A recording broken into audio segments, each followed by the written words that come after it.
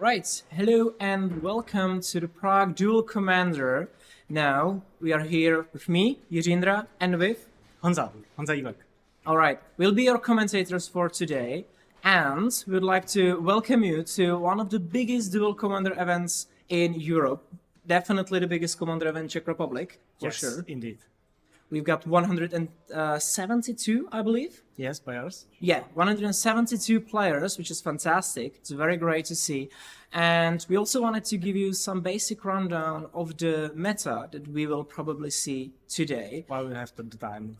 Yeah, exactly. Would you like to comment on some interesting decks that you've seen? Yeah, sure. As expected, there is the biggest players in the metagame presented in Tamiyo, of course. We've got Feldon, Slimefoot, Aragorn, but there are also some more interesting decks that we might not see every day. Definitely. So that's really fun to see. I hope we get some of them on the feature match, so we can talk about them a little bit more. We got, for example, Ratchet, Field Medic, presentation from the Universe Beyond Transformers set. It's a very fantastic deck, honestly. I played against it once, and during the match I was learning what the deck exactly does. It's not the best idea. It's very interesting to see, actually. Very interesting. The fact that you don't know exactly what the card does and which side does what is a kind of a best way to lose against it. And Exactly. the Ratchet pilot uses it to its advantage. And also we have some goodies, all these here. For example, the Gitrock monster. Yeah, well, yeah, you can call it a good old deck, you're absolutely right. We can see a lot of new cards, for sure. Well, we mentioned the Tamiyo, right? There's also the Aragorn, King of Gondor, so it's also quite a new card. We also see the return, you could say, of White Weenie by the leads of our favorite best girl, dog, that's there. It was interesting, actually, to see the return of White Weenie. Well, that's not exactly White Weenie. It has some kind of twist because the deck heavily leans towards abusing it in the battlefield effects thanks to its commander.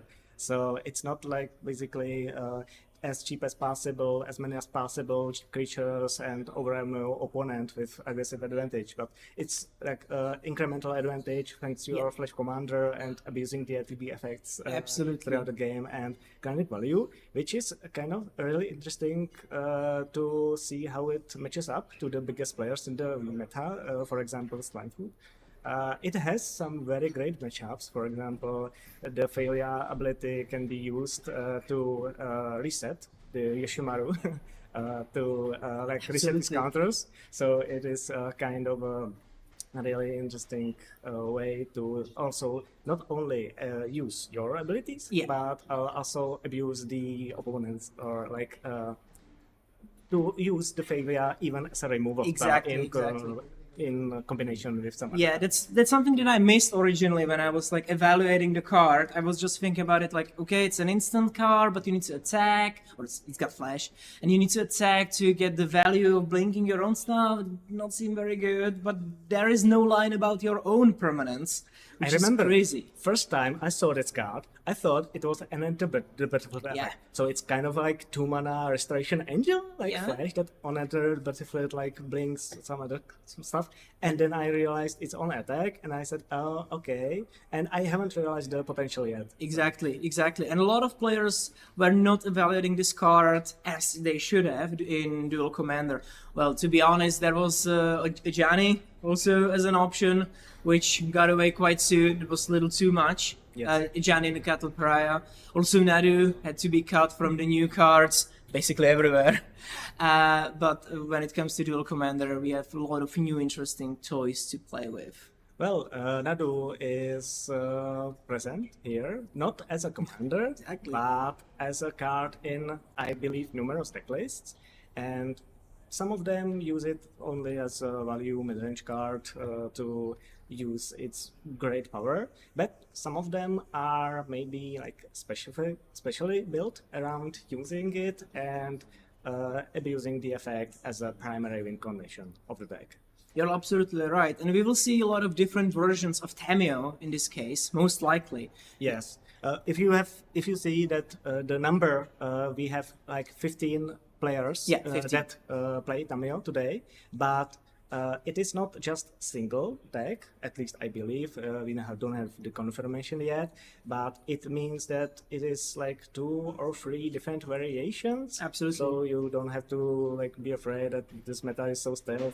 So not only control, decks. but it can be also control and combo. Fantastic. Yes. Yeah, we can see also a lot of representation for Felden. So our mono-red lovers, fast decks will be present absolutely quite a lot. Yeah, it is some, I believe, result of some logical thinking. Yeah. And you see, we have like 7 rounds of the base tournament. Yeah. So it's a lot of games. It takes a lot of time. So and Feldon is kind of like consistent. It's a swift and consistent deck. You're absolutely right. Kind of a safe choice in some views, perhaps. That you can use I don't want to think maybe too much, It's just true. Go aggro, go face everything, and like because Feldon, even with its hurdles, with some matchups being really toxic. Like Tamiyo is not very nice to play against, for example. Yes, but I meant more like the Aragorn. Yeah, Which absolutely. is a really tough one, Yeah, considering you are up against tempo control deck With a that lifelink has commander. for lifelink, Yeah. giving you card advantage, etc. Yeah. But it is still present, so it means that players still believe in the strength of the deck, Yeah. in the consistency of the red deck wins in general, because you have singleton format, 100 cards, only one per card per deck, and some decks are like, or some archetypes, some strategies are kind of nerfed by this fact that you have only one card per Yeah. pair, so you have only one per the strongest cards in the deck. Absolutely. But the red deck is like 20 one mana creatures, Yeah. 25 2 mana deal 3 damage to your opponent. Yeah. So it like heavily uses the singleton, but throughout the Magic history, so many red cards that deal damage. So the consistency of deck is very high, thanks to the effect. Yeah, absolutely. And also it's not the, let's say, the older modern style of burn deck. It's more like the traditional red deck because it uses a lot of aggressive creatures as well. So it's not just burning your opponent with just lightning bolts all over again. And there are some even new cards that players would love to play, but we have to give you some important information about Noreen, the new for example, cards. yeah. For example, Noreen, or even the Screaming Nemesis, which is a card that I'm very excited about. It looks very wonderful. Well, depends on which side of the table you are, I don't. but it looks very scary. But we have to say that due to the fact that a new Duskmourn set came out just yesterday, basically, or 2 days ago with pre-releases, there has been made a choice that the new cards will not be legal at these tournaments.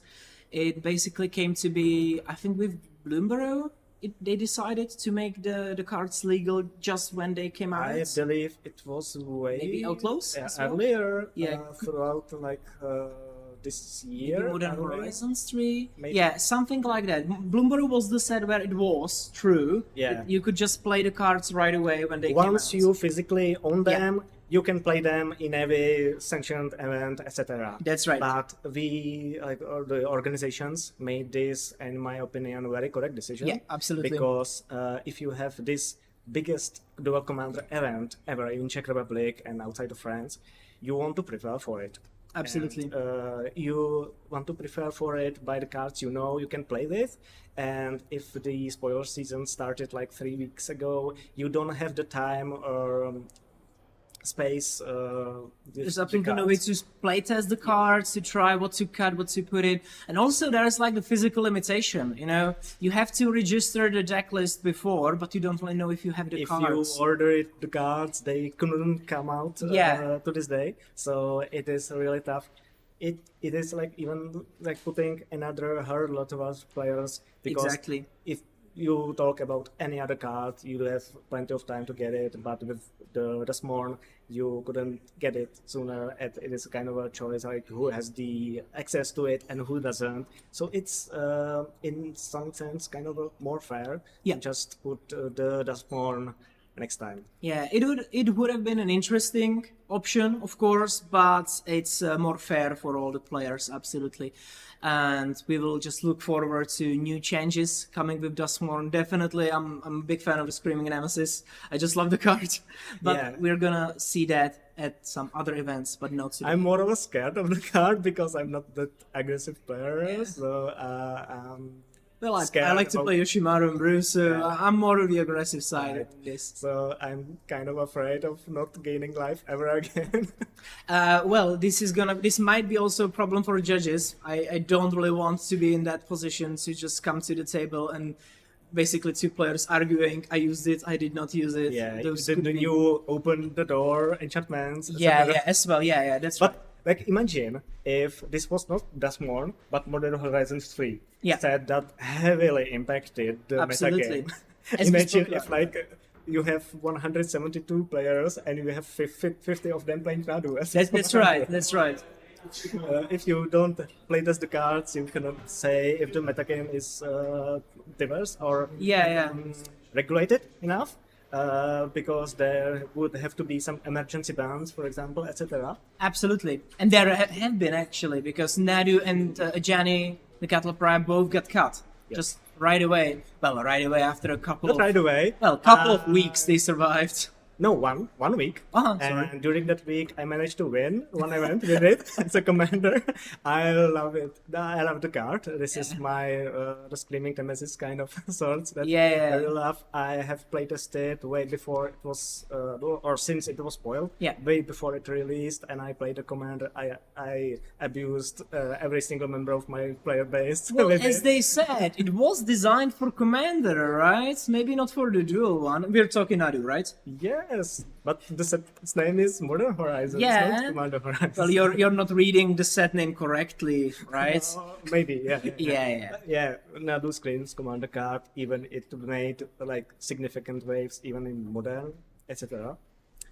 And it also got banned in Modern, but it presents with such a power, Yeah, the card, absolutely. that it is maybe in some senses more powerful in the deck. It is, of course, way less consistent. Yeah. So you don't have it every single game if you don't specifically tutor for it. Right. And then it is kind of a slower.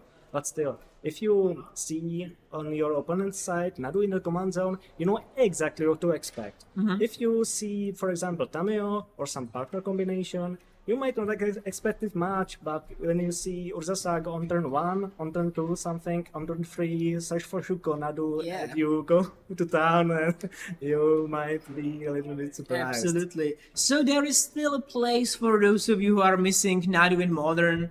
We still have an option, Yeah. of course. It's just like a hidden commander, you could say. But there are some cards also moving from Modern Horizons 3, moving the dual commander. I've seen a lot of Flash as well. Yes. A lot of Flash, We which got is represents it's in the meta. six Yeah, flages. 6 flashes, which is also an interesting choice. I really like the style of Flash. It's basically a different version of Yoshimaru's. It just plays aggressive burrows, and then it ends the curve with Flash, and then it tries to finish the game. Well, the I escape believe there are option. some more variants. They are more aggressive Yeah. side of play when you like have a deck full of 1-2 mana early board presence, aggressive creatures, burn spells, and you like top off the curve with the flage, Yeah. and you like spend your hands, spend your cards, dealing as much damage as possible to your Yeah, and opponent. then you can Then escape you it, have right? cast Plage, escape it, and have like guaranteed finisher in command zone. Yeah. And they are then, I don't know if they are also that much present Mm-hmm. or what the ratio is exactly between those two versions. But I believe at least in the very start, when the set was spoiled and when the first deck list was made with Plage, Yeah. that was some kind of mid-range grindy control version. It's absolutely an option because it's a removal spell basically, and then a Yes. creature. Yes. Or you can just let it come back to the command zone and have another Helix.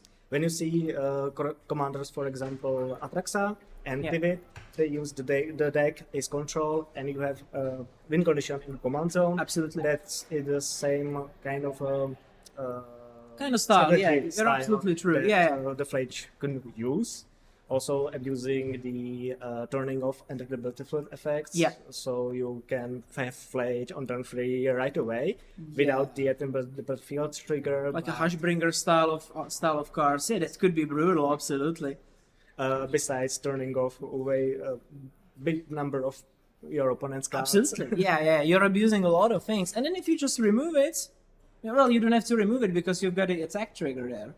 Yes. That's absolutely crazy. Yeah, that's a very nice style to go. You do not at the battlefield trigger. You don't have the removal part of the cast Flage right away, but you have a 6/6 that Yeah. does it every single turn. And if your opponent don't deal with it, it's most likely game over. That's absolutely true. Yeah, and also there is the option with Arena of Glory, which became quite popular in Modern, just to give it haste. Instant as well. haste right Yeah. from the start. There are Double some very nice trigger options. and- Yeah, absolutely. We're gonna see, and also this is the nice thing about the dual commander. You don't really know. Well, some decks like Feldon, it's probably going to be a red deck wins aggro. But with Tamiyo, for example, or Flage here, you don't really know what exact style it's gonna be. Yeah, If it's so aggro, if when it's you combo. go into game 1 and you don't know the opponent, you don't Yeah. know the player, you might not expect what version you are playing against. That's absolutely true. And cannot as much plan beforehand, like deciding mulligan options, etc. How are you gonna take this matchup? How are you gonna approach? Yeah, it? what's your approach? What do you keep even? Like, especially, okay, with aggressive decks, you basically know what to keep, right? Like a nice, smooth, aggressive hands. But if you keep, like, slower hand as a control deck because you think the opponent is slower as well, but then it turns out to be aggressive Flage, Yeah, it can be a problem. yeah. This can play into the advantage of the Flage players or those diverse players of those decks. Okay. And there is also, that's why I showed you this, is the fact that we have about 40 or 42 different one-off decks, which means there are some absolute winners in my book, at least. Those players who really try to go against the meta and just play a nice, interesting deck. For example, there is the Git Rock Monster. Well, it's like an older style, but I really love the Swaylune of Sea and Sky, and I hope that it's a Merfolk deck, but it's not gonna be a Merfolk deck. No, some kind of a tempo blue Yes. control-ish version. It's some kind of a different or interesting choice, because when you have this type of decks, Mm-hmm. you would maybe play the Malcolm, which is also Yeah, present. that's also there. One-off. Or we would just go for So your hope is still alive. Yeah, Maybe it it could is be. really It still could be a Merfolk deck. Merfolk deck. Absolutely, I would love that. Yeah, but there's a lot of nice one-offs, just some interesting decks. As you mentioned, the Ratchet, which is like a crazy, interesting deck. I also really enjoy, depends how you see that. But there was, I think, Alicia, Smiles at Death. I don't remember if Alicia, yeah, that's right. I Yeah. think she was there. Yeah, Alicia, who Smiles at Death, one of them. It's an interesting deck, very interesting style. It's sort of like aggressive reanimator as well. When the Cans of Tarkir block was released, it was really like regular commander that was played a lot during that time. But since then, I don't know how many years it is. It's been like 10 was years, not yeah. Already? Oh man. Yeah, it's been like 10 years. Yeah, so it's was not present anymore, but maybe because I was personally thinking about some really nice Marduk commanders use those all sweet new cards like the Ajani, the Chthonian Nightmare, etc., etc., which has the 2 power that Alicia can. Can we, for example, try out the showing the card? That's right. Yeah, can we? Can? We can't. It's alright. Not yet. It's gonna be. But Alicia is very, very interesting and very cool in this case. Well, there is also like the good old combo with Master of Cruelties. Yes. which is just fabulous to die to. Yeah, the Master of Cruelty is, for those who do not know, maybe we can show it right away. It's a card that when it attacks, it has to attack alone, I That's believe. right. Yes, And yes. if you hit your opponent, they go to 1, which means the card is designed to be this really scary threat that Yeah. when you attack with it alone, opponent has to block it. And Due to the first strike and death touch, it will just yes, die. maybe Right. most of the time loses the creature. But if they doesn't, they go to 1 life. Yeah. But also there was another commander, Kalia of the Vast, Yes. that also used this interaction. Yeah. When you put the creature into play attacking, you go around the condition that you can only attack with 1 creature. So that means opponent goes to 1 if they don't block, of That's course, right, that's right. with the trigger, and they get hit from the other card Yeah, and die. yeah. So, And it it's worked sort of- just a little better with Kalia because Alicia also has first strike, but Kalia does not, which means Also- Kalia just finishes them all. Yeah, also Alesha went through the graveyard, so it Yeah. was can be stopped with That's the right. It can be graveyard. hated. We are absolutely. But Kalia, it is. I'm attacking you with Kalia. Any actions? Okay, I'm putting Master Yeah. into play, and you. I'm very much looking forward to that. Of course, we have only one representative of that, and this is quite common in Dual Commander. That basically newer cards, stronger designs, more pushed things, sort of change the meta with every single Yes. new release, especially with the Modern Horizon sets, and also there is. Basically the commander sets that come out Also, with yes. different editions. You know, like the Outlaws Thunder Junction. You know, the it got banned very quickly. The Izzet commander with Outlaws and Thunder Junction. Yeah. Yeah. The Ares, yes. That's right, Ares. No, not that fast as Nadu, for example. Yeah, you're absolutely right, yeah. It stayed in the meta in a while, but the Outlaws was kind of an outlier Mm-hmm. when we were playing one of the first local events in our player base in our club on top. And we got, for example, 4 or 5 new commanders Mm-hmm. from the Outlaws in the top 8.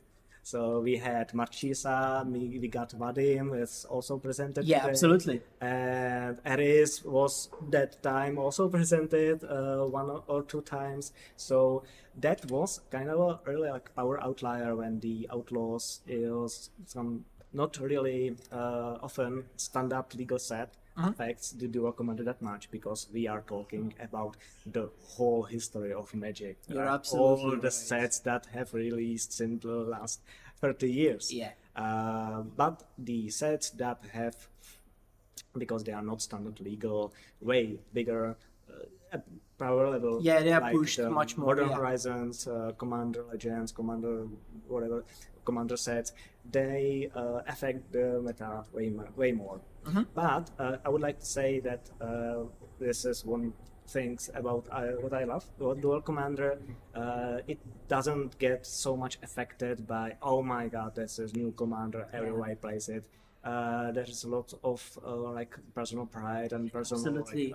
feelings about what kind of commander you play. Absolute There's heroes also, here with their a personal strictly tactics. rational and logical choice, what you're gonna play, what you're gonna net deck, etc. Yeah. You also because in Dual Commanders there is this huge variety with all the different cards, Yeah. and you have 100 card decks and 1 card per deck. You have way less consistency absolutely. with play, and that can be used to the advantage of these rogue decks when an opponent and you see, for example, Tamiyo, not perfect example, for example, Feldon, Yeah. Yoshimaru maybe, etc. You know what I will playing against, but when you see a commander you haven't seen in years, you don't Or know ever, exactly even. what to expect. Yeah. And we can go and you are not exactly sure what you are about to see. So they those decks that are not exactly meta can have the advantage You're of surprising absolutely your right. opponent and making them play not really that Yeah. well, or not mulliganing. Absolutely, like they can keep suboptimal hands absolutely for the deck because they don't really know what to do, or even play suboptimally in the situation because there is no clue on their regards what to do. You keep like 4 removal spells, but then you have all your opponent doesn't play anything, and it's playing control, for example. Okay, we are about to start. I believe, think we are going to start in a couple of minutes, so I think there is an option to just show the audience actually how the hall looks and take a short break in between this initial commentary. We will of course continue during the intermission time with some meta breakdowns for you, just so you know. We just touched on a couple and then we got carried away. But we would like to show you the hall and then we will see you at the first match. Yes, let's go.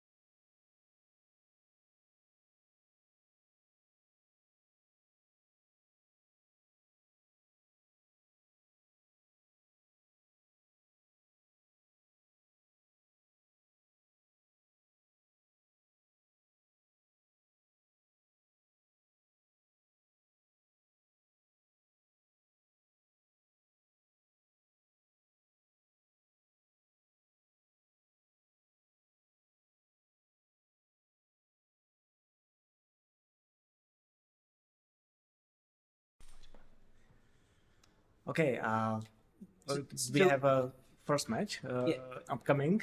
We are going to see the first match, which, as we were told, is going to be our favorite control deck in the meta. So Tamiyo, we're gonna Maybe see combo deck. maybe a combo deck. We don't really know yet. We'll see. And against that is my absolute favorite, Yoshimaru, Ever Faithful, and Bruce Star.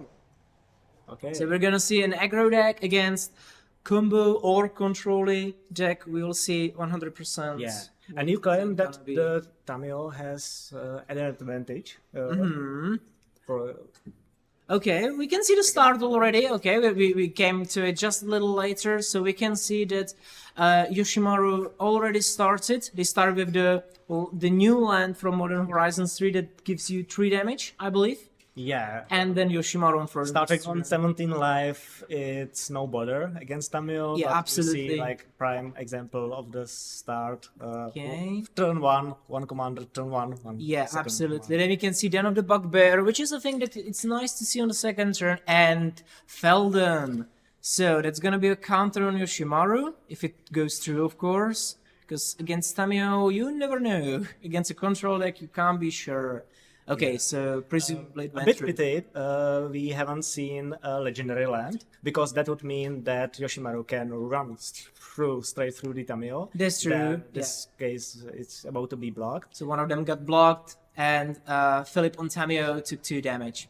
Yeah, Yoshimaru starting means they have a really great advantage, because That's now we have absolutely true. 2 creatures in play against the control deck. That primary interaction is going to be counter spells. Okay, and on Philip's side, it was just a fetch land and pass. Okay, Yeah. you're gonna see some interaction, definitely. Yes, there is a huge decision between solving the actual base, the creatures that are already in play, Yeah. or preventing something even nastier coming on turn 3. Absolutely true. And as a Yoshimaru lover, I can say that this deck really loves to play their 3-drops, which the 3-drops are absolutely crazy. Like a lot of them are super scary. Oh, okay. Another non-legendary land on the side of Yoshimaru. Suboptimal. Maybe a but you little can see- suboptimal, but still. Okay, Stoneforge Mystics. So we're gonna look for something. If it goes through, which might be unlikely. Yeah, I don't believe Yeah. he can afford that. That's absolutely true, because it would probably be either GT, Shadow Spear? Shadow Spear as well as a nice choice. So Philip fetched into Tropical Islands, I believe. Yeah. And we're gonna probably see some response to the Stoneforge Mystic. Also, I would point out some useless fact. We see on both sides the creature land from the Baldur's Gate. It's not Baldur's Gate, it's the Forgotten Realms. Forgotten It was the Realms, standard set. I think that the one on Yoshimaru's side might even come in handy. Yeah. Because it's just 4 mana for activation and it's 4 On damage. Tamiyo's side, it is kind of rough. I don't think, or maybe we will see. Sometimes the games just come to an end like this, you know? The deck will just control. And since then we win. see that Yoshimaru is currently going more wide rather than So there is high. Mana Leak as a response. Yeah. Yes. So as we expected, the Stoneforge Mystic didn't come into play. We got a dog. Okay, Selfless Savior. So a doggo came to town. Once again, just a block on one of those creatures, probably Felden, and 2 damage via Yoshimaru. Yeah, another non-legendary permanent. comes into Absolutely. play. A bit unlucky on the Yoshimaru side, but what I wanted to say, the fact that Yoshimaru is going more wider means that the Tamiyo, if it gets flipped, it's even more powerful. Because it is Absolutely. like -1 to attack for every single creature, meaning the dog card, the Selfless Savior, Yeah. can do pretty much nothing in this matchup, because understandable. I Absolutely. don't think it is really relevant if it would be the the bodyguard. Or you're right. That gives protection. It would be a bit more relevant. You're absolutely right. Especially, blue does not really have a lot of destroy effects, so it's probably going to be more like bounce effects style, or maybe even like the flip Tamiyo with the plus ability to get And minus. going on 1. defensive, because This is something, even if it's not the most powerful, I believe, Yoshimaru start, the Tamiyo player has to deal with it, some sorts. Oh, and there's been a very interesting play, Harbinger of the Tides. I really wanted to notice the forest basic going fetched.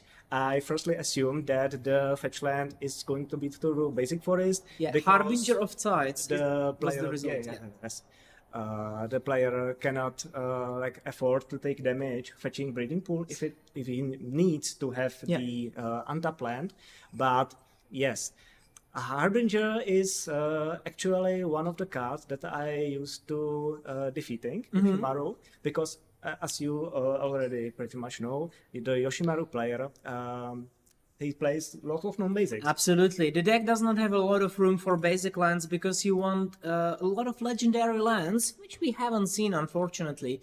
But they would make Yoshimaru much bigger. You even play Hammerheim, which is kind of useless mountain. The Ganjo. Absolutely. You don't really activate the cards. You just play them for the +1/+1 counter. It come into play. But we had a situation when the Yoshimaru is kind of a lockdown. Absolutely locked out of mana, basically. There might be some artifacts, potentially, as we mentioned, the Shadow Spear or GTA. From the Eastern for that countered, really nice for the Tana. Yeah. But as I wanted to say, not a big board presence. Yeah, absolutely. And there's been Vendelian Clique on the side of Philip, which means that we're gonna see the hand full of interesting cards that can't really be played. Just checking out, there is nothing that Yoshimaru can use absolutely. in this situation. And we see that there is not anything. But there is a lot of interesting choices, especially the Flowering of the White Tree on the right. That's a crazy card in the deck, which will probably go out. Yes, it's getting discarded.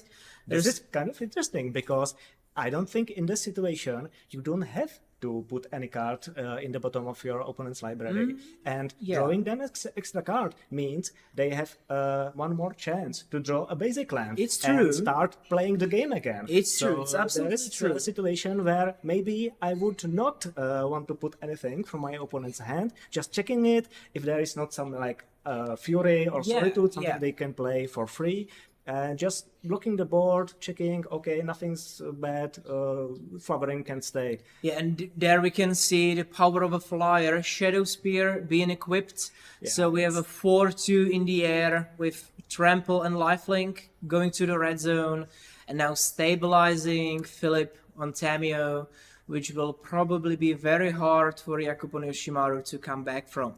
Not only he managed to stabilize it, lock down the mana, but also there starts and there's been a scoop. Gaming life, pretty obvious because there is nothing much the Yoshimaru can do at that point. Absolutely. Cannot cast anything. Your opponent has a pretty nice clock for a blue deck. For sure. For 4 or 6 per turn and gaining life in the process. So there is not even a chance for Yoshimaru for the game to go There was long, basically no way chance to drawing something, for example, Pyrokinesis that can deal with the Harbinger, or drawing some kind of lands so Yoshimaru can finally play the game again. It was finished. There were still options, but maybe it was more nicer choice. He could have still gone for the Fury line, just to hope to draw Fury and get out of the game. But in 100 card deck, that's also that's taking into account the fact that it would probably not resolve. Because you're playing against a control deck with a lot of counter spells. Since you don't get to play match cards afterwards, your opponent, every counter spell they draw since that point, it is online and it is prepared for the situation when you finally can hopefully resolve something and the Tamiyo just swoops in and dash the Absolutely. Well, this was just quite quick game. It's a crazy draw. But we have also seen the power of Tamiyo on first turn, because she basically blocked about 6 damage. Yes. be not only that she can fly, she can generate the card advantage through the clue tokens and flip into a planeswalker that can its bunch of situations serve as a win condition because Absolutely. you just plus go into ultimate, draw half of the deck, and your opponent concedes because there's nothing else you can do. Absolutely. Also, you have a turn 1 0/3 blocker Yeah. that due to the fact that Yoshimaru never lived to the free third counter. Yeah, that's right, that's Second right. counter free power Yeah. that can go through, meaning Tamiyo was blocking after blocking Yeah. until he managed to deal with the situation. You're absolutely right. We'll probably see, well, definitely see start from Jakub, which is certain, and we just missed one little fact that it's not the Bruce build; it's a Tana build with Yoshimaru. So there is an access to green. I haven't noticed. Oh, I haven't The noticed mana as base. well. Yeah, the mana base did not really sell that, but there is usually just a little bit of a splash to the green color because the majority is in red and white, especially white. So we once again see Yoshimaru on turn 1. Yeah, just be fixing the life total so it can Yeah, manage the it's situation. Jakub is on 19 due to the fact that he played Battlefield Forge, so every single mana is gonna hit just a little bit, but in this particular matchup, it does not really matter. Well, when we saw the last game, there was the Vendalian Click Yeah. hitting back, so there can be some considerations. It's about true, The it's life because there is some kind of situations when Yeah. the clock can be met both ways. You're right, but more aggressive on this side is definitely Yoshimaru. Now, we've seen turn 1 Tamiyo, a classic, nice play. Now, Again from the half the giant lord. yeah, that's right. It came It's a again. card this way. Okay, now we have Arena of Glory on the side of Jakub, which is to play tapped yeah, that's right. It's gonna come into play tapped because there is no mountain. because there is no mountain. I think we'll have to just Call judge. Maybe. do judge call them. Sorry, we'll have to stop the boys just for a moment. So there's. Can you judge call? Yeah, sure.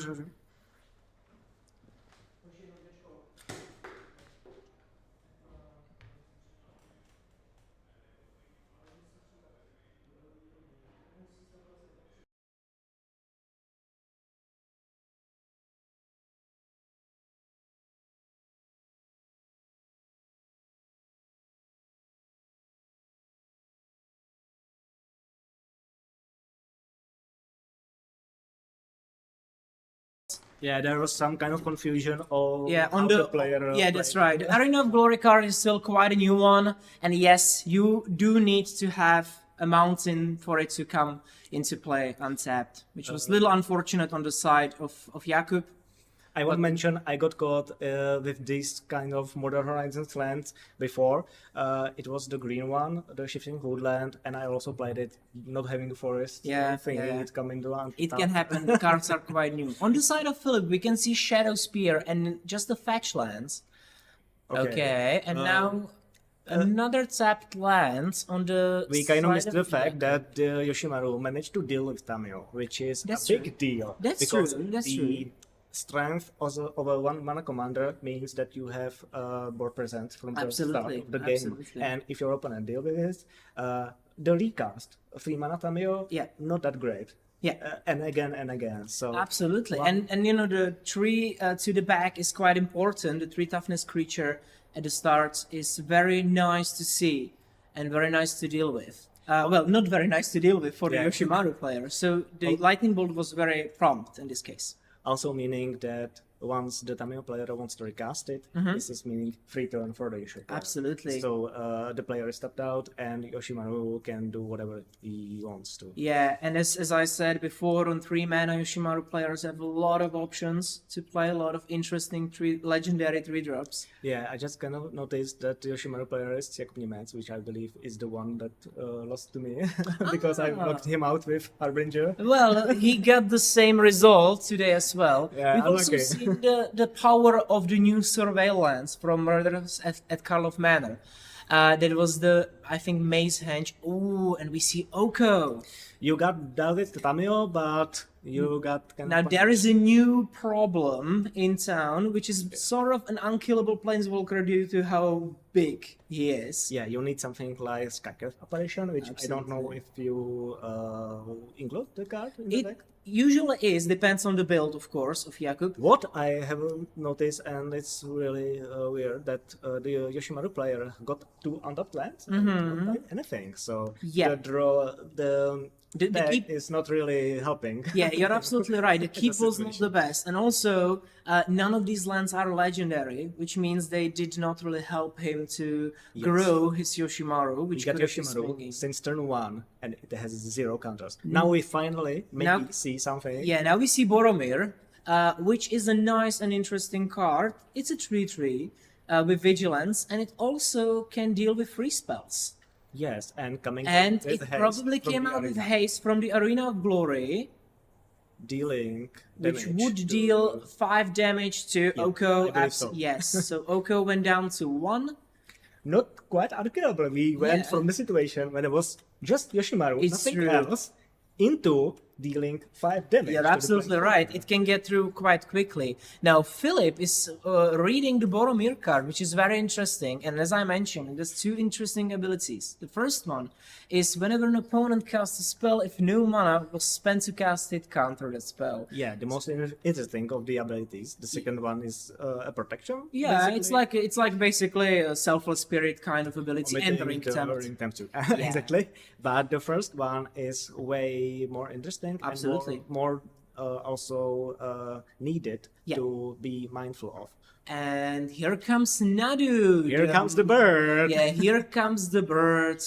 Here comes the bird. Fantastic. Now- And in combination with Shadow Spear, I must say. Yeah, well, it's only in combination with Shadow Spear, but it's still there. And we all need to remember the fact that even if you just have Nadu and opponent tries to destroy it, it still triggers. Yes, if it's a targeted removal. Yeah, absolutely. That is a huge strength of the card, because even if it gets answered right Yeah. away, you still get a card, which means Absolutely. the answering it is a card at disadvantage for the opponent. Yes. We also see the food is now a 3/3, which Yeah. means a huge board presence. And against what as we situation- were mentioning, it gets swords to plowshares. Yeah, so first- but Oh there is a my flip. god, mental misstep from the top! And there is a flip on the mantle. This instead. is the huge strength of Dadu, and this is what I've done to players before. Absolutely crazy, and he's gonna counter that. My lord. Yeah, you wanted to deal with Nadu? Too bad. Here, misstep. This right is from the top of your crazy. deck. This is Thanks. absolutely Oh crazy. my- That's a scoop on the side of Jakub. That was. Yeah, we can see the power of Nadu. Absolute craziness. Yeah, I have to say, in combination of not really carrying the deck in the Yoshi Yeah. player, that didn't present with.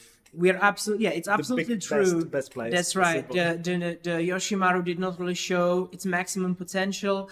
The deck did not really support, or at least the mana base did not really support Yoshimaru to make it grow much bigger than it should. It's absolutely possible to have like a 5/5 on the third turn. That was a haven't huge seen discrepancy between what Yeah. both decks presented. On one hand, Absolutely. you had Yoshimaru that missed the legendary lands, Yeah. missed a really nice curve. Yeah. And on the second hand, you see Tamiyo that first game it solved the board presence. Yeah, very- absolutely. With Harbinger and just Can lock the opponent out of the game completely. And then presented very fast clock with Shadow Spear. Yeah, and the Vandalion And click. Vandalion Yeah, click. And on the second game, you dealt with Tamiyo. Okay, here's Oko, here's Nadu, and Yeah. Nadu got mental misstep, and it is kind of a sad situation you see when Yeah. you have the fastest and most powerful aggro deck Yeah. in the meta, and against it you have a deck that is mostly control mid-range, Yeah. and it has a way bigger board presence on the free than yeah, you. it's true. Well, the deck was able to answer quite a lot of things. And especially, I think it was maybe also the breaking point for Jakub with Yoshimaru, the fact that the mental misstep just came out of the top and completely that destroyed his is play. a huge psychological hit. Yeah, when but you- it's crazy, the odds. yeah, 1 in that happens. 90, basically. But there is flipping miracle spells from Yeah, people, absolutely. very kind of play here. I am so happy, or not happy for like move players because Yeah. I don't want to be mean, but I'm really happy that But it's- we get to see some fantastic Yeah. situations. And when- it was a great play. It was very interesting, you know. how powerful the deck Yeah, can seem to absolutely. be, because I mean you have commander turn 1, Yeah. then you have a counter spell, Yeah. then you have Oko, Yeah. that is like the most broken planeswalker ever printed, Yeah. and then you have Nana, Which is probably the most broken, well, 3-drop in green and blue. There's been a lot of very those. closely, Yeah, very kind close. of in that Yeah. ballpark kind Yeah. of creature, and then you just have it. And Yeah. a Also- free mana counter spell from the top. Yeah, absolutely. You know, also interesting thing, one last thing that I wanted to mention is the sad part on Yoshimaru's side of the table. Imagine that there was just one more legendary land. The Then Oko would die. Yes. And there would be no 3-3 made from the food. So that was also a breaking point. Alright, thank you very much for watching this match. We will take a little break and see you in round number 2. Okay, see you. Bye for now.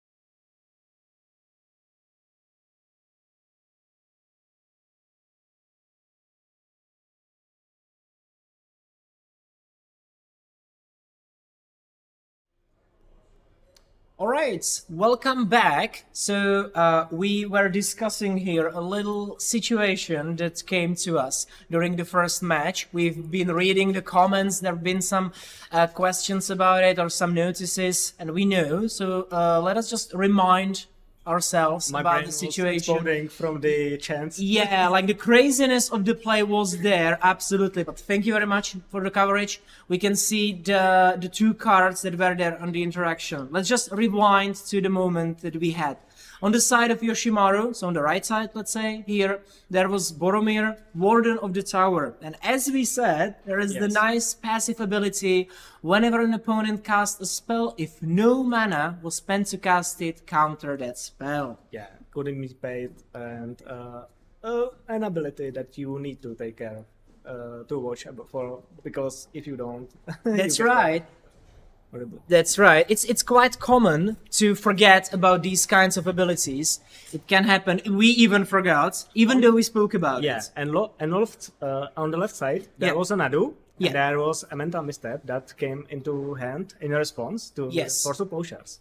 That's right. There was sorts of plowshares from the side of Yoshimaru, targeting Nadu, which triggers the ability. So whenever the creature becomes target of a spell or an ability, you basically flip the top. If it's a land, it goes to the battlefield. If it's not land, it goes to your hand. A huge situation that was exactly mental misstep Yeah. in response to a 1 mana removal spell. Absolutely. But the point is, the Boromir or the player played mental misstep in such a way, played Yeah. by paying life, that Boromir should prevent Yeah. the casting of the spell, Yeah. or like resolving the spell. You're by absolutely countering it right. with his But responsibility. in that specific situation, there was still a way for the Tamiyo player to resolve it correctly, Yeah. as he had still a fetch land Yeah. to use. So there was an option to pay for it legitimately. We wanted to go back to the game with the players, but there was no option because the Yoshimaru player just scooped on the spot, Yes. which was quite a... I understand the mental torment that he went through, honestly. Playing as it was, the situation presented, we do not hear the commentary of the players, Yeah. so we don't know what dialogue was That's there. right, that's right. If like the player fast forward and said, okay, I will fetch, That's I'll pay right. mana, I'll counter with mental misstep, which Yeah. gotcha is probably GG, right? But, Absolutely. it was really a legit situation, but therefore, as it was presented by on the stream and on the camera, Yeah. the mental misstep should be countered. Yeah, by it the should have been player. countered by Boromir, you're absolutely right. But there was no option for us to intervene, as It was the so mental Yeah. misstep done in this situation was a little too fast for us. Yeah, misstep. But still, just to touch back on the match that we've seen, we really saw the power of Tamiyo, how strong the deck can be, how good a 0-3 blocker is. Do we know exactly what kind of the variation of Well, Tamiyo? we do know that it was the variant that emphasizes green quite a lot, because we've seen Nadu as well in the deck list. So it was not the mono blue style. It was not a complete mono blue Tamiyo. I believe I've seen versions where there is like 50 blue cards. Mm-hmm. Tamiyo is Naru is one of the green cards that's presented. But if you could see on the deck list, Yeah, I'm what trying I'm to remember. most interested in is if this is really the combo version of Mm-hmm. the Tamiyo Nadu deck, or it is just a Nadu in the deck for value. So which- basically your question is there Shuko or not? yeah, exactly. That is a nice question. That is a nice question to have, absolutely. I'm not really sure if we can go back into the deck list, as I'm a little lost on the name of the player we had here. Could have it. But we will get that in a moment. Also another thing that I wanted to touch on, and that we will get into just in a moment, is the rest of the meta, because we did not really touch on that. So you can look forward to a lot of Squee, I would say, as we mentioned. Slimefoot and Squee Slimefoot and is Squee. one of the most present decks recently Yeah. in this meta and in this event. Very good. Okay, we are looking for the Tamiyo deck just to give you the idea if it was for value or not. When I was walking past the desks on the event, I saw just Slimefoot and Squee getting exiled forever by Philia. Yeah. So a really interesting situation. That's also true. You can actually mention that events or actually that situation that you just said. Because I was absolutely fascinated by the mono white situation you mentioned. It was a really nice synergy. The player is a judge, so he's very aware of the rule shenanigans going on there. But if he could get card Philia on the stream show, can we show Philia as a card just so we can give you the idea? So basically, the Philia used its failure. Yeah, I'm looking into the deck list of our friend here, and basically, as I'm looking into it, I see no Shuko. Such a shame. Such a shame, right? Such I'm a shame. disappointed. So the Nadu was there just for pure value, basically, Yes, which still works. maybe. Yeah. Well, it kind of makes sense because Shuko is not that fantastic card on its own. Yeah, it is, you're right. Then we have the Philia, and I want to touch on one of the situations that Yeah, give it came to up. us. It was just great. The Philia can not only abuse your enter the battlefield triggers, but it can also sometimes temporarily exile your opponent permanents because they usually return on the VM step. You just blink it. It's fair magic, right? But Nothing when crazy. you basically, for example, end your turn Yeah. prematurely in response to the trigger, that means that your opponent unknowingly gets the commander to the real exile zone, not in the command zone. Exactly. Doesn't expect any of those foul shenanigans by this little dog. Yeah, like the situation you explained exactly was basically the Philia player was attacking with the Sundial of the Infinite. Sorry, was attacking with Philia. Yes. Targeting the Slimefoot, right? Yes. So the Slimefoot player just like, okay, it's good, it goes to the exile. Sundial is a card I would want to show. Yes, Sundial Right. of the Infinite. Perfect. Yes. Fantastic card, just normal. Yeah, Simple. very weird card. Yeah, it is an artifact that ends your turn Yeah. because it sets end your turn, but you can activate it only during your own turn. Yeah. And you might say, why would I want to end my turn? Well, it does not only ends the turn, but it also, by the effect, counters or removes Basically, all abilities and spells on the stack currently. Yeah, it's written on the reminder text there. Yes. So what happened is Philia attacked, exiled Slimefoot. Slimefoot went into the regular exile zone, not to the command zone, because the player, the Slimefoot pilot, expected. You would expect Slimefoot just to get your return commander back. Yeah, It's fair just- magic, right? It's just the Philia wants to attack and not Yeah. be squashed by the free. Absolutely. Yeah. What can go wrong? Yeah, exactly. And after the combat, the Philia player cast the Sundial, so the opponent also said, Yeah, I'm in trouble. They realized the problem. And Absolutely. Once the trigger was on the stack, the turn was ended, and the Slimefoot ended up in the exile zone for the rest of the game, out of the touch completely. Yes, so kids, remember, don't let your commanders get exiled. Be careful with the sundials. Yeah, It can exactly. get very scary. Especially around little white dogs. Yeah, especially about fleshy white dogs. Now, as to the meta breakdown that we wanted to continue with, we actually touched on the Slimefoot. Now, what would you say about the deck? What do you like about it? Or do you even like the deck? I like the deck a lot. It is one of the most played decks that I coincidentally also like to play, so I built it and brought it on regular many local events.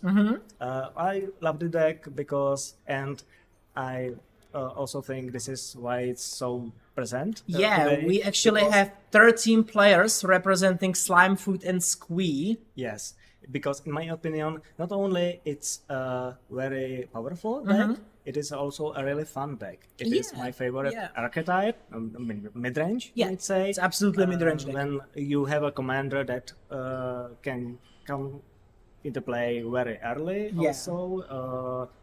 Well, the most common, in my opinion, in my humble opinion, is turn 2. Turn 2, because exactly. first turn, you're in green. You're playing a lot of mana dorks. Yeah. Basically, all of them that are available to you that are worth something. Or just slide one guide, second guide. You're and absolutely you have right. You've got Slimefoot 2 guides and as well. one. Absolutely. But basically, you put a Slimefoot and Squee come out early and started to make those tokens, Yes. building a burr presence, and the rest of the deck is mid-range threat after mid-range threat after mid-range threat. Yes. Planeswalkers, big scary creatures, Yeah. Pyrogoyf, etc., etc. So the deck can pivot towards being aggressive Mm-hmm. against control players. It can pivot towards controlling the game against aggressive players, removing the Absolutely. threats, building more presence, and just by the sheer fact that the Slimefoot is a 3/3 that Mm-hmm. makes tokens, but that is not quite all that the card is about. Yeah. Right? There is also this. Yeah, there is also another ability. Don't forget about it. But also another The thing. important one. It's not just enters the battlefield, as we say. Yeah, it's it's also also- attack trigger, right. which means for 3 mana you get basically 4/4 on the board, Yes. 3/3 and a 1/1, and then another 1/1 each combat with Slimefoot. And you don't really want the Slimefoot to die Yes. as the opponent, because there is the activated ability for 4 mana, which requires to sacrifice a sapling. Now, how convenient! You're making those already with the Slimefoot, and then you Yeah, such a reanimate 2 coincidence, creatures, which is 2 creatures is crazy. The first time I've seen it, I was like, okay, you get a Slimefoot back, whatever. But there is another creature coming as well, and so you return Slimefoot and Squee and up to 1 another creature. Yeah, so you don't want to be attacked. You Yeah, block absolutely. the Slimefoot and Squee, you prevent it from hitting your face, and for that you are rewarded by Slimefoot coming back along with something way scarier than that. Absolutely, absolutely. Well, yeah, you can get a Colossal Dreadmaw even, Guys, now here, thank you from the coverage. The greatest option is to reanimate Colossal Dreadmaw, I absolutely agree. Yeah, this is why it's omnipresent in Yeah, every yeah, deck. absolutely. I've seen it in a lot of those lists, 100%. But on joking, the of serious note, there are some creatures that have crazy even ETB effects. Yes. Like there is the Aforementioned Edict Pyrogoyf. Lich. Oh, yeah, even the Pyrogoyf, you're absolutely right. Or the Lich with Edict effect on enters the battlefield with the Monarch trigger as well. Yeah, There are so- initiative which concurrently the Slimefoot Yeah. can very well fight for, Yeah. because lots of tokens that can block opponents' effort to Yeah. take it from you, and also lots of creatures that can, in case that you lost it, you just simply cannon that. And this is why I think it is a very good matchup Yeah. against Aragorn, because Aragorn is the king, the king's Aragorn. Yeah, Aragorn, King of Gondor, the 3 mana one. So the one that's actually worth playing. I'm sorry for any 4-color enjoyers of the bigger Aragorn, but this one, so the King of Gondor is the only one that's actually being played. Today. Today. Well, I mean competitively, let's say. Yeah, And well- especially today. Especially today. Yeah. You can try the 4-color one. It's got some nice value, but this one is really the thing that you need to watch out for. Yeah, the Aragorn King of Gondor is general that's most likely about setting up the board presence, Absolutely. controlling the board, and then winning by getting the Monarch and hitting your opponent for Yeah. 4 life, while having Vigilance, Lifelink, 4/4 Defender as well. As a Absolutely. blocker. Yes. And against Slimefoot, there is this curious situation when the Slimefoot cannot block you very well because Aragorn is often unblockable. Yeah, yeah. But if Slimefoot attacks, you have the option to block it.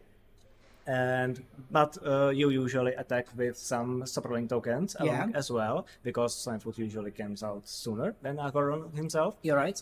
So you lose Monarch as it is, and if you block the Slimefoot and Squee, then It's coming back. It's coming back. It's coming with back something with a way friend. scarier even, and if you want to attack with Aragorn, the Slimefoot have multiple creatures, so Yes. You cannot go through. That's right. That's the ability on Aragorn. You know, when Aragorn attacks, up to one target creature can block this turn. But if you're the Monarch, just creatures can block this turn. So you really need to keep the Monarch to have the free attacks, basically. Which is, well, it's the tempo. Opponent is losing life. But something you care more about, at least earlier, is to stabilize on big enough life total so that you can't be really bursted down. But the Slimefoot Squee is a very scary deck to play against. Absolutely. In my experience, I'm kind of exaggerating here a little, but it loses when it doesn't have enough mana to play its cards. You're right. Either color or mana, but often than that, the Slimefoot is really one of the biggest players in this tournament. You're absolutely right. We get And 13 I would players be of them. Yeah. really, really surprised if we don't see no in the top 60. I think we will see one. At least I really hope to even show you one during the coverage before the final rounds. Sounds special. I hope Okay. I will see that because Slimefoot and Squee is very interesting deck. But as you mentioned, the fact that sometimes it has problems with its mana. Right. One of those is the fact that it's a 3-mana creature or 3-mana commander, but it's super hungry on the mana pips, right? You need specifically black, specifically red, specifically green, which can sometimes lead to problems where you can't really play the card. You know, your lands do not really help you out. Especially if most of the mana dorks you have are giving you only green mana. That's right. That's you right. are usually just with 2 green and not red Yeah, and green yeah. at the same time on turn 2, 3. So You're absolutely right. You can get into the problem that you can't really play it on turn 3, and that's very sad because the deck really needs that. It really needs to have a fast start to push the tempo. the Slimefoot on turn 2 is just so much scarier than Slimefoot on turn 4. Absolutely, because absolutely. And this is what makes or breaks the deck. Absolutely. I agree. Yeah. And when it comes, for example, in Noble Hierarch is a nice option, or Birds of Paradise, you can have the nicer mana dorks, but also you've got basically the 3 elves. Yeah. If you want to play them nonetheless, because they give you the mana. You always want to play as many mana dorks, you're right, because the sooner you play, the better. Maybe not the Boreal Druid card, Okay, because yeah. it gives you the colorless That's mana. right, that's This one that you don't really need so often. Or You're right. To cast your commander. Yeah. But you even play like Gilded Goose, for example, even though it's like one-stop mana dork. Because that turn 2 power play by casting your commander is what you need, especially. Absolutely. And if you don't follow up with a 4-drop right next turn, it sucks, but it is not that important. It's still workable. It's like not you can play workable. turn 2 Squee, turn 3 a 3-drop, or like a removal spell and a smaller creature. It still works wonders. So on the other side of those, let's say mid-rangey tempo decks would be the Aragorn, which is still quite fast, I would say, but it tries to go for a more controlling angle. I think it also depends on the version. Usually Aragorn includes like 50-50 creatures, skills and sorceries, just to ensure that you don't have only the interaction in case Aragorn gets answered and you are left with no pressure at all, which is not a situation you want to be in, except against some more late gamey control. Yeah, like you can afford it in some cases, but if against, like, for example, Tivith or Atraxa, you don't want to be just left with the Aragorn. You need to put pressure on the opposing player in other ways. So that's why usually the build contains the big number of some other like cheaper, like little aggressive, or or flash. There is like the 3-drop from Counts of Tarkir. I don't really remember something Raider. It's a human 3/3 flying, vigilance, and haste. Yeah, you need Mantis. Mantis Rider. That's it. Mantis Rider, for example, it's like a nice card that's used to aggressive. Be modern staple. It used to be a modern human staple. Well, humans are no longer played competitively in modern. Which is weird because it is a huge Mantis. But I guess it's the monk. Yeah, you care about the guy, not the beast. The guy is the big one. The guy is 1/1 and Yeah, and the beast is Mantis 2/2. is 2/2 You're and absolutely flying with right. giant haste. Yeah, but this card is very nice. For example, in Aragorn, because it's aggressive, so you start hitting your opponent, but Yes. it still has vigilance, so you can block, and it's a flyer, so you can keep your monarch the next turn 100% You got usually. hasty threat, basically free to your opponent's Yeah. face, a blocker, and an evasion threat Yeah. all in the one package. Considering it has no other text other than that, I never quite like this Yeah, card I so understand. much. I understand. But I admit it has some uses. Yeah, there are some uses. Well, the biggest problem is whether or not to play it actually, because in some cases you really want to have open interaction You with tap Aragorn. out, Yeah, you and- tap out usually for this one. The Mantis Rider is usually the nice follow-up after you casting Aragorn, You're and right. it gets answered because usually you lose the Monarch, and the Mantis Rider provides you with, at the time, you have more than 3 mana, Yeah. so you can play it while keeping Yes, mana open that's for also an interaction. option, which is So you nice thing Play with that. Mantis Rider, you hit your opponent, get Monarch back, have a blocker, and have a mana back from the interaction. Which is fantastic because you really want to get the monarch Not because as powerful, yeah. so on turn 3, but Yeah. way more powerful on turn 4, 5, Absolutely. and so on. Absolutely. And Monarch is one of these kinds of abilities that I'm not really sure if I'm super happy about, existing in total in Dual Commander. And the initiative. And the even initiative more. is the other one that you I wanted to mention. You get mechanic, you Yeah. can say, that is originally thought of as a multiplayer. You're absolutely right.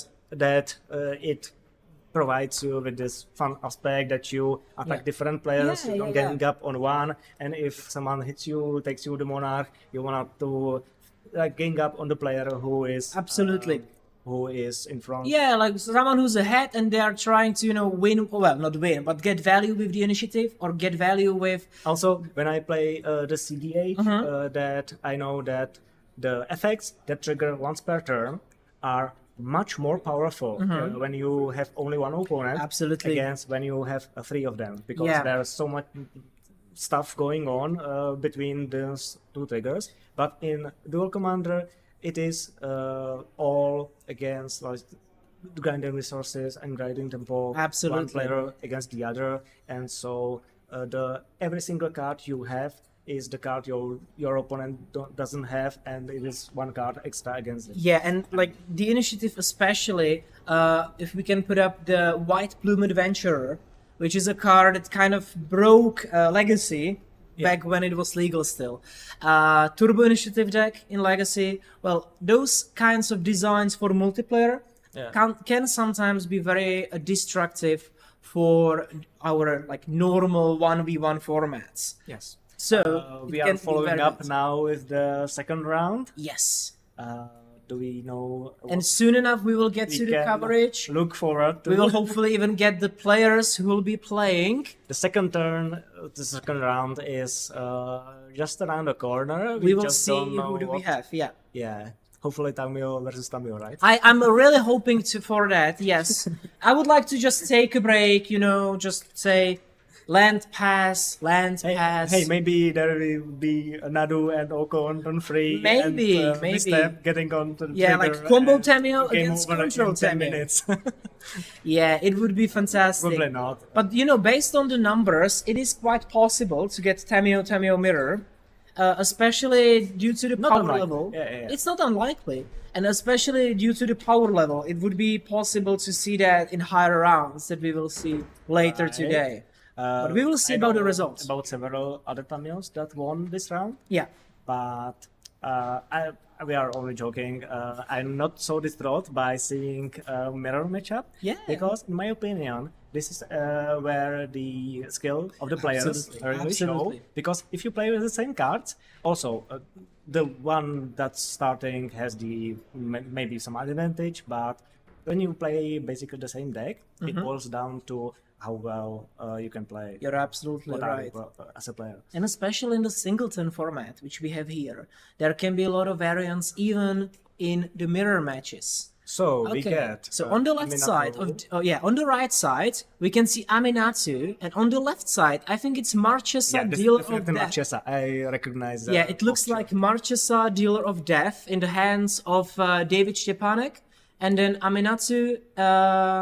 I'm not sure what. Aminatou, the Fate Shifter. That's I believe. right. That's the Planeswalker Aminatou in the hands of Leonhard Heindel. I hope I'm pronouncing the name correctly.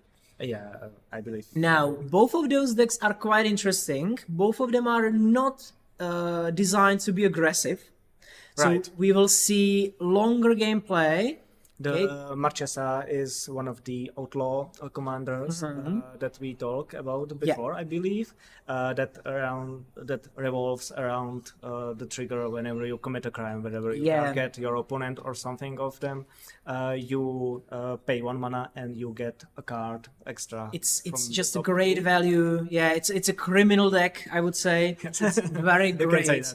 Yeah. And against it, a bit of classic in a dual commander. You could see Absolutely. it for years and years since it was spoiled. It is some kind of evergreen presence. Yeah.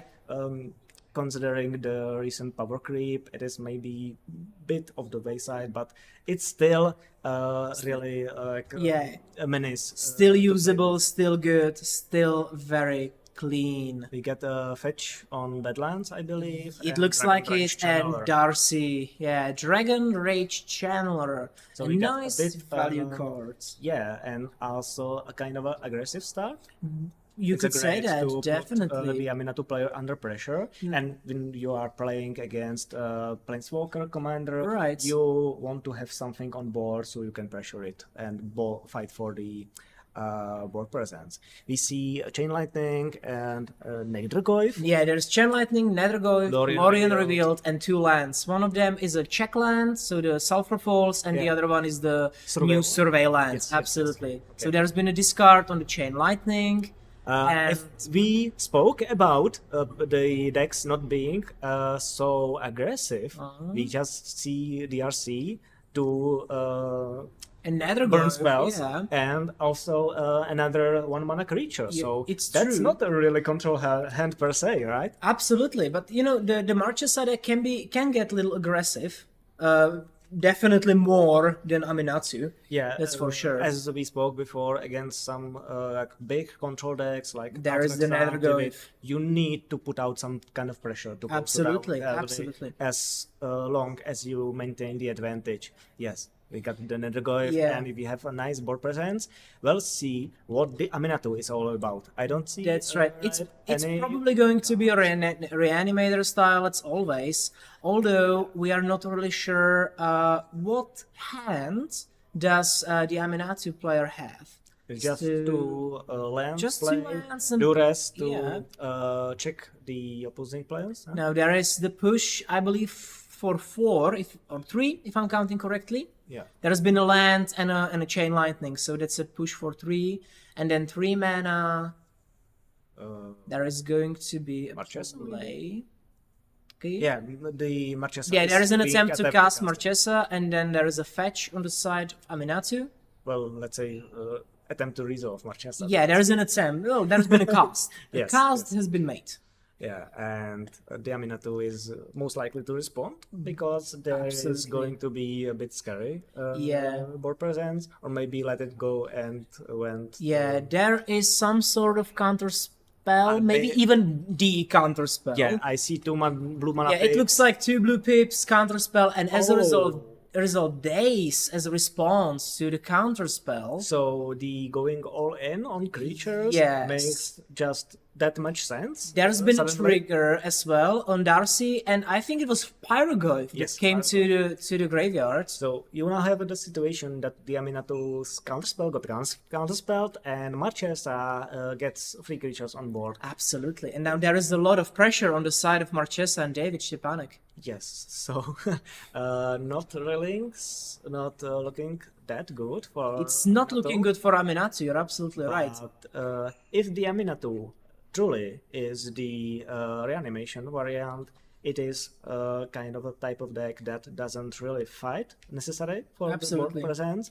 We get Jet Kit, that would be fantastic. I'm going to do that. But basically, even if your opponent is really ahead, you can still reanimate some big threat, and suddenly the advantage is on the other side of the table. Yeah, I can see reanimate in the deck list. I can also... Can I see reanimate the dead as well, potentially? Well, there has been definitely reanimate, so there are some targets. Do you have the correct Pirogoyf? I see. Yeah, there's also Pi... And the Aminatou. Yeah, I know. Yeah, that really works. Shouldn't be. You're absolutely right, but it's the name of the player. Yeah. Meanwhile, we seen a bit of confirmation because there is the Yeah, we've seen the Falaji archaeologist used. Yeah, sorry, I completely spaced out on the name, but Yeah. I know the card. It's used in Aminatou because it is an entry battlefield creature that provides nice value by having 3 cards and keeping non-creature, non-creature, non-land, which was Teferi Time Reveler, the 3-mana small Teferi, which is nice bounce effect. It's a 0-3 on the board, although I don't really believe it can effectively block anything. It can just chomp on the side of... well, I can block the DRC because I don't believe the Delirium has been met, or it was. We do have Delirium. There is instant sorcery, creature, and lands. Yes. We have Delirium. And Okay. I believe we are on 4 types. That means that the power of this board is It's way quite a lot. higher, It's like... considering it's 2 1-drops and 3 Yeah. for commander. Now we have facing 10 power on board. If I'm counting correct, it should be 9, because Nethergolf is 0-1, right? Yeah, but we got 4 types at least. Yeah, that's right. You're absolutely right. 4, Yeah. 3, 3. Yeah, you're absolutely Yeah. right. We get, as you mentioned, the champ block because this is lots of damage coming through, Yes. and we'll see what the Aminatou player can do. Yeah, really how can about they that. come back from this? Because there is also, don't forget that David did not really play anything.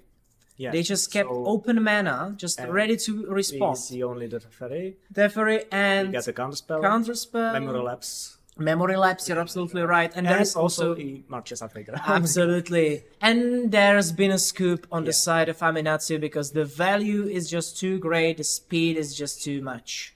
Yes, the Marchesa player got the tempo and This never was- let it go. Absolutely. This was very aggressive start on the side of Marchesa. That days on keeping the commander countering the counterspell really sealed the deal. Absolutely. In my opinion, because it provides you with, okay, now I have those 3 threats on the Yeah. table. My commander can later turns provide me with the card advantage. Absolutely. What you gonna do about it? And also pressure, don't forget that, you know. That was probably the pivotal moment in the match, the Days counter to to the counterspell. Because from that moment onward, the Aminatou player Exactly. could not really do much. Well, I was kind of expecting or hoping for balance on the side of the That Aminatou. might have been very nice, Getting rid of the third land, getting rid of all creatures, resetting the board. Let's go, let's play.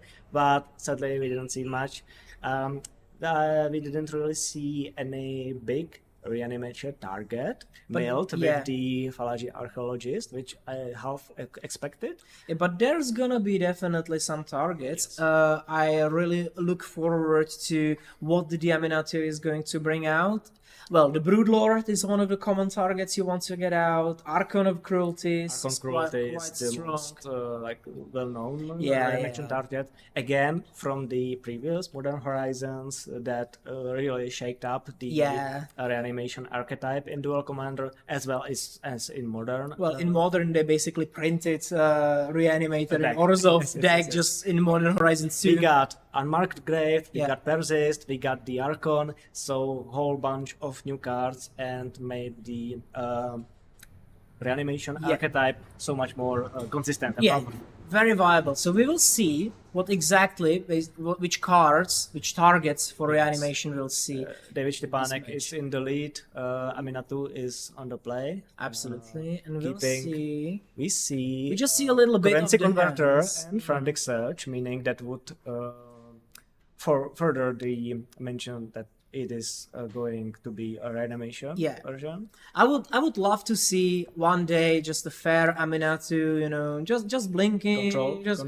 just like, you know, enjoying your day, but you need to play the best version you possibly can. So you have to abuse your stuff. The reanimation as the archetypes really like changes the game in the metagame, that you have a control deck that also can present your threat very early in the game. You're absolutely right. Turn 1, draw this card. Turn 2, reanimate. You get Yes. Archon in turn 2. Turn 3, you can play Aminatou, blink it. And You basically seal the deal with that. You're absolutely right. see the game. We got some mulligans from Yeah, David kept Spike. 6 probably. Yeah. Okay, so there's a fetch. Leonard is on 7, I believe. And Yeah. we'll see. I believe there is the converter coming into play, and that Most means likely. turn 2 onwards. There is a possibility to draw this card, getting some big threat into the graveyard, and on turn 3 maybe the reanimation. Yeah, we will most likely see that happen. Yep. Here we go. The Marchesa, I think, I don't know if it's really present in the deck list, but it is because you want to have cheap cards or cheap effects to repeatedly trigger the Marchesa, commit the yeah. crime trigger. You want to have some ability. criminal cards, you're Yes. absolutely right. You usually include the lands that can target your opponent's creatures, like Hammerheim, etc. The Yeah. Shizo first, Shizo second. But I'm mostly talking about the other card, the 1 mana artifact that can exile a target card from the opponent's graveyard. Like, I'm talking about Relic of Progenitus, the Phyrexian Furnace, etc. Scrapping claws that trigger the commit a crime Yes. ability of an again and again, and also are a bit of a sideboard cards against the in reanimation a way. archetypes. We don't see them. We saw attempt on Psychic Frog. Yeah, a coming to new, play. very nice new card, Psychic Frog, but it got countered by Mana Leak, so it did not really hit the boards. No days this time.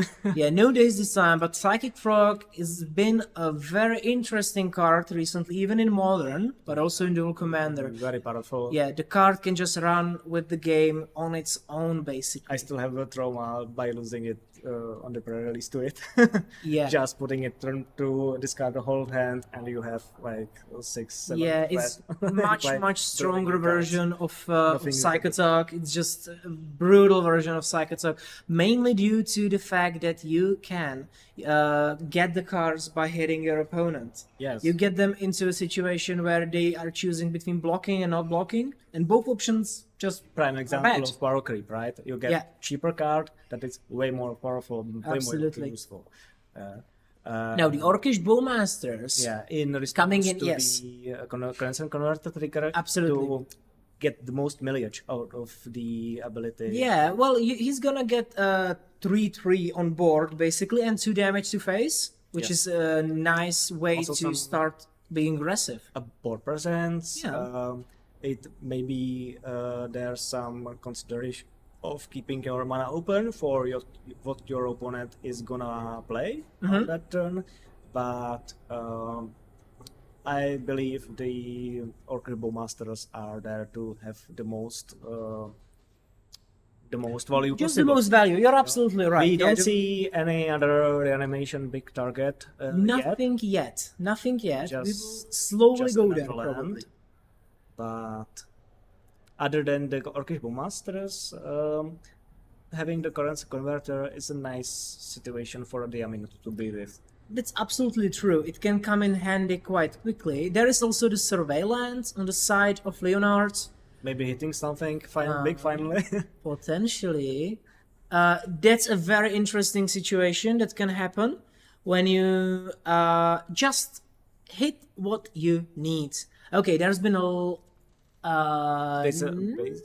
probably. I'm not really sure. That's a card we are trying to discover. I think it's kind of those secret lair lands. It's definitely. It doesn't look like a land because it has mana cost on top. Oh no, it might be those symbols for the What? like Windows. tapping. No. It's like the Windows program. Okay, So, could be. Yeah, there's too many exits, arts. minimalize, etc. Yeah, etc. I understand. Yeah, we have so it's probably a land, like snow-covered land could because be. you see on the Aminatou side there is a basic snow-covered swamp. Yes. That's in the snow-covered variant. We Yes. see the nice plains. Well, that's a fire action plains, just a normal, yes. not snow-covered.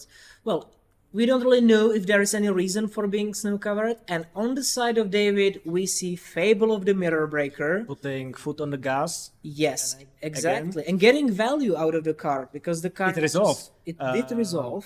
Despite the Aminatou player having 4 mana open, not even the attempt to use the converter, which I believe is there just to make a treasure. Just to get value, I think. Probably just not wanting to get the Orcish army too big. Absolutely. Well, it can be quite scary. Remember, Leonard is only on 13 life now. And apparently with no real interaction?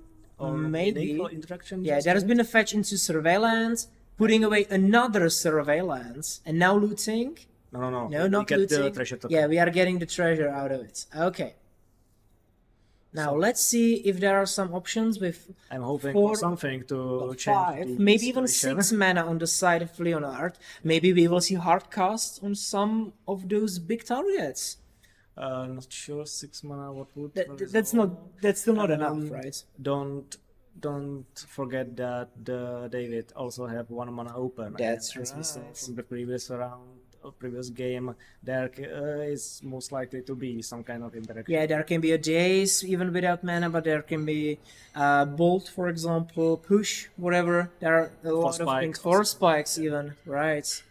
So many options. Okay, we have another land, so we are currently on 6 mana on the side of Leonard with Aminatou. We will see how he'll attempt to get out of this sticky situation. Because there are still problems Can we coming have this the way. meta share, please? Yes, we can take a look. Okay, thank you. You're welcome. Yeah, there was a question if you have Tivit commander here, and we have it 2 times. Yeah, there are 2 Tivits in the in our meta here. We will talk about those little off choices in the in between time, but for now we can see that there is an attempt to cast something for 5. Beza? Now No, wait. it is very hard for us to distinguish what exactly the card is. It's some kind of Wrath effects. It Yeah, board looks wipe. like a board wipe, a wrath of some sorts. We are still trying to figure out what the card is based It is on the art. new energy wrath for Could be Wrath of the Skies, because it went potentially. with all the artifacts and enchantments, and I don't recall any Yeah. other card that. Yeah, you're absolutely right. Wrath And of the It Skies. could be Wrath of the Skies. Sorry, we didn't recognize this beautiful foil. Yeah, it card. looks like it is Wrath of the Skies. We have the confirmation. Fantastic. So Wrath of the Skies is a very fantastic new board wipe. Well, it's in the alternative art here, but still. You can see that it does not only destroy creatures on board, but also it gets rid of enchantments and artifacts. Yeah, sorry for that converter that didn't get its job, but we see that there was no interaction from the David side. That's it just right. went through, and because I'm cheering for the really back and forth games, we see that this situation was reset and the Aminatou player kind of saved the day. Yeah. Oh. Oh, there's been the Phoenix. Yeah, the Detective Phoenix The Phoenix on the side of David Stepanek from the graveyard. bestowing for collect evidence, Yes. I believe. Yeah, you so- collect evidence 6 and you pay red, I believe. Yes. And you can bestow it from the graveyard, which gives haste and +2/+2 and flying. Yeah, commentator's curse. I just spoke about the situation being resolved, and then Yeah. we go with putting even so much more pressure. Yeah, within- now in the fight this for looks 5. like frantic research. Frantic search. Search, sorry, on the to side draw of Leonard. discard, get into some. Maybe some cards. reanimation target, maybe some answers. We are Probably this card was already in the hand, I believe, if we saw it Yeah. from the start. So That's true, that's it was true. extra painful with Bowmasters in play. That's but right. Since they are gone, the frantic search can be used to dig for some kind of answer or Yeah. finally some maybe even some threat on the Action, side yes, of yes. Aminatou. Also remember, even if they kill the Marchesa, the detective Phoenix will come back. Not It's not just the coming back, 2-2. it Well, just remains. Yeah, it will It stay remains there. It will as a stay there creature. as a creature, which still means there is a 2-2 in the air that really pushes you to answer this as quickly as possible, because Leonard is only on 8 life currently. Now we have the collected brutality on the side of Leonard to discard. I'm The not sure. peak. It's peak. It's yeah, peak. that's It's right. look at the opponent's yeah, hand yeah. and draw a card. Yeah. And we saw in the David Stepanek's hand the red removal spell, Galvanic Discharge. You're absolutely right. So there was a new like Modern Horizons Yeah. 3 energy cards on both sides That's of the right. table. And now the finally impulse. we get some action from the Aminatou player, Now, and we what's get it to gonna be? reanimating. Yeah. And the usual suspects. So we have Unburial Unburial Rites. which is a reanimation spell that you can flashback. So it doesn't matter if your opponent puts it in your hand or in your Absolutely. graveyard. You get it either way, and you get the 2 most powerful. And now 2 brutal creatures, Yes. Archon of Cruelties, and the other one is the Agent. agent of something. that takes control of the Opponent's creature, which no, is the any permanent. any permanent. But in this actually. case, it is would the be same Marchesa, effect. right? It definitely would be Marchesa, and it would completely change the I think that game would just in break the David's Aminatou back side. in the situation. If it resolves and it That's goes right. on the agent, we will see agent stealing Marchesa and threatening to do Yeah. it again on the second turn. Okay, so We get 6 mana in hand. Okay. And so the Archon has been put into the hand. and in sorry, the I haven't realized fully that that was main phase intuition. Yeah, which it wa- means David has a full turn to figure out something to deal with. even potentially to end the game, which he has got 5 damage on board. He and just having needs 3. card from Yeah, 3 damage. but from we one do of the know cards. that there has been 2 cards in his hand that did not really deal with the situation. There was the Galvanic Discharge that just deals damage to face. To creatures. To anything right? else but yeah. face. Non-face targets. Yes. Okay. And now there is the Surveillance, Digging for something. just finding things. Okay, putting away a polluted delta. And here we go. Let's see if there can Now, be some. The Archon cannot really be hardcasted right now. It's No, still it's too for- expensive, but there will be the Unburial Rites On the agent. targeting the agent. Let's see what happens. Because if it resolves, the situation Well, can be yeah, completely lopsided it's in the absolutely favor true. of the Aminatou player. Outside of the fact that he is on free life. We'll see if the spell even resolves. Okay, there is Yes. the Galvanic Discharge. In response, in order Yes. to get the final Trigger. commit the crime Yes. trigger. But we are resolving the Absolutely. battlefield. So Yes. it's also it is done, and the Marchesa is fully on the side of Leonard, yeah. Yes. Marchesa is stolen, and David Stepanek is now suddenly in an unfavorable position and has to find something else to close out the game. That's absolutely true, but remember that Leonard with Aminatou is only on 3 health. Agent of Treachery is Yeah, Agent of Treachery is the card, but now he's only on 3 health, which means any bolt Yes. off the top is fine. is final. And also the Marchesa is tapped right now because it was any stolen. haste threat So any is hasted the threat game as also resolves this. Although we don't really know. Okay, see, there is a looking graveyard check. Maybe looking if there's anything else to be afraid Lights of. are gone, so They are gone. believe That that's can't be really something played again. Interesting. But let's see how David chooses to resolve the situation. If we are about to see Reanimate or Agent taking Marchesa back, that That would be would crazy. be very nice. Murktide regions. Okay, so how many counters do we have? It looks like 2 or 3. Yeah, it's been 2 instant or sorceries and a land, I believe. There's a question if we have So the players It's switch, 2. perhaps. John is playing. If you have, It's absolutely true. We have the players switched. Sorry, so David Stepanek is on Aminatou and Yeah, Leonard and is on Marchesa. So we Sorry take about back everything we said. Just switch the names, please. In our commentary, in your minds, you can probably switch it back. So the game suddenly became much more favorable for Leonard, even though we did not know that. It's still the same players, just we did not really realize the names. Now there is a card that looks like something from the Warhammer 40k. Lord of Yes, Lord of Change. Changes. That's the demon. That's quite a common reanimator target. And we are looking at 2 flying blockers against the flying Murktide region. That's right. There's only a meagerly Nethergoyf, which can't really solve anything in this Well, position. not that meagerly, I would say. I believe we have 4. Well, At remember least the rest is in graveyard. It's exiled via the Murktide. No, but on the... He's checking only his own graveyard. It's your graveyard. Yeah, Okay, this well, one that's checks it. only your own graveyard. That's the new one.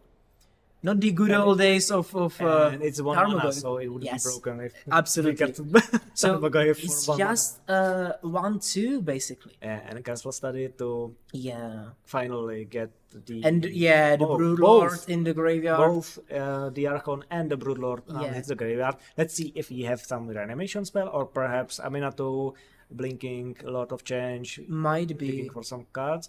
And Okay, we are going to look for the reanimation yeah, spell, the maybe? reanimation spell. Perhaps. Absolutely. I think I don't want to predict that soon because there can still be some burn spells coming to David's face, but I think we might be able to see round 3. This looks like Wash Oh no! Away. Yes, that's Wash Away. It's Wash Away from the Midnight Hunt special feature, you know. Yes, the black and white. Yeah, so you can't really see anything on the cards.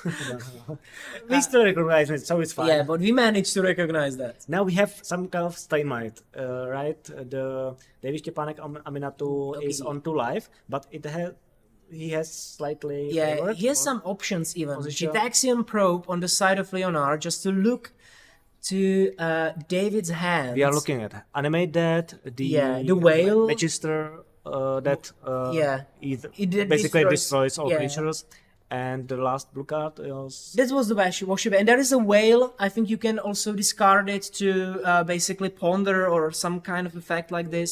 Anticipate effect. not really recalling the name. Yeah, I don't remember the name, but it used to be played a lot in Living End in Modern back in the... Well, Okay, quite some time ago. it's not that It's like old card. Yeah, it's like I think M19, M20, maybe Yeah. M21 at max. Feels Okay. like yesterday to me. Yeah. Well, we will see if there is any option for David to really go through. Although it doesn't really seem like it. There is a consider. Consider on end step, I believe. The Yeah, the Leonard is just Waker passing of the turn. Waves is the creature. Now you can discard it to look at the top 2 cards, get one of them. Yeah. But also it has a nice passive ability to just make... Reminder of Tamiyo. Tamiyo's Well, plus in a 1. way, yeah, it does have... a Opponent's similar creatures thing. have -1 if I... Absolutely. Yes. It does. Now, interesting thing is that David on Aminatou does not really want to push through an attack. Because, okay, we are going to the red zone. As you said As I just said that, right, I wanted to say that he does not really want to The do that. Murktide because is 5/5, I think. Murktide is 5/5 So right the now. Lord of Change is the biggest threat. Yeah, it went through right away. But you know, the problem is that David is still on a very low life total, just 2 life, just on the razor's edge, just The trying to problem is, survive. I believe the Aminatou was cast. No. It is coming Now it's into being play cast. when you have enough mana for a counterspell, so you start getting the advantage. That's right, you and can just blink. solidifying the Yes, position. absolutely. So either not even the counterspell. Yeah, burn and- spell can solve this situation. I think this game is going to be quite soon sealed. I also believe we are going to see the game 3 Yeah. finally. Yeah. Again, after a 2-0. Well, the first game was very quick and very fast, but this one is getting very interesting. But exciting. Yeah, it's absolutely exciting. I don't really see any out for our Marchesa player. I'm not really sure. There are if still there's several cards in hand, so it can be a burn spell plus counter spell, and Could it be. can. No. There's been a there's a skew. conceit. As we just say, there are options. Yeah. There's We been have a the power skew. to predict the elements but- by saying opposite. That's right. We have the power of predicting just the opposite. And we are seeing final game 3. I was kind of afraid when we had this situation that the Marchesa player, as we don't change Yeah. the names because Yeah. I'm a bit confused now as well, that the Marchesa threatened had or cripple masters, which is a great card against Absolutely, Aminatou because absolutely. it makes the +1 ability, for example, quite painful. Also, every single draw discard spell that Yeah. the Aminatou wants to play to get the threats into the graveyard and to increase consistency, they are really punished by Bowmasters. Absolutely. And the Fable of the Mirror Breaker. And if I was in the Marchesa seat, I wouldn't anticipate my opponent to deal with everything. I would just be with a comfortable. Single card. Yeah. I would just Yeah, be so- super comfortable, great board stay. Even if they play a Wrath effect, I have the Fable. Well, the Wrath of the Skies just says, sorry, no creatures, Yeah. no effects, So no the enchantments, nothing. Power of the card. Yeah. That is not so high because you in Modern, Yeah. for example, you use it along with all the other cards that create energy Yes, for you. absolutely. You can just play it for 2 mana. You can abuse it very well. in And the Modern. card in this format, when you have a lot less consistency and you don't play usually that many other energy cards, Yeah, I'm not even realize sure it itself. if you could. So Yeah. you Yeah. you wouldn't want to. Yeah, like why would you play Tune with Ether, for example? Like, what is it good for? It's just draw a card, gets you energy. It doesn't really help you. Only a nightmare, but that would Yeah. mean the Aminatou can blink it, so you can get additional free energy Yeah, counters. you're not wrong. And start reanimating something bigger, but still not. The problem card is for getting the cards together. That's what I feel is the big problem because you don't have the consistency in a singleton format. Okay, and I believe we I've see, seen the Psychic Frog. and I see Phyrexian Furnace, which is a great Ah, card against okay. Aminatou because Okay. Leonard, to get it right, with Marchesa is on the play. Yes. Which means most likely that we see the Furnace being in the play as soon as possible. Yeah, I And believe that so. spells bad news for Aminatou. because Absolutely. It makes attempt to reanimate something that much harder. You're absolutely Yeah, right. And it there is the does. Phyrexian Furnace coming in. I saw the yesterday's stream, and I believe Phyrexian Furnace also made some play here. So we see per Modern and Dual Commander, we play the same cards. Yeah.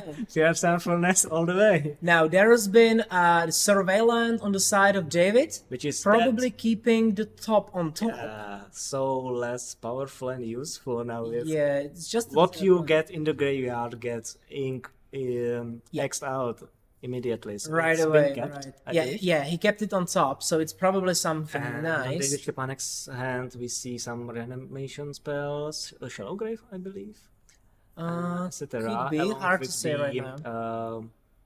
2 mana. Well, does it baby even stuff. matter right now? That's the question for us because the Phyrexian Furnace will not allow for any. I think I see anime dead there. And even further, Mm-hmm. the Shallow Grave is, I believe, the one that can reanimate only from your graveyard, That's right. That's which right. means that you can sometimes use the Now- animation spells Yeah. on your opponent's graveyard to force them to use the Grave Hate, so Yeah. you can like open up the It's situation. an option, but now we see the power of modern design, which is the Psychic Frog, the value engine, and a killer in one single frame. The power of pre-modern and modern at the same time. Yeah, harvesting the same power. Now we can see an interesting art. We are trying to recognize what the card is. I believe it's Is it the flying thing? You know, just the bird. it has flying that touch. Flying that touch. Belfry Strix. Yeah, Belfry string. That's it. It's probably the Belfry strings. I have never seen this art in my It, life. it's not commonly seen, but right now it's a great option against Psychic Frog, honestly. Because Yeah. Psychic Frog can't really walk around that.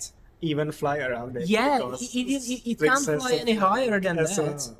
So this is a nice counterplay to Psychic Frog, although we might see some sort of interaction. We are playing on side of Marchesa, there is black, there is red, a lot of interactive spells, a lot of killing, basically. The streaks don't believe will be around I for think, much longer. yeah, I think it's a high priority target to get rid Leonard of. wants to get in, which, considering who's the beatdown, I think the ball is definitely on the side of the Leonard. Absolutely. Because he is a favorable position, Yeah. and he wants to stay that way by closing out the game as soon as possible. Absolutely, but even with the Psychic Frog, just to get the value and draw more cards and have more interaction, Yeah. it's also a thing that I would promptly, yes, exactly, use some sort of, there is a fight over it. So there's been Galvanic Discharge and Mental Misstep as a counterplay, countering the Galvanic Discharge. This time, fully legally. Full illegal, we might say. Thank you, comments. It was full illegal play just for 2 life. Yeah. And a pass, because the Psychic Frog can't get through. That's very interesting play. Nice save on David's side, I Right, must and say. an interesting reminder, Leonard put the dice on his On top of his deck, yeah. I believe it is because of the Phyrexian Furnace, because you really want to start digging into your opponent's graveyard It's true. to keep the count of the cards in Yes. graveyard low. Because the Phyrexian Furnace is not that potent graveyard hate piece as are printed nowadays. It Yes. cannot take the whole graveyard. You're with it. absolutely right. It has 2 abilities. One takes 1 card from the bottom Yeah. of the opponent's deck, and the other one is targeted and Yes. it draws a card, but it costs a mana. Yeah, and you have to give up the first. You sacrifice it. Yes, you have to sacrifice it. Now we see Once again, a combat of 2 mana multicolor creatures and 1 mana artifacts, currency converter versus Phyrexian Furnace, which is quite an interesting synergy, or I mean anti-synergy, or like fight how the cards work, because the currency converter discarded cards keeps you in exile. they are exiled But and they are protected, basically. Yeah, but There is they the are- Unholy Heat, Oh. targeting the Baleful Strix, So the which Strix- means the Psychic Frog may finally start hitting the red zone and drawing cards. Okay, so Which there's... is the most meaningful. Yeah, that's for Leonard. This is an absolutely great news because he'll have more options, more lands even, and he might start to get his gameplay going. Doesn't need to go crazy with the frog Absolutely. and discarding whole hand. You don't have to. You just draw a card, get the value, and if the Aminatou player, if they don't really have any good answer to it, the frog will just run away with the game with the value that it provides. And then, by the end, it will just eat you alive by Yes. discarding the whole hand. Yeah, that's kind of also the strength of Mm-hmm. the frog, that not only it grinds the value by attacking turn after turn, drawing your cards, hitting your opponent, but when the opponent gets low enough, you Yes. can just discard a few more cards and close out the game. Absolutely. And there is the furnace activation. There is a Goyf. That's the newer one. Yeah, this Grave Goyf, I think it's called. Maybe different. Barrow Goyf. Yeah, Burrow Goyf. That's it. You- Burrow Goyf. I'm lost on my Goyfs. I'm sorry. Yeah, with the grave you wasn't that far. It's Yeah. a Barrow. Also a really powerful card. Yeah, from absolutely. the Modern Horizons commander set. I've seen a lot of spikes on this card, not only in Dual Commander but in Legacy as well. It's been doing a lot of works, and the card seems very, very interesting. The Burrow Goyf. It has lifelink that touch. Yeah. It has power now about the both graveyards. Yeah, I it's believe. like the normal Goyf. Yes. Yeah, it's the normal Goyf Oh. stat line. Only the Nether Goyf is confusing. Yeah. And if you hit your opponent, you mill that many cards Yeah, according to the damage you dealt, and you can put a creature card from among them into your hand. which is fantastic. There's just more and more and more value. Now, there's been some discussion about the Phyrexian Furnace, like what cards are going to get exiled. Which is important to notice in a format when you have all the cards from Magic history. There are several cards that care about the order of your grave, and that's why the player that includes those cards in the deck should, if I'm not mistaken, always remind your opponent that they cannot just randomly shuffle your graveyard, Right, because you have a card that is not errated yet for some Absolutely. reason. Like the Shallow Grave, you're absolutely right. You And need to care cares about the that. order, so you need to remind him that the order matters. Right. It does. Well, in this case, there is just 2 cards in the graveyard, but yeah, it can get a little messy. You're absolutely We right. perhaps might see an interesting window on David Stepanek's side, because the Protection Furnace has been used. There is no mana to activate it. Now, this looks like Fateful Mending. Yes, Faithful Mending in order to maybe put something in the graveyard finally Yes. and start remainting. Because the furnace is now tapped, and there is no still mana. The Shallow Grave, which Absolutely. which is so much more dangerous. Yeah. Because it gives the creature haste. You're absolutely the creature, right. so.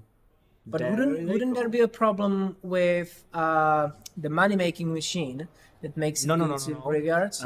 It doesn't have to. You doesn't have to put it under it. Okay, You okay. have the option to not. But You can hide David it. Stepanek can. Okay, and he uses just- it yeah. because he wants to He get cashes that in to and- yes. rogue token. And now we may see some reanimating going on. Yes, okay. Reanimate, just good old reanimate and force Oh, of will as a response. So the Oh Leonard was my. not that. Okay, so Uninteractive Leonard as was possible. prepared, Yes, and was crazy. once Oh again, my god. power of Psychic Frog. You just get the cards. Extremely powerful That was display great. of This was an Marchesa player. Not absolutely great only play. having Grey Head since turn 1, going on with the Psychic Rock and then Bargoyf, putting on pressure. Yeah. And the turn that he got tapped out and say, hey opponent, I'm tapped out. I have no interaction. Try Let's it, go. try it. Something. Yes. Bam. I have Force of Will. None of that reanimating today. No, it's great. Now it looks like Leonard is preparing to use the ability on Psychic Frog and just trying to be as clean as possible with the Goyf. Counting good Goyf. Yeah. We are still on pretty healthy life total, 16 and Absolutely. 16. So But it's going to swing. Now we are counting the number, how big the Goyf is. I believe it should be, yeah, okay, there's nice representation. So it's a 5-6, yes, which means there will be 5 life coming to Leonard's. blocking it in order yeah. to get the most value out Absolutely. of your opponent. And also drawing a card with the Psychic Frog, once Yes. again. And the trouble on the David Stepanek's side is that he used one of his attempts and There then is animate Oh. that on the side of Leonard going in. I am the one who reanimates. Yes, that's right. He's turning the tables on the reanimator and taking If the in you Broodlord. attempt anything, I have still this Phoenix and the Furnace. So Yes. thank you, opponent, for putting those cards in the graveyard. Yeah. I'll take it. And now he Gladly. took the Broodlord. And Yeah. the Broodlord is 2 absolutely mana crazy. open, you get to tutor a card which you can cast for Yeah, Convoke. that's right. You can that also convoke it. means that this is probably some kind of second reanimation spell. Well, it could be on even like the interaction. second threat. It's potential, or it can be just a counter spell, right? To seal the deal. Yes. To close out the game. Say, if you have anything to deal with this situation, that Absolutely. you are dead next turn. Well, 5, 7, essentially. and maybe the frog pumped as well. Yeah, he can just pump the frog, and I think that it could potentially be a kill next turn. I think that David on Aminatou will really need to look for something. He has the option. There and are options. Since Leonard is tutoring, this doesn't look good for Yeah. David Stepanek. We will see what kind of card will be hit. Well, we will see maybe at the time when it will become relevant, but still, it's very crazy because the card is exiled face down. Yeah, David So, has yeah, David has no idea what's hidden there. Yeah. Okay, he's going to consider at the end of Leonard's turn, Considering his options. considering the option keeping the card. So it's probably something that can help him, hopefully. Now, David's main phase, playing a land, now some 5 mana. Let's see what 3. Let's see what he can do about this situation. Playing Aminatou. That's a good start, but Yeah. I don't think that solves it.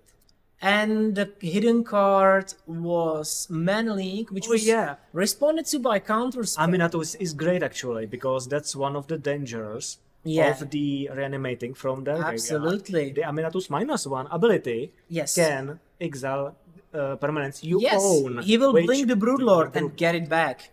Meaning, not only the Aminatou will have a Broodlord on his side, he also gets the extra tutor from it as well. Absolutely. How the tables have turned. This was an interesting play. I'm really happy that there is some crazy turnout that's to be... Absolutely. Those are very crazy turns we have seen. Leonard was prepared. He had the Mana League ready. That's right. Not good enough. Not good enough. I don't know if there was a land drop from David's side. There was a land drop from David's side, so he had exactly 5 mana. He counted for it. He said, my opponent is gonna play Aminatou for free, has only 2 mana available, so I'm gonna Mana Leak it to save it, but... Yeah, there is also like 6 power on because the Goyf. hit the yard. Because there is the animate that, which means the Goyf can just attack. It can just try to go to the red zone, because the Broodlord is 7/6. The situation is far from solved on absolutely, the next side, but he finally gets something going on 100%. through the graveyard.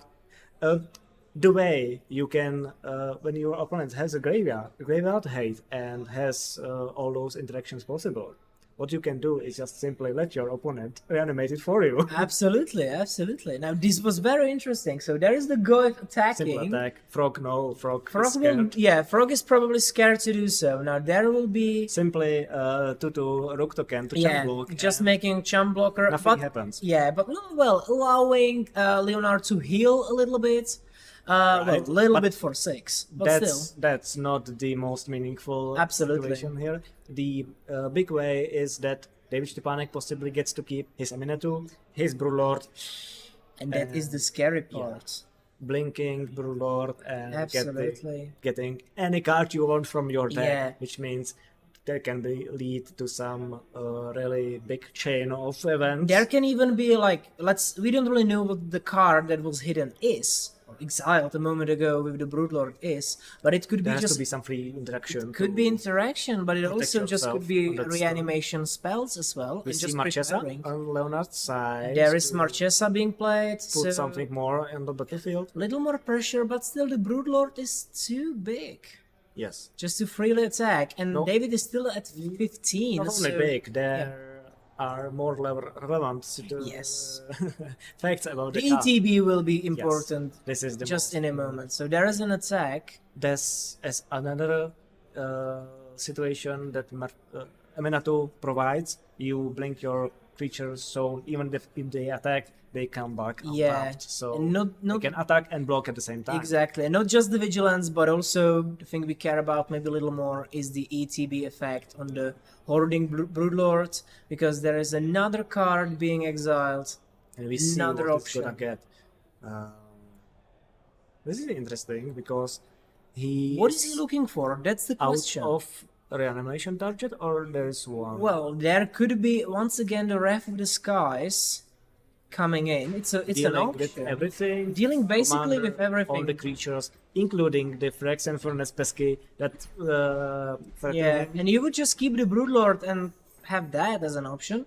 Wrath of the Sky doesn't hit Planeswalkers, right? I'm not sure if so. That it does not extra sweet. Yeah, it is. It is Wrath of the Skies. Nice predict, and we will see just in a second. I'm not sure if it's able to deal with Planeswalkers. Now there is the activation of the Furnace, also Criminal Trigger on Marchesa. But an attempt to get maybe find something, maybe an answer. But Force of Will has already been used. Don't forget. There's Force of Negation. There is also Force of Negation, there is no Force of Negation. Nothing. Everything goes, and the Aminatou stays. Rev does not really deal with Planeswalkers, so now very interesting turn of events. And David came back. See, for the second time, Wrath of the Skies completely turning the game in their controller's favor. Card. And honestly, it basically won It won the second game, and it might even win this game. X was more than 2 because it took Baragoyev and Marchesa, but Wrath of the Skies, as we see on the stream, it doesn't hit Planeswalkers, Yeah, which is great, and maybe the reason why Yeah. he includes this card in the deck. absolutely. It definitely was an interesting play. Very strong And play. here we go. One Great Hate card was dealt with, where we see second in Scrabbling Clause, but it is used only to cycle. Draw this card in attempt, kind of slightly desperate maybe, Well, to just find to some find answer. something. Okay, there is a Fury evoked. Yeah. So there will be like cast attempt. Let's see. Okay, But dealing with That's- just this Aminatou. is not Is very that good. good enough? He can just play the Aminatou again. It I'm not sure if Slows this down helps. the gameplay. It definitely. does, it It does. is some kind of interaction. Okay, but once again, Leonard Not great. taking 7, going down, and I'm not sure how long can he survive this, or if he even has any option to answer. well, problem is Okay, there is the spell seeker. now situation gets worse if Yeah. Leonard tried that hard to get the Fury Mm-hmm. to deal with Aminatou, which frankly was just about to be replayed. Yeah. We see Spell Seeker for Mana League just in order to David is- defend yeah. your board presence. David is very open about the fact he has counterspell, but Okay, let's it just go. works. Do something. Yeah. Try it. Just he's basically saying, yeah, Leonard shocked himself for 2 right now, so going down to 11, getting very close to being there, but That's kind of the same clock. it did not really change anything on the yes. clock. You're absolutely right. We just cannot forget the face down exiled card. on the Yes, side. and there is just a cast on Marchesa for 5 mana. That's being dazed. That's brutal. There is still a mana leak on the side of David. And I don't want to predict too harshly against Leonard, but Yeah. I think this game is close to being sealed. Leonard is going down to 3 mana. Yeah, the Marchesa was countered. There is Inquisition of Kozilek. Inquisition of Kozilek, discarding. See, Yeah, Mental mental misstep. set, and there is only fatal push. push. I think there is Not nothing good that enough. could help. Not good enough. Interesting There is card. Also, new reanimation card from Modern Horizons 3, and there is the scoop from the side of Leonard's. Now, very interesting results. all right. But Honestly, Wrath of the Skies. we have Great. a slight question. If the Wrath of the Skies, how many mana was it played? I think it should have been 2 or 3. Was it 3? It looked like 2, but boys played it as 3 mana, I believe. I don't know. I don't know 100%. You know, it's 2 mana basic, like you need to Yeah. pay 2 white, Two and then white. you put in X. I don't really know if there was any energy left. I remember noticing that as well, that there was only 4 mana being tapped into that. I didn't realize that. Yeah. I guess what's that the Wrath of the Skies is about to happen. Yeah, it might have been. Yeah, it was just tapped for 4 mana. I'm not sure if they played it for X equals 2 or X equals 3. I don't recall Wasn't the that, situation. for example, the treasure token from That- the currency corner? That's maybe also possible that there was the token from the converter. just an idea. I'm not sure. Yeah, it might have been used for the treasure token. I'm not 100% sure. Or yeah, tapping the dragon. That's true. It has got Convoke. Yeah, the Horde Lord paid. Yeah. Thank you very the much, cost. comments. Thank you very much. Yep. Good Patrick. Thank you very much.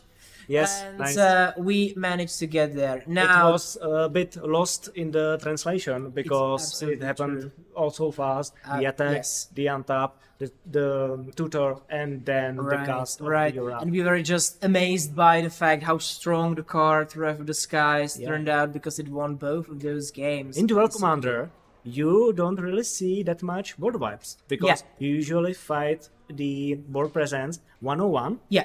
And when you start losing it, and all your opponents has a different types of permanents, not only creatures but also planeswalkers, enchantments, artifacts, it's kind of really hard to deal with Absolutely. all at the same time. And the Wrath of the Skies kind of solved It the solves situation. everything. It just deals with everything. And I don't also, know it if- kept in Aminatou, which was Yeah, also fantastic. Yeah. It leaves the high mana value threats, it leaves Aminatou in play, and deals with everything else. Okay, so we are going to have a pause Yeah, here. soon enough, or right now we are going to have a break, and then we will see you before the next round with once again a little touch on the meta game. We still did not get to shield Yeah. red decks, which I Getting would love it to get. interrupted all the time with those matches going on. Yeah, So- we've got those damn matches to care about, my lord. Now, we will see you match 3, and before that with another meta breakdown, so come back and enjoy. Goodbye.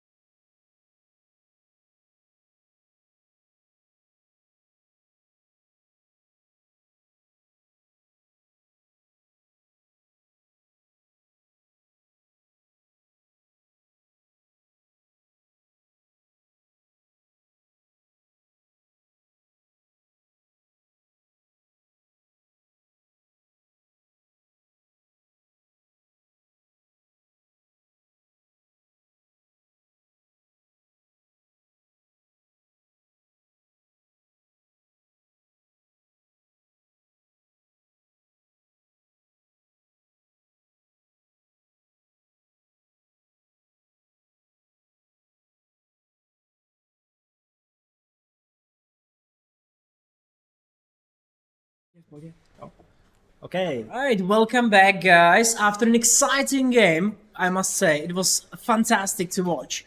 Honestly, I'm not sure. I don't want to go against our players, but I just expected that the Marchesa player will just win the game quite soon, and it was crazy.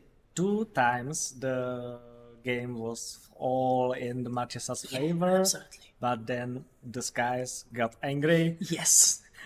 Bit of wrath going on, and The Wrath of the Skies just showed its power. everything went bye-bye. Absolutely. Okay, so It was here we crazy. go. Round number 3, very soon. Players are ready as we speak. Yes, we will get the round soon, but as I was saying, I wanted to touch upon another part of the meta that I've seen at least some players out there. That's our mono black enjoyers, which they also have some new toys that came with Modern Horizons 3. Yes. Because the most common commander to start with is Shieldred, which is the normal start. You can then pivot to other options that can happen. So Shieldred the Apocalypse, that's the starting commander. Yeah. But there is also an option to pivot towards, I think Tiny Bones is the very common change that I've seen. Is that so common? I've seen Yes. it quite a lot. I'm not sure, what else would you change? Well, you got the Turach. That's true, to help Torach with is the also, yes. Black, because it has protection from Oh, white. yeah, if you're It's, playing against White Weenie. yeah, or Yoshimaru, so you Yeah. can like kill it with the or kill it with the kicker trigger to discard 2 cards. And we can see there will be another match with Tamiyo. Yes. Yes. Fantastic. So that'll be Spoiler Tamiyo. alert. Yeah, spoiler alert. There'll be Tamiyo on the left here. We'll see what will be on the right. Just give it a moment. The boys or the players are still preparing. We shall see. Maybe they will even watch us on the live stream. Yeah. Which I know our fantastic coverage is beloved. I'm not sure if it should be beloved by the players right in the action. Yeah, while playing like Yeah, while playing, just listening to the others. But now, we don't know yet what commanders we have. On the left is definitely Tamiyo Inquisitive Student, led by Wojciech Lavička. We'll see what exactly he's cooking up. I'll Curious. try to. I'm very curious what style. Of, Shuko check if- right now. Yeah, that's right. Let's do a Shuko check. And Nadu check as well. Well, I can definitely see Boseiju here. Edimura crap, what's that? Borrower, counter. S. I'm going down. Worry not. Shark Typhoon. SH. No Shuko in I the believe list. we are looking at the blue version. Just more, yeah, more blue, a lot of counter magic, but I've seen Oko.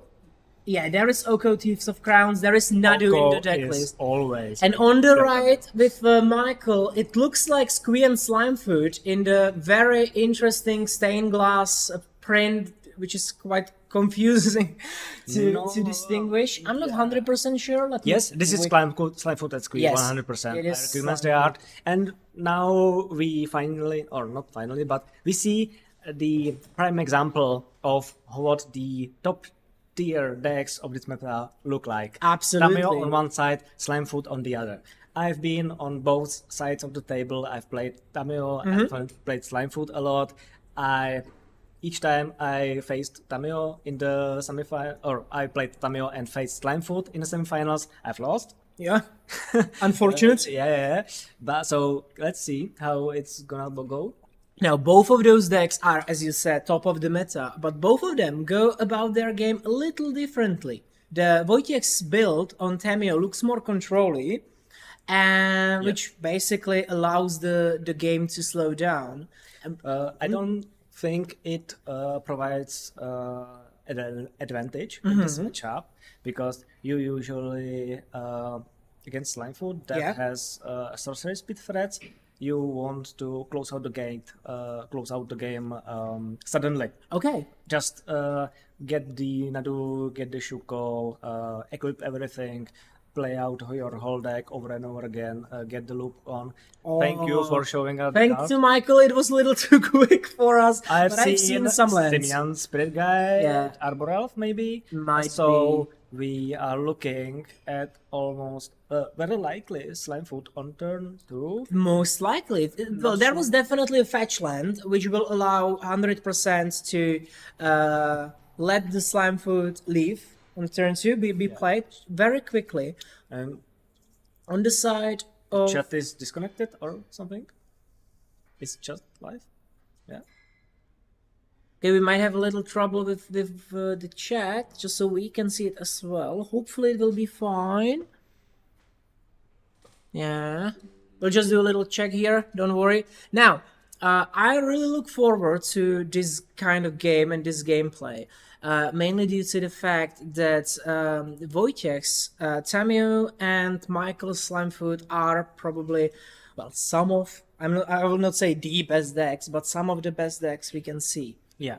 And also we have the fight between control and mid-range, which will also be a little different styles, different approaches to the game. The Tamiyo basically most of all needs to keep the Slimefoot out of the battlefield. Absolutely. So doing everything it can, either by countering it or bouncing. Absolutely, or the second favorable approach Tamiyo can go for is to flip the Tamiyo as soon as possible. Absolutely. Keeping the board clean and protecting it at all costs, and hopefully win by the ultimate ability that draws half of your deck. Well, you then win by something you find, but you're absolutely right. Yeah, turn 1 Tamiyo. The advantage. Just a nice blocker. We see Alano. No, there's a Finhorn elf, and Tamiyo is alive. Okay. Now there is usually the Czech. I've lost with Tamiyo against Slimefoot when they get to answer it on turn 1 immediately. Okay, because as I said in the past, if you answer Tamiyo right away, the deck plays way worse than it gets the benefit of Commander online turn 1. Then we see Slimefoot. Absolutely, there is turn 2 Slimefoot answered by Manalik. Okay, and Slimefoot, let's see where it goes. It goes to the bin. Interesting choice on Michael's side. Potential reanimation spells that you can use to buy the Slimefoot back into the game, or maybe can be also countered by Tamiyo, and you are stuck with your commander permanently indisposable. So maybe he just has a lot of Sapperlings in his deck, and maybe some exile graveyard cards like Delve or something. Could be using the extra card in the graveyard. Okay, so there is the Ravenous Theater. So the Surveillant, probably keeping top. Yes, keeping on top. But the matchups basically now for boils 2 mana, down. Lord of Bones. And this is maybe the reason why. I think Emperor of Bones.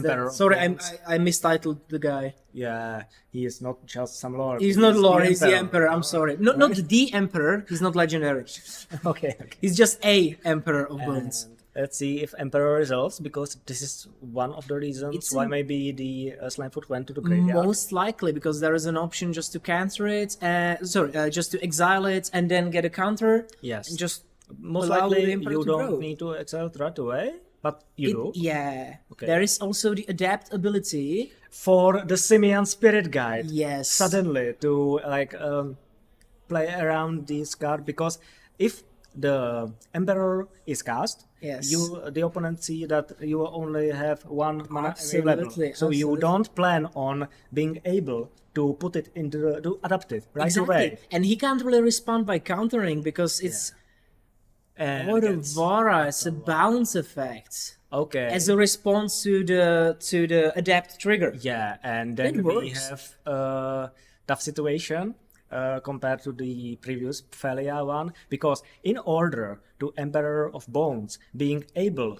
to reanimate Slimefoot, basically, he has to put it into the exile zone, not to the command zone. Yes. So I believe this Slimefoot is unavailable for the rest of the game. It looks like it's gonna be gone.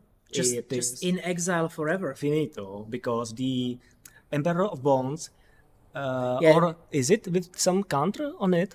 No, I think it was a response to the adapt trigger, not the exile trigger.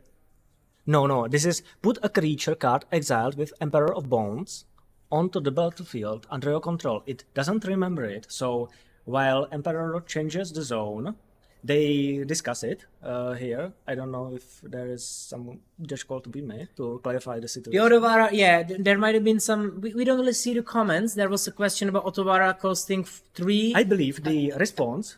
Just a little thing. The Otavara needs to cost 3 because Tamiyo is legendary and the Otavara gets cheaper for every legendary. Yeah, that's fine. Permanent. Yeah, that was just See, a question. Slimefoot is Permanently exiled. That's brutal. the game suddenly Okay, looks that's brutal for very Michael. favored Absolutely. for Tamiyo. Yeah, I can see that. And also we can see that Tamiyo has mainly just islands and that's it. I don't see any green, but the core of the deck, as I checked, It doesn't matter.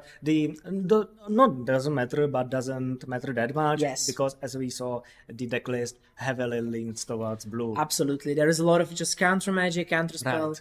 Okay, the Emperor of Bones I is just coming want to back. say that the previous play with the Emperor of Bones firmly first letting resolve by only 1 mana available, letting your opponent think that you don't get to reanimate it that turn, and then having the Symbiont Spirit Guide surprisingly having to adapt it and put it in play back. Right. It that was a turn. great play It by was Michael. Amazing, thinking. There. Yeah, absolutely. But unfortunately, it was met by maybe a bit uncommon kind of interaction. Absolutely. You would usually Yeah, you want don't to really do counter expect spells, that. Absolutely. but you get the bounce spell, and now Slimefoot is gone. Yeah, and now Michael just played 2 creatures, basically the Emperor of Bones and then the Canker Bloom, which is That like was- a nice reanimation target with Slimefoot, but unfortunately we don't have Slimefoot here, no so it's Slimefoot, just a 2-mana 3/2. And like curiously, Michael just cast 2 spells, and they both resolve Yeah. with all the mana available for.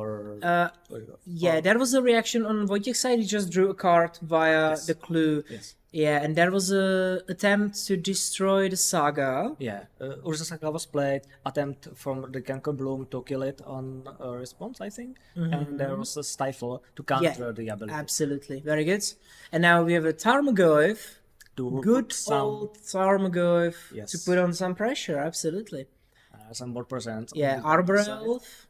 And No, sorry, Dryad. Sorry, Dryad Arbor. My bad. Dryad That's the Arbor. Dryad Arbor. That's the Land famously controversial art of Dryad Arbor. yeah, the one I have, Yeah. I like it so much, but I'm also not putting it into the lens You're putting it in the correct place Yes, where it exactly. should be. where the creatures belong.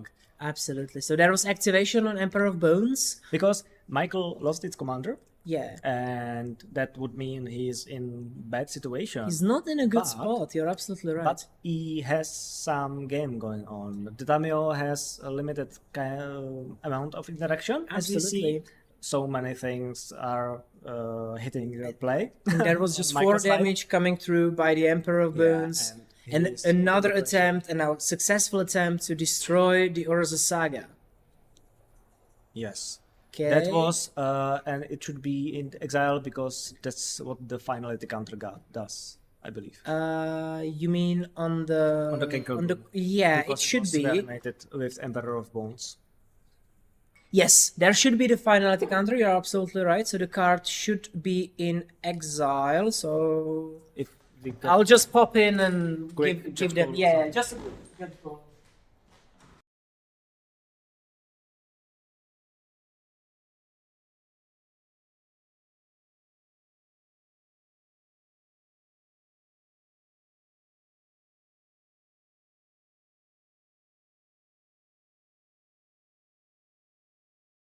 So Judge Call was really quick. Just we quickly Sure. resolved it.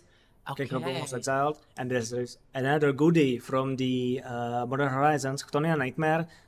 Unfortunately, got countered, so we don't Yeah. see the strength of this card in this game, particular. Absolutely great. The card is absolutely great. and There was it an does a enchantment lot. hitting the graveyard, but there is no more creature, so that's why Tarmogoyf is still for free. For 3/4. 3/4, Yeah. sorry. But still, it can continue to be an effective blocker. It might even get big enough to block the Emperor of Bones. yeah, And Tamiyo in is some just time. grinding the value, 4 clues, Clues, so clues, many clues. cards.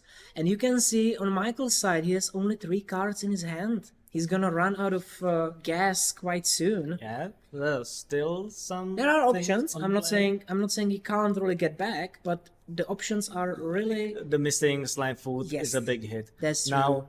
I don't think he get to exile any card with the Emperor He because did not. He He's- just went into the red zone He just skipped it. Okay. because he can still exile cards even if they are not creatures. Absolutely. Emperor has the ability that works as some kind of a grave hate, and No. that There is Elvish Mystic. Elvish Mystic. Just Yes. Mana Dork. Just another Mana Dork. So you have 3 Mana Dorks Yeah. basically. Or, That is not a really best play on the Michael's side. yeah, it doesn't really do anything, right? Doesn't help you much. Yeah, and now Wojciech just casually popped 2 clues, drew 2 cards, grinding the value. Exactly the situation you don't want to be against Absolutely. Tamiyo because you got basically draw an extra card. Yeah, each turn, and he's back each just other. drawing and drawing, and he flipped the Tamiyo, And used the plus. when you are ability. facing board full of 1/1s, Yes. the best thing you can do is just turn them off. And now even the Emperor of Bones can't really swing through freely because the Tarmogoyf is a 3/4 Yes. and the Emperor is Yes, both. also a 3/4. Called it, right.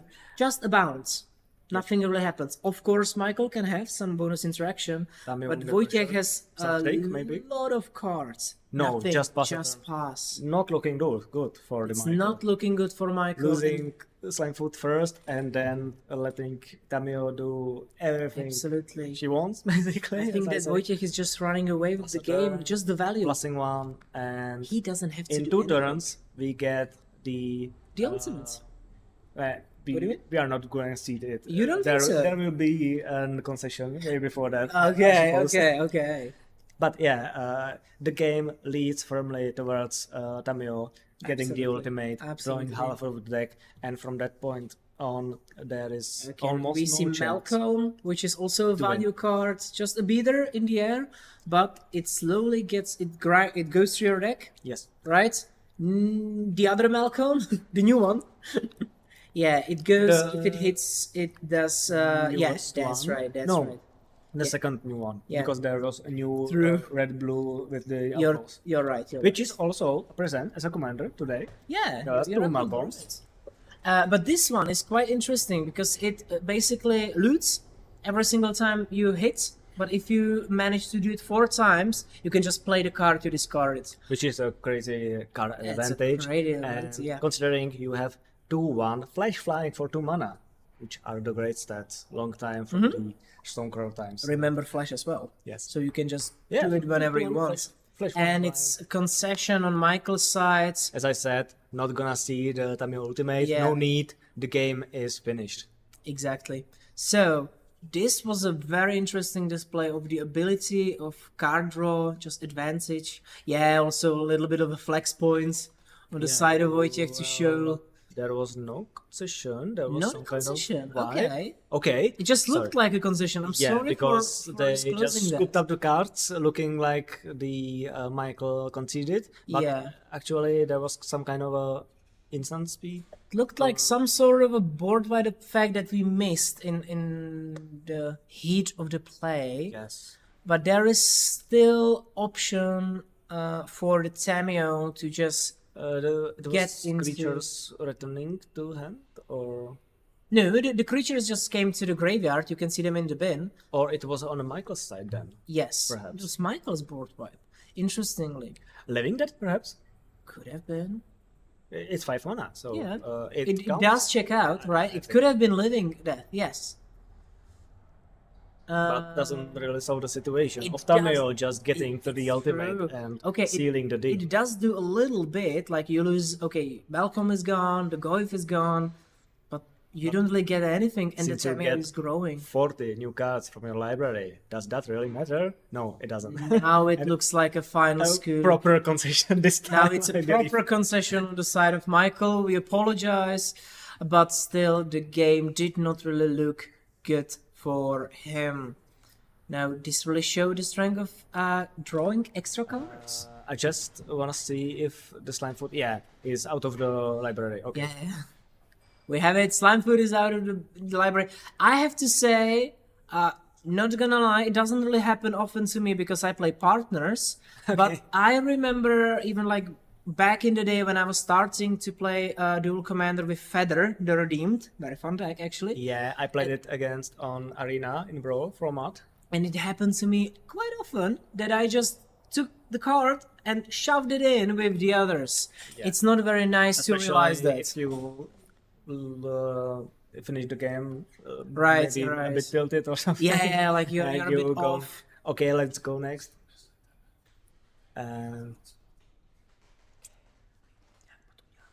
Okay, so Okay, now we'll see another game quite quickly. and I hope Slimefoot will be back with vengeance, so we can possibly see some game 3. Well, We in see. this case, we see a very interesting start, very heavy on green mana, because there is Utopia Sprawl, I believe, I've seen. Wildcroft. It was Wildcroft, Wildcroft it was and Wildcroft, Yavimaya, right. the land that Yeah. makes everything forest, Absolutely. but there was also a fetch land. Yeah, so there that was also makes character. that makes the hand keepable, I believe, because Absolutely. there is also some little cheeky Mincent Bull, a very powerful threat, I believe, Absolutely, that's crazy. Yes, the card is and absolutely brutal. Bombardiers, the Also new very strong. Yes, 3 mana 2/2 Yeah. haste menace. and it also just shoots others from the board by boasting. Very strong option. Especially if you're playing Slimefoot. Yes, So you can can- just do that. So you can both hit something for 5 and get your Slimefoot in the graveyard Yeah. to reanimate it. Absolutely. right away. Ideally, you just hit your opponent's face and push the damage. We'll see. Now, Wojciech also kept a hand of 6. Yes, mulligan is to be expected, especially if you are no draw, you really want to stop the early plays of the Absolutely. Slimefoot. Stop it in the tracks, as we Right. saw last game, when it really didn't pay off for Michael. Right. He attempted this risky play. And It was a little risky, but It I would have was. gone for the same play. I would not expect Really? a bounce spell. Okay. I would expect a counter spell, Yeah. but not Otawara. You are Otawara true. was interesting. The aspect that there was the Simian Spirit guy that surprisingly gave the extra mana to Yeah. adapt it right away was the touch that maybe it was really Yeah, and there is Wild Growth. justified.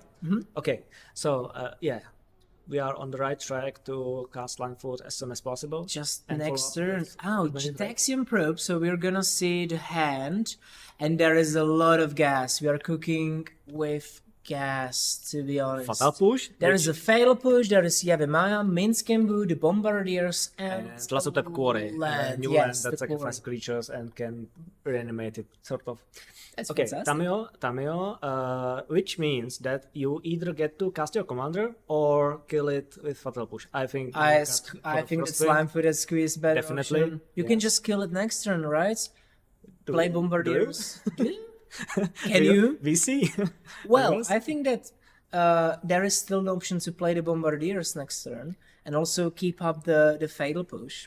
I completely agree that having Slimefoot in play on turn 2 and letting your opponent have their Tamiyo is a fair trade-off. Yeah, like the Tamiyo did not really do anything, it just created a clue. Okay, there are 2 open mana, Counterspell is available. This is anything.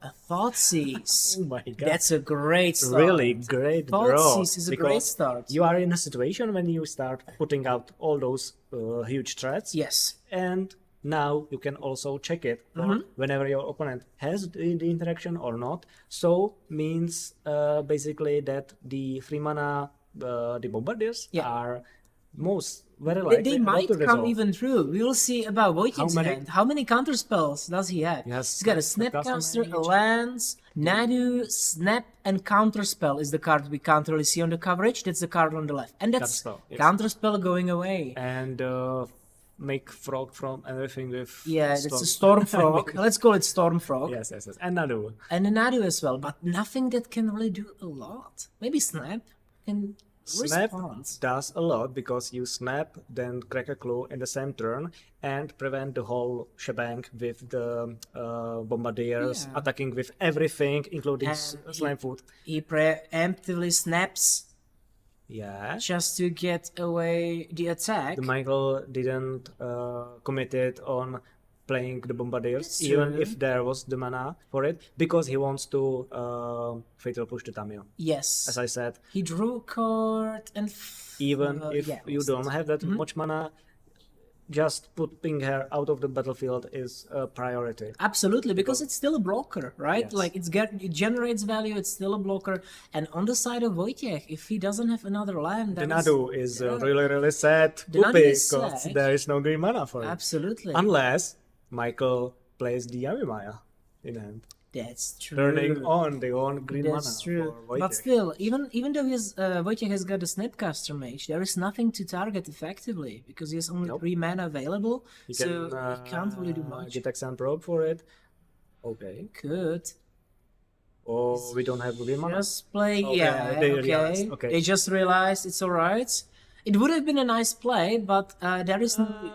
I wouldn't love it too much because you are staring down the Mince and Boo, and once Absolutely. that resolves, you are in big trouble. I believe that Minsky Boo will still resolve, though. There is only one secret card, I believe. I believe there are two because there is the clue cracked. That's and right, That's that's the right. draw step. There are still So options. let's hope for Wojciech. There is a counterspell, but let's see that. Yeah, and interestingly, well, quite logically, Michael chose to play Just went Fetch into- Land, and he did not play the Yavimaya, Yes. because that would unlock the option for Wojciech to Maybe try to use if Nadu. Wojciech didn't attempt to cast Nadu last turn, he wouldn't realize that his opponent has out of green mana and to play Yeah. it. But also, really good thing that, and we see that Mince and Boo Minsk is resolving. resolved, and now the fun is on, because the wee little hamster is gonna grow very, very fast. Into not so wee Not little so hamster. wee and not so little hamster. And remember, there is no Wrath of the Sky in That's the Vortex right. deck. No way to get rid of everything. Honestly, I don't even see any good option for Wojciech to get rid of this He had Minsk. land. Just He- land pass. Well, there is some stuff going on There was a because land drop. there is a Snapcaster Yes. into Snap that deals in combat with the Boo token Yeah, quite absolutely. handily. Because if the Michael goes for plus Boo again, Yeah. or even the -1, he can respond and just completely foil the plan. That's true, but it just slows down the tempo. It and- does not really stop Minsk itself. Yes, this is a great and brutal opportunity and power at the side of Michael because he has a Planeswalker Mm-hmm. that does something without any mana being spent. Absolutely, So, absolutely. his opponent has to deal some kind with the Minsk and Boo and the Boo token. Okay, he went up on mana, trying to target Boo, That's going and there to be is the Snap. Snapcaster into Snap. Snapcaster. Snap, snap. Nice. So the Boo token is out of the game, and In it will response to the trigger. it will come back on the upkeep, but for now, it's gone. Now we'll see also if Michael chooses to play Yavimaya or just keep it in his hand. I'm very interested to see Yes. what he chooses to do You with see it. this Now, Slimefoot once and again, Squee. the Slimefoot and Squee Makes coming sense, in. putting it on the play as soon as possible. Just from hand, remember? It was not cast from command zone. Yeah, still in play, this commander this Yeah. time. And the Bombardiers are just like They are ambushing, ready. Now he's thinking about it. and he's thinking about not Will he playing or it. will he not? Okay. It's tempting, but also it gives the Nadu to your opponent. The or question option is- to play it. Does Nadu really help that much in this situation? That's absolutely the Oh, right and we question. see the Bombardiers. Yeah, he's making red mana to be able to cast the away. Bombardiers, and there is Force Spike coming That's huge. as a That doesn't solve the answer. situation, That's right. but helps it a lot. It does help. And also there'll be Nadu, which is a 3/4, The- which can effectively block Yes, the yes, yes, creatures yes. for one turn And at the least. amphibious, whatever, how it's called, it can save to Winter Moon, my lord. Now that's a 4 spicy basics card. versus 5 non-basics. Winter Moon is a very spicy card because it allows you to untap only one non-basic land Yeah, we during see each the turn land cycle. with the Valgrove that's not getting Not untapped. really. That is Interesting choice. Maybe a misplay because we Might got be. a green black land, Yeah. and green like land that's enchanted. There's no Right. reason Why- I can think of. Right. But problem is, Winter Moon is all nice, but doesn't solve the immediate That's problem. right. It doesn't solve the board. It solves the fact that Michael facing may not play so many cards, but he only has 7 2. and 4, 11 damage at most, if we count the minus, There is the Ice Fang.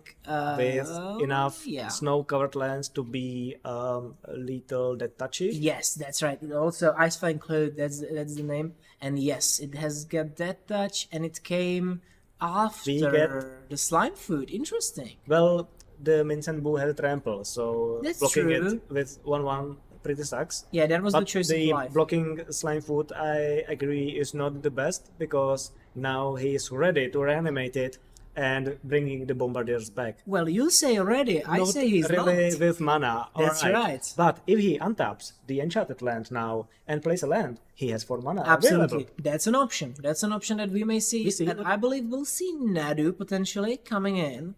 Because That's a right. That's a right moment. That's a fine moment for 2 mana that. untapped still to get some interaction. in Remember case- that the aura, the flash aura, does not really solve the problem with Boo, because it will still have the counters on it. So it does not really solve the problem of a 3/3 or even 6/6 in a moment coming in. the amphibious downpour, which I finally Yeah, remembered. the downpour, name, yeah, that's right. was Amphibious kind of a interaction for the Slimefoot itself, Yeah. not for the Boo. As the most it does is to turn off the trample and haste ability, Yes. so we can jump block it better. But And there still, is a full take on the attack, so Wojciech is coming down if to 2 you life. if you sacrifice the Nadu, you are just guaranteed to lose next turn. You're just you're right. prolonging the inevitable. But Absolutely. if you keep it in play, you might do something with it following turns. Fight for the board You're presence. right, but I'm not really sure. What, 7 Mince and Boo. You have ability to attack it. You can then sacrifice it and Right.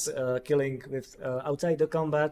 There's just so many options, and even the Winter Moon doesn't solve the situation. and there was also, I've seen a blink of endurance coming from in Michael's hands. Now there That is an attempt. Most will probably come into play now And- to as another threat. Yeah, and it may just solve the fact. Yeah, there is a read downpour? on the downpour. I believe it will. It is a be very strange card because it has got storm and it's also a permanent. Wait. It's a blue frog creature. Yeah.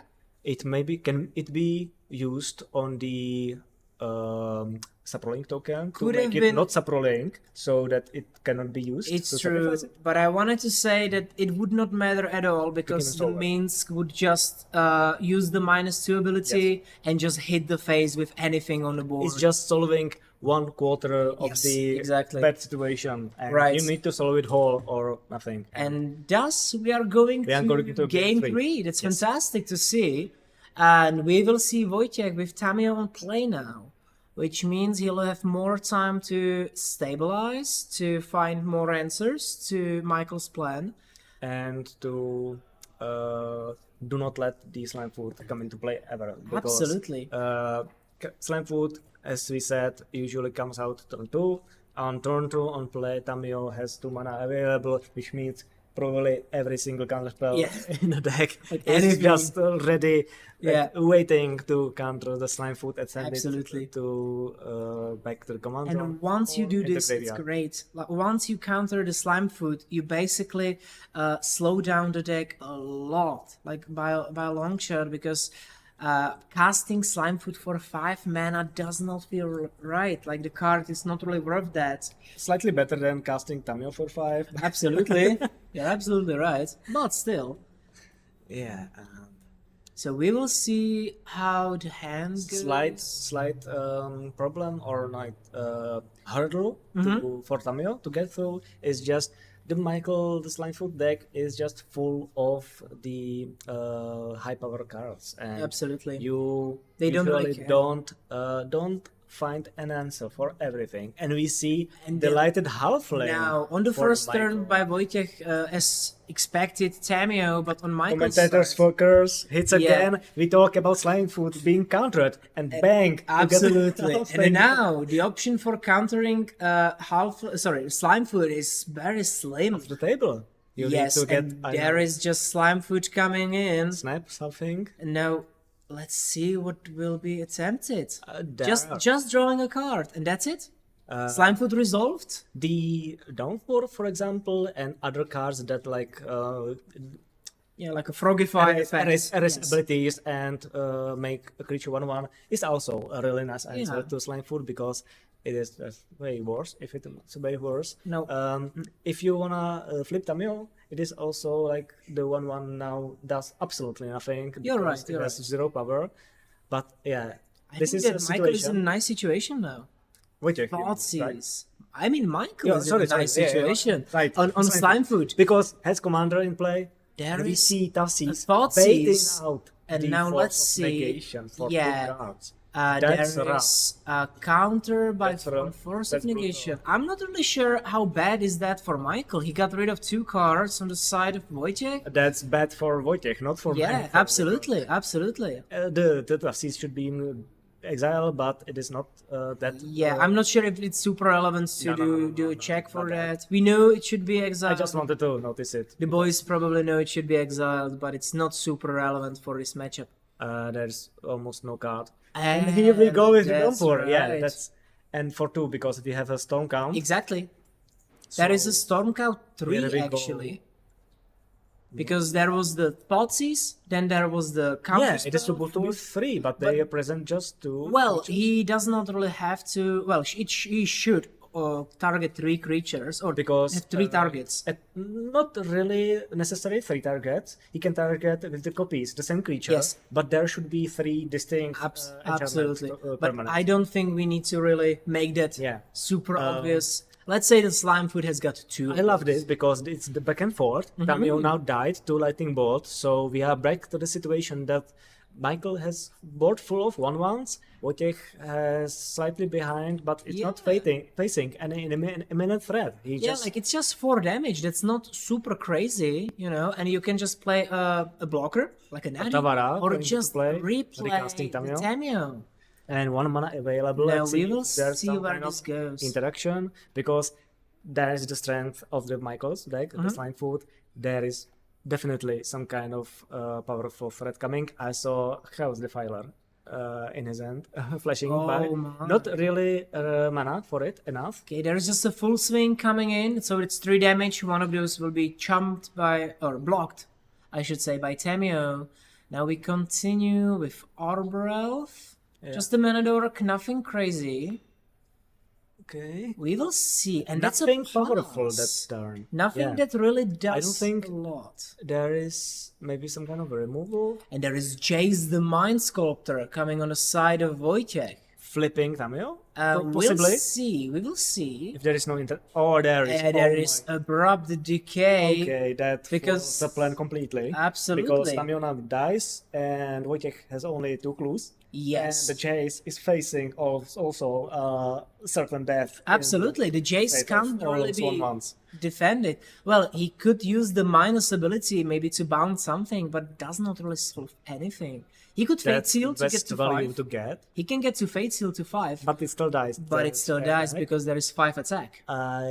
It sucks, but I believe the Brainstorm is the best. Yeah, he just uses the Brainstorm. There's nothing else that needs to be done.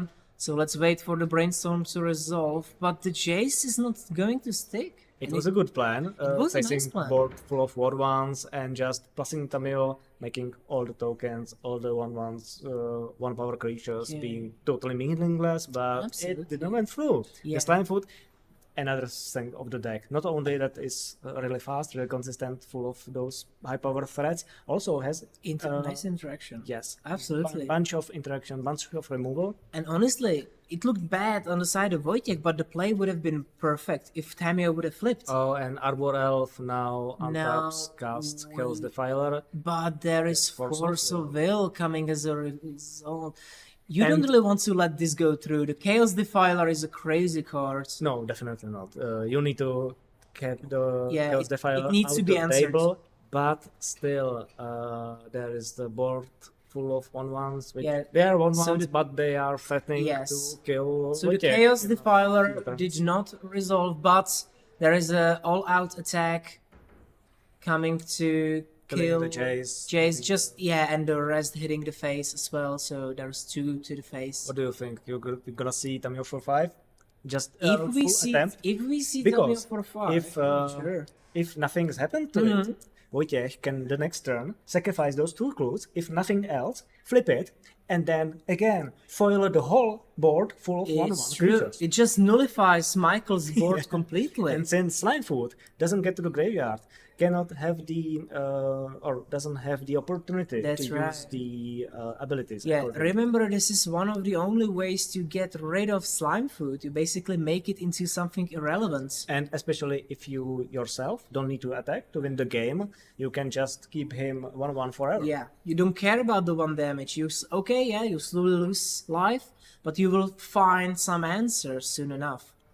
We'll hope. Yeah, there was the Fetch to Surveillant. and the land just coming to the bin. So we'll see. Okay, is that Tamiyo or is it something else? I think is Wojciech we'll see how brave courageous Wojciech enough? is. Yeah, exactly. Right. If just playing Tamiyo, is there anything better he can do?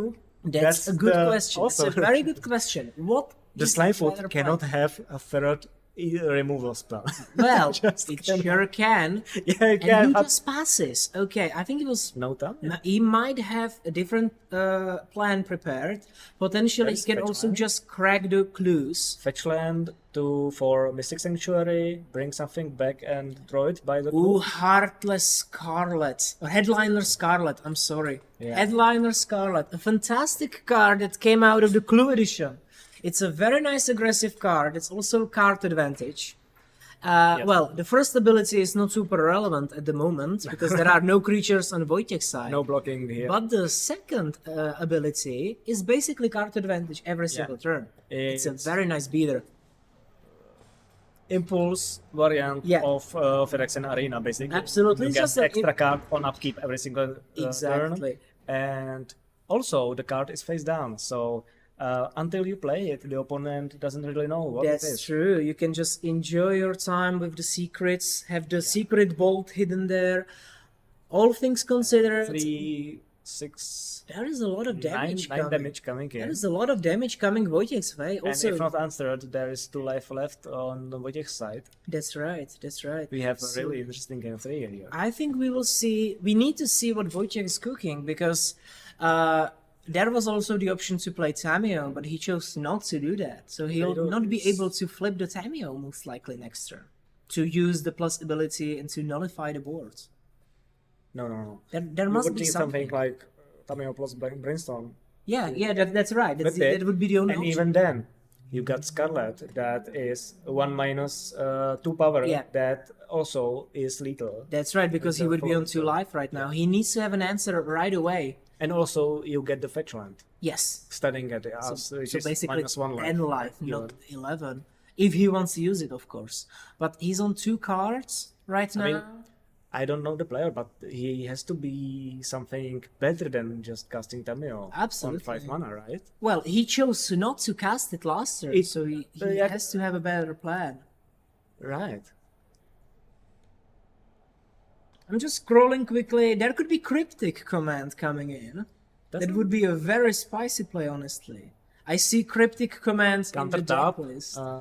Yeah. all the life, but doesn't solve the situation. It doesn't solve You it, got- but it postpones it. Well, if there is cryptic command, he can cryptic command, fetch with the fetch land for the Mystic Sanctuary, return it back, draw it with the clue, and be Yeah. ready for the next turn. So but we are talking about like almost the best case scenario for Wojciech. Absolutely. And as I I'm don't think it's scrolling- gonna be like it. There's no much other Honestly, there options. is nothing else. Like Archmage's Charm doesn't really help. There is probably only the Cryptic Command is like the best possible situation, which Wojciech could also try to dig for it. He still has 6 mana available So worst case scenario, he could just try to fetch, crack a clue, and then try to find a cryptic command. I'm not sure what else he That can do is- in this situation. Really not the best plan. It's not. It's not. No, But it's I don't see any good plan coming for Vojta right here. Well, having cryptic command in the hand. Well, yes, that would be ideal. Or casting Tamiyo the previous turn. Yes, because but if he- not, there has to be something better. Right? That's absolutely true. He If- cannot. I don't know if the pressure. It just would not got make to the sense player. to not play Tamiyo, or maybe he was just too scared of a fatal push or something. Hard to say. Very hard Wasn't to say. fatal push played or? Or just a different kind of. Yeah, I just, know. Just like a remove spell. The more the removal Right, spells right. The more we see, have, like the less. have is already available. seen, the less of them are. The less of them are in the deck still. Yeah. So we have a judge call just clarifying some situation. Yeah, there might be some kind of judge call, but our players are trying to find something out. Maybe there is a question about Heartless Scarlet. I can see it being pointed to. Maybe at the beginning of upkeep. I might have an idea what's going on. Maybe Wojciech- flashing in a creature? Yeah, exactly. And he wants to flash the creature after hand, and he wants to know if he plays the creature I after know. that, if he is able to block. He won't be able to because there is creature's target player control. So he would have to get like a It's a hexproof for blank himself. effect that lasts until Absolutely. end of turn for all creatures, not that are already in play, but Yeah. also Like, any other that For comes example, you could afterwards play Vendelian Click and still not be as an able to example, block. and it could not block because let me just check if there is Vendelian Click. There is not Vendelian. We saw it in the previous version. In Yeah, round but one, not in this right? one. I don't see Vendelian Click. No. It's not really Maybe that. Shana's Tidebinder is an option. That is, well, that would partially solve the situation, just Yes. countering the enter the battlefield trigger and then blocking. But it was not played. The same for Subtlety. Well, we don't know exactly if we are past the enter the battlefield resolve. That's also true. We don't really know if the card resolved per se. We just know it was played. Yeah, we haven't seen any attempt at moving towards combat. Absolutely. Something. So we will see how the situation will be resolved. Hopefully it will be swift and prompt. But as I was saying, I don't really see a lot of options for Wojciech in this situation. Mystical Confluence Could be? Is it in or the Mystic list? Confluence? Yeah, I see. Mystic Confluence. Okay, Misty, yeah, there is Mystic Confluence as an option as well. I'm not sure. I was still, we don't know Wojciech's hand, but my idea was still to follow the line of playing Tamiyo. He chose not to do that. Yeah. Which means there needs to be something better, right? Because Tamiyo would potentially solve the situation. So we will see how the call goes. And also, if there is anything better on Michael's side of turn. Remember that last couple of turns, he did not really play a lot of things. He played the Chaos Defiler, Michael, He tried to play that, you're which absolutely was right. probably one of the least or last of his threats he Yes. had, because I believe the Headliner Scarlet was top deck. That's true, it's probably true. Otherwise, I think he would have And in played that it case, it earlier. was a really sweet top deck. Yeah, it's absolutely a sweet top deck because it's a value, it's a hasty creature, so you can start the beatdown. And I think And that Michael needs to In close the game extension, soon. yes, and in extension, being 3/3 haste threat that Mm-hmm. also prevents blocking the turn and provides a card advantage. Basically, if it resolves unchallenged, it basically seals the game, I believe. It's probably going to be the game. I think there are still on the Wojciech's side of table, there is still a lot of thinking about how to deal with the Headliner Scarlet, which was put in front. So probably there is still a little bit of uncertainty about it being resolved or not. Maybe on the side of the control player, it's still hard to say if yes or no. But as we mentioned, the ability to not allow blocking does not really affect or is not really affected by when the creature came to play, meaning on the side of Wojciech's table. It's just an ambivalent kind of ability that you have there Yeah, for the whole turn. and to be fair, I am not really sure what are we solving here. I also don't really know. What happened? It is some kind of conundrum. Wojciech is facing a bunch of damage. That's the kind And of it is something about the Headliner Scarlet, I think. So it resolved, and there is a combat. Wait, The Scarlet is combat not attacking? is without the Scarlets, Okay. which there and there is an And there was a block. block. There was a judge, sorry. There was a judge. Well, I should not be asking that. It is interesting. because- Okay, that's an interesting thing. Maybe the judge decided that it should go the other way, not the way we said. I'm not saying I understand the game completely correctly. That is interesting. Well, it sounds like if it's creatures target player controls can block this turn, maybe it's the idea that there is no creature to be affected by that ability. No, hard to well, say. no, you are targeting the player. And it's, That's true. Pretty one-sided for my Yeah, taste. I'm That not sure. target I'm player not really controls, sure. Every creature target player controls can block. But maybe it is. Maybe it's the fact that the creature wasn't there, so it could not have been affected. And then I'm not really sure why Arbor Elf nor the Headliner Scarlet didn't attack. I would text you, them. as we said numerous times. Michal just wants to close the game as soon as possible. because Absolutely, When wants- he lets the Tamiyo to recuperate, to cast the commander, and to wait. And just to see a couple of things, there was a scavenging ooze on the side of Michael and the side of In Wojciech. There was response, Mystical Sanctuary. Mystical Sanctuary and finding the force putting of back Force of Will. Because the Owls could snatch it out of the graveyard. if Yes, it's that's- done, that's true. later. I don't know if I'm not Force of sure Will if it also helps. you solves the situation because outside of the Scarlet we have also the Scavenging Owls. Yes. Really putting. There is pressure. There is a lot of pressure on Wojciech, absolutely. And you know, the ooze, there are creatures to make it grow bigger. And the Headliner Scarlet, don't forget the idea. And Michael to another even card. yes, you get 2 cards. So even though Wojta could play potentially just hardcast the Force of Will, sorry, there can be still another card coming in, and more. Is that and really more worth? threat In your opinion?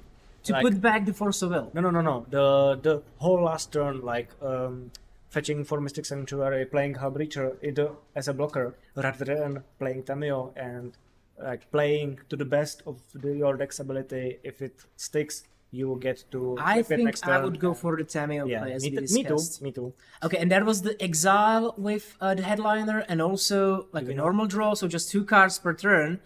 Lelia. It looks like either Lelia or Monastery Swift. It's Lelia, it's 3 mana. It's the full art. It's just too far. It's just a little too far for us Just in to a corner. find. Yeah, the board is too wide. I will just quickly ask for the thing. In response, there is Shark Typhoon cycling going on, putting out 4/4 Shark into play. Yeah, Lelia the Blade Blossom. And Okay, it was Lelia. It's been confirmed. Yeah. And also, we asked our players to just stick to the center of the board. So there is a lot of pressure coming in. You missed Shark Typhoon. Oh, there's been a shark to the Typhoon. Yeah, Yeah. throwing in and bringing out the token while drawing a card. Yes. Well, Yeah. it's a nice. Put out some blockers. Yeah, in it's play. a blocker, but still there is a lot of things coming in, Yeah. and it's just the Leyland, Slimefoot, and Squee. Lelia attacked, which is meaning it just It got just dies. smashed. Yes. Smashed into the Into the shark. And the Slimefoot most likely gets resolved. But Okay, wait.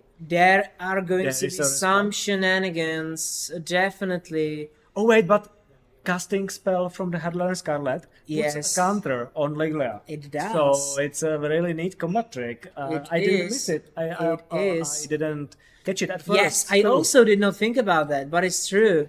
I would completely got... But he's not casting. wait. He's just exiling cards via the scavenging yeah, because moves. if you exile a card from your library or your graveyard, Yes. then Lelia. And Lelia just grew and killed the shark. I don't believe I have ever seen this situation. It's a when great you interaction. Grave hit yourself in order Yes. to grow that in instant speed. It's a great way I saw to the deal with shenanigans that. with her and Title Pact when you exile half of library Well, and yeah. grow her. That into does work, but a little we might not see proportions.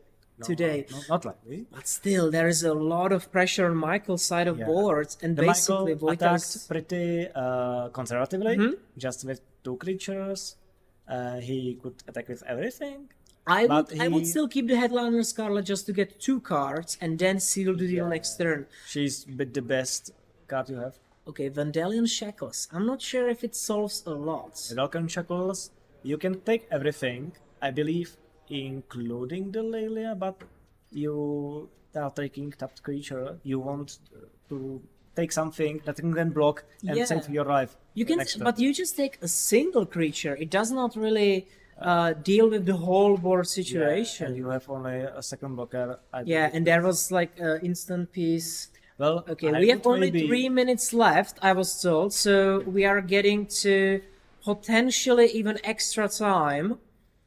But there are I don't think I would still take some the options. Scavenging Goose. I would take the Scarlet because even there is the synergy with Lelia and O's. The Scarlet takes another card, which is huge in this Yes. situation. Maybe- Because every card is a potential removal You're that right. completely solves this situation. But and maybe wins the game. Wojciech And is it's a thinking grief. about gaining life via the scavenging goes, and there is grief coming That's in. true. Just hardcast grief being countered. By not hard cast Force of Will. Yes, by exiled force of will. So Wojciech is coming down to 5 life, very close, very much on the But edge. the board, the big board, is still there. Attacks going on. There is still a lot of creatures, How? a What? lot of options. What? Is We going will to attack? see. Okay, so just once again, a bit conservative. There is Orcish Bowmasters exiled, which they can be played. Remember, there is still the Arbor Elf and a lands on the side of Michael, still untapped. They are very hard to see on the side of the coverage, but Yes. we still have them. Yes, you can play the the Bowmasters because you Yeah. can Arbor Elf the Beiju with the Utopia Scroll. Absolutely. And you see the block. So there are, yes, and there is like an exile, probably on a creature, yes. As you So the said, Chaos Defiler. maybe better like removing the threats, but that's in my opinion playing more for a late game. Could be, could be. Well, he can once again use the shackles. You kind of need to solve the immediate There is situation, the- finishing of yes. the Hullbreaker or Hullbreacher, sorry. Yes, and putting on 2 more creatures, 2 more 1/1 baddies on the board. Wojciech is now on 5 life, facing He's once facing again, a lethal threat. And if Michael decides to just swing with everything, I'm not really sure what can Vojta do about that. The Vedalcon Shackles can take something. Well, they will probably take either Headliner Scarlet or Lelia. I think there are no better targets for that. Both of them are scary, both of them are card Well, advantage. if they are not Lelia, it is a champ block, meaning Bowmasters could be also taken. That's an option. In order to you can sacrifice the clue Yeah. and not getting money for it. because- That's true, that's true. So Wait, there's Mishra's there was- Bubble, There which was sucking a clue and not a trigger from Bowmasters, I believe. I'm not 100% Because, sure. We shouldn't remind Yeah, just they may. the trigger. The but- guys missed it. That's unfortunate. Though there should have been. I missed it because I was lost in my own thoughts. But I was just notifying because if we have a good life total, because Yeah. the Bowmaster trigger would definitely go upstairs and Wojciech is still at 5 life. yes. Now we will see. It will be probably the headliner. There was the Urza Saga, but Hmm. unfortunately that doesn't really. I'm not sure if the saga will do. You have to block the biggest one, which is the Lelia, and you are still 5 mana 1/1 creatures. Yeah. Or sorry, 5 1/1 creatures. Yes. Coming to you, even if you block the larger threat, So and all completely disregarding what Michael can play. Or yeah, and draw. he will get 2 cards. One via.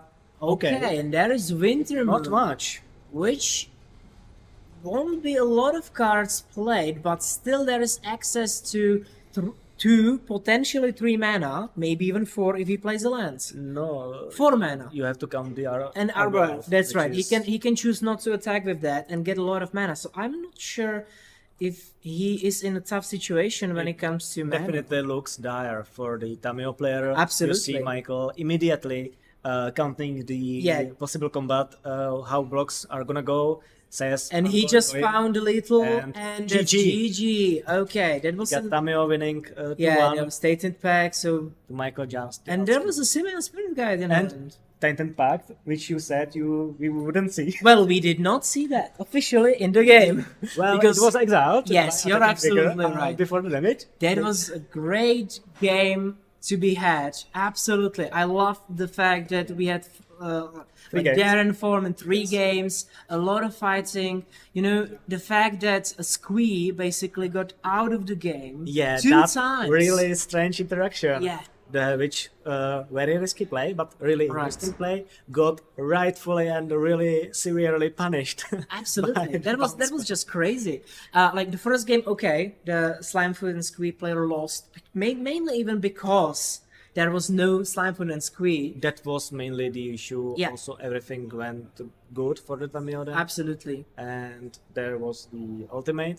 Yeah. Then the other Planeswalker, Minskan Boo, yeah, that was the way pretty to much win. won the game. Absolutely. Because it resolved uncontested, and once it's in the play, especially deck which interaction is primarily about blue cards, Yeah. which means bounce spells that usually target creatures, and counter spells cannot really solve that much. You solve Absolutely. a snap on the Boo token Yeah. and nothing else. That- And that's then right. it just went turn after turn, and it was ultimately too much for Absolutely, and even in this game, we saw the weakness, you could say, of the Tamiyo decks, because there is no good option to get rid of a lot of small creatures, and they just slowly ate him alive. And compared to the game where Tamiyo was in the play the Yeah. whole time, when you kill her with some kind of cheap interaction spell, Yeah. cheap removal,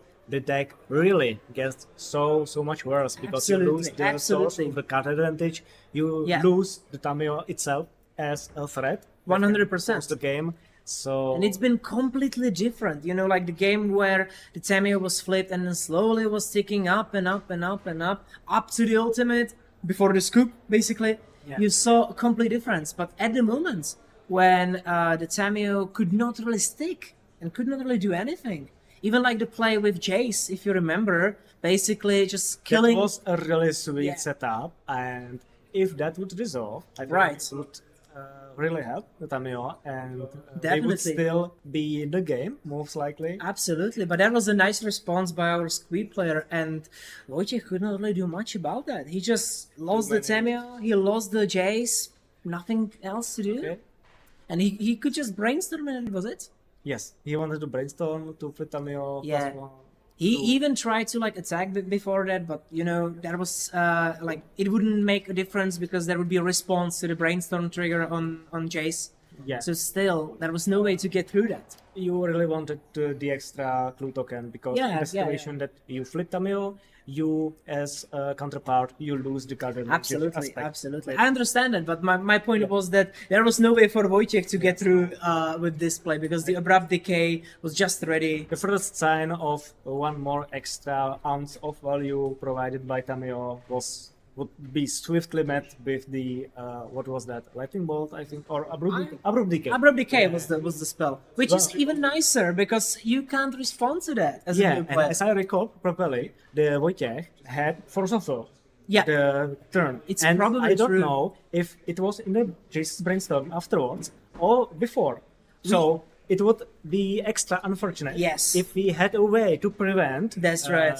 his disruption of this interaction. Which would but mean that it would yeah. be abrupt decay. It's crazy, man. It's crazy. Like it's possible. We don't really know, but I will believe this story. Yeah. I will believe this version of reality because it just sounds great. We might ask afterwards. Yeah, we may ask the players afterwards. We will take a short break, but we'll come back with the coverage soon enough because this round was quite long. So get ready for round number 3. Let's go.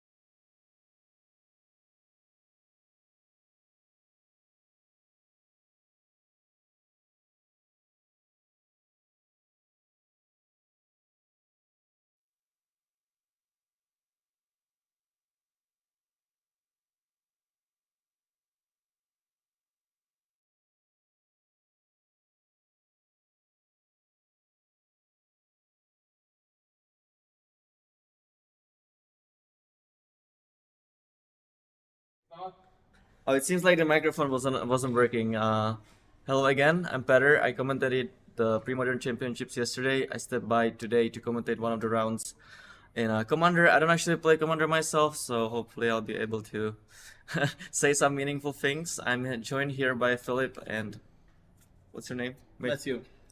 Hi, my name is Matthew. And my name is Philip. We hope that we will bring you some information about the decks, about how they should be played, about what the players are doing, and what their goal is. So we are going into the game. We'll see who starts. Alright, so the commanders are Slimefoot and Ghyrson Starn. I actually have to read Ghyrson, I apologize. Source you control this exactly 1 damage. Okay, so it like works with 1 damage spells. Yeah, exactly. I think that's the point of the deck, but I think Slimefoot has a edge in this matchup actually, because it can be a lot faster than Ghyrson can be. Let's see what the players will keep and if they will mulligan. They both will mulligan. Okay. Are these commanders like popular commanders in general, or? Yeah, definitely. I think these commanders are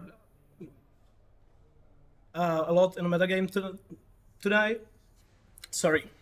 Especially the Slimefoot and Squee. Yeah, it has a big part in the current meta. I think it is only matched by probably Tamiyo as of today. Ghyrson is maybe a bit less meta, but he's still played a lot. He's definitely not an off-meta pick. So what one damage spells do we see in the deck? I assume there's like Grape Shot and stuff, or? yeah, a lot of those classic spells, Grape Shot and so on. The main goal is to combo off as fast as possible, whereas Slimefoot is aggro but can be played heavily into control later in game. So I would still assume the Slime be in the advantage most of the time. Alright, cool. So Matthew, do you wanna add anything? Yeah, let's see if the players will keep now. Oh, and the Festivities is another cool card that works really well with it. Oh yeah, true. But yeah, the sad part about it is most of these cards are sorcery speed, which sort of cripples how flexible the deck can be. So what's the main game plan of the Slimefoot deck? It generates 1/1, so I assume there's like a bunch of combos with that, or? Yeah, definitely. Well, Slime also likes to use heavily his ability, which is for 1 color less and Juned colors, to bring it out of the graveyard with 1 more creature by sacrificing 1 creature and paying the cost, which is really strong. For example, with So when they the kill it- incantations. When they kill it, you usually put it into graveyard and Yeah. not the command zone, right? That's Yeah, kind of weird, actually. Well, it's a game plan that is used for the tempo, and basically the deck is really sort of built around this ability also. Right. But it can be strong even by itself on the field because it generates a lot of 1/1s. It can be sacked. For example, Bombardiers are Right. a big combo.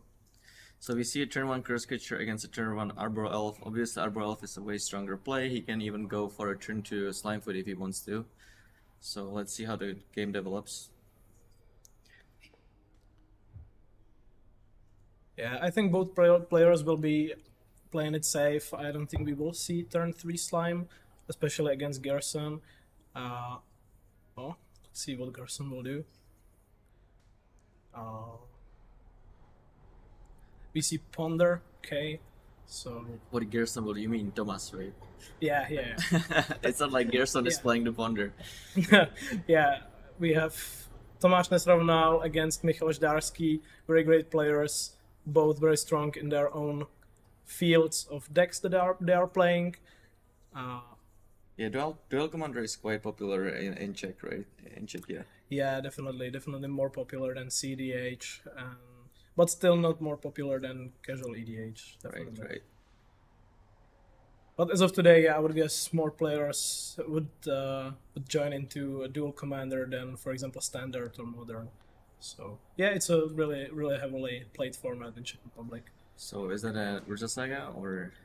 I'm actually not quite sure. Oh, it's a double-faced land. So Yeah. Oh yeah, okay. It's so it's smashing. Yeah. Well, let's see if he has a removal spell for the Arbor Elf. He's casting something for 1 red, so I would assume that. Okay. Oh yeah, he does. It's perfect. Kind of weird to see a curse creature outside of like a dedicated Merfolk deck. Is that a commonly played card or? Yeah, it's a normal cloud. It's For Ghyrson, it's a normal cloud. Okay. It's a very strong 1-drop 1/1 with a very strong ability. Yeah, it basically has this ability, and it's really great to play it turn 1 because you are actually threatening the board and also the hand. So Right. you give damage, or you are able to give out damage, but you are still able to counter and interact with the opponent, which is really strong. Because in duel you have only 20 life, which maybe is the Every point matters. yeah, every single damage matters, and so it's really nice 1-drop. You see Simeon Spirit Guide Simeon Spirit because Guide it to was find food. fourth. Makes sense. So do you usually run out the commander as soon as you can, or is it usually better to wait, or how does it usually plays out? Well, it depends on the matchup, but yeah, I would guess you are trying to look for some passages when your opponent can't react. So, for example, now Tomáš was stepped out when Michal played Slime, so only some, only a few spells can actually interact with Slime. In that case, he could have had Daze or some Force, but even if he has it, I don't think it's a great target right now. It's still really early in game, and he will probably want to keep those cards for some bigger threats. Right.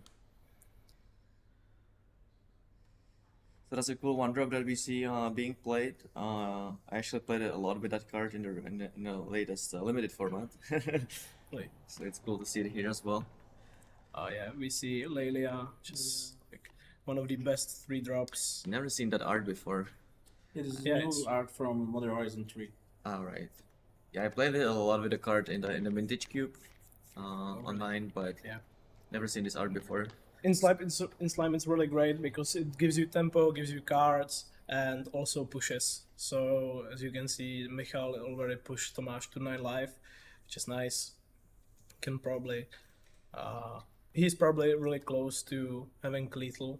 So let's see what Tomáš does with it. Michal only has 3 cards, and I didn't know that the games of Dual Commander were this fast. I was just kind of assumed that it's going to be this like mid-range fest where the games drag forever, but apparently it's not the case. well, it can be. For example, when you match control with control, the games usually take a long time, and they are usually land pass, because you don't want to waste your resources in duel, because it's really hard to replenish them. So, and the most valuable thing is card advantage. So, yeah, duel can drag out, but these popular meta commanders like Slime and Ghyrson, they play out really fast and want to kill their opponent as fast as possible by comboing off or killing the opponent. Yeah, we can see Tomáš is at 6 life. It looks like Tomáš didn't have a lot of answers to Michal's plays.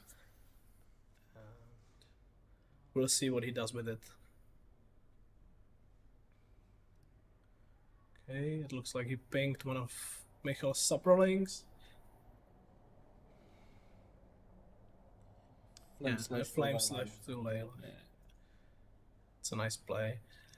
So basically, right now, Tomáš, by keeping the Slime on board, doesn't want to give Michal the option to return something from graveyard, which is also an option you can do, but still has blockers for the Slime, so the Slime doesn't roll over him. We'll see what Michal drew. Troll of Khazad-dûm. Yeah, silently for Swamp. So that was a big swing. Like last turn, we just saw Michal kind of smashing Tomáš, but now the table's kind of turned. Let's see what Michal has for the follow up. I mean, you can always play the Slime, I guess, but oh, is that it? Is that I a... think he should. Oh, is it Unearthed? Yeah, Yeah, it's Unearthed. Okay, this is really bad for Tomáš. He has only 1 card left, and the ley line is back. which will now push for with Slime for 6. One mana Lelia is pretty good. Yeah. No, it definitely is. You can even cast the delighted the- halfling on the top. Nice. Yeah, generate Supperling. Yeah, even the generation of Supperlings is really crucial. Those are great chump blockers and also great for activating the SNS ability. So we see 3 damage going through from Slime. Yeah, we see Halfling being played. It's a really nice card, especially against any control deck. You would really like to have a Halfling Yeah, this is a photo on your push and board.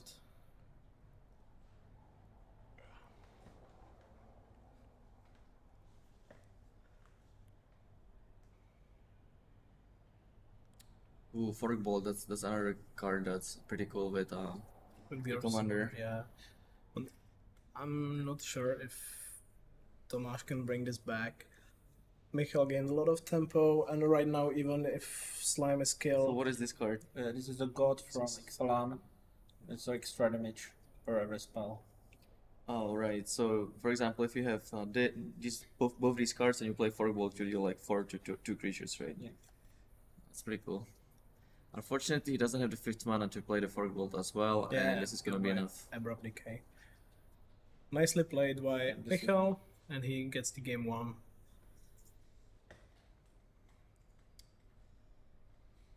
Yeah, I don't really know what happened because Thomas kinda had an answer every single turn, but he still got rammed over anyway.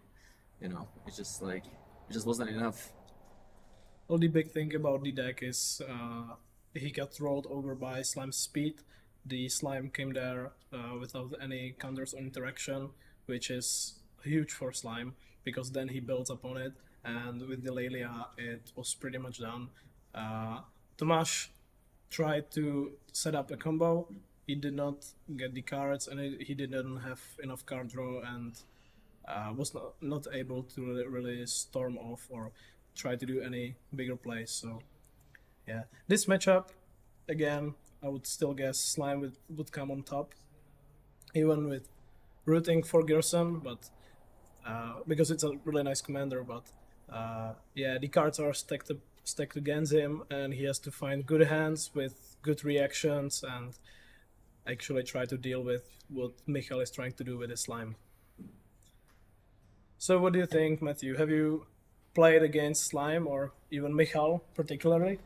No, I hate Slimefoot. This deck is annoying and have a lot of good cards at this moment, and I think it's the strongest deck in actual meta. Wow. So, Even better than Tamiyo. Yeah, even better than Tamiyo. but you are a super Tamiyo strong player. too. You are Yeah, a I'm Tamiyo player yourself, Yeah. no? Okay, so Slime now beats even Tamiyo.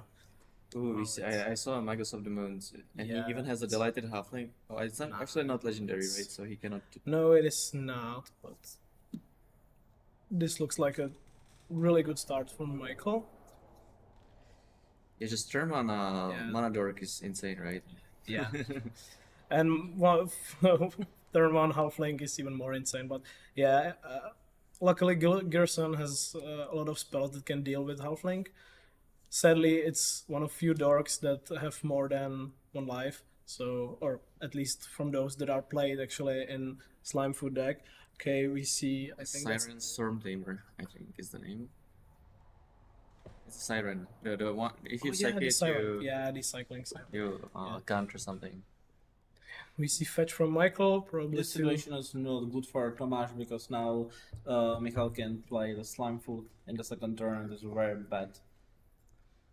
yeah, and it's even uncounterable, which is even worse for Tomáš.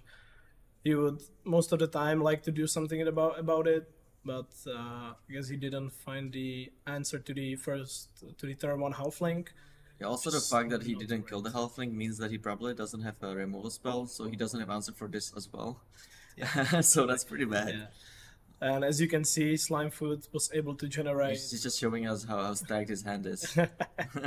Yeah, you can I see. see Bomberman for next turn, and Yeah. I think That card is ridiculous, yeah, right? this win for Michael. In this format, yeah. You see Ghyrson on board. I'm not sure if it's the best play right now, but I guess Tomáš needs. Ooh, there's a Oh, Fury. nice Fury. Ah, okay. Okay. Well, that changes things a lot because I think Michal doesn't have an additional land. Maybe he does, but regardless, it's really strong here. Yeah. It's just gonna kill all the creatures. Yeah, really. because of Ghyrson. Yeah. So it now he kills has to decide everything. whether he puts it back into the command zone or graveyard. He goes for the command zone. Yeah, right now. That's pretty tricky, right? Like, oftentimes it's not obvious what you want to do with that. Well, you are predicting that when you have slime on board and it dies, you would actually like to use the ability, but it was slime turn 2, which in itself is a lot of pressure for the opponent, and he didn't have like pretty much anything in the graveyard, so it's better to have it in command zone, and you can cast it pretty much any time instead of having it in graveyard and not being able to pay the cost, because part of the cost is actually sacking a creature. Right. So it's Sacrifice the Supper Link. or say a sacrifice a Superlink actually. Sorry. Oh. Okay. So yeah, and if he doesn't have any way to generate those, he has his slime stuck. You can see Abrupt Decay on Ghyrson. It is uncounterable, so I guess Tomáš will try and get as much value as he I can. wonder why until he it dies, waited no? on the Abrupt Decay, because maybe he would have responded with some burn spell. I don't know. It's probably not gonna matter. Well, as I said before, Ghyrson plays a lot of these obscure deal 1 damage sorcery spells, so I think that's a big part in deciding whether or not to Abrupt Decay in instant speed or sorcery speed. Yeah, this is a new lizard with Offspring. Deal 1 damage when another creature enters the battlefield. Is it anywhere you want or just player with the 1 damage? When another creature enters the battlefield, deals 1 damage to the player, I think. Right, okay. Yeah, that's a pretty nice card. It really builds up the board with the Offspring. So if Michal has any like single target removals, it pretty much helps you out. We'll see what he tries Ooh, to and do. even a Yeah, get shot to kill the elf. Nice. Wow. Okay. Yeah, this really cripples Slimefoot. We kinda thought that this game was over, but everything completely changed. Yeah, the Fury Yeah, is super strong. Slime had perfect stars. We can see another swim cycle. Okay.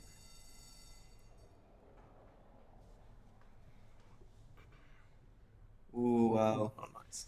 I wonder if Thomas is Okay, regretting using so- that gadget now. Well, I mean, this still turns everything into mountains, and he can still burn it with something else, probably.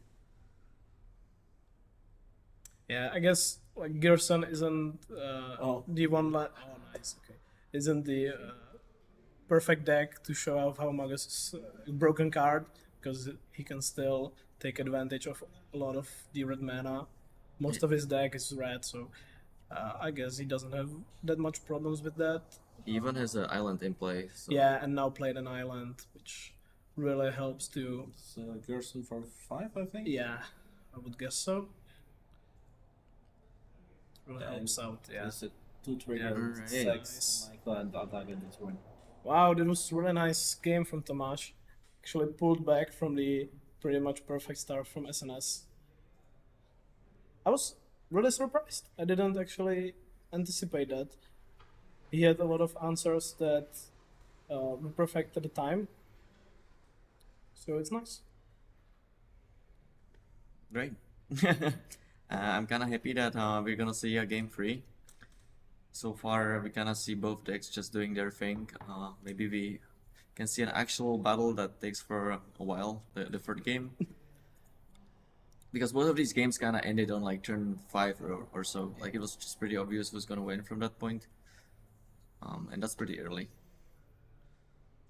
I would really like to know if the ice-covered island was a top deck, or has he held it to maybe bait out the Megas. That would be a It next would be level. really, really smart play. Yeah, we'll definitely have to ask Tomáš after game. Okay, so Michal will start again, and let's see how the opening hand goes for both players.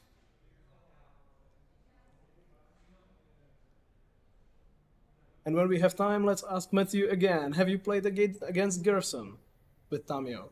No. What is your... No, you have No, actually not. But this is a board presence aggro deck, and this is a very bad matchup for Tamiyo. Everything would generate a board is so bad for Tamiyo. Nice, we see Yeah, I think it's no blunder. Really not perfect And start for Ghyrson. one blunder. Yeah. Let's see if Michal actually keeps. It would be a really risky hand, especially at 1-1. This is the risk hand just when the Slimefoot don't play the land creature, Dryad, because have a Zenith on hand and can play a green Zenith to the Dryad and it's 2 land. Yeah, of And it's course. okay situation for Slimefoot. Yeah, of course, that's a viable play. But maybe still a bit risky into Ghyrson.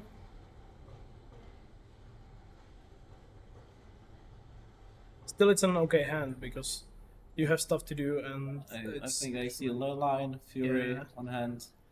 those are great cards to Yeah. have, especially at the opening hand when you know you can use them at any time. So it really pads out the dead cards in hand. Okay. Let's see how the players will do. Alright, game 3. His hand is pretty bad. But Yeah, having a Ghyrson lot of goes lands to in Commander isn't that bad, right? Because you can just cast your Commander all the time. Like, it's not as bad as in regular Magic, where if you draw a lot of lands, you have nothing to do. Do you often keep like 5 landers, or? I would still guess it's up to the matchup, but I don't think keeping a 5-lander is good because you need to be reactive. You have only one player against you, not another 2 like you do in average or normal commander or normal EDH. So I would still like to go for maybe a hand with maybe even 2 lands. If I know I have the reactivity in hand. Right. Because in dual commander we play really low curve. There's not many expensive spells, or if you do play those spells, you play them, for example, to reanimate, Right. but or cheat them out somehow. Right. But yeah, you usually don't want to play those. Okay. We'll see if Ghyrson keeps You also 5. get to mulligan for free once, right? Or is that not the No. case? No, you don't? No, Okay, you don't. sorry. You go down 1 card every Right, time you okay, mulligan. okay. So yeah, mulliganing in duel is really hard. So you have to really know if you want to mulligan or not. Okay. You should always keep maybe a mid hand or a hand with maybe. Yeah, that's a nice start. Court of to Dryad Arbor. X is 0. You would always like to keep like a more moderate hand rather than mulliganing, because then you go always 1 card down and oh wow, I played Dryad Arbor. Yeah, this is a Dryad. Oh, this is on the Dryad Arbor. Oh, okay. I'm so used to the other frame, the future side borders, that I even forgot it has a normal frame. So we saw Green Sun Zenith into another land, so this should probably mean an SNS threat in the second round for No, because Michael. you have a 1 mana. I think it's a green, red. Oh yeah, he would need to filter it out, right? Michael needs a black or red mana Yeah, we see. for Slimefoot.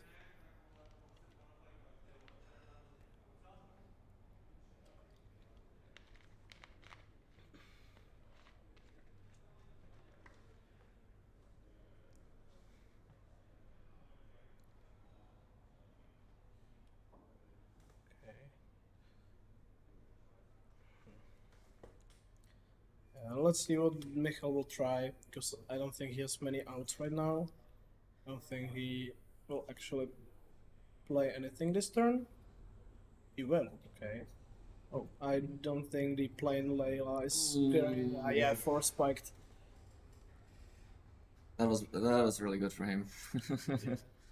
I'm not sure about this play. I would probably not even try it, because Tomai still had an open mana and he's still in blue deck, so There are the not many many threat things is that always there.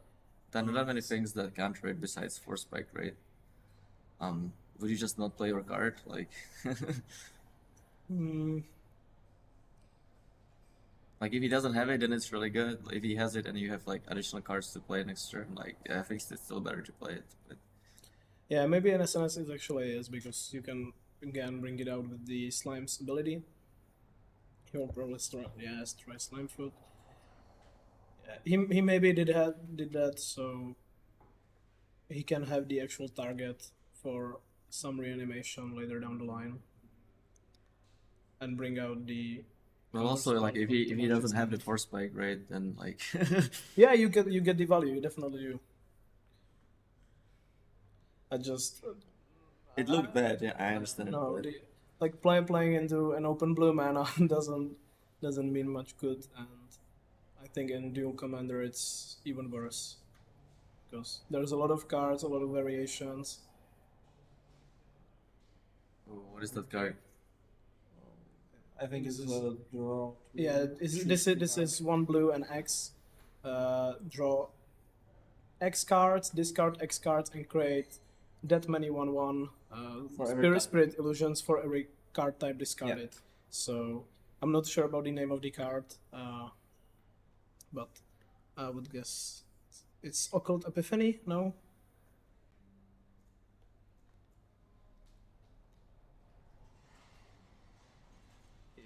Creature and lands 2/1/1. nice. For So Tana. he gets 2 1/1s and.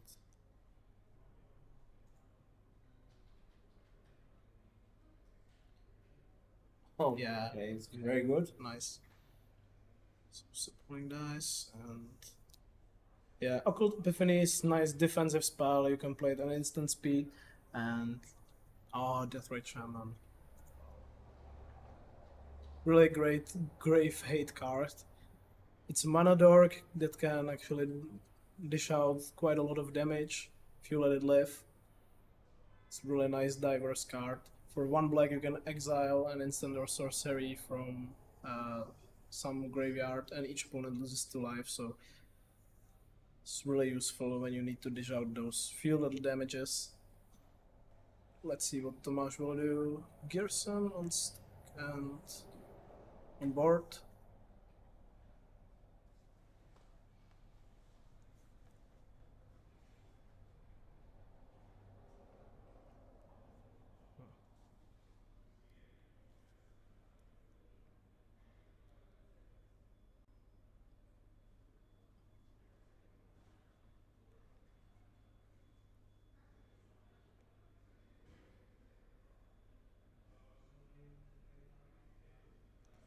Ooh, that's pretty good. But he gets Okay. the crit response. Well, it's still gonna kill the creatures that he wanted to kill. Yeah, it's still gonna kill the arbor, but the value Michael gets is much better. No? Okay, so this is a crucial turn. If he has a good play here, We see Avimaya. I think he doesn't really have that much. He has like I saw Marchesa Blue Moon, which isn't that great. Oh, he can stick it to he the can, what is it Roborg? I think Phyrexia Tower or something? Yeah. Yeah, Phyrexia. so. He gets 2 mana, and then he brings it out with the ability with the Layla. So He could have done that pre-combat, but then he wouldn't get a subrolling, but maybe he would have hit something with Lelia. I don't know what's better. well, I would still guess going for the play where you actually know you will get the value is better Ooh, Fire Yeah. Confluence. Jeez. instead of going for lucky plays. But Yeah, but you get only like 1 subrolling, whereas you can get an actual card. Like I don't know. yeah, You know, maybe he would have hit like a Dulcis or something. Okay, so Yeah, they definitely can happen. the would just Tower include plus the Slimefoot is a really good combination.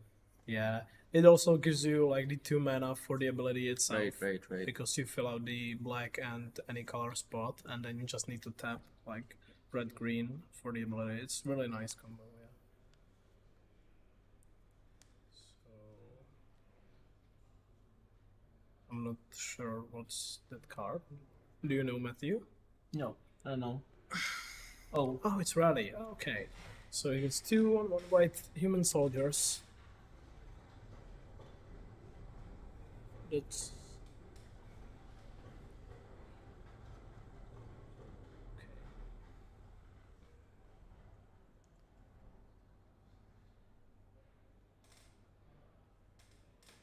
yeah.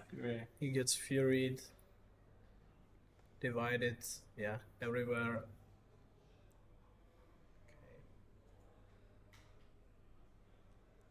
Yeah, he wants to counter the ability, so. Okay.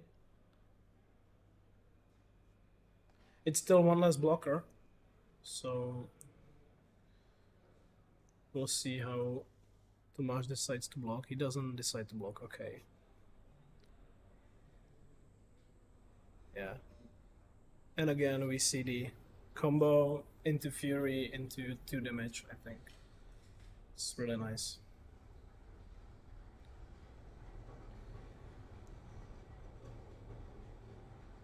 Yeah, especially in SNS, you always like to. Oh, okay. That's not gonna do anything. Nice. This value is amazing. Now Slimefoot can. It's kind of weird that we play best of 3, but there's no sideboard, so we see cards like this even the post-board games. Yeah, that's. Some say it's a downside, some say it's an upside. Some decks would be like quite unbeatable with sideboard. So because you have 15 card sideboard, yeah. Hello. You're famous. Hello Of everyone. course we are. Yeah. Now we saw 3 really nice games. So Ghyrson bounced back in a really nice turn of events. So it was really pretty. But I still think the SNS is so huge. It has so much cards that have really big value and that you would want to get rid of. Always gets a lot of value. I think Matthew would like to do an interview with someone. It's really nice to hear. So we will bring out the players or player or someone that the production will tell us, and Matthew will conduct an interview with them. I hope you are happy. You will hear more from Matthew Grigar here. And yeah, we can talk about the matchup some more until the players come. I still think the SNS has an advantage. It always does. It has strong cards. It is in good colors. You have a lot of killing, a lot of tutoring. You almost always have a way to kill your own Slimefoot to get the ability in the graveyard. So there's a lot of nice things about it. And yeah, but the matchup is really stacked against Ghyrson. Even though, as you saw, Ghyrson can do and dish out a lot of damage when he has the ability to do so. So, I'll guys let you have the interview. I'm gonna go. sure, thank you very much for being here. Bye. Yeah, let's say bye to Petr, and Bye. let's say bye to me. And Matthew will now conduct an interview with, I think, Slimefoot player.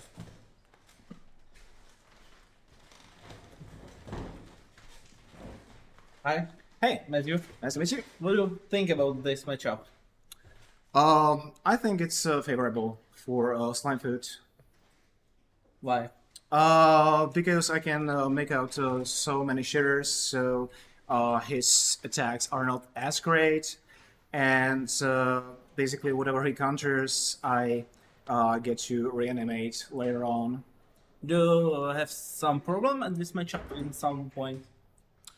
Oh, the second game was a little bit out of my hands, but unless I get like an early Blood Moon when I'm not ready for it, I'm probably fine. Yeah, and how are you staying now in the tournament? What's your score? I am 4-0. 4-0. Yeah. Oh, okay. It's very good. And you played against what decks? What I planned? In the past turn, you play versus. Yeah, I played versus Tamiyo, Yeah. which is also supposed to be a favorable matchup unless you get on the counters. And which matchup is now the biggest problem for Slimefoot? Biggest problem is probably combo decks because you have very little instant speed interaction. Yeah, okay. Something else, what do you say? Well, I think it's one of the best deck in the meta and probably best positions. Also, it has very few bad matchups. Do you think the Slimefoot is in a ban rate? I think it's right on the edge, but not over it. Yeah, and do you think some another deck now is in a ban rate in the meta? Certainly Tamiyo. Yeah, the Tamiyo is very broken. Yeah. And the Slimefoot no. In the deck? I mean, the thing is, the Slimefoot is quite fair. I mean, the reanimation needs some kind of setup, so it's not like, one card does everything. So I think it's just enough, or just not enough, to be banned. Okay. Okay, thank you for entering. Thank you. Okay. Now we take a break, and after it we are back. Thank you.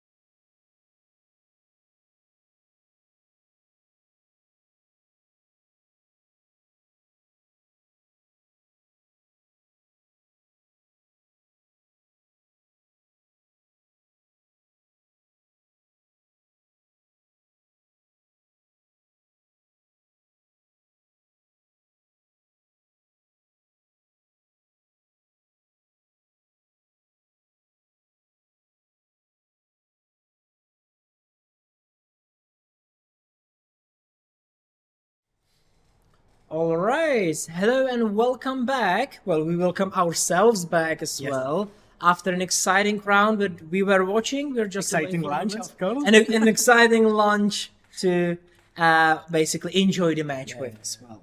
Yes. I really hope for the Ghyrson win, but we did not see that. It Slimefoot was prevents. slinky as hell. Yeah. Back and forth.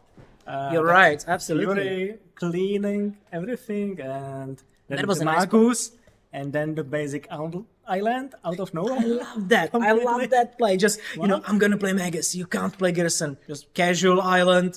I don't care. Ghyrson and win. Kill. Well, there was a scoop before the Almost, kill, yeah. but still. It was a nice I would match. as well in the situation. Yeah, absolutely crazy. Absolutely crazy. But what we wanted to touch on before our next match is the rest of the meta. We wanted to look into what kinds of decks can we see, and we did not really touch on all of them. We spoke a little about Slimefoot and Squee and Aragorn. But the biggest players. there is a big representation, 100%. But we did not really touch on Atraxa. Atraxa is the big one. Absolutely. Basically, the big, scary The big bad. control deck, Yes. more of a good stuff side, Absolutely. full of not only counter spells and ways to get into the Atraxa as well, Yeah. as there are many other threats in the deck you need to count with. Atraxa, the Grand Unifier. The newer Yeah, one. the newer one. This also has This one some looks play. nice, but not as nice Also, as this so one. play in the dual commander in the past, but nowadays it is turn of this card, and final cherry on the cake for this deck is the Curious Enchantment, Dream Horse, yes. and what crazy shenanigans it can. Well, I was just thinking about, do you really just cast the Dream Horse and then win? Sort of. Yeah, no. Yes and no. Unlikely, the deck isn't really built on combo deck. I'm not saying because combo win. If you would need a lot of pieces that doesn't belong in the I know. general strategy of the deck. Yeah. But if you mean winning in a sense of gaining insurmountable card advantage, That was my idea. getting so many cards, casting everything on the Yes. board, even something like bouncing Atraxa to hand, recasting her again, getting new 10 new cards out of the Yes, 10 absolutely. library, etc., etc. They are really, those two cards really work together fantastically. You can just cast Atraxa by discarding, anything, basically, because it shares colors with your whole deck. Yes. And then you get the ETB trigger from Atraxa, you get a whole set of new cards, and if you have a bounce spell, you can just continue the loop and just play with that, basically get rid of anything that your opponent has, and then you just untap with a 7/7 lifelink, flying, vigilance, death touch. Just a great threat. Not to be said, the Dream Halls, it's this good old enchantment that affects both players. Yes, So it's true. it's similarly to Auren, for example, works both ways. But the fact that you are playing this huge haymaker in the Yes. command zone almost guarantees that you are always getting way more value, You way, will- way more mileage. out You of will the card benefit much rather more your than opponent. Slimefoot or Felden. You will get more from In a this. situation when you slam down Dream Halls with no mana and you attempt to cast Atraxa, your opponent can counter it. Absolutely. Because every counter spell in their hand is Yeah. a force of will. So But- this is a situation because if you cast your commander for more times, you still have to pay the commander tax. Yes. Not to be said, but still. The Atraxa can do all of it again way Exactly. more in the following turns. And as long as the Dream Halls is in play in Atraxa deck, it is really scary to play. Yeah, it becomes super scary. And also remember, there's not a lot of enchantment removal in meta. Not a whole lot of it. Not as much as a creature removal. Yeah, absolutely. Absolutely. Yes. Yeah, there has been a question about the number of rounds. There will be 7 rounds in the base stage. So, for 3 more. 3 more, in exactly. the base set, Yes. and then we have the top 16. Yeah, the playoffs. Yeah. So we will see from top 16 4 matches after we finish the base set of 7. And we will see the best of the best competing for prizes and for the championship title. The most successful and hopefully the even crazier games that we already have. Yeah, let's hope not for Tamiyo Mirror. It might be the case. It still can be exciting if you get Yeah. to big flashy plays, ultimates, back to back. Absolutely, but still, it's an option. As we spoke about the meta and about the Traxa, how do you feel about the deck altogether? Like, do you like it or not? The Atraxa. I also tried it sometimes, but I'm more of the side of preferring something else. The deck in its current version is a bit one-dimensional for my taste. It's Okay.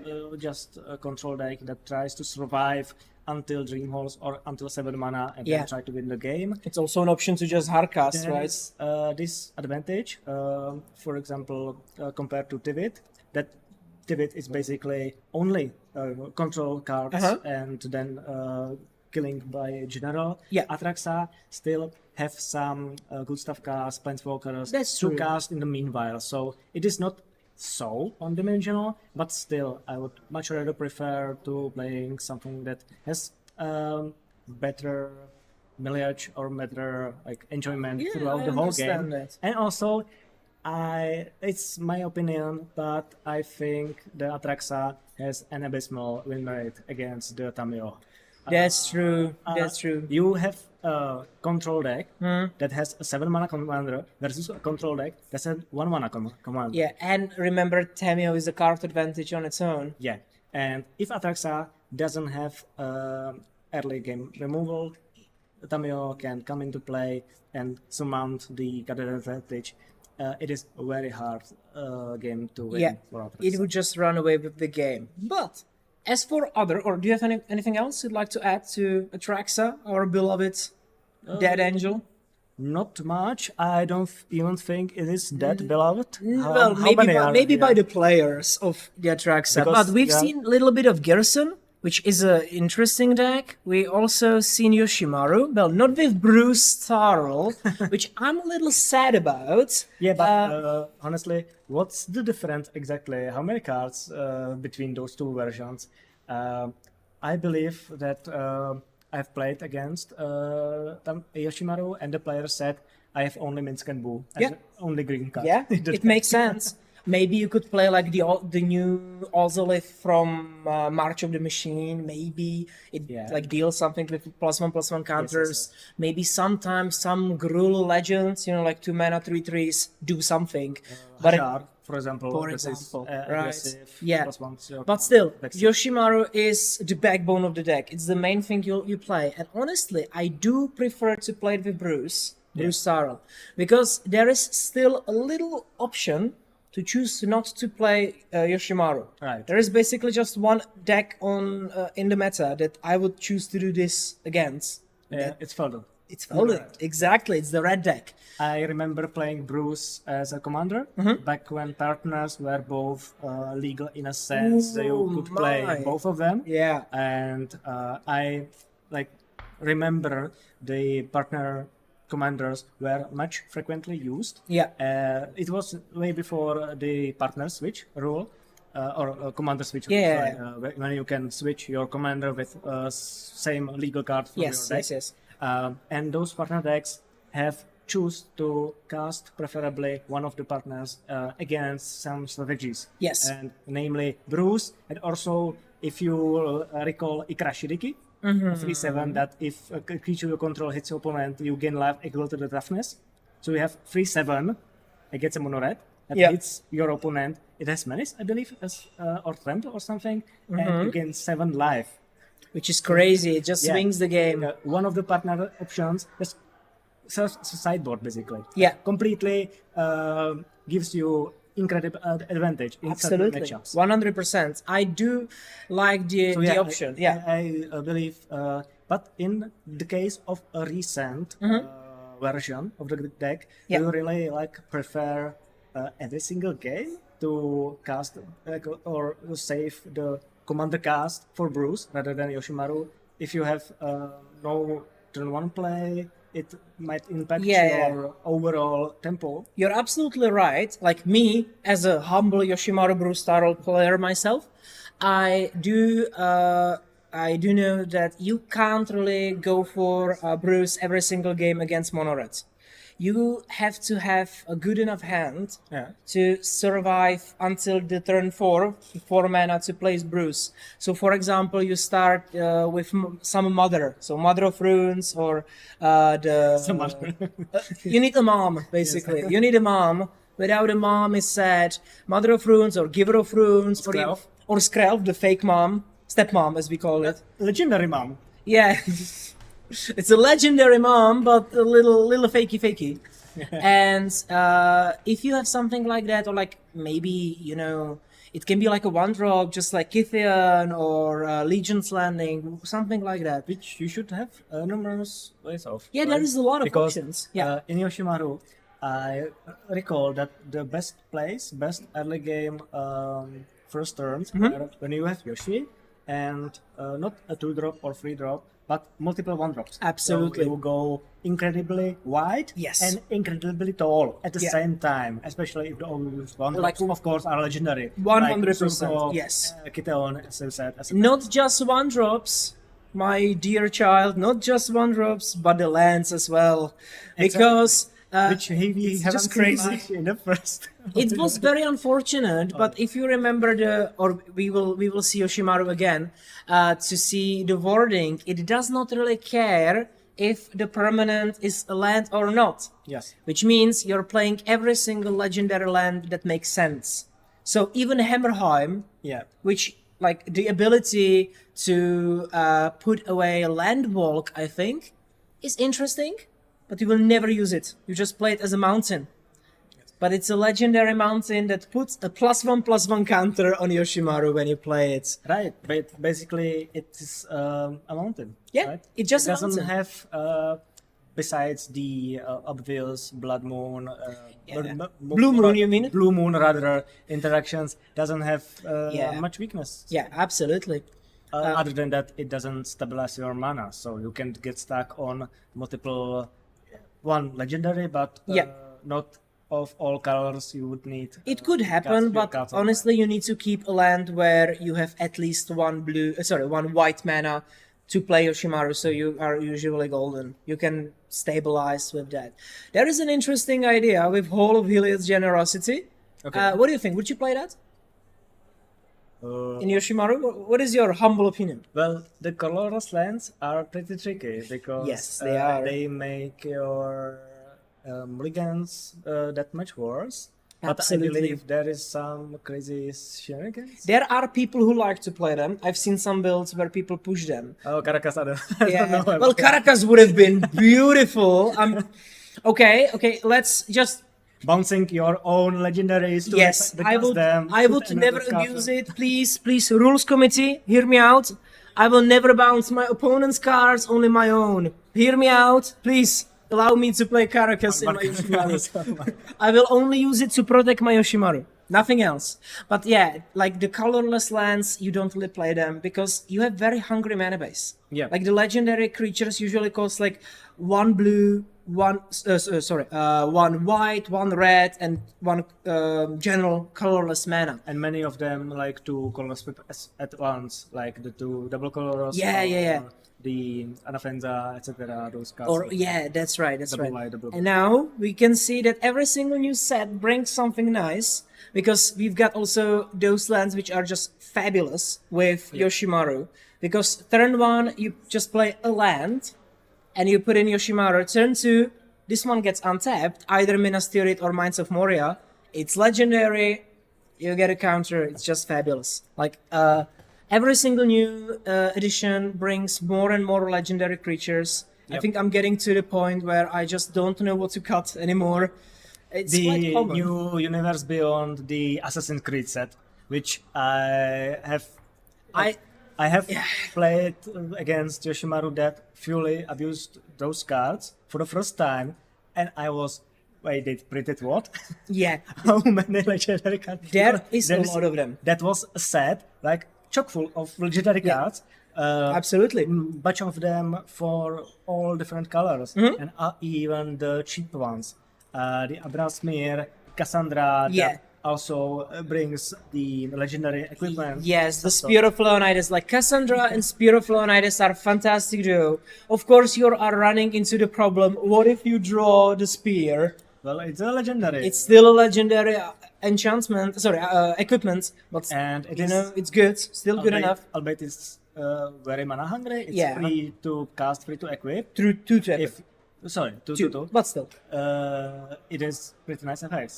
Like Yeah. the strike, the free to legendary Yeah. creature token that creates, which puts another counter on Yeah. Yoshimaru. And I just have to call out the Arbasmir because this card is probably the best thing that came to Yoshimaru recently. Because this works just like Yoshimaru, even with lands. Yep. Even lands trigger this one if it's legendary. I see that it doesn't count non-tokens. Well, yeah, it needs to be historic spells. So it needs to be an artifact, a legendary, or a saga. But for example, when the Spear of Leonidas puts out the creature token, wouldn't count because it's Yeah, says well, non-token. you're right. But in it this, is very slight yeah. situation. You don't really care about this particular interaction, but you care about the fact that every single legendary gives you counter on your Yoshimaru and also a drain for one, Yep. which is very good against It aggressive heals you. decks, and Yep. it heals you. Yeah, sometimes against like Mono Red or And even Ghyrson or legendary something, lands, you need right? it. Yes, even the legendary lands. And even Ursa Saga. yes, Because it is a it is a historical saga. mana. That doesn't work with Yoshimaru, but it works with... You do play it Abrasmir. in Yoshimaru because you really want to find Shadow Spear. Well, Or Lost Jite, that's also fun. even if you dislike colorless lands for some reason, which I totally Mm-hmm. agree, Ursa Saga is the one you just cannot pass. Honestly, the majority of decks do play Urza Saga. I think only maybe Felden, they don't really care about it, but the majority of decks do play. Some of them do. Some of the I've seen builds with and I've seen builds without the Saga, and honestly, the card is just too much. Like as we talked before, Atraxa doesn't. Yeah, before because usually cannot play it and not lose the land. That's right. That's right. They can't really afford to lose one land. But okay, apart from those specific cards, huge combos. specific commanders, this land really proved to be like one of the, if not even the best lands in the format. Yep, Just it to- definitely is a staple. Yeah, absolute staple in the format. You're absolutely right with And that. not only in dual commander but any other format that Yes. is legal on. Yes, like it made modern into what it is now. Like a lot of decks play it. Even the Nadu was just a little better thanks to Yeah, and the Saga. the Nadu deck was perhaps the only one that wanted to play this land on turn 1. That's right. Because turn 1, Ursa Saga, turn 2, anything, turn 3, float colorless, Yeah. cast Nadu, fetch for Well, Shuko, ideally turn and to go on. Nantuko, right? Yeah, And in you ideal just situation. win. That's the ideal situation because you can't be stopped at the moment. All right, what else do we have here? What else can we see? We spoke about Ghyrson and about Yoshimaru. What about Grist, the Hunger Tide? What do you think about that? Well, Planeswalkers being commanders. We've seen that with Aminatou, but still. yeah, Grist is one of the ones that have been slightly considered to be banned in some point. Very highly played and very highly Placed, you right. mean? Yes, Yeah, yes, very good placed, win rate, yes. in the format. But since Slimefoot and Squee and other commanders came out, I think the Grist itself, especially in its archetype borders, it is probably one of those commanders that doesn't get much played anymore. We are about to see the round 5 players we are about to see Yoshimaru, but with blue, I believe. Yeah, that's right. We spoke about it here. Put it here, Blue Pickup Yoshimaru. and Silas Ren. Okay, that's I gonna be believe it's, interesting. I might get inspired. Why not? Now, the build is a little different because the majority of Yoshimaru builds use red. which is super common. It is an aggressive color, provides you with bunch of burn spells, bunch of aggressive red creatures. But this build is more of a tempo. Yeah. I've heard.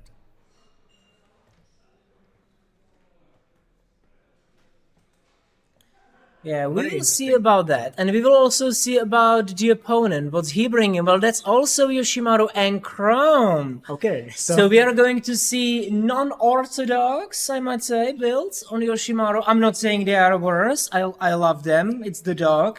I'm happy about that. the Jeskai version is the one I am most inclined or wanted to play because like maybe before all those sets printed new and new legendary lands, the legendary lands themselves are very powerful in the Yeah, deck. absolutely. And the more colors you have, the more legendary lands you can play, right?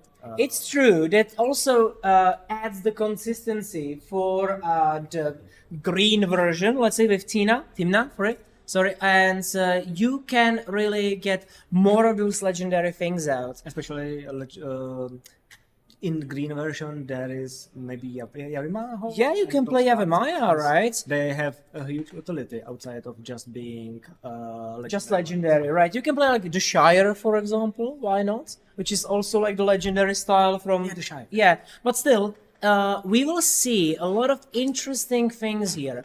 Well, we will see on one side 3 colors, on other side 3 colors as well.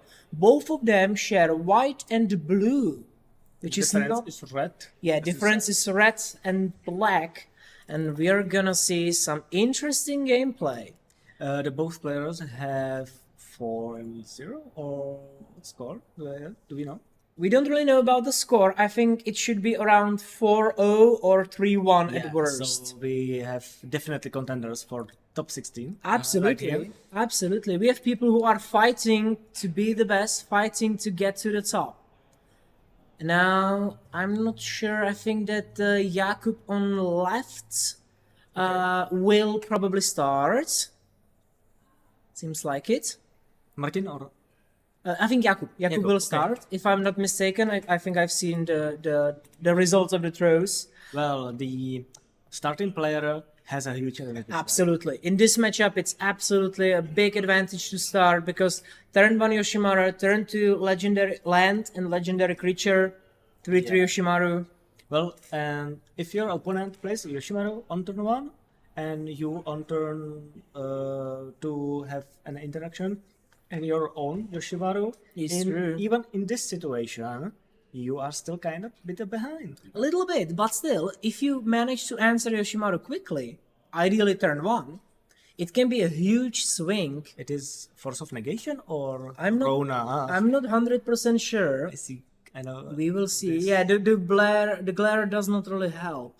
I hope also that we will see a lot of legendary lands, and we see on the side of Jakub Huge surprise a huge surprise. Turn 1 Yoshimaru. We will see a lot of that from today. cool basic planes. Basic plays is fine. Setting up for those blue and red blood. That's right. That's true. And also, the first land is actually better if it's not legendary because you're Because not you wasting. want to save the legendary lands Exactly. for further. You want to save the They legendaries. usually come into, or Some they- of them. The Lord of the Rings, they come into play up. So Yeah. The Lord of the Rings have restrictions. You need to have legendary creature, so you need Yoshimaru out. Yeah. Okay, so there is a fetch coming up and a pass, I presume, or at least it looked like it. Okay, Okay, so just a no fetch and Yoshimaru. pass. No, No, I wanna play differently.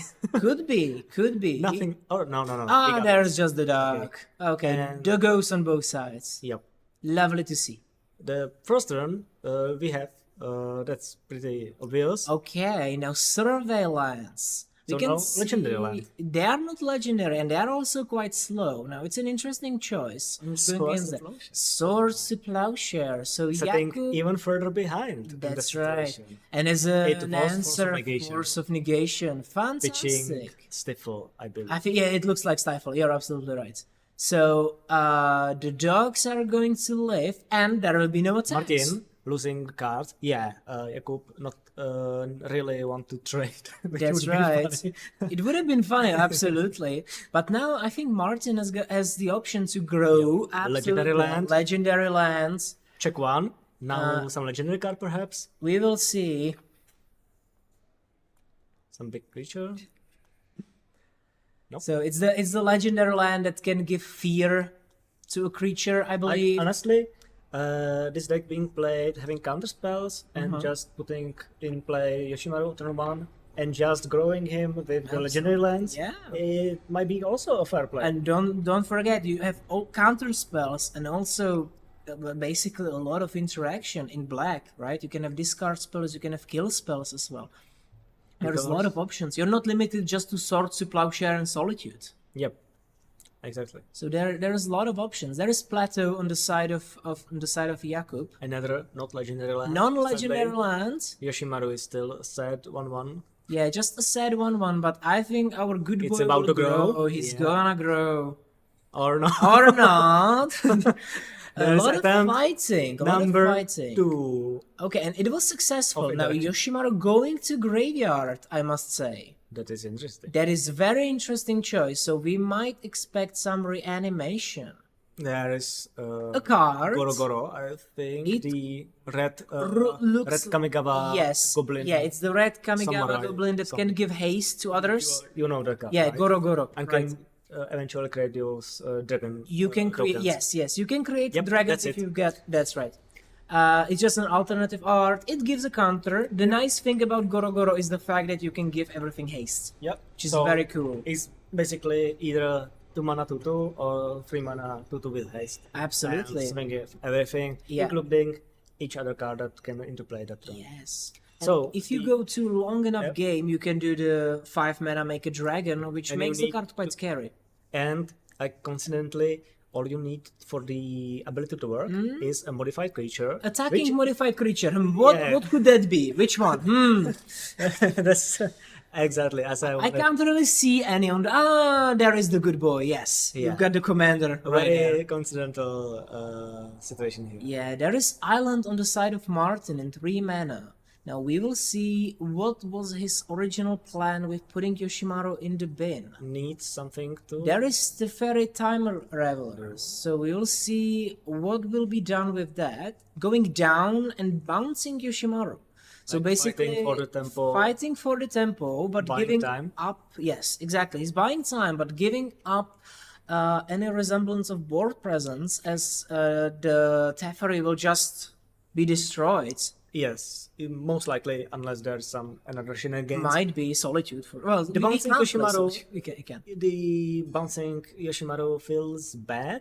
It resets the counters, it slows it down and saves lots of damage. But It's other than that, true. it doesn't do anything. It doesn't provide card advantage. That's You right. can very easily repay him. Another non-legendary land. And also, it was only one counter. Let's remember that it was not a big 5/5 6/6 Not many Yoshimaru. value was lost. Yeah, that's right. I think that Jakub is not super sad about this trade. Also, remember the Goro can easily give haste to anything that comes to play right now. So, was there better play to bounce the Goro maybe? Hard to say. Hard to say. I would have probably gone for that, but Tough situation, but we yeah, don't know the it Martin is. hand. Yeah, we don't know what the hand, we don't know the situation, played. and there is Adeline. Adeline. That's a Adeline. fantastic card to be had, because Adeline will grow Yoshimaru by 1 and also provide fresh 1/1s every single time he Well, attacks. unfortunately, there is no haste. That would be insane. With haste, it would have been nice, but I presume the 1/1 will just kill. Arrive shortly. Yeah, it will arrive shortly on the board and will kill Teferi, and then Martin will just take 2 to face by the Goro. Now, next turn. Adeline grows in power, She grows has quite- vigilance, yes. and whenever you attack, and with everything else, not just her, you get Yeah. attacking one counter. So next token. turn she's gonna be basically a 5/4, maybe even bigger. And remember, still there is the option to activate Goro for the haste ability. So we Yep. could be looking at a lot of damage coming Martin's way. Took care of the Teferi, but Martin was at 15 life as before. Here we see. There is the reanimate. It was kind of expected. I'm not really 1 mana for 1 sure. mana. I'm not That's really valid. sure about the life total. Maybe there was a mistake with the stacking. But Martin should have been down by 2. And this is This looks like Pippin, maybe. Yeah, it is Pippin. That's the steward of Gondor, I believe. one of the better. It's a new mom. legendary cards. He's a mom. Yeah, and He doesn't know it, but he's a mom. he's pretty good, man. Yeah, So- Pippin is a very good mom. He's a 2/2 Ward 1, I believe, and Vigilance as well, and he can give like protection from a card type. Yeah, not Pippin. to say, Yeah, that's he cannot protect Yeah. himself. He has ward though, so He is that- Ward 1 at least, and there is Fleisch coming in. taking care of Yeah, this. taking care of Pippin, so no protection coming there, and also growing Yoshimaru still. The situation looks increasingly dire for Martin. Absolutely. And now remember, Adeline, another token, and huge Adeline power is just coming in. just a beast. If she's not, got are we 5. in the jump with Yoshimaru? Might be. Yeah, that is actually going to happen. Martin is jumping with Yoshimaru, which means he'll be taking only 7 points of damage from Yoshimaru, Goro, and the We have 2 20 human tokens. to 6 now. Martin is fully in defense. Yeah, and now you can see the power of starting Yeah. in this kind of matchup. Not that much because the Yoshimaru didn't grow that far. You're It's just right. only 3 legendary cards in total. You're right. But I think what made the situation as it is that Jakub forced Martin to play fully on defensive. Absolutely. Had 2 removal spells for Yes, the Yoshimaru, yes. so it like denied him like the growing snowball potential Yes, completely. you're absolutely And right. now finally beginning with the Adeline finally starting to get some really good board presence. Yeah, like I believe that there might be some options for Martin still. We've seen the Wrath of the Skies, but there is the scoop Yep. coming from Martin and Yoshimaru Silas. I don't think those decks. I don't think You don't I really don't want to know play that. The Martin's deck. We can if check the has deck list, but I don't some believe you want to good play that. cards. I don't know if he runs, for example, balance. That would like reset the board and give him. We haven't seen that card yet. Balance is right? not present in this deck list. And Yeah, let me kind of see. makes sense because And the Wrath of the Skies also not. I understand the choices to not be present. that would be crazy. It would be crazy. Wrath of the Skies, like saving the day once again. Yeah, but you understand why you don't want to play that because those are both aggressive decks. Yep. So you want to focus on the aggressive Shooting your own strategy. foot. Yep. You don't just want not cast anything, thinking you wanna board wipe your opponent and then start casting those spells because that would be too late. Yeah, you're absolutely right. Like you don't really want to give up like consistency, or you don't want to really give up the speed Yep. of the whole deck for some very special situation where the Wrath would be just fantastic. Yeah. You really want to be consistent and just go Because- for it. That what your deck is trying to do. The Wrath is most likely a dead card in our hand. Yeah, most likely. absolutely. So now, I'm really curious what Martin's deck is We- gonna show. We will see We have game some- 2 and start from Martin now. Yep. We get some really powerful legendary cards like Teferi and Pippin, but so far in between, and other than some counter magic, he didn't really show that much. That's right. I think that it was also prompts to Jakub. He managed to deal with basically everything that Yeah. Martin put his Not way. only 2 removal spells, the second one finally stick Yeah. to the Yoshimaru Yeah. himself, but also the third to deal with Pippin and deal the Absolutely, final blow absolutely. by the attack. And also adding pressure, like Adeline, for example, or the Goro. So he was just able to put in more and more pressure and still answering Martin's threats, which resulted in quite a clean victory on Jacob's part.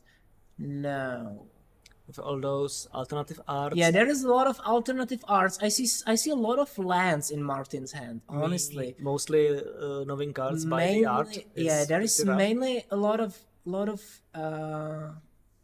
lands, and he's choosing to Too much again. to- I think I've seen like 4 or 5 lands in that hand. And you don't want to do that. Yeah, maybe there was a Duress, I think so, or Dark Ritual or Duress. One of these. The rest would make more sense than Dark Duress Ritual. would make more sense. And Jakub is mulliganing as well. Right? Yeah. Yep. So both players go. Martin is slight tougher mulligan Yeah, to play. yeah. But let's see how well can he bank on the Yeah. advantage of going first. That's right. Both players will start on 6, which basically means no big disadvantage for both of them. Although it's a bit tougher on play to go down because you don't really have the access to extra cards right away. On the other hand, you get a second chance for having a really good Yeah. opener. Absolutely. So, that can snowball and not have opponents Yeah, much you chance. you to- really want to get like a strong start. Yeah, absolutely. And if you manage in Yoshimaru style decks, if you really manage like a strong hand right at the start, you can just destroy your opponent very swiftly. Although I believe that Martin's deck is trying to be more interactive. But yeah, more control-y, which Yeah. I don't know how well it will do on play. It's an interesting choice nonetheless, because you're harnessing the tempo and the strength of Yoshimaru and you And support he it with went- interaction. He went until then pretty far, right? Right.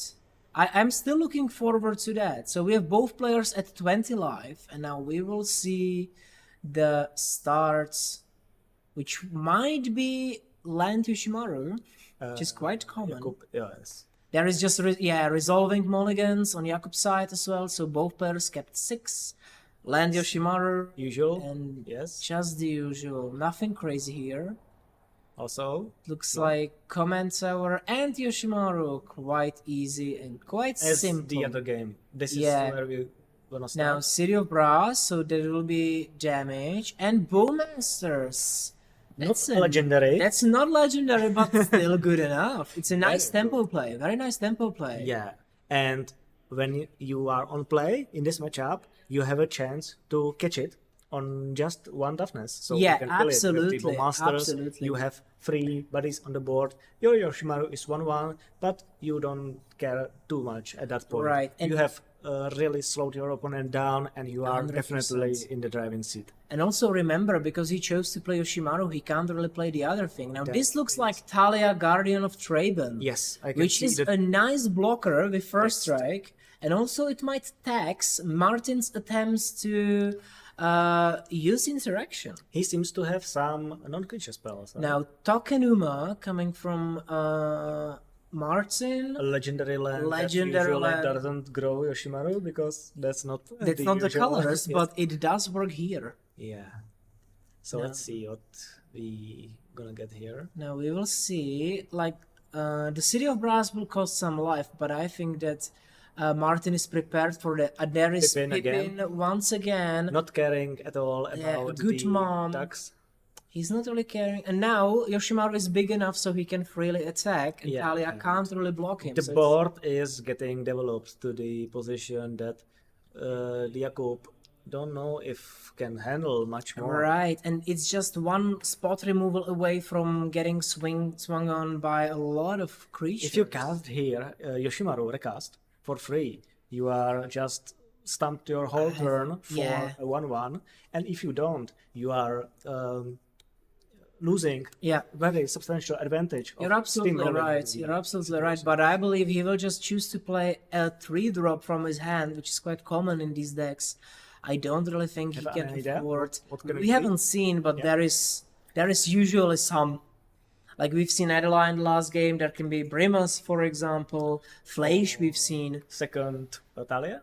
Yeah, like the bigger Talia, it could be as well. Also, we could see Initiative, though I'm not sure if he would like to play that. There is- Initiative would stink in this Initiative would situation, not be the kinda. best player in this situation. Yeah, because you got Pippin, you can attack free He will just lose it, right? But I think like Big Talia and could be not nice. get it afterwards. Yeah, but also Brimus.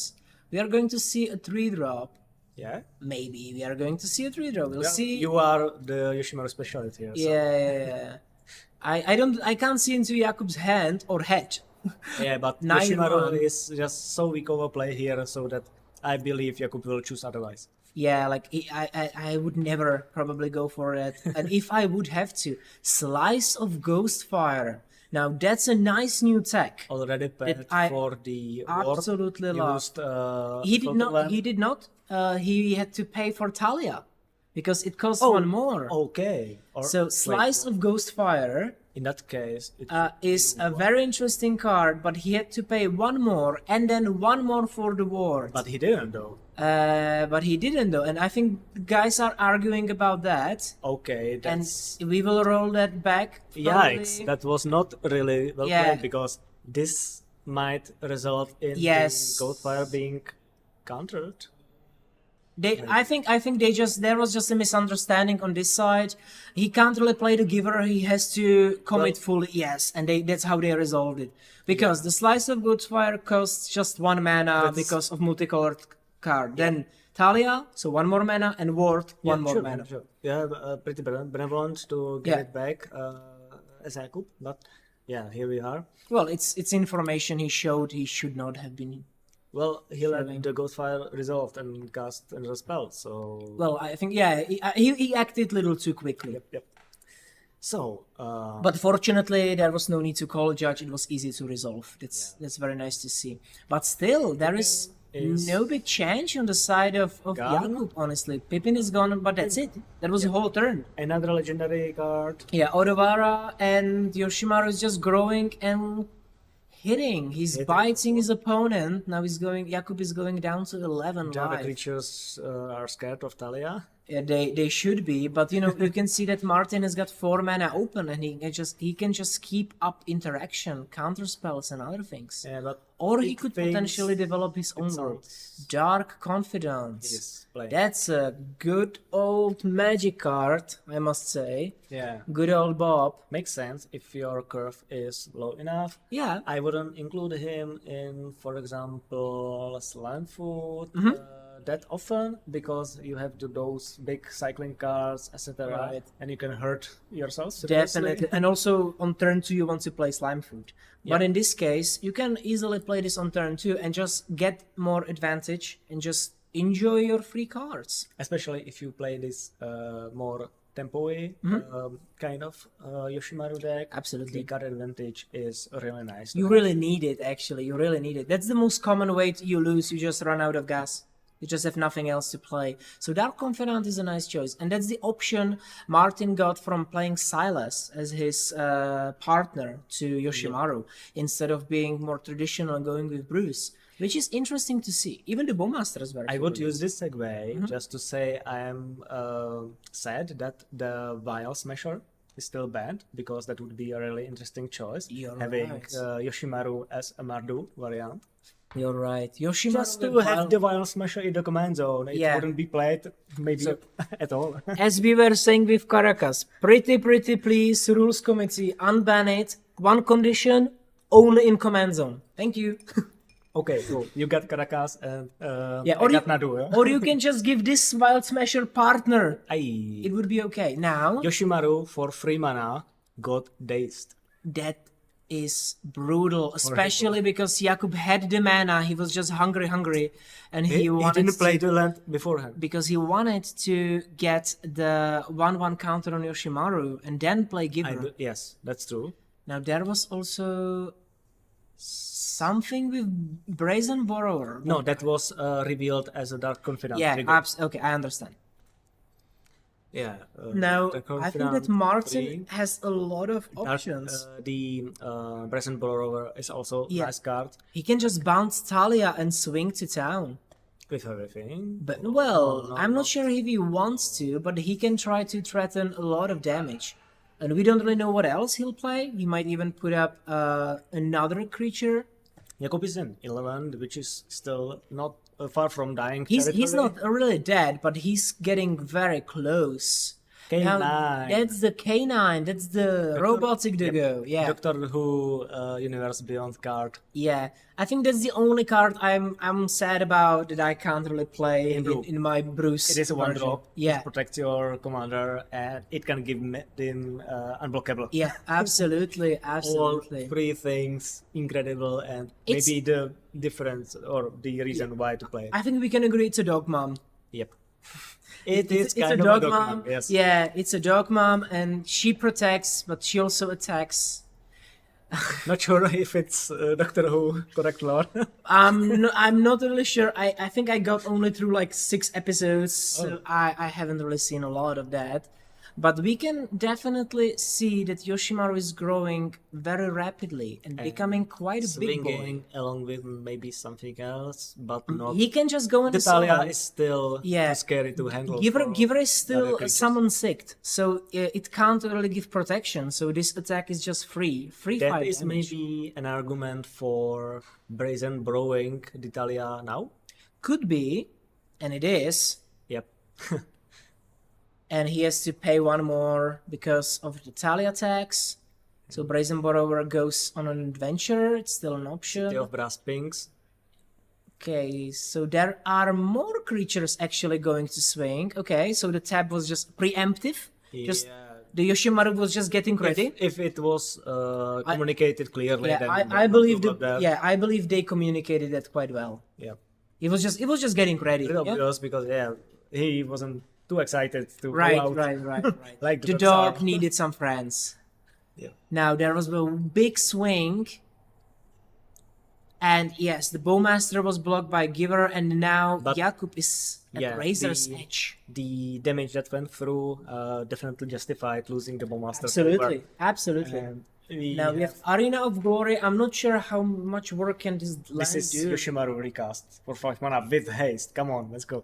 Yeah, it would be like a lot, And with protection. very much a swag play, but I'm not sure if it's a good play. I don't think there is a way back. There is a flash, which is a nice option. Kills stuff, gain life. Yeah, it can't really kill Yoshimaru because it's too big, but it can gain 3 and also negate some of the incoming damage. But still not developing the board enough. Still not enough. The confidence. And there is the still Talia coming grinding more and more value over time. Absolutely. Yoshimaru grows over bigger and bigger over time.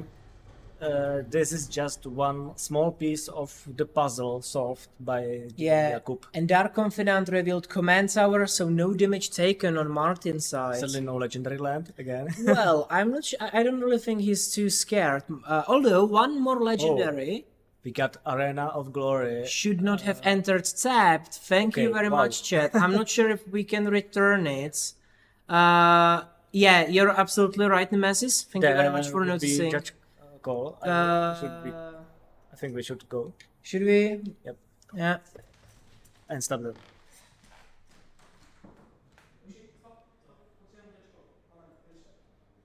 That okay, that happened, and it changes the game quite tremendously. So wow, this is great.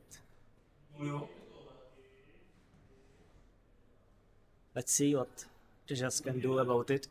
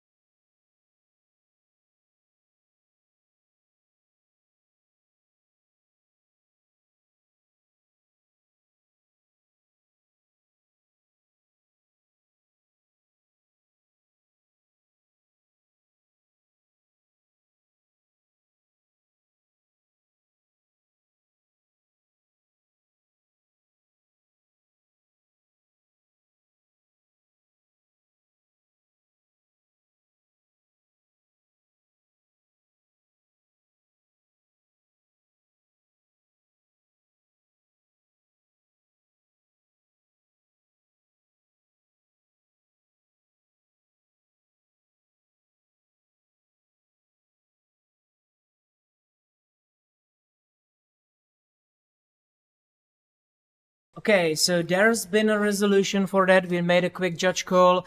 Basically, there were so many things that happened, and also Martin started his turn, so there was no way to roll it back. So both players got a warning. Yeah, and the situation stays as it is. Yeah, it stays as it is, though a little bit advantageous for Jakub, of course, but I'm not really sure, now from the commentary viewpoint, Yeah, if no it judgment. will change much. Because when we go back to this, I don't really see a lot of Absolutely. options for Yeah. for Jakub to actually do something about it. The Flage just Even though, dealt with one card. I think there is still probably just a scoop on Jakub's side. Looks like it. Yep. Yeah, it looks like scoop on Jakub's side because Yoshimaru will just swing through and a lot of things. There was also Rona played, just to highlight the card. It is a very spicy and very interesting card that I love, honestly. The flip one from Dominaria United, I believe. An all-star in the previous standard format. Yes, absolutely. In the standard legend Rona, Works very well with legendary cards, legendary Absolutely. spells, so it has a I think it's nice Herald of Invasion. I think it's Rona Herald of Invasion. We will get the card here. This is 1/1, I believe, right? Yes, it is 1-1 because now Jacob could not really hold his own, even with the misplay that happened. Martin was just in the lead in the situation. There was nothing else that could have been done. Since the Bowmasters, the game went wrong. Yeah, from the Jakub. absolutely. Like the Very Orcish start. Bowmasters killing Yoshimaru, because it's not only the kill of the Yoshimaru, but it's also 2 bodies on board.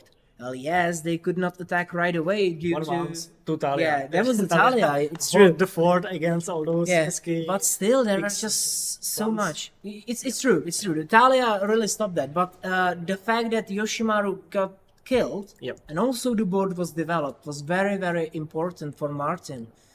Well, we see both games. Once when the Jakub went with the overwhelming advantage right from the start, had the 2 removal spells. Martin didn't really develop his board, and we saw it like mirrored in the second game when the Martin had all the answers and Jakub just couldn't get the game on. You think that this is like a common side in the Yoshimaru mirrors? They are that one-sided. We saw in the like Marchesa Aminatou matchup that we had a lot of back and forth. There are no board wipes. Absolutely, there are no board wipes, and if you are able to answer if you are able to actually answer your opponent's Yoshimaru before your own Yoshimaru dies, or even your own does not die, you are in such a good spot, because you've got like a 3-3, 4-4, or 5-5, it just grows, and they have to develop again. Tough situation indeed. It's very tough situation, and both players are really, both of the decks are built around Yoshimaru. Yeah, and so you don't have it, you are very far behind. Absolutely. But I love the fact, well, especially on the side of Jakub, I think I did not really see much of blue, I must say. Basically, the That's deck, correct. yeah, I haven't seen anything blue either. that's right. Like the deck basically seems to be mainly just Bruce Yoshimaru, but there is Chrome for maybe some extra late game value if you really want to choose it. Maybe he wants Chrome in the comments and cast it sometime. Could be. No, but really, as you said, as we talked before with the Tanya variant with green, there is an argument for having 3 colors. To have all different legends that a 2-color variant doesn't have, and more of the legendary lands that are just so much powerful. And usual play turn 1 Yoshimaru again. And just to put or give this information to all of our viewers, the advantage of starting in Yoshimaru Mirror is such a great deal. We basically saw both games being, well, not just softly won, but quite harshly won by those who started. Basically, the starting player in both games kind of dominated the whole event. But I would argue that in turn game one, the Jakub didn't have overwhelming. Yes, it was not powerful, explosive start. You're right. Start, but rather had better answers. Yes. Which is not really decided on if you start or not. That's true. That's true. You're absolutely right. But I definitely agree that starting player has Yeah. a huge advantage. The thing is, and you have the starting opportunity on turn 2 answer opponent's Yoshimaru. Yes. They are tapped out. It's just You play Yoshimaru. Yeah. They play Yoshimaru. And you just want have to- one mana Absolutely. legendary. Yeah. Legendary land, a removal spell, and it's game over almost. exactly, and it's crazy how close can this come to it. Let's see. Yeah. About Now, there was a question about a French ban list. Basically, yes. This the thing that we call, the French commander, the dual commander. It's if you Google dual commander ban list, you will find that. MTCDC Yeah, info. .info. it's absolutely that. Now, we've seen a legendary land. We've seen Enganjo, the old one, Yes. and counter on Yoshimaru. Now, Selfless Savior, and it looks like Mother of Runes It is in Mother of some Runes. kind of special arts. So mommy and a daddy. Are Yeah, both there is present. mommy and a daddy, and I think that the Yoshimaru on Jakub's side will be very much able to survive anything thrown his way. Yes, to answer the chat, there will be a decklist on the MTG top 8, definitely. Yeah. In the dual commander section. Yeah, at least for the finalists and final top 16, 100%. I'm not sure about all the players. So now Jakub doesn't have a really a powerful aggressive start, but at least did one legendary land, right? There is a lot of of protection. Absolutely. I don't know if the game can be won only by protection alone, but maybe it can work, considering the Martin's list is the most interactive one. Now, there is a new assassin. There is a new assassin from Assassin's Creed that Jakub is reading. Bashim, I believe. If I remember correctly, he's worded so that whenever you play whenever he deals combat damage to... No. Whenever you play historic spell, you draw a card. Once pen turn, Bashim. It's Bashim. yeah, and when it hits player or attacks, you put I think plus on 1% hit. counter. I think on hit it gets a counter, Yep. and on cast of a historic spell you draw a card, which is a very nice thing. As I know, the Premodern was. It was yesterday. Yeah, you can find of the Premodern coverage was yesterday. You can find the whole tournaments uploaded on YouTube. Now today we have the dual commander, basically our Czech championship. Now another legendary land. What a lovely thing to see for Cinca. Yoshimaru. Now this still- one is actually relevant because it still can no give blue first lands, strike. right? Yes, Still no blue lands. no blue lands, and there is the Dogo number 2. Well, both of those legendary lands, Iganjo is really useful as well. Absolutely. Especially if you get into those trades with creatures, protecting your Yoshimaru from being killed by Yes. the such creature or some other combat Yeah. damage, chain block, for example, can be really relevant. And as is it's a land, as you have figured out yet, the lands are not really the main focus on the player's radar, so they Absolutely. can forget about them That's being a hidden. very common thing. I'm not saying I'm very proud to admit, but sometimes I really want some interaction based on the fact that my opponents forgot that Enganjo actually has a relevant activated ability. Yes. On the Now Martin there side, is Pippin for the 3rd time. He's Yeah. really coming in handy. the deck is just full of Pippins. Yeah, it seems. full of moms, full of Pippins. Bashin, And he, that's draws right. card. Which is a nice value, honestly. And the land for a turn was Dol Amrod, which I don't know which legendary. It is Minamo. I think it should It be is Minamo. It looks like Minamo, Minamo. Hunter's Edge, untapping blue. Yeah, untapping legendary creatures, which also not super important, but still a legendary land nonetheless. I would say it is very important, especially if your opponent doesn't really, again, have it in check. Having to attack with your Yoshimaru, That's true. untap it, and surprise blocking something. Yeah. It can turn the game It can be very around. tricky, and now we can see how quickly K9. is the board on Martin's side growing. The Bashin triggered, and not only that he draw a card, but also make Bashin unblockable. Absolutely, So, absolutely. So Bashin he will just attack for free and get a counter and grow hits once again. unmolested. I don't know if Martin has 12 life. How it came out. Yoshimaru attacked There a few was attack times. with Yoshimaru and no Yes. blocks. Okay. Okay, so Martin is quite low, but you can see that the board has been built on both sides. But don't forget that there is the option for Martin to just attack with Leia and just blink the Yoshimaru away. Yes. And basically just get rid of all of those counters. Cause K9 just Ward 1, Pippin not online yet. Yeah, that's right. Yes. You can reset it. Martin's big advantage is that Yoshimaru is now not the only main point of his Absolutely. board presence. The machine is also really nice, drawing extra Exactly, card each turn. exactly.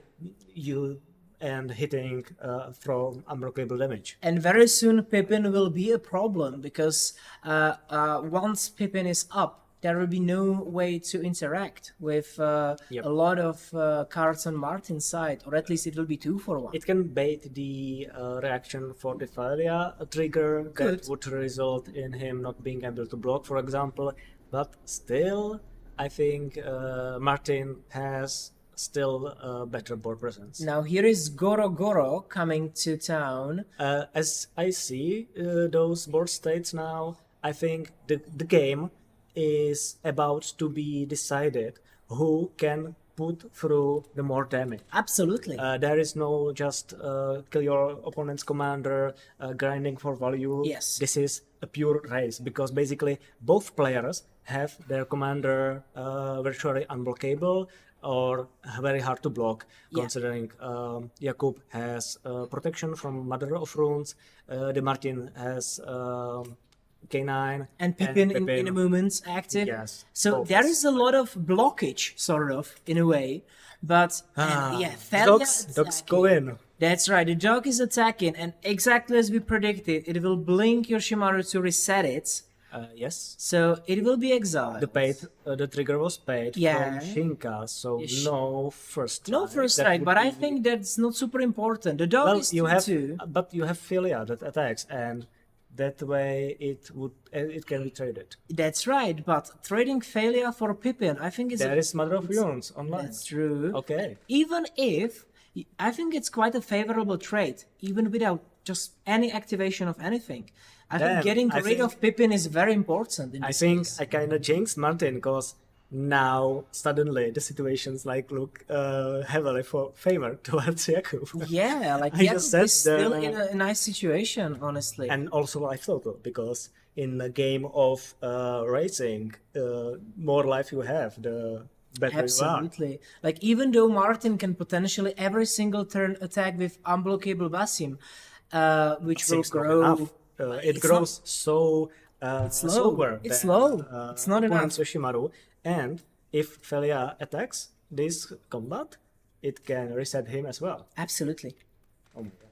Yeah, like, Oh. and it seems like Martin just took all the damage. This is game 3.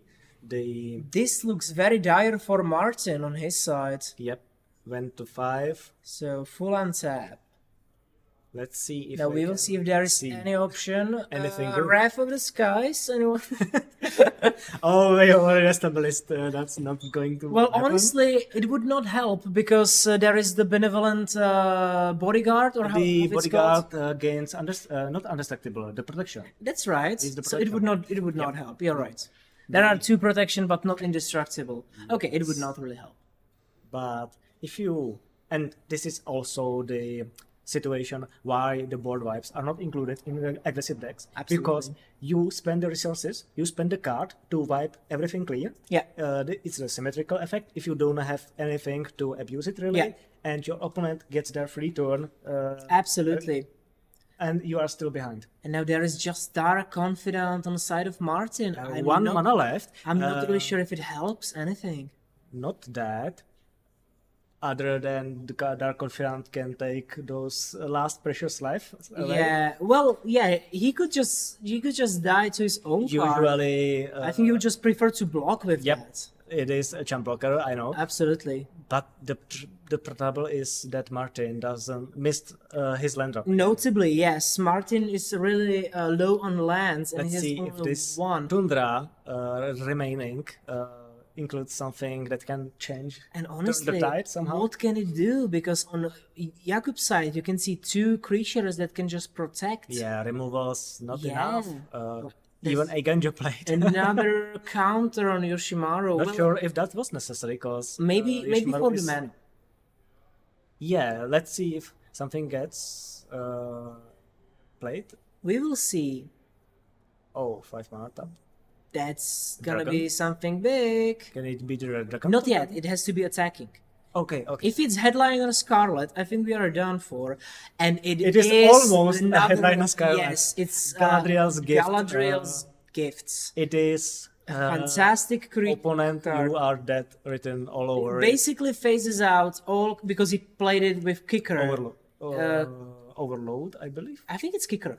This is kicker. The spell has got kicker.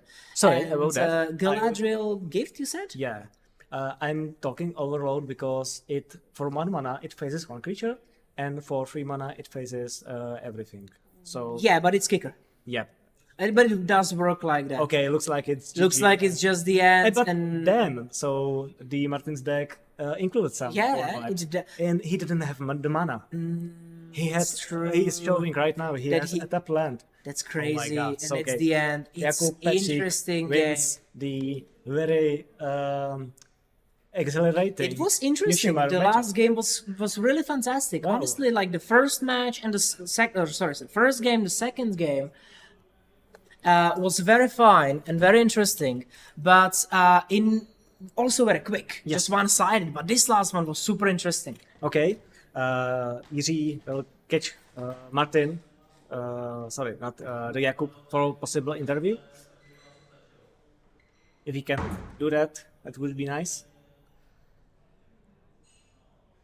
Wow, the players themselves are all over the game. How close and how really interesting it was, right to the last moment.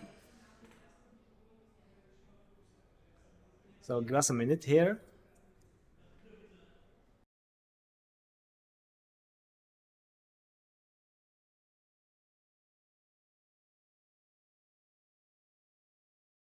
Okay, so I have the confirmation that just in a few moments we will get the winner of this round, Jakub, to come here for an interview, and we will just ask him. Well, I personally will try to ask a little more as a Yoshimaru enjoyer to get his take on the whole situation and on everything. Yeah, we can see very good on our players to put in the results into companions. Do that, please. Your organizers are going to love you. Kudos for that. Yeah, I will just grab Jakub and come here.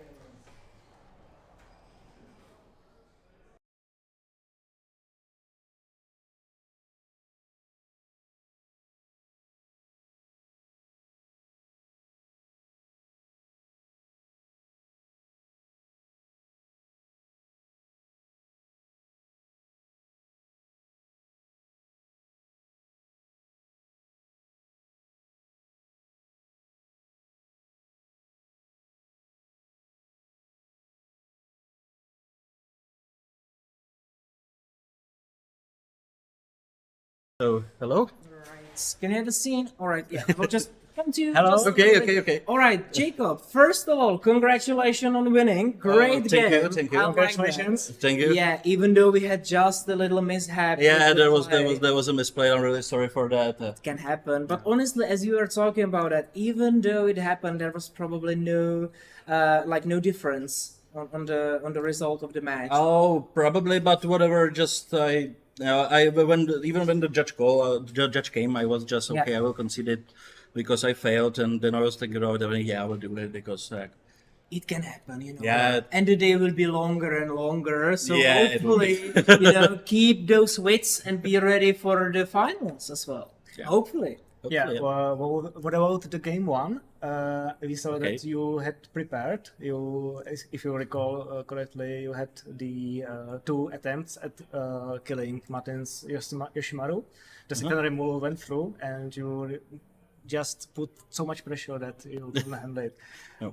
Any comments on the first game? Well, this match was so intense. You're just trying to remember what happened in the first game. But it was like really pressurizing. I was happy with drawing that Adeline, which created that one token, which go directly to the Finally Teferi. some pressure, right? Because Yeah. You had just Before the that- Yoshimaru and Goro, that was it. Yeah. And I was like, before I draw the Adeline, I was like thinking that I will keep Teferi B and go for head. But when I draw that Adeline, it was like, okay, this is the one nice damage that can go to the Teferi. Honestly, it was fantastic. Like, you know, and the fun thing was for us, at least for watching, you know, the first game was won by the first player, like the starting player. The second game was kind of the same. That, well, I'm not saying the first game was a complete beatdown, but still. yeah, the second game you mulligan to 6, I believe. Right? I believe so. I believe yes. both players did. Both yeah. players. Yeah, We talk about that. beginning, yeah. Okay, so have you thought him yourself that you are in the losing position from the very start? Because That was the Bowmaster on turn 2. Bowmaster was nice. It killed Yoshimaru, but I knew that with Discord combination he had, he will probably have some spells. So I was pretty happy with the Talia. Talia was very nice. Also as a blocker, right? Yeah, it's Just a really, kind of really good blocker and making more expensive all the... slightly slowed you down with the Ghost Fire Slice. Yeah, true. but I know, okay, it's one card in my hand, but probably 3 maybe cards in his hand. Yeah, so. yeah. So yeah, then came some wards into it, and it started to be even more complicated. It got Pippin a little messy. Yeah, that's when the game started to be messy. Yeah, you're The right. Pippin, it's already a card you are playing yourself, right? No, because Okay. basically this deck is like Boros with mental misstep. Yeah, I was kind of thinking about we that. had no time to really check your deck list. If you have some other blue cards, Well, basically there is still Volcanic Island. In the case that I would want to play Crown. Yeah. So I can fetch into Volcanic Island and play Crown, because basically if I have Volcanic Island and I get Bad Moon, it's okay, nothing happens. So I replaced one mountain by Volcanic Island. Because sometimes it can happen that you start with Gemstone Cavern, then opponent is starting, so you have it already on the play. You put second land and you go with some 2 mana haste creature, and there is no space for a dog anymore. Yeah. So you can like turn 4 fetch for Volcanic Island and go Absolutely. with Crown. about the crown, have you cast it today? One today? No, oh my god, no. In my life, yes. Once. Okay. Once, and this was because of Curse of Silence first turn for dog. So Makes sense. Makes sense. Still, you have the option, right? yeah, that's option. And it does not really restrict you in any way. So Yeah. And also, Blue Magus make it a little bit worse. Yeah. And until that, there was only Blue Moon or Red Moon. So Right. it was okay. You turn my duel Yeah. into mountain, which I replaced for that's fine. and the game 3, really, It was back great. and forth, interesting. Yeah. We both have a lot of protection for Yoshimaru. So, Yes. The bodyguard Bodyguard, and yeah. Mother of Runes on your side, Yeah. and the K9 and the Pippin on Martin's side, Yeah. and the Faria. Did it work, right? Yeah, that Thalia is great. Yeah, That yeah. just did a lot. yeah, like putting down like 4 counters from Yoshimaru, I guess. Yoshimaru's best Nice. friends. If you Yeah, have just it on 2 your side. Dragons going into town, just destroying everything. I also seen your opponent thinking about trading the Pippin for a moment. Yeah. The Would you be trading. happy with the trade? Well, it would be probably no trade because I will protect Feli. With Well, Mother with of Mother Runes. of Runes, Right. yes. You are like thinking about it. Okay, there is the option to protect it, but do you want to keep the protection maybe? No, I was like doesn't take for a Yeah, while. you were decided. Decided, yeah, I was right. decided You made the that- decision, right? That yeah, if he block, I will definitely do Because- the protection because I still have bodyguard, so Right. probably okay. I can maybe get some removals because I like will you be using one protection, so Mm-hmm. maybe, but whatever. It was like definitely Pippin will be away. That's really good Yeah. for me, and Fairy's still on the battlefield, which is also really good Yeah, for me still because getting away those blockers. It's a yeah, fantastic yeah. card. And then the draw of Guardian's Dismissal. It was Yeah. like, The deck okay. you have today, was it the first choice? What you are going to bring on this event? Or have you been thinking Yeah, I other like options? knew that I will play this. Yes, okay. It's So what's your fantastic. score for now? Like 5-0. 5-0 is fantastic. Okay. We were not sure. We were not giving the full information. We were Yeah, not yeah, yeah. certain if it was 3-1 or 4-0. So you're 5-0 now. That's fantastic. 5-0. That's nice to just.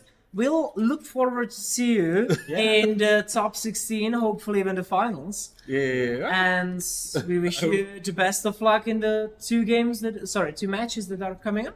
Okay. Yes. Thank you. All right, you're welcome. Best Thank of you. luck. Jakob. Congratulations. Thank Best you. of luck. Good and luck. good job with like commenting and interviewing Thank you very much. Thank you. and judging. And it was the chat. It was the It was the chat. Okay, thanks to the guy. guys on the chat. Yeah, thanks to the chat. You notice everything. Thank you very much. We will take a short break and then visit you and come back to you with coverage of the next 6 rounds. See you in a couple of minutes. See you. Bye for now.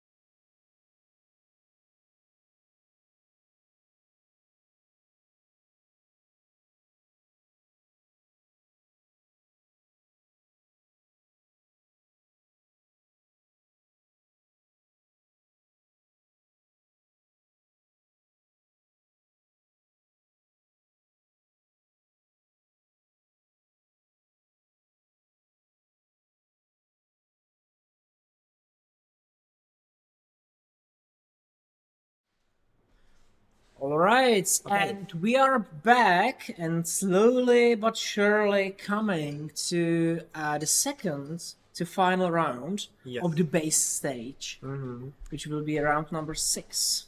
The players are starting to finalize the top 16, those with the impeccable record, as was Jakub. For example, our Yoshimaru hero, His top 16, pretty sure. most likely, But yes. there are lots of players which are now competing, fighting for their lives for the spot in the top 16. So Absolutely. and we hope we get some kind of those games on the camera, because We will, yeah, those are the most valuable, exciting even. exciting Yes, matches. absolutely. We will definitely see someone who is competing for the place in top 16. Just to remind you about the system that we have for the coverage, or sorry, for the tournament itself. Yeah. You don't only need to get to top 8, you can just get to top 16. But there are some bit particular special things. Yeah, we just got an information that we will see a very spicy first Sliver deck in our feature match, which we can be very excited about. Yeah. But just to finish the idea yes, with sorry. the Continue, tournament, yes. we'll have top 16, and after the first round, we'll have 8 people who won, 8 people who lost, and then there will be the winner bracket, just a normal top 8, and then the losers bracket, we can call it that, why not? And they will be fighting for the 9th and the 10th place. Yes. Because those 2 players will also get a dual land. I think it will be revised, I If would they presume. won in the 2 rounds. Right, yes. They will be fighting the top 8 losers, basically. They will be fighting for the chance to, basically, they will need to win 2 more rounds, and they will get a duel as well. Yes. Basically, everyone who gets to the top 16 has a chance to win some cool prize. Yeah, and place 1 to 10 will get a duel. So that's why there is also the second top 8 for So our we now have fighters. 6 more rounds coming in on Prague Dual Commander. Absolutely. And we are Biggest still excited. Dual Commander event in Czech Republic yet. And Absolutely, absolutely. And as I was told, it's probably the second biggest in Europe, right after our French friends. And now we see that the first Sliver is facing classic Slimefoot and Squee. and Squee. So we're gonna see more of this card, of course. But I'm very much interested in Andre Miller's deck and the first Sliver. Yes. Now, what do you think about it? The first Sliver is for me such an French Yeah. commander. Absolutely. And such interesting build choice. I think I saw it once or twice in the NTG top 8, its decklist.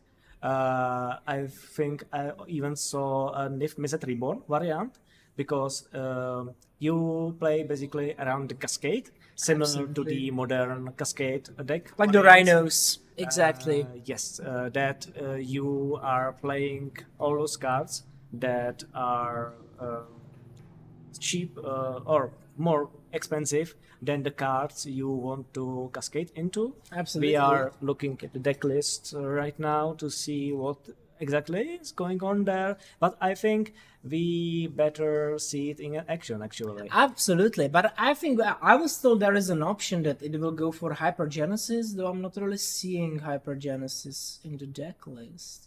There might be something else. It is trying Living to- Death. It for could ex- be Living or, sorry, Death. it is Living End. It The could variant be- it is the Living End is Could the be. the 0 mana value variant. Let me. I did not see Living End either. Okay, I guess We will see. Yeah. You know what? Let's get surprised. very interesting. So Yeah, we did even not we see- don't know what exactly is the game plan. So Yeah. this match will be a complete surprise, and I don't even think the Slimefoot player knows exactly. Definitely. I think that this is the advantage of playing a sort of a, let's call it a fringe deck. Yep. Because your opponent has no idea what to expect. And also the Slimefoot and Squee. It is in this case a kind of a linear deck. Absolutely. Considering Absolutely. doesn't have much option to differentiate the interaction. Yeah. So if you just do the game plan. Yeah, as just it the is, good old turn 1 mana dork, turn 2 Slimefoot and Squee. and then putting out the threat after threat. So, Absolutely. You can also let's see on how the- well it will check out compared to the first Sliver Yeah. game plan. We also saw Ondra very aggressively mulliganing down to 5. Mulliganing to the Gemstone Cavern. Absolutely. There was the Gemstone Cavern exiling something, which you will see, or won't, because it was just put little It too doesn't far. matter. It is Exiling exiled, something. exiled, It's away. It's exiled. Yeah. Slimefoot, as you predicted, Mana Dork to Yeah. 1, pretty Yeah, obvious play. turn 1 mana dork. Now turn 2, what they just need is a black land, and then there is an option to continue. I think this is the lands that they can store counters, I believe. Yes. Which is like a pop commander from back in 2015 style of decks. Not even that. I mean, I think I've played 2016, and we even then didn't play those Yeah, cards. I would like to know what's the plan, but it looks like storing Well, counter. It is, in that sense, kind of obvious because you want to play your commander as soon as possible. Absolutely. And those are one of the few kinds of lands that can produce a multiple. Absolutely. Mana. Yeah. And when you spend those first turns, turn 1 storing thanks to the Gemstone Cavern, and also give you a color of multiple types also. That's Because, true. The depletion counterlands, for example, they are one color, and you can't really afford that because if you produce multiple types of the same mana, then it is useless. Absolutely, if you because- 5 mana, 5 pith color. Absolutely. Just to remind our viewers, the first Sliver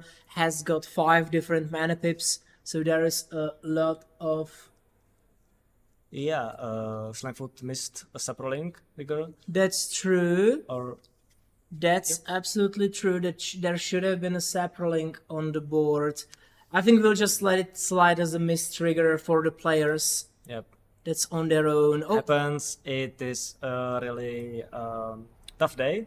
yeah, lot it's of a long games. day also. It's a long day for our players. This is, just to remind you, match number 6. It's also a feature match which can be very tricky for some players. And also being on a camera and against a Sliver, you have Right. Next to no idea what's going on, so your brain is racing, trying to Exactly. figure out what your opponent game plan is about. So you forget so meaningless things as Saprolink. Absolutely, We have absolutely. Mavlog here. I think it is Madlock, right? It's the Because nice your opponent fighting has guy. no creatures, so just Mavlog. just a simple Fighting Madlock. nothing. Not Yeah. not feeling like He's not fighting- feeling like it today. fighting someone. Yeah, he's just Well, okay now. He's with 2 counters, so he's not that Yeah, small. and he was chubby. a bit ravenous. You're absolutely right. Now we will see what we will get from Andre on his side of the board, because the race is on. Jan is still trying to push him to lower and lower life total. Well, yeah. Well, in this situation, this is not racing. The Slimefoot and Squee has a board presence, threatening a very fast clock, 3 turns, I believe, because the power is more than 6. But on the Andre's side, if he gets to do his thing, whatever his thing, Whatever is, the thing is, I let's hope don't it's think good. In some cases, Jan Hurt's board state can not even matter. Yeah, well, we can also agree that Jan could have had 2 more Saprolink tokens, though by a choice or by just forgetfulness, he managed to miss the attack trigger on Slimefoot and Squee. Well, maybe he's really.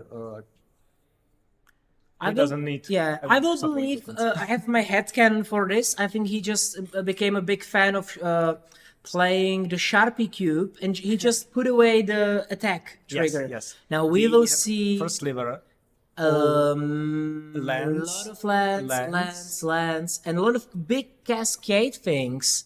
Oh, But okay. just a lot of This is lands. interesting. I've seen See a lot of how- lands in the deck list. I wasn't sure if I was just missing the cards. Fusion. Well, stuff. so many lands. I think there is going to be one hit possible.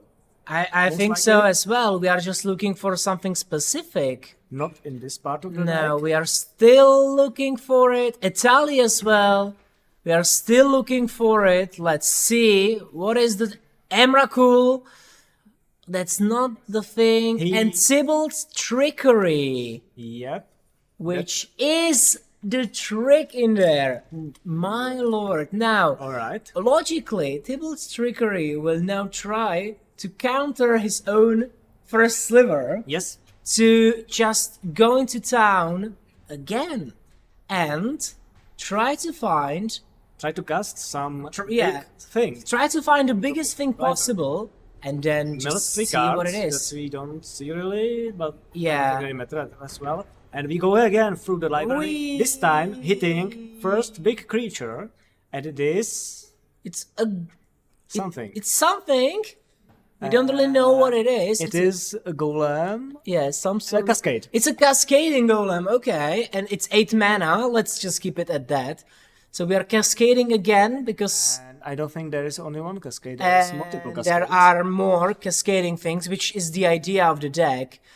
We are. I'm not really right as well sure. hitting only 8 mana. Yeah, cards. I'm not really sure. And this one has got Discover 5 on enters the Yes. battlefield.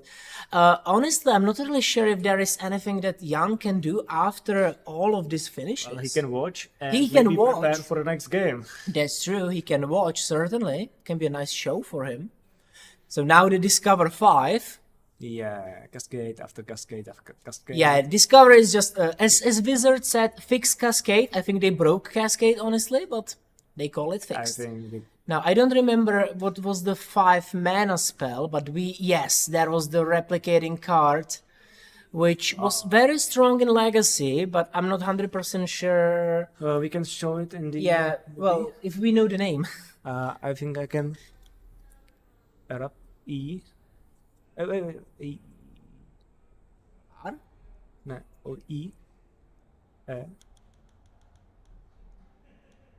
We will just try to find the name of this card, but I believe that we will be just... It's not E card, it's something else. Okay. But we will just go through the deck probably again based on the situation that's unfolding. So let's go through it again. Doesn't this deck just lose to counterspell? That's a good question. I honestly think so. Yep. And there is a scoop The on... no. Scope. It's kind of a board wipe. It's just a board wipe. Okay. It's a Lord of the Rings card. If you can. Got something. Let's find it in the deck list. They're saying no. Geothermal. It looks like God to the first thing. And Go lower and go down. Eh, So we can show you what exactly cards. we are really going want play. to show you the cards, but we are unsure what exactly they are, as there's been a lot of things and there is a lot of glare on this one. But we can see that we are still cascading. There was Hit the Motherlode as a card. We can find that one, yes. Yeah, hit them. So we can just continue Discover the time. chain. Honestly, I Oh my God. believe that we will just see the majority of the deck and every single spell that is there. It was Creative Technique, the card. that we saw. Technique. Creative Technique, I think. Yeah. The card next to the golem was probably Creative Technique. Lo and Yeah. behold, we are cascading again. We are cascading again. Now, I'm not really sure if there is any... And Italy, we will do that again, basically. Casting something. Well, he'll get Gilded Goose from Jan, but he'll get Such a great hit, right? Well, the best you can get. But I think you can get something even better from your I deck. believe that Andre's deck will have something nice to show. Yeah. Now, this deck is very interesting. Now, he unfortunately chose a spot on the camera that we can't really see anything. Yeah, He's flipping. 100% clear that. Yeah, Emrakul. Emrakul, the hopes ends. Now we will stop the chain, basically. Yeah, but the Emrakul is cast, so he gets its trigger. Absolutely. Claiming control over. There is probably another trigger coming in Yes. from It is. the Lord of the Rings card, which we are still not sure about. I'm not.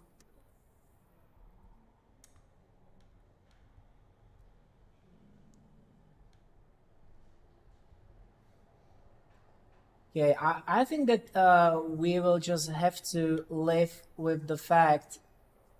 We will just have to live with the fact that we don't know. You know, life is also. You don't search the correct. I know. It just does this thing. I think life is also nice when you have a little bit of mystery. Yeah. You know. And somehow the whatever the red card is Yeah, played again. I'm not sure. Maybe a rebound. Maybe just I don't know. Blink. I think.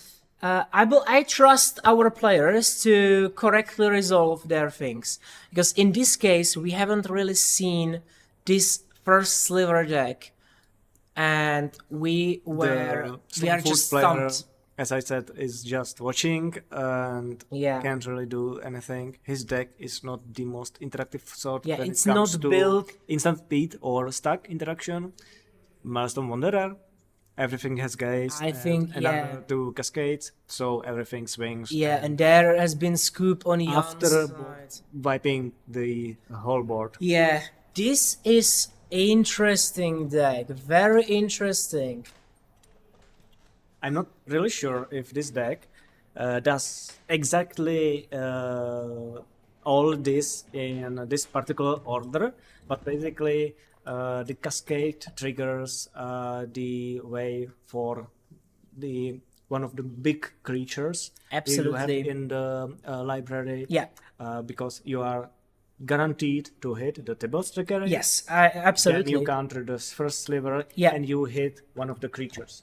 Yeah. That creature get another cascade effect. That cascade effect gets another cascade effect. Exactly. And you go over and over again. So don't they won this way? Like, honestly, this was surprising. Yeah. Absolutely surprising. Well, we kind of expected that since the first sliver has cascade, Yeah. the strategy will definitely entail something, including the I cascade. was right? personally hoping for honest Sliver aggressive deck. Unfortunately, once again, I have to say I'm still surprised because this was very cool. Yeah. Like, with Svaelun, I also expected a Merfolk deck. It's Maybe probably it is. not I that. don't Maybe it is. We still don't know. Let's keep the hope alive and Yes. see the game too if Jan Hurt can do anything That's about this that is strategy. my question. Like, is there really something that Jan can do about this? I don't know how much kind of- mainstream his Yeah. decklist is, but the first thing that comes into mind is not letting the first sliver resolve. Yes. And since he has no stack interaction, Absolutely.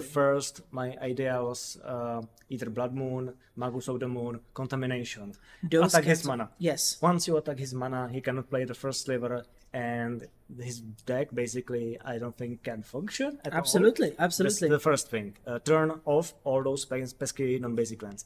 Second, since Jan Hurt is on the play, he can just kill him Yeah. before he gets to play his commander. Definitely. Because this was a particular situation when the OJ was still at two-turn clock Yeah. from the Slimefoot player. It's true. And the only saving grace that he gets to perform his combo as Mm-hmm. soon as possible. It was the Gemstone Cannon in combination with the Storage Land. It's absolutely It true. was what, turn 3, I believe, for I think him? it was turn 3 or turn 4. Because he had first. 4 lands? I think it was turn 4, yes. Or 3, because there was Because the Gemstone Gemstone Cavern. Cavern. But Yeah, also so- remember that Andre was very aggressive in mulliganing, giving down to 5 lands. I believe Sorry, this 5 deck cards. Well, has lands. to mulligan Yes. quite effectively or quite often because you don't need any of those big pale spells. Yes. You want them in your library. You cannot have the Tablet's Trickery in the That hand. is a problem. You cannot draw absolutely. it because then your deck doesn't do anything. Absolutely. And you need at least some way to accelerate yourself by using the land cards, basically. Because, let's be honest, if Jan Hurt's deck won't stumble greatly, Yeah. the first Sliver won't live to turn 5. That's true. And that is probably the only hope that Jan can have. He needs to basically make his deck as fast as possible. Just Okay, so quickly try. We see basically Ondřej a keeps land full of 6 hands. or 5. I think he decides. Yeah, he's deciding second card on to the pitch. second card. He went down to 5. Right. And he just kept solid 5 lands. Well, as you could see, there are many lands in this Yes, deck, and absolutely. not many spells. Now, Elvish Spirit Guide into cycling the The troll. troll of Khazad-dûm and reanimating the troll.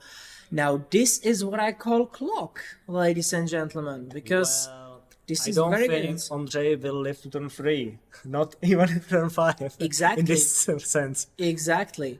Now, this is a nice way to make Ondřej basically not be able to do anything. Well, I have to admit, I've seen an Otawara in Ondřej's hand, but I don't think that will be quick enough. Not good as enough. well. Also, I see a lot of fetch lands, and those fetch lands can be really nasty because Well, there is a clock coming in. And you can afford 1 before, because 3 hits from troll is 18. So know. You can pay only 1 life. I know. To turn 3. But I'm turns also for- expecting a follow-up on turn 2. I'm expecting a creature coming in. Any kind of creature, any kind of Yeah, mana mana dork. dork. So the turn 4 has Slimefoot, and turn 5. No, sorry. Turn 2 mana dork, turn 3 Slimefoot, turn 4 kill. Potentially. As it looks right now. Yeah. Well- The Maze of Ith is a very nice option. Let me check the deck list because I really want. I don't trust you. I don't trust really the want this Maze to of be Ith. true. I don't trust the Maze of It is present, just because this deck really needs its land untapped and producing mana in order to get the first Sliver in play. I'm sorry to It was- announce the fact it's not in Ondřej's deck list. It Maze would of be Ith is not incredibly not funny possible. if it was, because imagine if he just plays Maze of It. Yeah. But It then- would work. Well, and Slimefoot player would play either Urborg or Yavimaya, Right. and enabling him to Ramp him. use the mana, Absolutely use the Maze of fantastic. It to cast command. Now this on is what I turn. call a big brain play. Absolutely. Yes. Like we saw in the Slimefoot Tamiyo matchup, when the Tamiyo player had no green lands and the Slimefoot player thought about playing Yavimaya or not. Yeah, now there has been Amarth, I believe, discarded, or sorry, Milt from Surveil. Now 3 mana. Surveil, I think yes. we will see more aggression just Lelia, coming turn Ondřej's everything, way, right. and Lelia slam And I down. believe we are going to see game 3. Absolutely. Now there is Exile on Lelia on the Detective Phoenix. Little unfortunate, but you care about the damage itself. That is the important Yeah, thing for right sure. now. Which, if I'm counting correctly, Ondřej is going down to a single point of life. Maybe I miscounted. No, it's 4. It's he was 1 hit from the troll. True. Yeah, I was miscounting. It's 14 and 8 with 4 is 4. Yeah, okay, it checks out. That's on me. No. And Way. that's a scoop Yes. from Ondřej Miller. Definitely. But do not forget, well, Ondřej will start, probably, it depends on the choice. That means no Jameson McCallum. That's true. I'm not really even sure if Ondřej wants to go first or second, but we've seen what kind of aggression is Honza's deck capable of I doing. believe the tempo, or not tempo really, but the beginning, the start, and the speed of which you perform your strategy pretty much guarantees you need to go first. Absolutely. Because as you saw, it was a kind of unstandard situation that Slimefoot player had troll turn 1. yeah, that's not super common. that does happen. It was a crazy play, every honestly. game.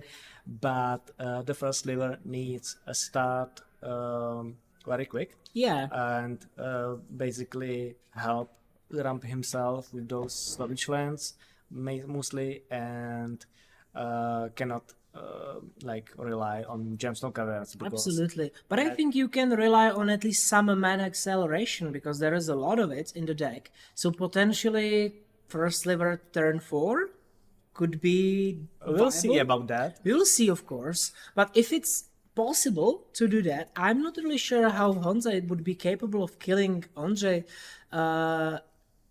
quickly enough in just 3 turns. I'm not really sure if Slimefoot and Squee would be capable of that. Of course, that depends on the hand that Andre will have.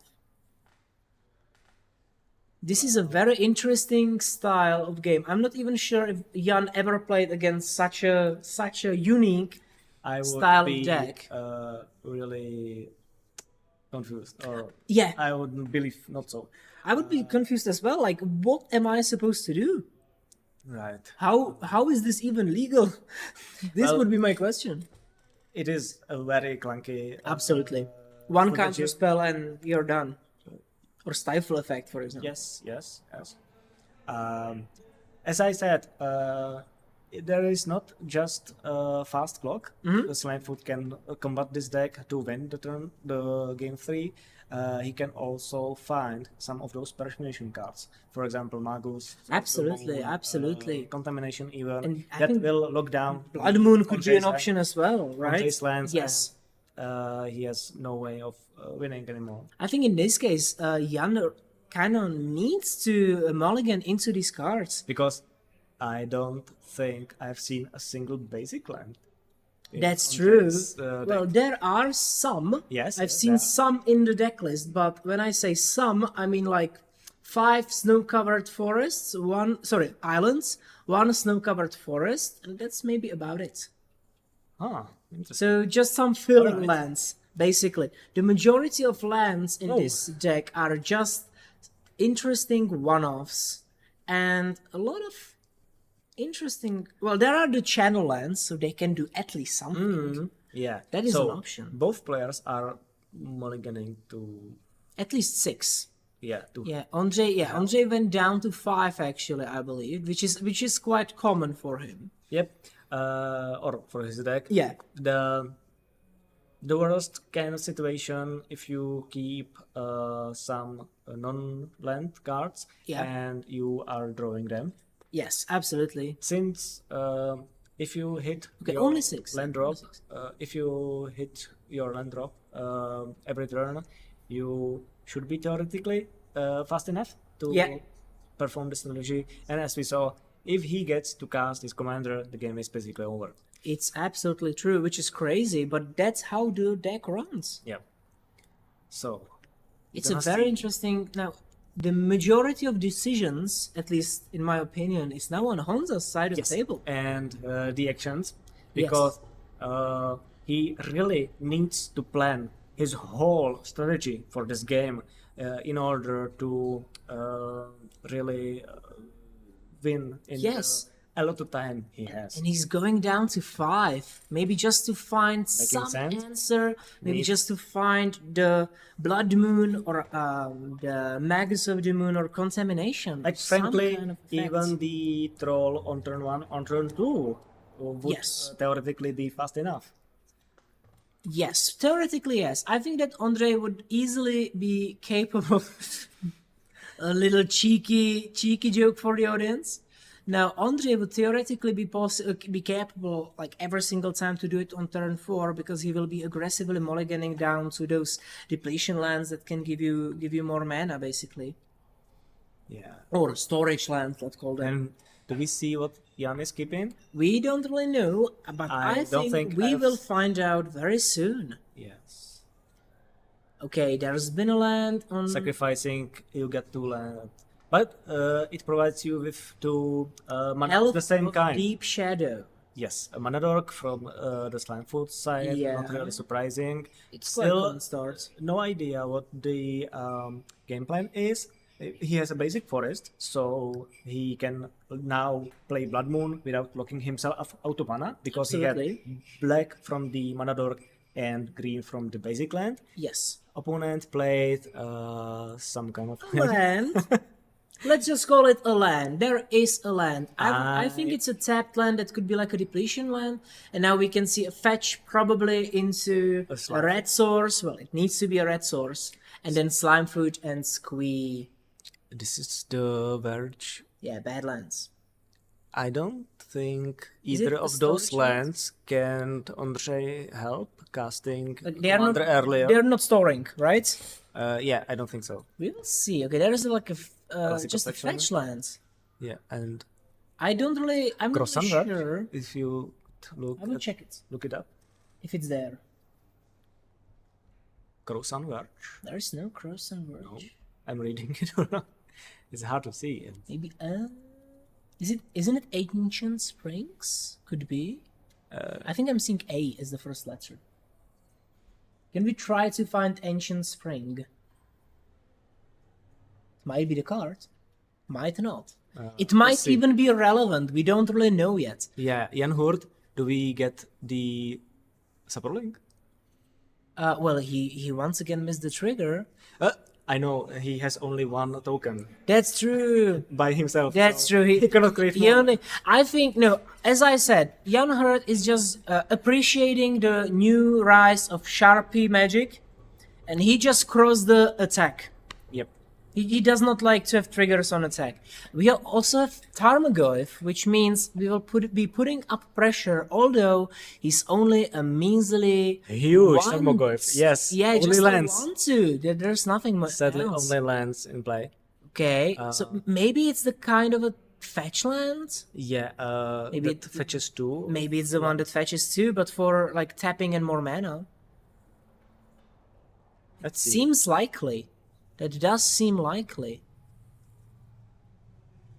And you need to pay mana for the effect. Yes. Something along the lines of the colorless that fetches two basics. Sounds like it. It sounds maybe not basics, but basic types, because it looks like. No. I mean the similarity. of You mean the- like the Myriad landscape? Yes, something exactly. like that. That's what I wanted. It's Yeah, some yeah. effect like Myriad landscape. Well, if it's so, that means Ondřej has 4 mana. If he has a land drop, Which he does because he we only might has lands. see first Sliver doing his shenanigans again. Now, I'm not really sure what is Jan Hurt's plan to solve this. The question is more there counter spell? enough mana? There enough colors? But seems like it. Yeah, there is the old school filter land. Yeah, we have the colorless filter one, land. 2 Right, so we have the Wooburg. Okay. Yes, we got 2 triumphs, basic, 2 and 1 black. Yeah. I thought I saw double blue. Okay, we see the stuff going on again. Sorry, I'm not really Isn't sure. this blue and blue? No, I believe that's a black line. Okay. The first one. Okay. That's on me, sorry. I don't think this deck has a fail rate at this point. It doesn't, well, it can fail in the case that It can- you just hit Emrakul, but still you got Emrakul, You can hit Emrakul with what? like Exactly? Tibble Trickery. Yes. Like it would be So- the first spell to hit. Right. You still have Emrakul against those board. And you control your Still opponent pretty for bad. the next turn. Yeah. I think, So let's see what we hit. did Ondřej just break the meta? Well, you still get what you already said. You can- huge vulnerability against Yes. any type of interaction that And Tamiyo considers- is quite a popular thing. me milled some. He milled 2, but it's not super important. Isn't that red card like important? It was- for maintaining the cascade. Well, right now, not really, because anything. But And- that's what I call What? it, ladies What? and gentlemen. I how call many, it all how the many time. creatures? You just called one that. Well, that's the one that I was thinking Wow. about. That could end the cycle because this one Yeah. doesn't really do anything else. Now we have a flashing in of. And the flare. Yeah, Killing there is a the flare, Emrakul. which basically makes Ondřej sacrifice the Emrakul. But there was still the trigger of Emrakul. Yes. So Ondřej will control Jan for the next turn, Yeah. during which there might be a lot of things going wrong for Jan. Ondřej can recast his commander maybe next turn, But the fact is, it doesn't do anything. I believe the only Absolutely. hit you can cascade into is just the Tibalt's Trickery, which That- is now cast in the That graveyard. is the problem, absolute problem of the deck. That once you fizzle, Yeah. you are done. Basically, if we understand the deck correctly, I'm not even sure if there is something you your can do. opponent deals with the threat, which now Yeah. happens. Now we will see all the cards. Yeah. that- Andre now controls Jan Hurt. Absolutely. Makes the decisions for him. So we will see what will happen. The Then we Chthonian have Nightmare. Barogoyf and Chthonian Nightmare, which I believe he can I'm not really use sure. it to some effect. No, he has 4 lands. He can play it and sacrifice something to return something meaningless. I'm not sure if there is something in the graveyard. No, there is no creature. Yeah, so he can't even. There is the Bowmasters, but like, yeah, there is Bowmaster. what sorry. can you do? Like, you sacrifice the Goyf and you return the Bowmasters. Does it achieve much? You pink your Saprolink, so sacrificing Slimefoot means Yeah. he remains in the graveyard. Maybe that's the worst Well, my question. scenario, but it's still there are other creatures, other spells Yeah, on the Unheard and- and his deck can function furthermore. He has Yeah. Baragoyf. He can play next turn and Right, start grinding value. right. Andre is being stopped, and he can still maybe 1-2 turns if he lives cast one of the huge. That's true. mana That was cards. what I was thinking And about. if he, for example, resolves Maelstrom Wanderer or the Galta and Yeah. or sorry, the Etale, Yeah. the Red Dinosaur, and Yeah, it's Italia. 2 meaningful threats, Right. I think the game is kind of far from Like, over Andre yet. is not done for 100%. Definitely, he will not take any damage this turn, and he will disrupt Jan's plan. That's for sure. But I'm not really sure if he'll be able to survive long enough. Yeah, he sacrificed the Slimefoot and Squee, Yes. reanimating and Yes. putting back the Bowmasters, pinging. Yes. That's what I called. Yeah, Absolutely, very good killing call. Slimefoot, killing token with the Bowmasters. You are resetting Bowmasters, and you got Goyf. And Squee is just gone. And unfortunately, Emrakul went bye-bye long Yeah. before Jan Hurt could be forced to attack Right. something into it. But still, Jan Hurt now takes another turn, but doesn't have much options other than play Barogoyf, attack with everything. Yeah, there and will be just praise- smashing, right? And praise that Andre doesn't have some huge follow-up going on, because well, Absolutely. if he has untapped land, I think thanks to the sacrifice land, he can have up to 7 mana, if I count correctly. 1, 2, 3, 4, 5, 6, 7. Depends if 7 is good enough for anything that he I draws. believe it hits some. It is some. of the threats. Some, yes. It could also interaction be pieces. used to just replay the first Sliver, although it will just not find anything. It will Yeah. just be a 5/5.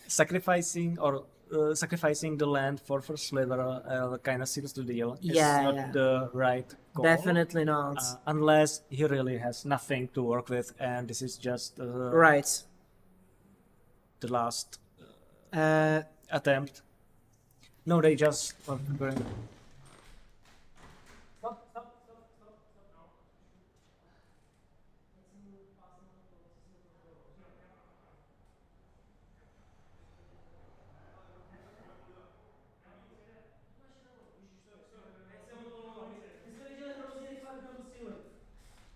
Okay.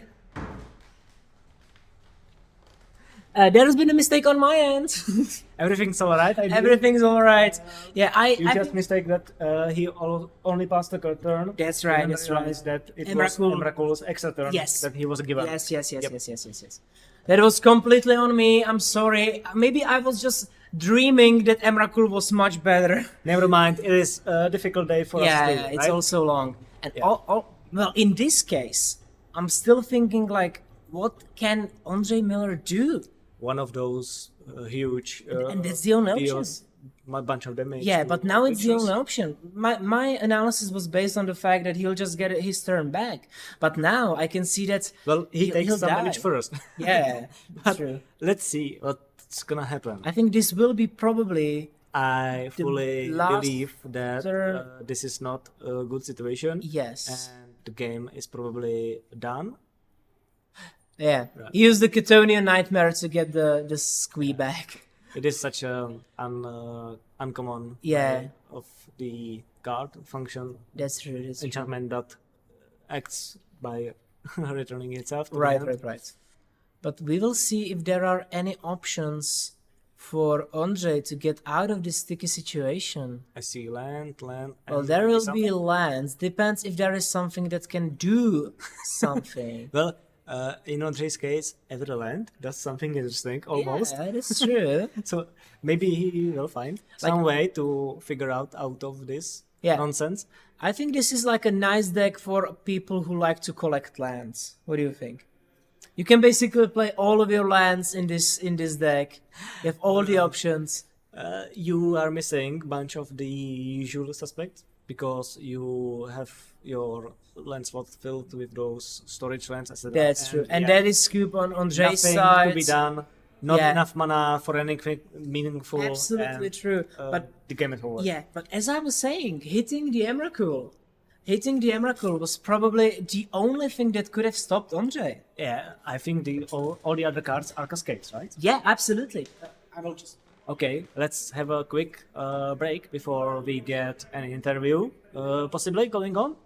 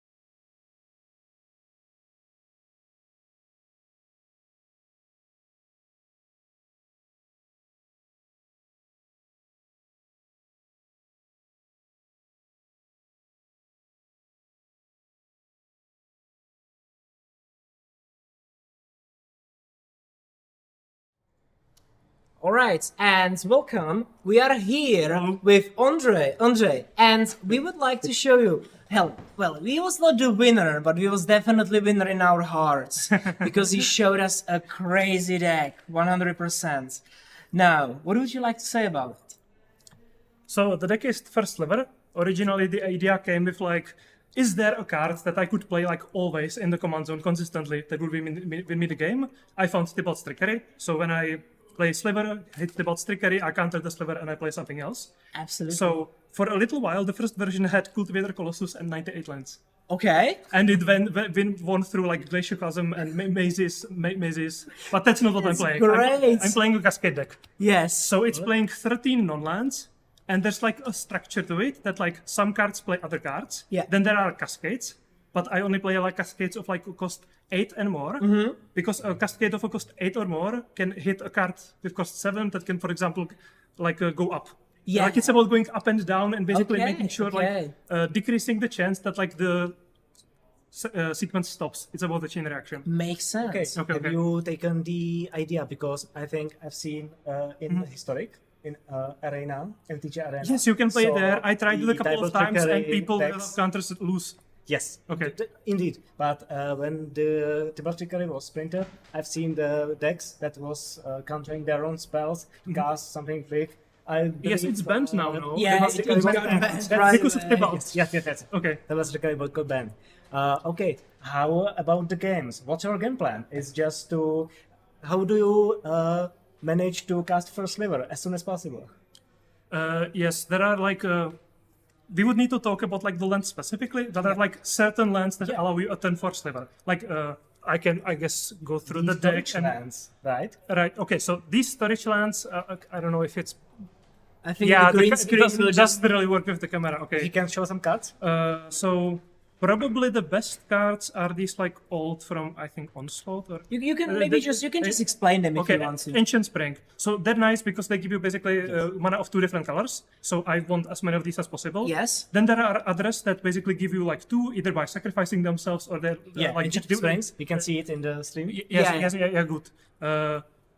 Then there are others that basically give you 2 like the depletion lands. So for example, what's it called? Yeah, the depletion counter, like But they give two of the Decay, same. Woodlot, something like yes. that. the But Calibre- don't they give two of the same man? They give 2 of the same, and they only work thanks to these other cards, which filter. Yes. Yeah, That's so right. it's basically a Right. combo between 2 lands to Right. give you enough mana. So you need to And make enough sure, drops. even in your opening hand, that like you can add like the 5 together. Yes.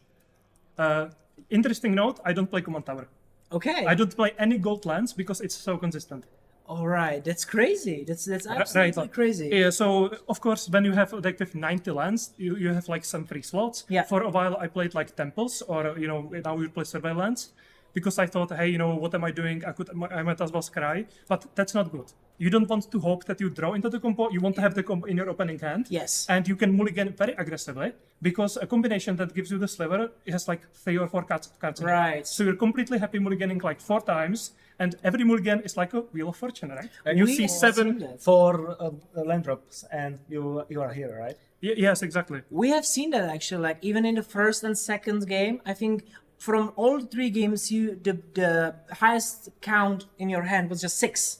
Yeah, I think yeah. you get 5 cards, and 6 cards. So Yeah. aggressive mulligans all around. Yeah. So if I know I'm going to mulligan many times, I will be able to see like maybe 35 cards out of my deck. Yeah. So we're getting into a situation where if I'm playing against Burn and I know that I'm losing against Blood Moon, there's like a 1/3 chance that I get Boseiju because I can mulligan so aggressively. for it. Right. So yes, against Burn I lose to Blood Moon. Against Mono White I lose to like Boromir, Yeah. Dranic Magistrate, Thalia. Yeah. There are some removals, for example, if they attack into an Eiganjo, or there's like the trumpeting Carnosaur, like the deals Yeah. that you discard to deal I damage. also see the snow-covered land, the Mount of Ronom. Yes. I lost a game against Mono White with Boromir, and after that tournament, I put this in because I was just so desperate for removal. But it's a colorless land, right? It's colorless. Yes. It's really like a removal slot for long games, and I have like. So in the real version, I would play like 2 snow-covered lands. I don't have the dual lands, so I'm playing like 4 islands instead of it. Yeah, 4 or 5 even, right? Yeah. So just to note this deck regarding like the fetches, shocklands, and duels, it plays many islands. Like all the dual lands have islands in it, and it plays Mystic Sanctuary because I can sometimes surprise people by playing Sliver. They can't trade Mystic Sanctuary, Sliver again. That was something that we wanted to, and we have a question about how does it beat control decks. So Okay, how so do you deal with the fact that somebody counters your Tibalt trickery? So this is yes, one option, I right? won some slow games, and basically like the best cards for that matchup are like these storage lands. You have like the Time Spiral storage lands, which require another land to be tapped. The name? Like for example, Bottomless Vault. Bottomless vault. Yeah.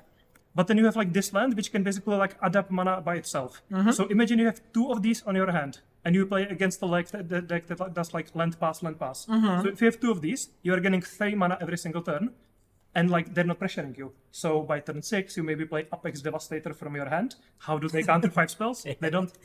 The first game, we Easy. saw the stuff with the Gemstone Cavern Yeah, and yeah, yeah. the storage land. Yeah. Was that turn 3 even? Yes, that was turn 3. And we- I Because could the actually, tournament that I could actually activate the storage land turn 1 thanks to the cavern, which doesn't usually Right, happen. Yeah. And we were like, what can Jan Hurt just do about this? He was just cooked at the point, basically. Okay.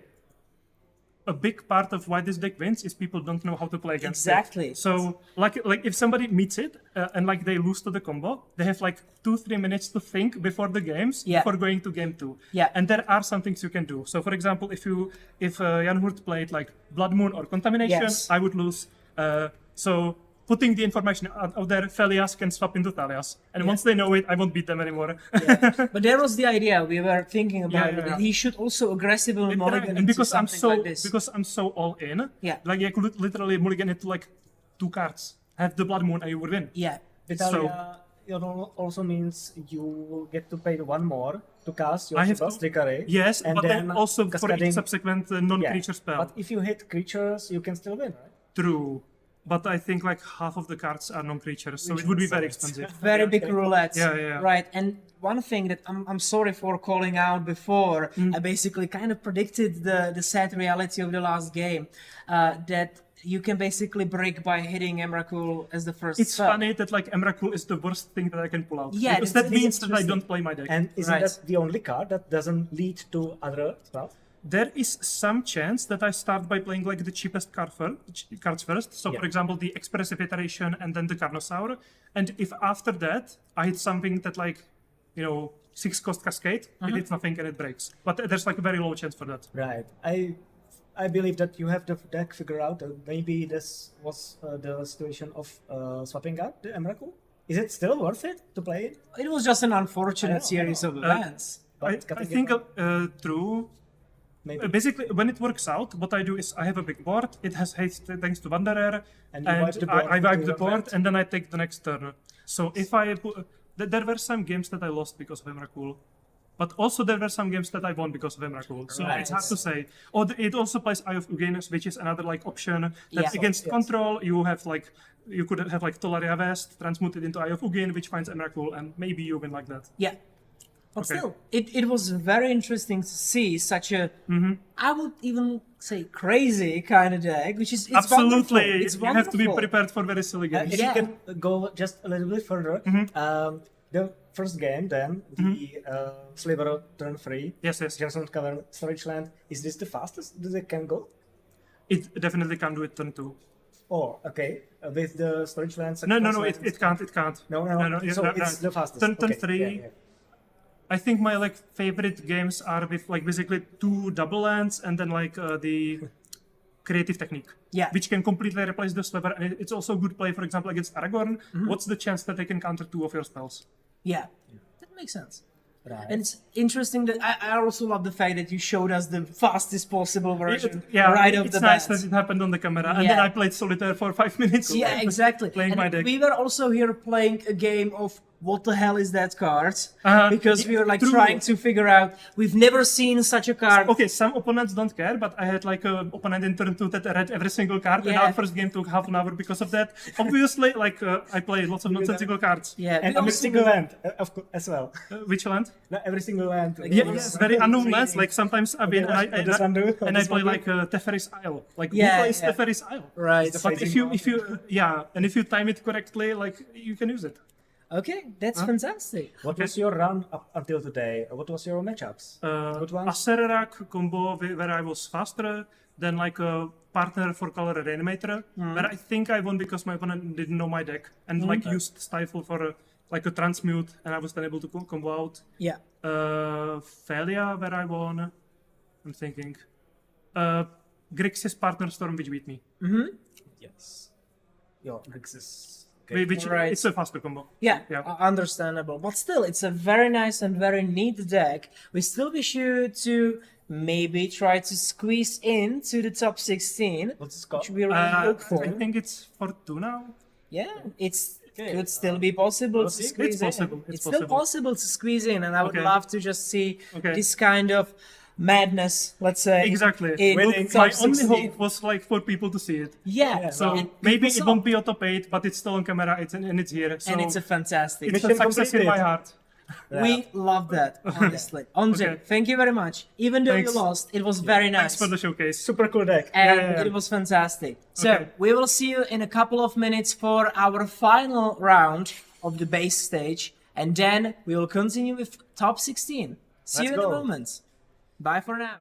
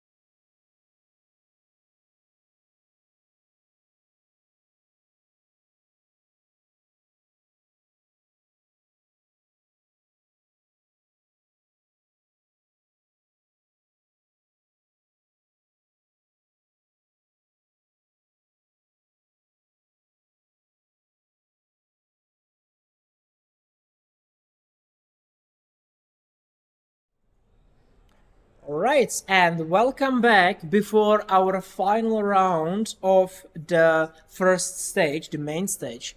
And then we will be getting to top 16. This round is just about to finally finish the last extra turns that are given to players who are finishing their matches. And how are you feeling, Izzy? Well, like the last game, that was just crazy. I loved the first Sliver deck. I was just flabbergasted by the whole concept and by the whole idea of it. Usually, when I see some decks played on the feature match, I have played those commanders. I have played against those commanders multiple times, so I know exactly what to expect. We have decklist, but even the decklist itself, even we have it, they are just names of cards, and you cannot comprehend fully the strategy of the I think it is the fact that we were not looking for Tybalt's trickery. If we would find Tybalt's trickery in there, we would probably get it. Yeah. I have seen first Sliver in the metagame, in the MTG top 8, some lists. I have seen it played also as basically like the common Sliver variant. That also worked pretty well, and because you played your commander, that cascaded into Sliver, that cascaded into other cards. Just fair magic, basically. Yeah, but these types of variants, I have seen the Nifmizet with cascading towards living and cycling, not unlike the modern deck variant. Yeah. Okay. But it's also true, like I enjoy the fact that there are some people who are going after the 5-color decks. It's not super common, I would say, like to have the biggest representation of our Wooburg friends. Not nowadays, but a few months ago, Nifmizet Reborn was one of the most powerful commanders. You're right. Using the best 2-colored, multicolor spells ever. Yeah, just the guild support for those 2-color pairings. Huge flying threat in the command zone. Yeah. Also refilled your card. Not unlike the Atraxa, for example. But that was my idea. Like I this looks very much like Atraxa. Yes, but it, after all, is, even if it's cheaper, it's not that good of a body. Yeah, and the Atraxa is not so fettered by its triggered ability. Yeah. Because Nifmizet, even if the variants were finally built ultimately towards also a huge number of just blue counterspells, and only a portion of the deck was multicolor cards, the Atraxa could pivot almost fully towards counter magic, just removal spells. complete control. Yes. Yeah, deep control. Then having a few of those payoffs haymakers Right. along the way. So you would say that Atraxa version is much better than like what the Nifmizet was trying to achieve? Right. Even the fact that Atraxa works much better for the Dream Halls combo. Absolutely. Because when you face the Atraxa, you count the mana your opponent have and say, okay, 5 mana, 2 more turns, I'm okay. I don't need to worry. But they can just tutor or just play right away. Dream Halls at the game can be basically over. Absolutely. We explained some loops that you could basically go through, that you always find a flick for Atraxa and cards to just go through. Jace the Mind Sculptor, Teferi Time Reveler, they all put they bounce creature in your hand so you can recast Atraxa and go again. Now for the final round, I think we could have some interesting commanders. I'm still expecting, well, we will see actually, because there is something that is quite common at big tournaments. I think you've been in the position quite sometimes, I've been in the position quite sometimes, that you don't really play out your final rounds. Yeah. Because it's much more advantageous to just, take the split. Just take the time off, agree on a tie, and you will both qualify for top 16. So we specifically asked to have players at the feature match who will actually be competing for their spot in the top 16. So this is incredibly interesting and exciting. Both players have a lot of the line. lots of prizes on the line. Absolutely. And also the title of the Czech championship. Well, yeah, they are Dual still commander. fighting for their place to be there. Right. We Yeah, are set up yeah, in yeah. The There is just game set as we up. speak. Right, just to see where the borders are. I see blue. And I see I'm fearing blue. Tamiyo. Well, I see Vendelion. No, Aragorn. Aragorn. Okay, Aragorn Grand Unifier. Here to unify. No, King of Gondor, that's the name. Right? Aragorn, Yeah, yeah. King of Gondor. Grand Unifier is, I think, Atraxa, right? You know, it's the 4/1. Yeah, the 4 mana cost, yeah. Yeah. The 3 mana is not unifying anything. Yeah. It's here. He's just a to- king. Yes. To be crowned and go for the win. Yes. And who we are up against? Do we have a mirror? We do have a mirror, We yes. might slightly fix the Actually. flick. Yeah. So we can see. Well, there is the glare, but we do know it's Yeah. it's Aragorn against Aragorn. Yeah, but we can fix the glare somehow. I can ask them. Yeah, thank you.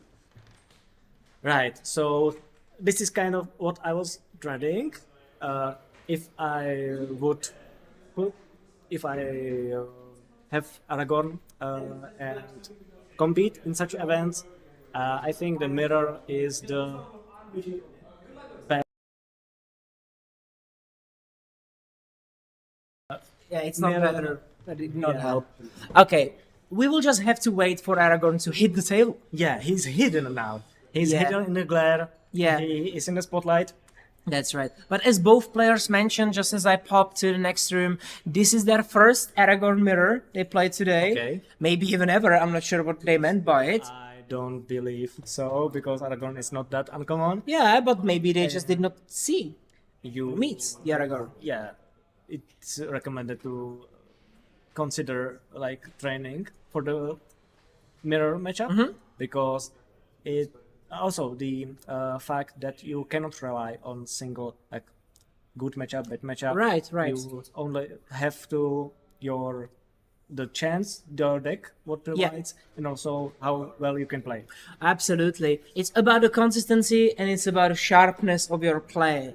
Absolutely right about that. And outside, in comparison to, for example, Yoshimaru mirror, this I don't believe it is so advantageous to go first, You're absolutely because the other player usually have more answers.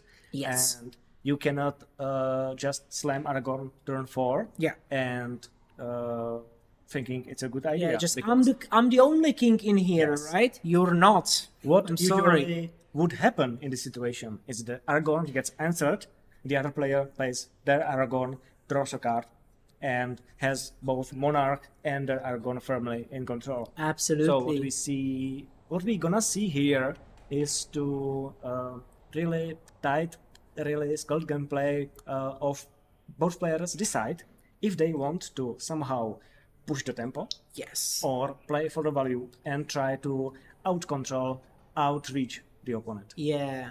And I think that it's gonna be a lot of value, a lot of grind, a lot Okay, of and we go. subsequent advantages. And now Christian has started his first turn with Arid Mesa. And To answer the now- comment, Yeah. we have a final round of the base Yes, set of is this round 7, which is the final round, and then there will be the top 16 of the best of the best. and both players are competing.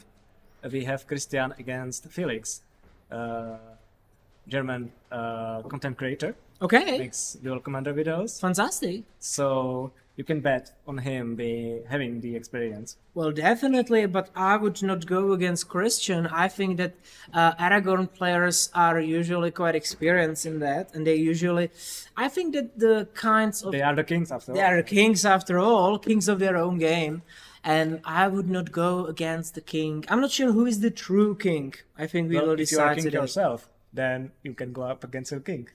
Well, there can be only one monarch, right? So we will see how this matchup Only goes. one player can have the emblem. kind That's of. absolutely true. thingy. There will be a lot of fighting for the Yeah. monarch emblem or the monarch ability token. Yeah. Because both players will also gain advantage. Felix Due might to say it. just plays fast land, Christian went for the fetch into a surveil land. Yeah, and there was the surveying away, but we are not really able to see what card it was because it's Seacrown outside of Coast. our coverage. Yeah, Seacrown Coast again. Okay, and just it passing. seems that we have this value control-ish. Absolutely. Both players will probably be fighting on Razor's Edge and just passing and passing. Nobody wants to jump into the other player's counterspell or interaction.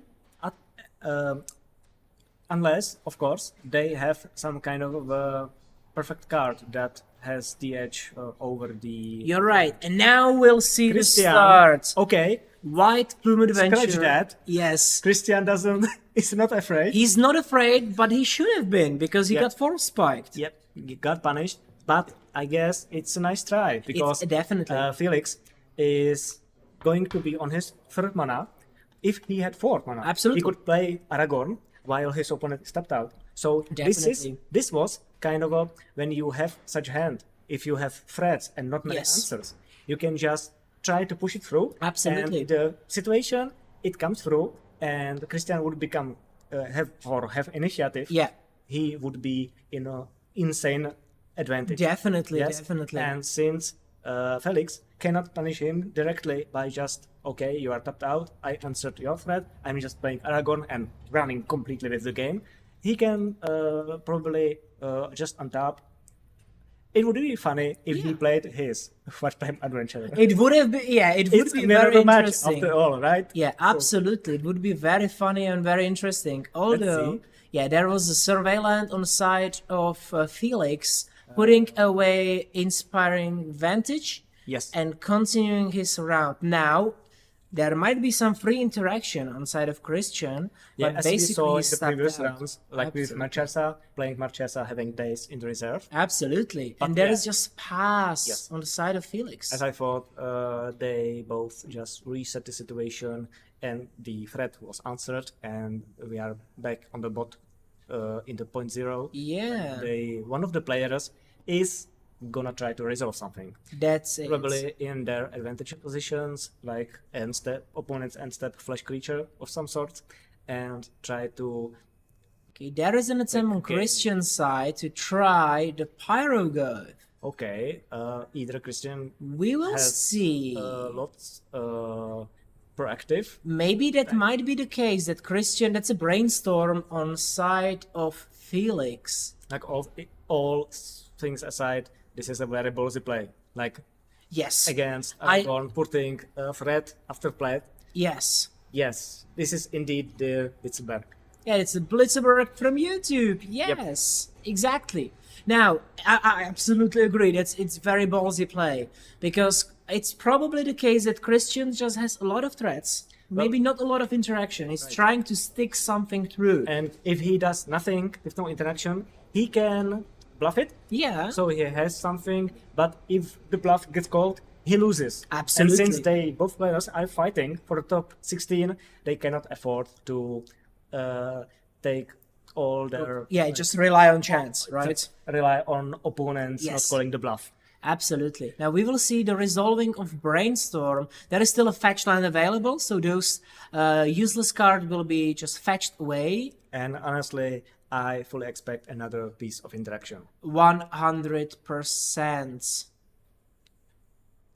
Now, there is a counter spell coming in. I believe it's Mana League, maybe? One of those Yeah, Amonkhet it's Amonkhet invocations. invasion cards. I believe it's Mana League, but I'm not 100% sure if I don't that think is the prince. Mana League is... Could be? It has some big text. Yeah, so- it is a counter spell because the Yep. spell was countered. Definitely. Yeah.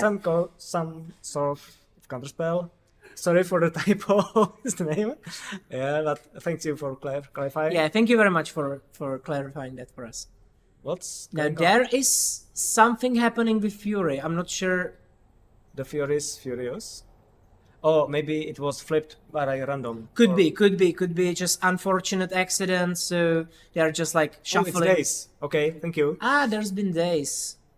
Thank you, or the card is days. Thank you Days very much. works Yeah, too. Yeah, as I said, it is just. it is counterspell. a counter spell. Yeah. That's true. And whatever counterspell works. Yeah, exactly. Uh, Now we've got open and free space on Felix's side. He can basically Adventure. try to stick in Or no. True Name Nemesis. Now Okay. that is a doozy. yes. He still kept one mana open, but basically now Christian does not have a lot of options how to deal with this True Name Nemesis. As we saw on the Christian side, like attempting to cast those interactions. The Nemesis is some sort of different kind when it comes to I just put my creature out Yeah. and don't worry about consequences, because Nemesis cannot be punished so simply Absolutely. as any other creature, because the Nemesis has protection Mm-hmm. from anything that the other player owns. So not only the Nemesis cannot be killed so easily, Yeah, also the Christian playing Aragorn would simply mean the Nemesis would just snatch the monarch right yeah, away. absolutely. and That's also probably very good punish him advantage. very heavily. Absolutely. Like the only possibility for dealing with the True Name Nemesis was to counter it on stack, The Nemesis is which really did not good. happen. Or potentially a board wipe, but I'm not sure if he wants to waste a board wipe for that. Yes, and there is an Aragorn. So we've got the Aragorn. Let's see how well Will it's it gonna go go. through? That's the question. Also, I want to point out that the Aragorn, when the player doesn't have the monarch, it has to target to Yeah. make the creatures cannot be blocked. And it so counts the target true the name True Name Nemesis, Nemesis. as pointing out in the chat, is really Yeah. impactful, because not only it can come through unblockable and snatch the monarch, But as you dealing damage, mentioned, it just if it's stole the untapped, monarch. the Aragorn without a monarch cannot get through it. Absolutely. And also no life gain. Don't forget Oh, that. and Skyclave And Apparition. Skyclave Apparition. So not Now, only Aragorn's gone. monarch is his, but also dealing with the Yeah. commander. Like, okay, there is a hidden 4/4, but still you need to get rid of the No Skyclave. interaction on Christian's side, and let's see what he I think that can do. Felix is in a sweet spot right now. Uh, Of course, nothing's agree. born. Nothing's born for him yet. But I'm not sure if Christian can really try to do anything here. The situation with Aragorn matchups, and this is why I think it is not the most exhilarating or Yeah. like simple matchup, is both commanders obviously have lifelink. Yeah. So what usually happens that my Aragorn will hurt you, I will gain 4 life, I will gain monarch. Absolutely. Your Aragorn will hit me, you take the monarch, you gain 4 life, Yeah, etc., yeah. etc., etc. Until at least And- the Brooks. Yeah, but and here is just a pass on Christian's side, so he Well, just played a tapped land and That that's it. is kind of expected, Well, because yeah. whatever he plays, Nemesis gets through, and Absolutely. Witzelberg can get far and far Yeah. forward. But if he has interaction, he can do most likely at the end of Witzelberg's turn. Yeah, to- there will be some attempt to deal with. No attempt, just take 5. Well, yes, Okay. either he has nothing, or as I said, he really plans on doing something on Yeah. his end step. So he, taxes his mana Yeah. as well as possible, and gives him the smallest window of opportunity to do something. Absolutely. And we got end step, I believe, I or reaction to the think so. monarch trigger. And Yes, and there is Hull Breacher. yes, a very good card against the monarch. Yeah, a fair magic once again. But Now let's we see have if it's a reprieve. reprieve as a reaction to that. So we'll see if reprieve resolves, attempting to return the card. Yeah. It did resolve. Felix will get additional reprieve. And then there is the Fairy Mastermind. Oh, but after the draw, Interestingly, after the draw, oh but my. there is Mana Tide to seal the deal. did he really played it before? It could have still resolved worked with the. It could have still worked with the Monarch, right? The Mastermind would still draw him a card with Monarch.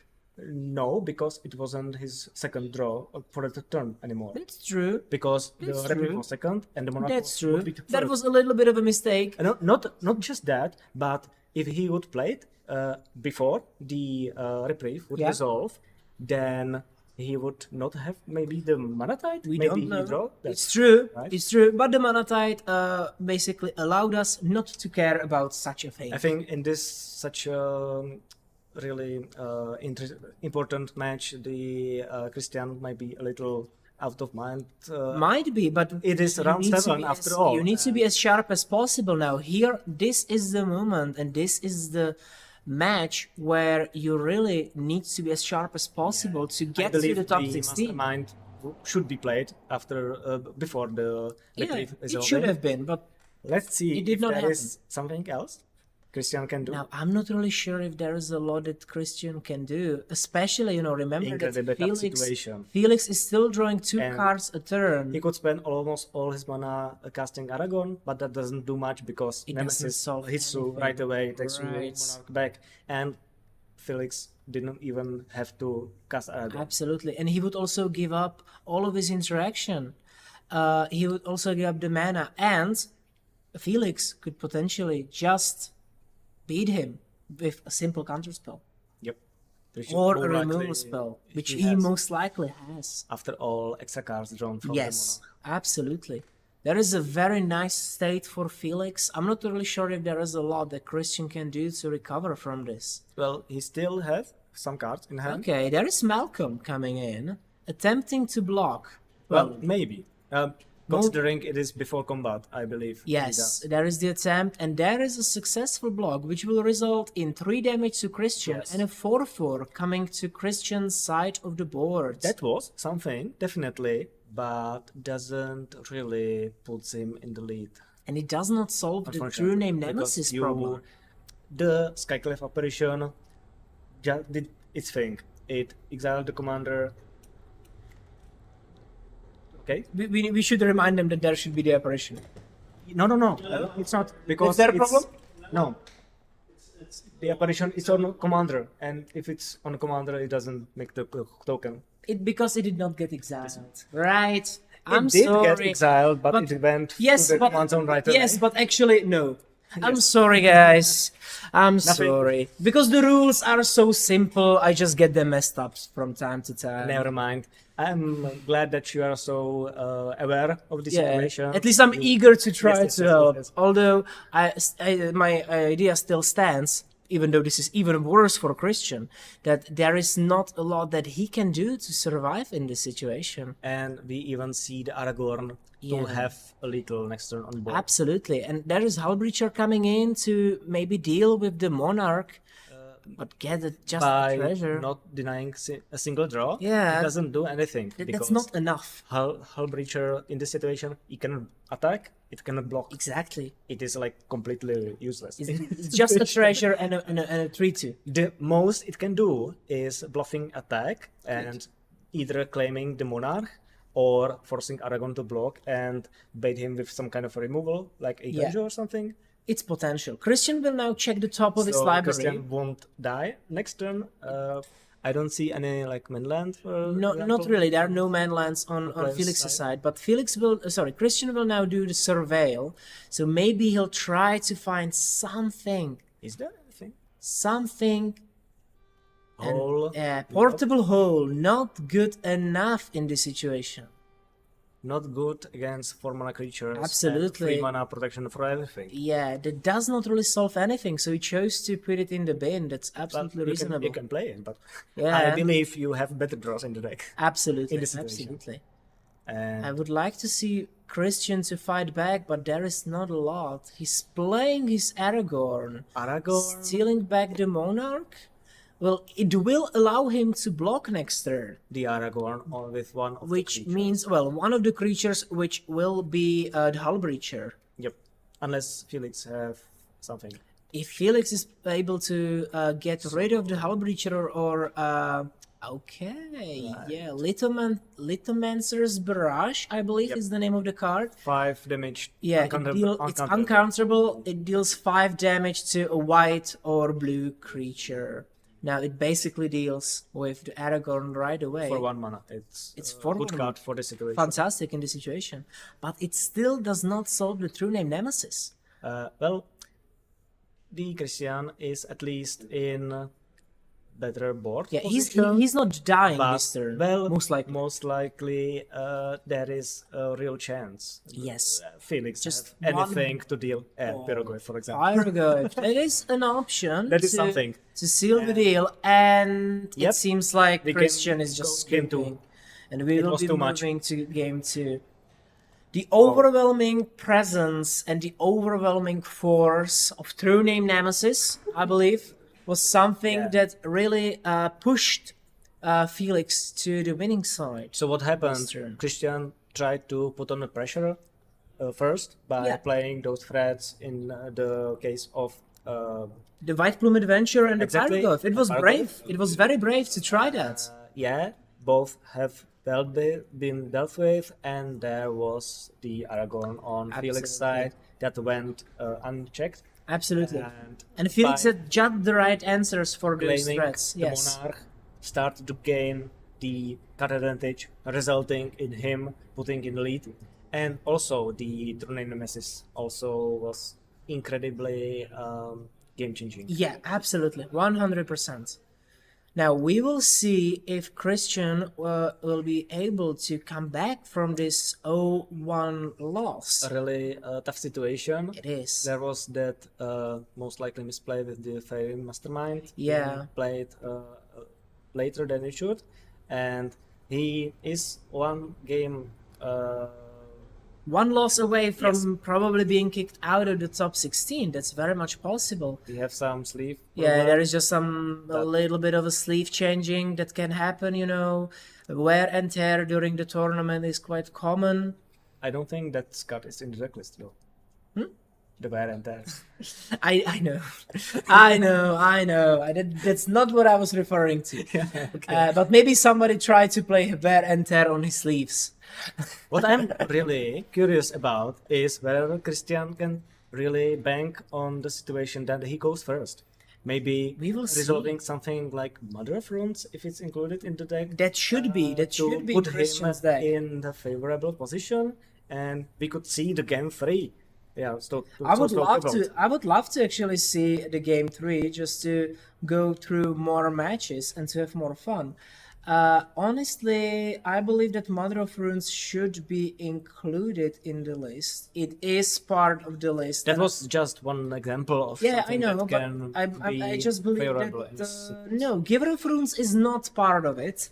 So it's I only partially Mother. agree with the situation. You don't have that many creatures to protect, Right. and the fact that the creature itself can protect itself. That's right. That's the is, self peel that it's got. Yeah, Yes, and Giver cannot do that. Giver is vulnerable even the further turns. absolutely. Because the biggest advantage of Mother of Runes is if your opponent doesn't answer it right away, the following turns you need to either bait it somehow or Yeah. have two remove spells, etc.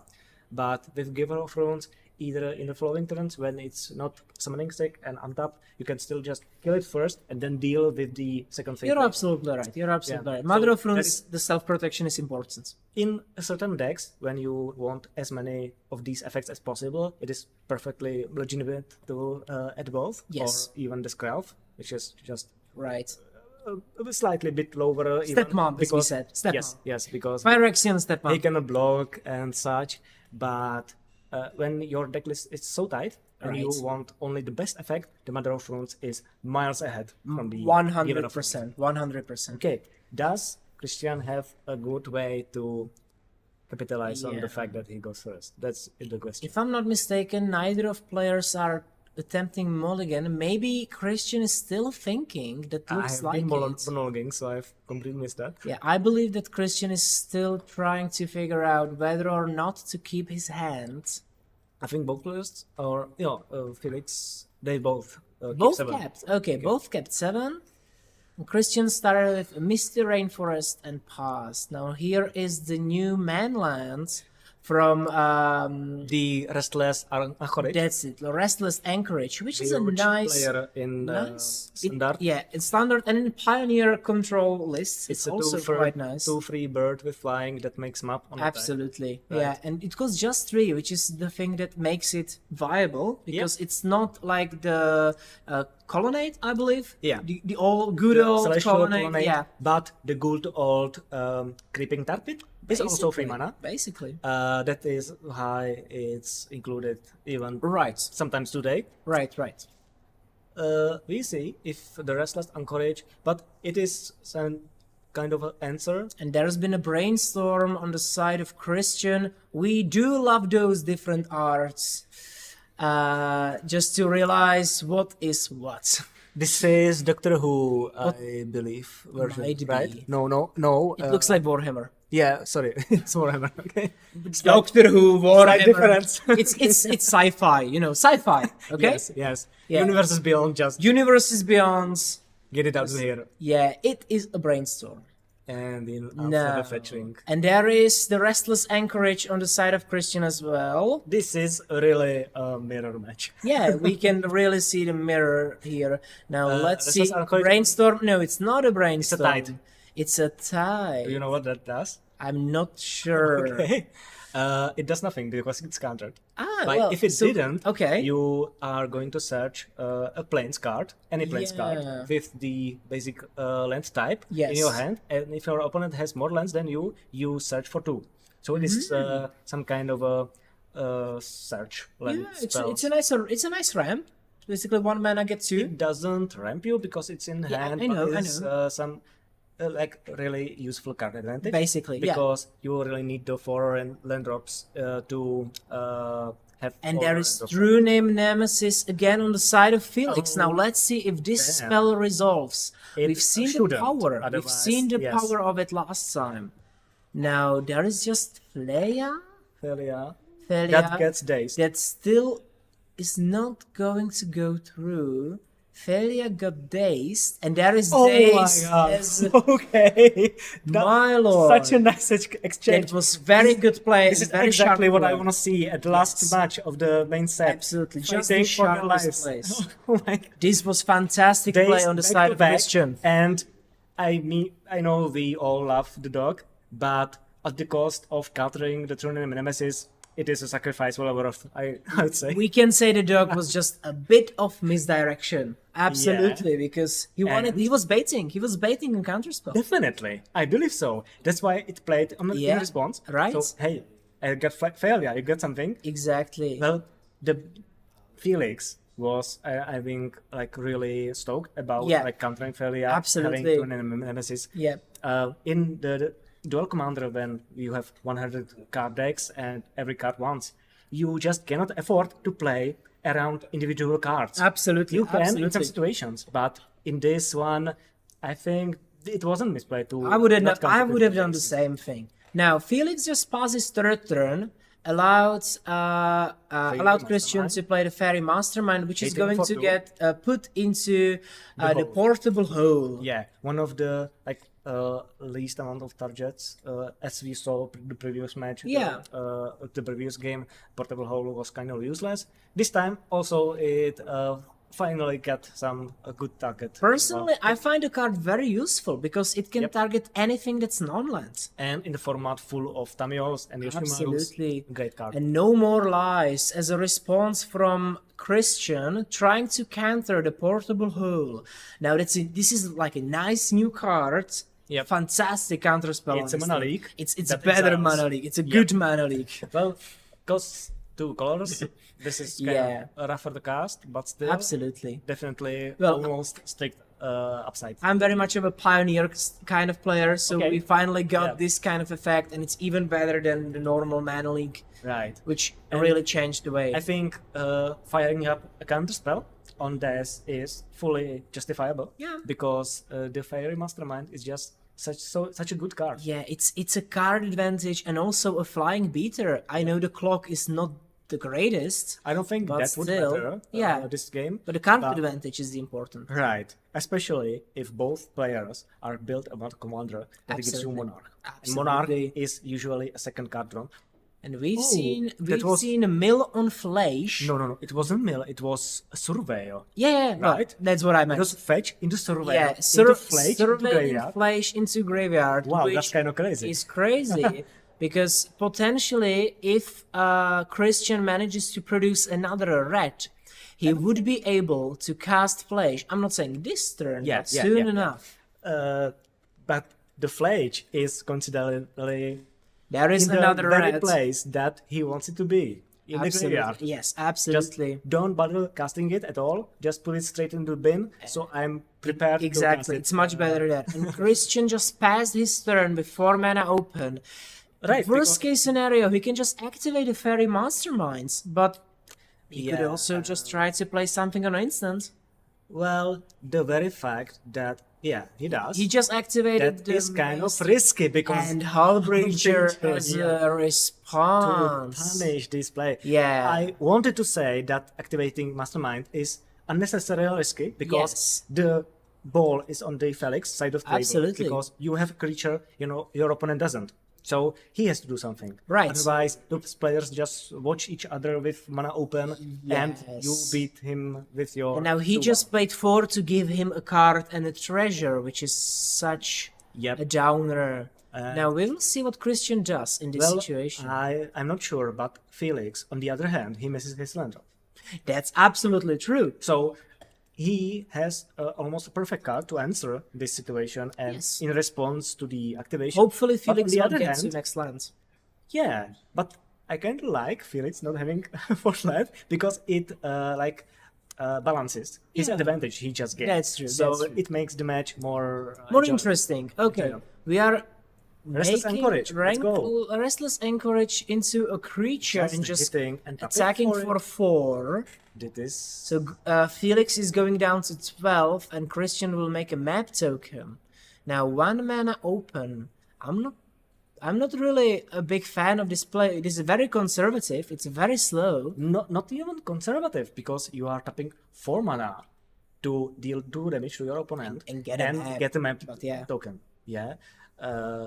I don't think it was in this situation when Aragorn is about to resolve. There is gonna be a huge fight for. And there is the land drop for Felix, so Aragorn might be coming out. Of course, there was the treasure as well. So Yeah. now he's on 5 mana. So even the potential of using Mana Tide or Protection. Force Spike Protection. is just gone. for the Aragorn. Right? Right. So we'll see what is can this? Christian do. Okay, so there is the attack for 3 by Hullbreacher. He's not basically capable of blocking those flyers, so why not go in? Yeah, and considering Christian have to tap 4 mana basically to have a bigger clock than him, he races better, I would Right, think. absolutely. We'll see. So there is Chain Lightning dealing with the Fairy Mastermind, Potentially. But and it let's just go. resolves. You kind of that Hullbreacher is in the play, so Yeah. the Mastermind just looks It, so. it doesn't really do much. You're absolutely right. But still, he got rid of one of the things that he could do. And there is still 3, potentially 4 mana for Felix for some interaction on his turn. Yeah. Or he could potentially just fetch into Surveillance at the end of I his think- opponent's turn. I think depending on Felix options. understands better kind of than Christian maybe. Not trying to be mean, but anything that Yeah. he now has a creature in play, and he is 1 life lower than his opponent. Yes, Right. but he has a very good creature that prevents or taxes a Right. bunch of your opponent's cards. He's hitting you in the face with for free, and you just cleared your opponent's board.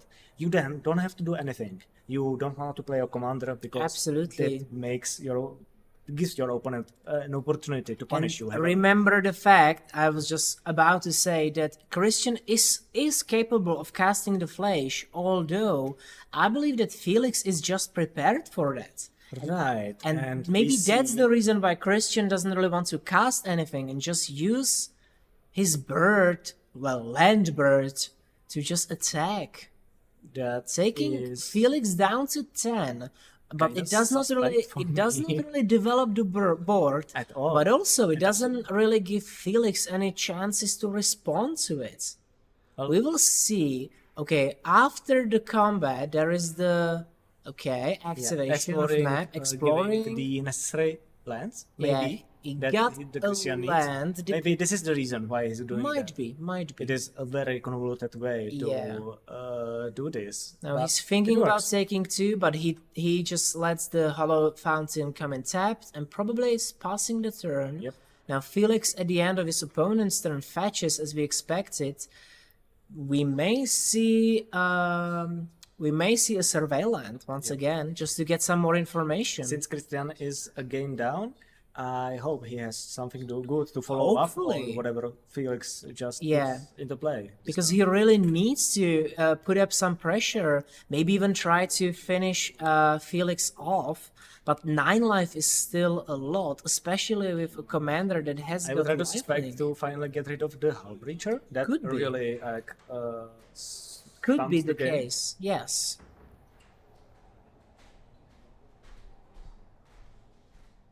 Definitely an interesting way. Let's see if Felix manages to punish his opponent being tapped shall out. see. Okay, so there was the surveil trigger to put away Brainstorm, which was not really necessary for Felix.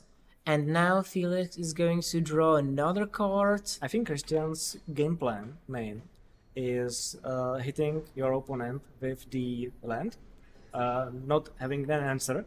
And once Felix taps out for something, for example Aragorn, he can finish him off with Phage. You're absolutely right. That is an angle he can take. And the fact that he'll just be activating the anchorage means that the counter spells that are potentially in Felix's hand are useless. Yep. We'll see. We saw 2 times the Christian activating the anchorage and going in. Absolutely. Also activating the map token, which was like the best way for Felix to interact with it. Exactly, So exactly. it means that most likely Felix have no response. Yeah, there is no spot removal for Felix. That's Yeah, most absolutely likely. true. Well, at least most likely.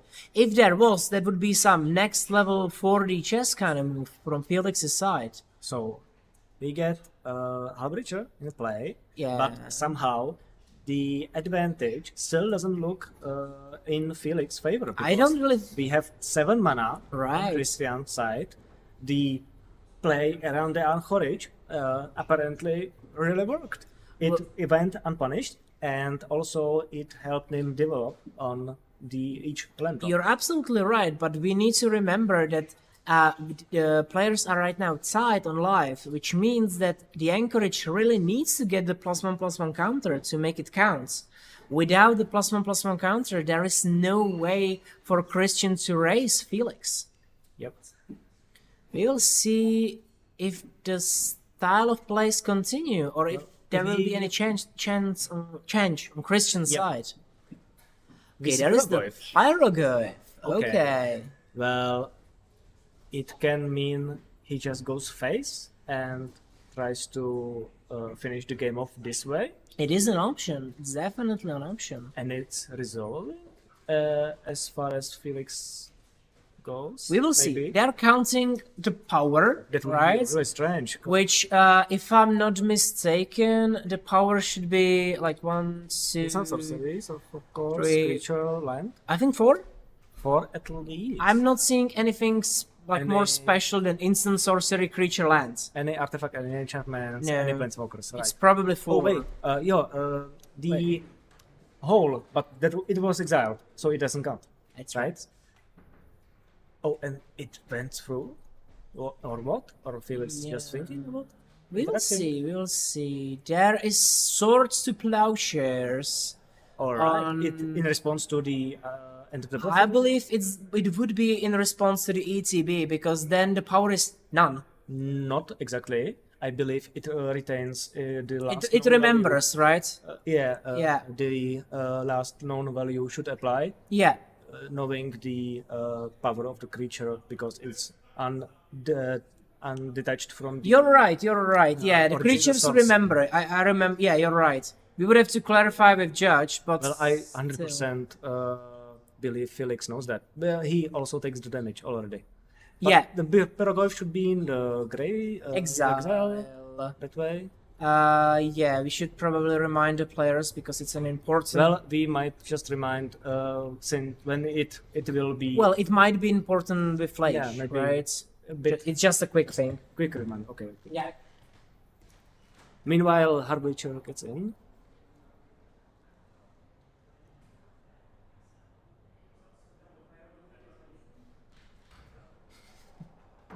Okay. Well, nice. Okay. Situation corrected. Yeah, quick and we can resolve. continue. Meanwhile, just Hullbreacher went in. To the red zone, trying to fight. But the Swords and Plowshares happened, meaning Christian has like, oh, And there is a Pyroglyph as a response. But wanted to you, say but that, you were right, Christian- Christian stabilized with life, but he's not going to be stable for a long time. yeah, second Pyroglyph about to change this equation. And Well, at we will least- see about resolving. Yep, maybe. Threatening to Yeah. put the pressure on again. Absolutely, Not absolutely. only lowering the life total, but also presenting another threat Christian has to deal with. Exactly. Now, presumably, it will go phase, there is no other option, but we can still see the Christian has 3 untapped mana, and he kept a lot of things. Reprieve as an answer. Well, to the Hullbreacher though, it is not so sweet as it. Well, there is the No More Lies as an answer by Felix to counter the Reprieve. And there is the Manatite to Wow, counter what, the counter. What a Though segue. I'm not really sure that there could have been a little better play, in my humble opinion. Okay. What? We could have just did the Manatite on the Pyroglyph to not give treasure to Felix, but that's just a little thing. Do you get the idea? Right, because you counter the original target. Yes, and exactly. You don't get to draw a card. Yeah, hence, yeah. The Hullbreacher. Hence, no treasure, but that's just a little thing. Now, Fleisch is coming in because the board is basically free. And Felix is presumably out of resources, out of cards. Interaction. Definitely, there is not a lot of things that Felix can do in this situation. We And were laughing about Fledge like being so conveniently right, surveilled. But now it looks like, after this lengthy exchange, that the Fledge might be what seals the deal here. well, definitely, and he can just ignore the Hullbreacher and just go face with the Fleisch. It is an option. Exactly. Because- And that means Yeah.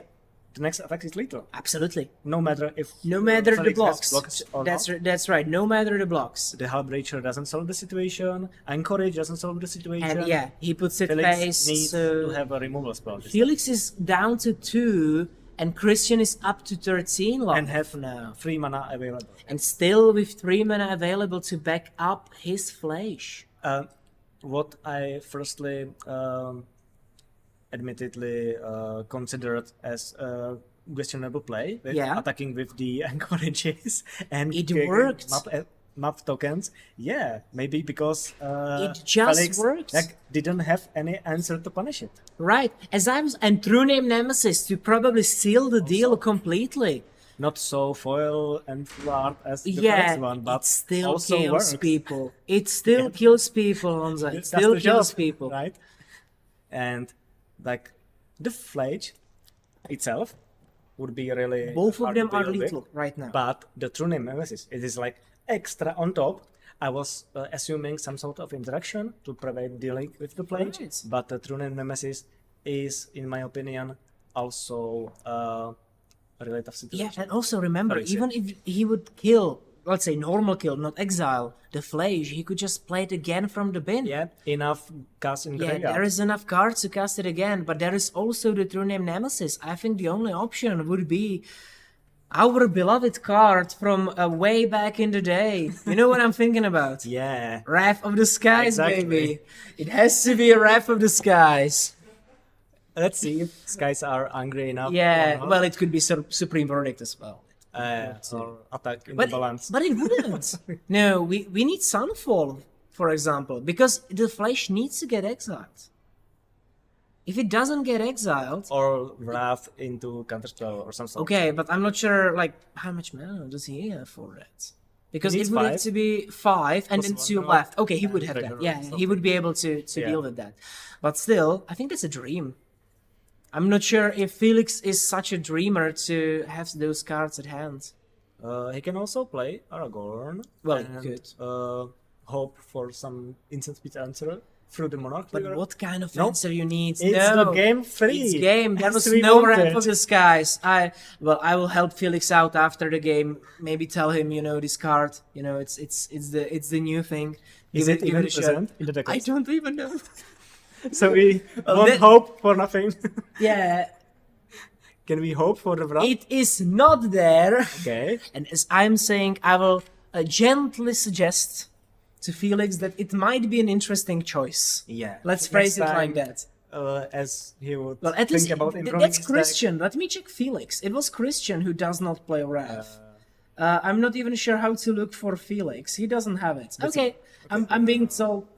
Yeah, it potentially doesn't have it. I might try to check, but we have only the names. It is interesting because I have the card, but I haven't included it in any list. But you've seen how crazy it is, Yeah. right?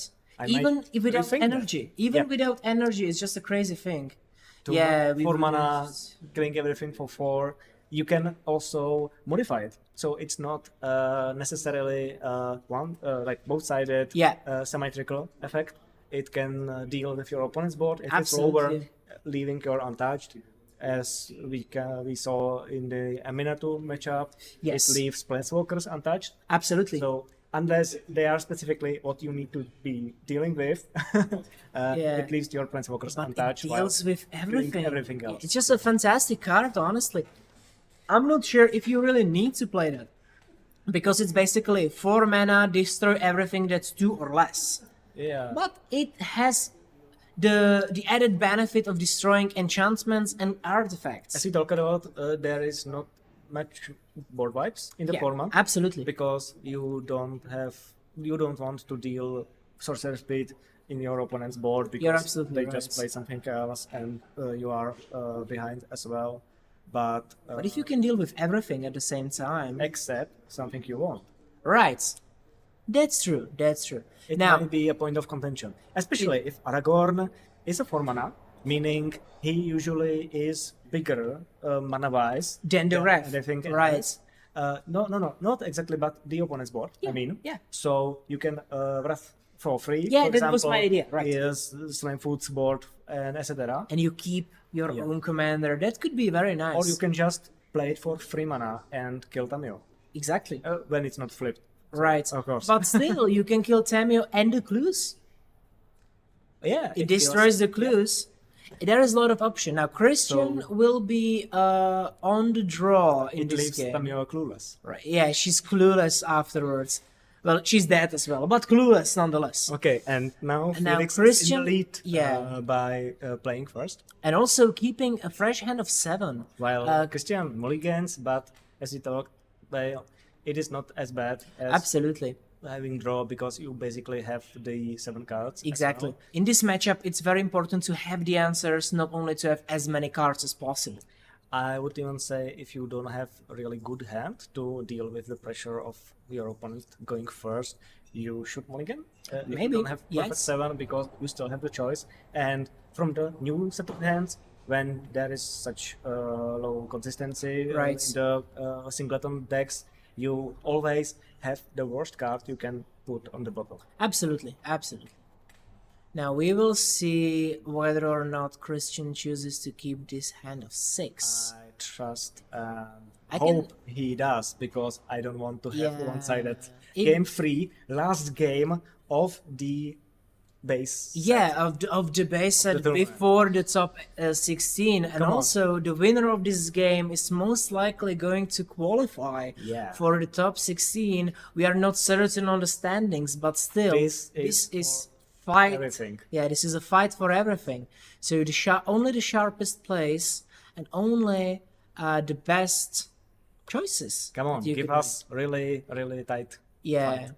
Now we are going to see Felix starting with a fresh hand of 7, and I believe that the first couple of rounds will follow the same style as before. So Yeah. just land pass, land pass. I don't believe Christian will be as ballsy as on the first game. Yeah, but his best. he gave it his best. Let's be real. Maybe he only had threats, Yeah. and then Most he likely. drew some answers. So he just tried it. Sometimes you just have to go for it. Yep. It looks like land pass on the side of Felix. And no red mana, noticeably. Yeah, But Aragorn is a deck that doesn't need the red mana it's as often. it's basically splashing red. Let's be real. Not, There is not so I would many not cards. identify it as such, but Okay, it okay. is indeed the least important color in Okay, the deck. okay, we can agree on I that. would, I would say it like that. Okay, well, it's a heavy splash. Yeah, We have Surveil, Yeah, Surveillance keeping top. not milling Fletch anymore. Yeah, milling Flash was fantastic, honestly, the last time. Won him the game. At the end. Basically, yes. You're not wrong to say that. Really right. Now there is Qatar Commando coming from Yeah. Felix's side. It's As a very we- nice flashy card that As we we can said, use. the way I really for like players Qatar Commando, it's to nice. to break the parity of just passing land go Right. playing it like a control deck is to have a flash threat, playing it on your opponent's end step, Right. and forcing them to either have the answer and tapping out, Absolutely. or like letting the creature go and answering it in some further time. But if the game doesn't boil down to hit you with Aragorn heals 4, Right. hit you with Aragorn heal 4, then the life total, as we saw in the previous games, do really matter. Yeah, they were quite important. Now we can see on side of Christian a fetch into another surveillance. Just into digging Thundering for the fledge. Yeah. Yes, has to be there sometimes. Well, maybe it's in his hand already. Who knows? But you know, the surveillance really show their power because it gives you a lot of choice. Yeah, yeah. If you don't really need to use the mana at the end of the turn, it's fantastic. Yeah. Now we will see an answer, a Manatite as an answer to the Giving it Qatar time. Commando. Meaning the Christian is now tapped. That's And true. Christian is completely tapped out, which means Can the Felix punish it? Well- or just surveils? he'll just surveil. Maybe 2 mana something, but I'm not really sure if there are many 2 mana You threats. cannot really punish your opponent as so much And with that's 2 mana. Spell Snare going to graveyard. Not good enough for Christian to draw next turn. For Felix. Yeah, for Felix, sorry. I believe so, because it is a really like very focused Yeah. answer. And if your opponent plays something 3 mana, Yes. it can ultimately lead you to be completely useless. Okay, there is a Brainstorm. We already know the card. Yeah, it's Warhammer. Yeah, it's a right? Warhammer Brainstorm. Now we'll see if it resolves. It will probably. Or resolves into Fairy Mastermind, for example. We'll see. It could be nice. Well, it's just one card. Felix, then. Hullbreacher can come out, which is at least that. But there is Wait, reprieve. reprieve on that? There is a reprieve. Okay. Maybe Felix is digging in to find more cards, maybe even with the 4th land. He is probably really desperate for the 4th land drop, Might be. which you really don't want to miss, because this means Felix is tapping out on the end of Exactly. his step. No, it was, sorry, Okay. it was main That phase. was Christian's main turn, yes. Okay, sorry. So Felix is digging in. Maybe And the he'll reprieve find doesn't another look thing. half as bad, Yeah. but still kind of sus. Now I must he say. has got 4 lands. Now for 3 mana, White Flume Adventurer. Now Oh, I'm sorry to say that, but this is the first time we might yeah, actually and see. it resolves. We see the initiative for the first time in coverage here. that's right. We haven't seen the initiative yet. I would like to have some nice song for it, but we don't. Can we just yay? Riveting gameplay, as we call it. Magic, as Richard Garfield intended. Now, Well, for those of you who don't know, read the card. It will explain it for sure. not the god itself, but the initiative token. Well, that was my point. And then the And you need also the Undercity, yes, the you other need all side. 3 Yeah, it's basically like a novel that you read. If you have enough time, you will maybe learn what it does. To be completely fair, I ironically love this. I like it as It well. But doesn't like mean Felix just instantly wins. yes, we can see the Undercity now. The first Yes, is the secret because entrance. It, in addition to the Aragorn and fighting for Yeah. Monarch, There's also the initiative to fight for, but Oh, now but- there was Malcolm countered by Force of Negation. Sorry, Force of Will, exiling the Mantis I was Riders. so excited for Christian taking Yeah, and this initiative from Felix. that's true. This was Felix's way to fight to keep the initiative. Yeah, definitely. And the initiative is super important because Malcolm was a flash flyer. It could just steal that. Christian now can play Aragorn, but we Is don't it know if good it enough? works. There is the Brainstorm once again coming. Okay, Probably resolving. Yeah, resolving. Let's see what it brings, because Christian is now in. You need to answer this. He's or not in a die good spot. pretty Spot fast. because White Bloom Adventurer will probably receive 2 counters from Forge next turn, Hmm. and then it will make Christian lose 5 life. If Felix chooses to go for the aggressive line. Yeah, the initiative do be like that, and it would They do be like that, you're absolutely right. and it would mean there are like 3-ish turns. Like, Yes, in the exactly. game. Well, Christian has to do something, and if he doesn't, like each turn he doesn't take the initiative from his opponent, Right. Felix gains another incremental advantage. And if he gets down to the throne of the dead 3, The Malcolm was such a basically nice over. attempt. yeah, and Because it was very good for Felix to fight for it. Claiming the initiative, giving the draw trigger, Right. presumably even resolving your Aragorn, meaning that you have the full board, because Aragorn in play against the adventurer that is only a 3/3 is just way better. And there is a flash coming from Christian side to destroy the White Plume Adventure. You said it. You cannot surveil Right. Pledge if it's in your hand. Right, you can't surveil it if it's in your hand, but you need to get rid of that because I like the potential because I love Yeah. the adventurer was dealt with. yes, The initiative is also still very good. it is good, but now he'll have to go through the more conservative, slower line, which is the scry 2, then make a Not treasure. necessarily. We'll The 5 see. life into draw can still be slightly better. Yeah. But most likely will for the Scry anyway, because there are 3 potentially 4 useful effects if we go the third instead of just 3, because the counters on creature is just completely blank. Right. We will see what Felix chooses to do with, And to with be his fair, triggers. the surveil is very important. Okay, we got the end of the... Yeah, Confirm. we got so carried away that we were told here that we will be going into extra rounds here. Do the players know though?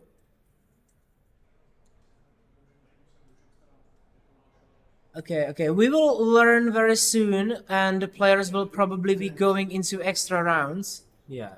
And yeah, so they players just went into let's extra assume rounds. they know about that. I hope so.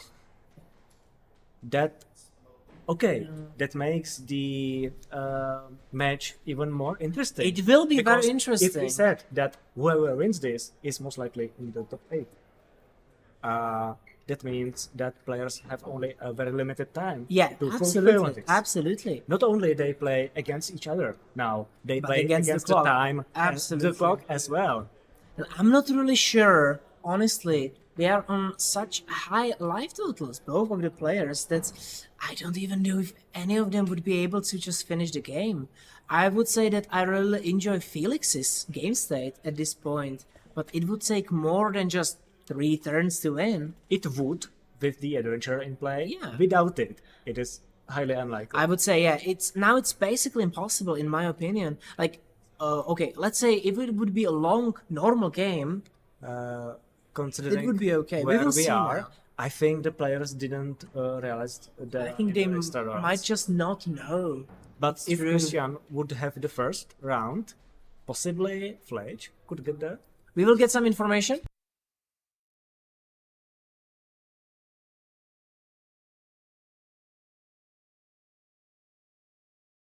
So we were given the information that the players will have 4 extra minutes due to the fact that we had to move them basically because we were choosing. match. Yeah, we were choosing the feature match so that we had players who actually basically wanted to fight. Let's go. So we still have time, and I believe, I don't want to go against Christian, not at all, but I do believe that the ball, well, the advantage, all things considered, is on Felix's side of the table. It really will also depend on it. Whoever gets the first extra round. Absolutely. 3 rounds versus 2 is such Yeah. a huge swing. And that's considering also only 4 initiative minutes. is in the play. Yeah. Yeah. Now there was the Lithomantic, I think, or Lithomancer's Barrage. Yeah, Aragorn Cast to basically. just get rid of the Aragorn, but Aragorn resolved, so I believe that Felix is now swinging with both the initiative and both the Monarch. Possibly not for long, because Fairy Mastermind is here. Absolutely. But it was in the main phase. Yeah, it was just the main phase. Don't surprise, give me both right away. Right. I'm not Yeah, sure what was the idea. Dragon Maybe, is presented by the Monarch. yeah, maybe trying to push it through.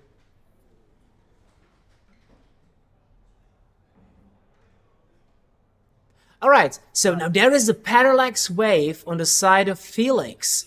Parallax wave. Saying, hello, you wanted to finish in Yeah, time? that's right. Think again. Absolutely, and that's a crazy card. Honestly, I do appreciate Parallax Wave being brought. We will see if the players will be now. Denik on the side of Christian. Very nice card against aggro decks. I'm not really sure how much it can do in this mirror match. Now there is a lot of triggers. There is the initiative. Simply put, Denik is a card that gets possibly exiled by Parallax Wave. You're and right. That is the You're end right. of I think his we- possible usefulness. We don't have to think about him much more. He's because not really important outside of, I think, like Right. Snap Custom Age. That's the only thing that managed to target the graveyard. Absolutely. It doesn't do anything against Flage, for example, etc. So, In my opinion, it's very good against aggro decks, but Yep. in this case, not super lifelink, important. attacker blocker that has to then can be disturbed, Right, and that's it. But we don't have to really care about him right now. Not super important. Now we got the token, the 4/1 Menace, a skeleton. We are still moving to draw step actually. Interesting thought. No, is it was the end of the turn. Sorry. maybe Monarch. Yeah, it was Monarch at the end of the turn, and now there is I forgot the name of the card, but you're Unexpectedly absent. fantastic, and you're putting it on top. Yep. So just putting it away. An You X can from pay top. X, Right. and you put it beneath the X cards of opponent's But honestly, library. 2 mana, put it Zeros away. means stop. Yeah, good enough. Good enough. Forcing your opponent to recast it Right. is just in this situation like completely fine and maybe hard removal. Right, absolutely. Get it up to absolutely. here. Not Yeah, even put it in the graveyard to so we can just. Right. But as I wanted to say, the interesting thought: do both players in these kind of situations And now wash play for the away. win? That's right. They That's try to kill interesting. your opponent or just try to not die? Yeah, and that was wash away countered by manually. No, counterspell. Just a good old counterspell. Wash away, counterspell. Yeah. Interesting trade-off. Well, wash away tried to get rid of the interaction, and now we get the counterspell as a result. It's still, for some reason, sticking with the lands, but it should be in the graveyard. We know about that. What? Now, yeah. it should. That's right. Now Okay, we've yeah. got the Denik and just pass, and that's it. Now we'll go to the throw. Yeah, that's a second extra round. Thanks for the dice by the head judge or by a judge we have there. Now we will go to Felix like the saying, Undercity. And do we have the last we chapter? are going to the last chapter, looking at 10 cards and trying to find a creature. Can it that- seal the deal? The It dice might. presents that Felix has a second extra round. I will ask, but I suppose so. Okay.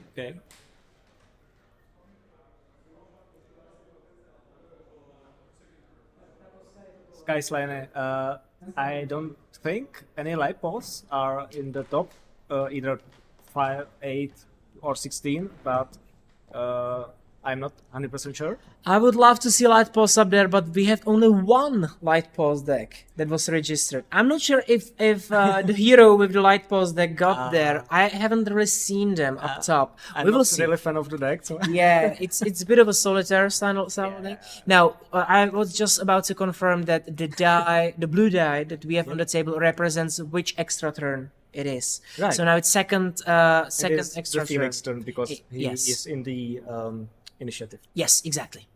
Okay, Fletch comes into play. Flash. Okay. That's Lightning That's Helix. sad. Nothing better. That's super sad. Something that gives you life, like cementing Yeah. the fact that you don't die. I know, but I'm not. Well, maybe there was just no other creature. That's also Maybe. an option. This deck doesn't play a lot of creatures. Right. It can just fizzle. It can just fizzle.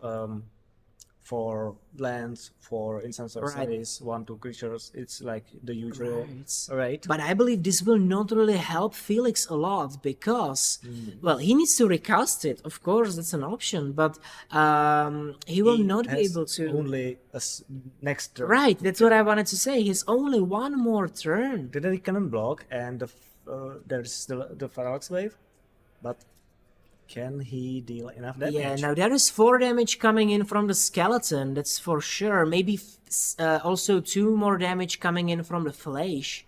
Now Felix is going through his deck via a fetch land. But I'm not really sure how good are these decks at bursting down. There's Plateau coming down. There is bursting down, and there's bursting down from 18. when Right, your opponent has right. to play. That's the problem, and you have only 2 combats for it. Okay, he's taking away the Danik because basically the Parallax Wave can't really do more. It's kind of unfortunate because Felix is in definitive Absolutely in a driving lead. position because Absolutely. both Monarch and Initiative is Yeah. on his side. He went through the whole Initiative. Exactly. The undercity. Unfortunately, he fizzled a little bit. Well, yeah. the Flash, he can still cast it If potentially. there was some hasty threat, for example. He casted 4th El Lingus. Okay. Now that will probably do something and swing and seal the deal. Well, for My mana, lord, can we just get 4th El Lingus there as a 5 card? times plus X was 5. skeleton. That was Yeah, lethal. That was lethal. Oh my god. That's crazy. We were talking about 4th El Lingus. Forth. okay. That's Why crazy. not? Yeah, Let's we've got- talk about being not able to burst Okay, down yeah. in any way possible. Absolutely. And Felix just proved us wrong He immediately. proved us wrong. He just showed us. Okay. Here we can see on the coverage 4th El Lingus. It's a crazy good was, card. For I think X was 5, maybe more. 5, 6. Yeah, hitting, 5 or 6. And then skeleton. And I don't know Absolutely. if he was dead immediately. But Oh, the next turn, but the next turn he could just do this right away without any problem. Yep. I really love that. Okay. All right, now we'll take a little break in between the normal stage, and we will be coming to the top 16. Yes. I'm very excited to see which players will get to fight for the right to be crowned the king, basically. Well, not really, but the champion here, and to see which decks actually got there. Yeah, I'm interested myself. All right, see you in a moment. See you. Bye.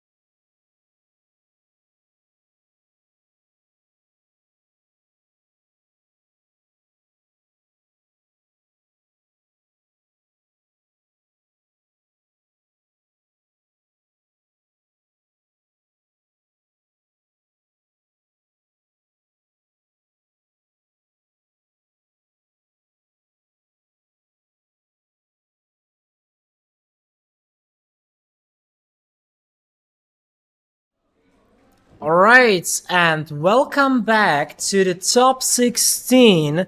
Now, we were trying to give you a bit of meta breakdown. We will get to that, but we already are about to start with a game that will be quite interesting, I must say. Yeah, and also usual suspects, nothing really interesting going on. Tamiyo against the Yoshimaru. Absolutely. With Crown. Yeah, but as we had Jakub here, Yes. if you remember our enduring students and our enduring viewers, Watching us all day. absolutely, we had Jakub here, and he basically said that it's just borrows with a little bit of splash Yeah, for the Mental blue for mental misstep. Yeah, we might want to see the mental misstep right here, We might. almost deciding the game. Because we Tamiyo might. countering turn 1 is a huge decisive. it would be fantastic. Absolutely. Okay. Yeah. Yeah, it's okay. Okay, so we see just fetch into surveillance, mana leak right away. Now Plateau coming on the side of Jakub, so no legend, and Ardos. Now Ardos is a fantastic aggressive card. I honestly love that. It is a legendary goblin. It's just a small 1/1, but it gives any creature, even itself, a +2/+0 when it comes to the battlefield. Lukáš Blohoně reads it, so we can read it as well. Yeah, we have time to read it, but it's fantastic. I love the card, which means it's 5 damage coming Lukash's way, which is quite a nice start for Jakub. Yes. No legendary land again. I need to remind Unfortunate, that. unfortunate, Because it's but that's how the game sometimes goes. but And remember, any hasty creature that comes to play after Ardos will still be buffed by it. It can be much stronger than just 3 damage on second turn. Now, interestingly, Lukáš just passed. He Yeah. did not even play Tamiyo. And it was a survey land on turn 1. It wasn't Yeah, anything meaningful. that's right, Just that's right. top land, no Tamiyo turn 1, Absolutely. meaning falling way behind. A little bit behind. We will see if there will be some interaction. And we can see a mountain. Once again, not a legendary creature. Yeah, also curious if there is some Sorry, land. the variant of the Tamiyo. We will see. And now there is Scref, the Phyrexian mom, There is being not Scref. countered, which means there is still 2 mana open for Jakub to try to heavily resolve something. And now Hope of Girapur, or Girapur, depends how you want to pronounce it. Hope of Girapur, which is a legendary permanent. More like no hope. Well, for no Lukáš. hope for Lukáš Pur. Almost. And then Mother of Runes. Now, there will just be a casual attack for 4. And also, remember, Hope is a very interesting card. Once Jakub hits with Hope, he can just, sacrifice it And prevent the whole turn from prevent interaction. any interaction. Now, 3 mana, Nadu. All right, we'll see the Winged Wisdom once I again. wanted to ask if what kind of version is that? We can check. I believe this is heavily. Are you calling for a Shuko check? Yes. We have a Shuko check. Give me. Ladies and gentlemen, Because- let's see. Frankly, comboing out with Shuko is the one of the least chance. Do you want to know? No, maybe There is no Shuko in the there's no list. Shuko. But there is a Shadow Spear. At least Shadow something. Spear Well, it's not. is not that It's, good. it's 2 mana more expensive, I would say. Yep. Yeah. Okay, yeah, and there was Plaza of Heroes on the side of Jakub. Very interesting and very nice land, honestly. And now there is just a full swing You have from basically Jakub's a side. Mother of Runes even better. Absolutely, just on lands. Now there is a block coming to Yoshimaru. Now there is an attempt to cast Embercleave. Insanely Now powerful card. Force of Negation as a result. Yeah. Because no you can't really Embercleave let here. that. Yeah, Embercleave Unless is just brutal cards. Jakub has Mana Tide. That would be. That insane. Mana Tide would be crazy. Now he just has to use the Mother of Yeah. Runes to He- allow. Bluffed the attack. Absolutely. Was a great card to potential punish it. Still, But Lukáš had the interaction. right. If Lukáš did not have the interaction, it would have been crazy. Now, Jakub chose to sacrifice the Hope, which means there's no, basically, no spells coming, or non-creature spells coming from Lukash's way Yeah, until the next turn of Jakub. I don't really believe he wants to cast any non-creature spells during his turn I'm not either. sure if that was the best play, He- honestly. Well, there is basically some window of opportunity Lukáš would have because the Mother of Runes is tapped. Absolutely, So, that's true. Basically, for example, Archmage Charm, not sure if it's in the list, but for example, on Yoshimaru would set him way behind. And It now, is there. It is there. There is the window Archmage's Charm. when the Mother of Runes is tapped is covered. by Absolutely, the that hope makes sacrifice. sense. And also, the hope would just get blocked most likely by Nadu afterwards. The hope wouldn't get blocked by Nadu because Nadu basically blocked / also almost chat blocked. Yeah. Well, I'm saying like next turn. Okay, there is the new Gilded Drake, Well, it seems which like is not called Gilded Drake. It's the Volatile Storm Drake. Volatile Storm. Storm Drake. You're Seems right. like Lukáš, even after the hope sacrificing, found an Right. opportunity He found a way to get through. somehow begin to solve this board state still. Absolutely. Nadu is the only blocker. Lukáš is a 9. Which- and there's this potential attack with everything. There might be including- trouble for Lukáš, but remember, he Arcos still can- have 2 mana. Yes.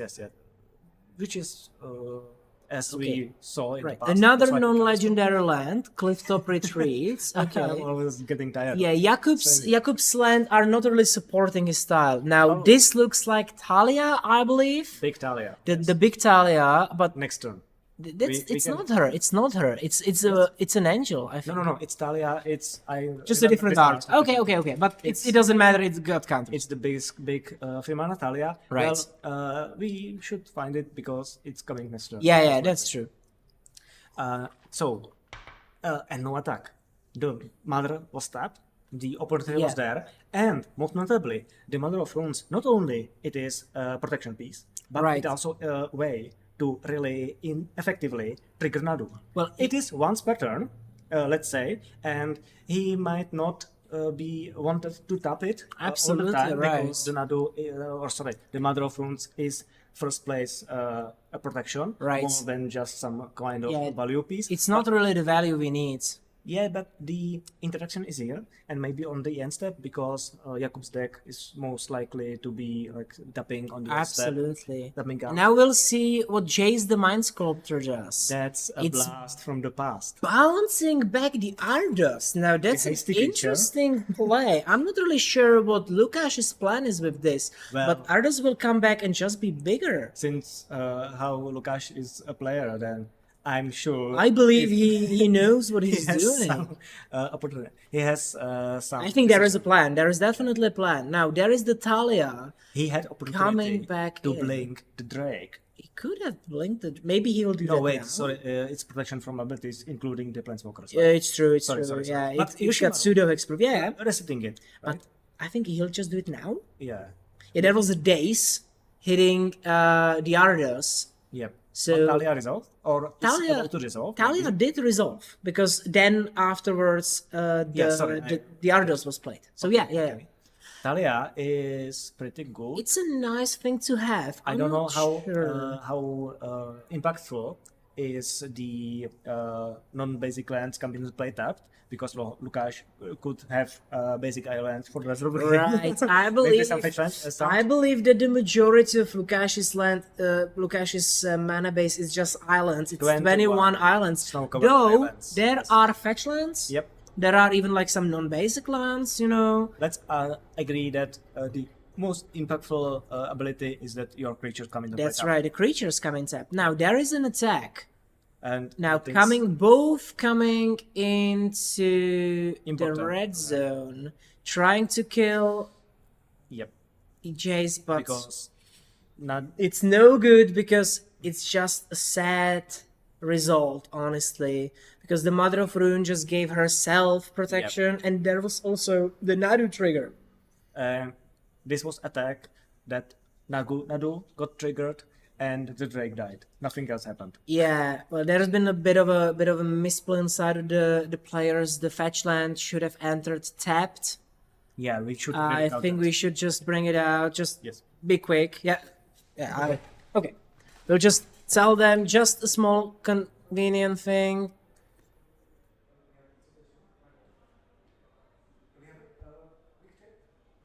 What? No, just have it tapped, right? Yep.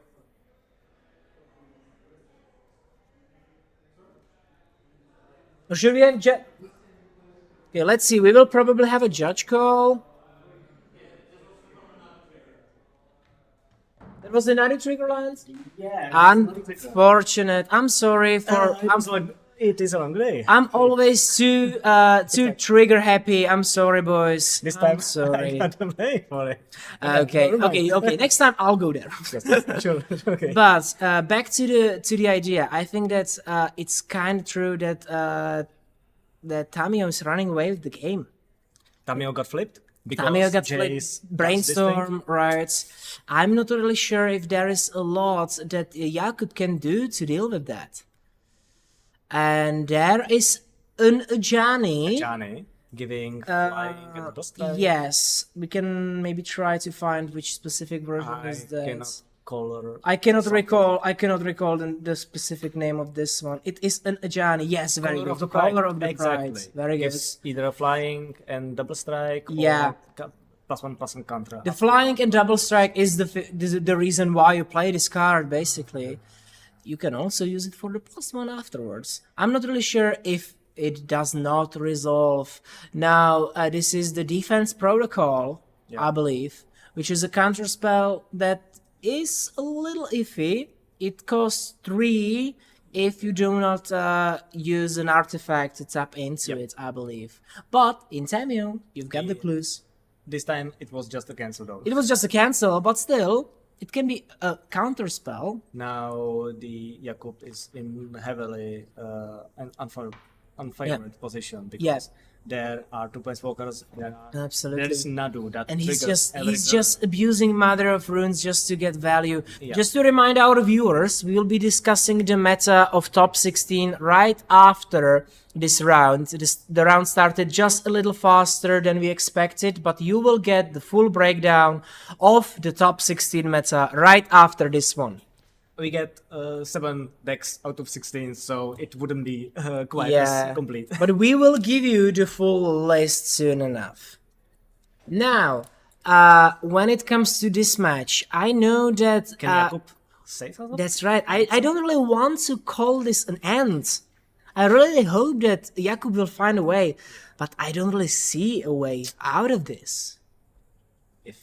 That's the problem with control decks. You will just get completely If they had the stonewalled. answers, you can't draw anything meaningful. Yeah, it doesn't matter what you Legend draw. Shredder hits the table, gets triggered right away with the Preordain. Yeah, Pitching Mental Misstep, because why not? Not really. yeah, on- yeah, like the connive trigger, you mean? Yeah, the- absolutely. Oh, does it really matter though? Tamiyo returns Counterspell, just to seal the deal. because you don't really need to get to the ultimate. You don't. You have a faster clock Yeah. on the table. You have Nadu and Ledger Shredder now, which means you don't really Lukáš care. now is so confident that he doesn't even need the +2 -1, Right, -1, right. minus- Now, I know that this is a Doctor Who card, but I don't... This is Jane Smith. Jane Smith is the name. Yeah, I cut the card like after one attempt. I did not really like it in Yoshimaru No. because it's a little too expensive for my taste. Like It's for Tana. well, yeah, okay. I'm messing that up with different one. I did not really enjoy the effect. It was not good enough, Okay. in my opinion. It makes some kind of tokens, right? I think it just makes you food or something, or clues maybe. I think clues make more sense. Investigate or Yeah. Whenever you Cast cast a historic historic, investigate once a turn. It's okay. Yeah. But I believe that in they this are deck better you 2-mana legend right, cards. and you don't really want to spend 2 mana to do this. Well, it is a last known attempt to Yeah. get some advantage. It could very well bring some long-term advantage. Absolutely. we see Nadu trigger and a concession. There is a concession from Jakub. Just to clarify with our viewers, yes, we do use the French ban list. Let's say the dual commander. That's the Frenchies. Yes. The MTG DC .info. Right. But we have Czech, also have yeah, Czech players who are doing the committee, but yeah, it's the French organization. Now, we saw a dominating position from Jakub at the start of the game. It looked good for the It looked Yoshimaru very player, good. It looked but very good. They came the Stone Drake and it just went sideways. Absolutely. Yoshimaru just couldn't manage to have this unbeatable game presence. The Embercleave was a I think that the counter on Embercleave was the moment that kind of broke Jakub's attempts to be as fast as possible. Yeah, because Embercleave would kill the Nadu, deal a bunch more damage Right. to the player's face, and present a lethal threat next up. Yeah, and remember Because- that after that, there was the Drake as well. Yes. Which broke Jakub completely because he lost stole his mother. He stole his mother. The humanity. Like the nerve on Lukáš, honestly, to steal someone's mother, I Drake believe. just came by and snatched it from him. No, it was a fair exchange. Yeah. He got a mom, he got a Drake. I'm not sure if I have Would you trade? That's the question for you. I Jan. trade my Would you mother trade your mother for a Drake? Not sure.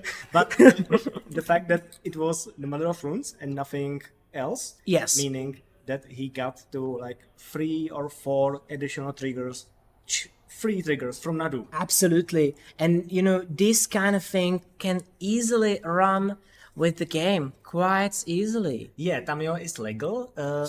At the time, I'm not sure if it's Right gonna now, stay. We don't know about tomorrow. We don't know about anything else. But now it is.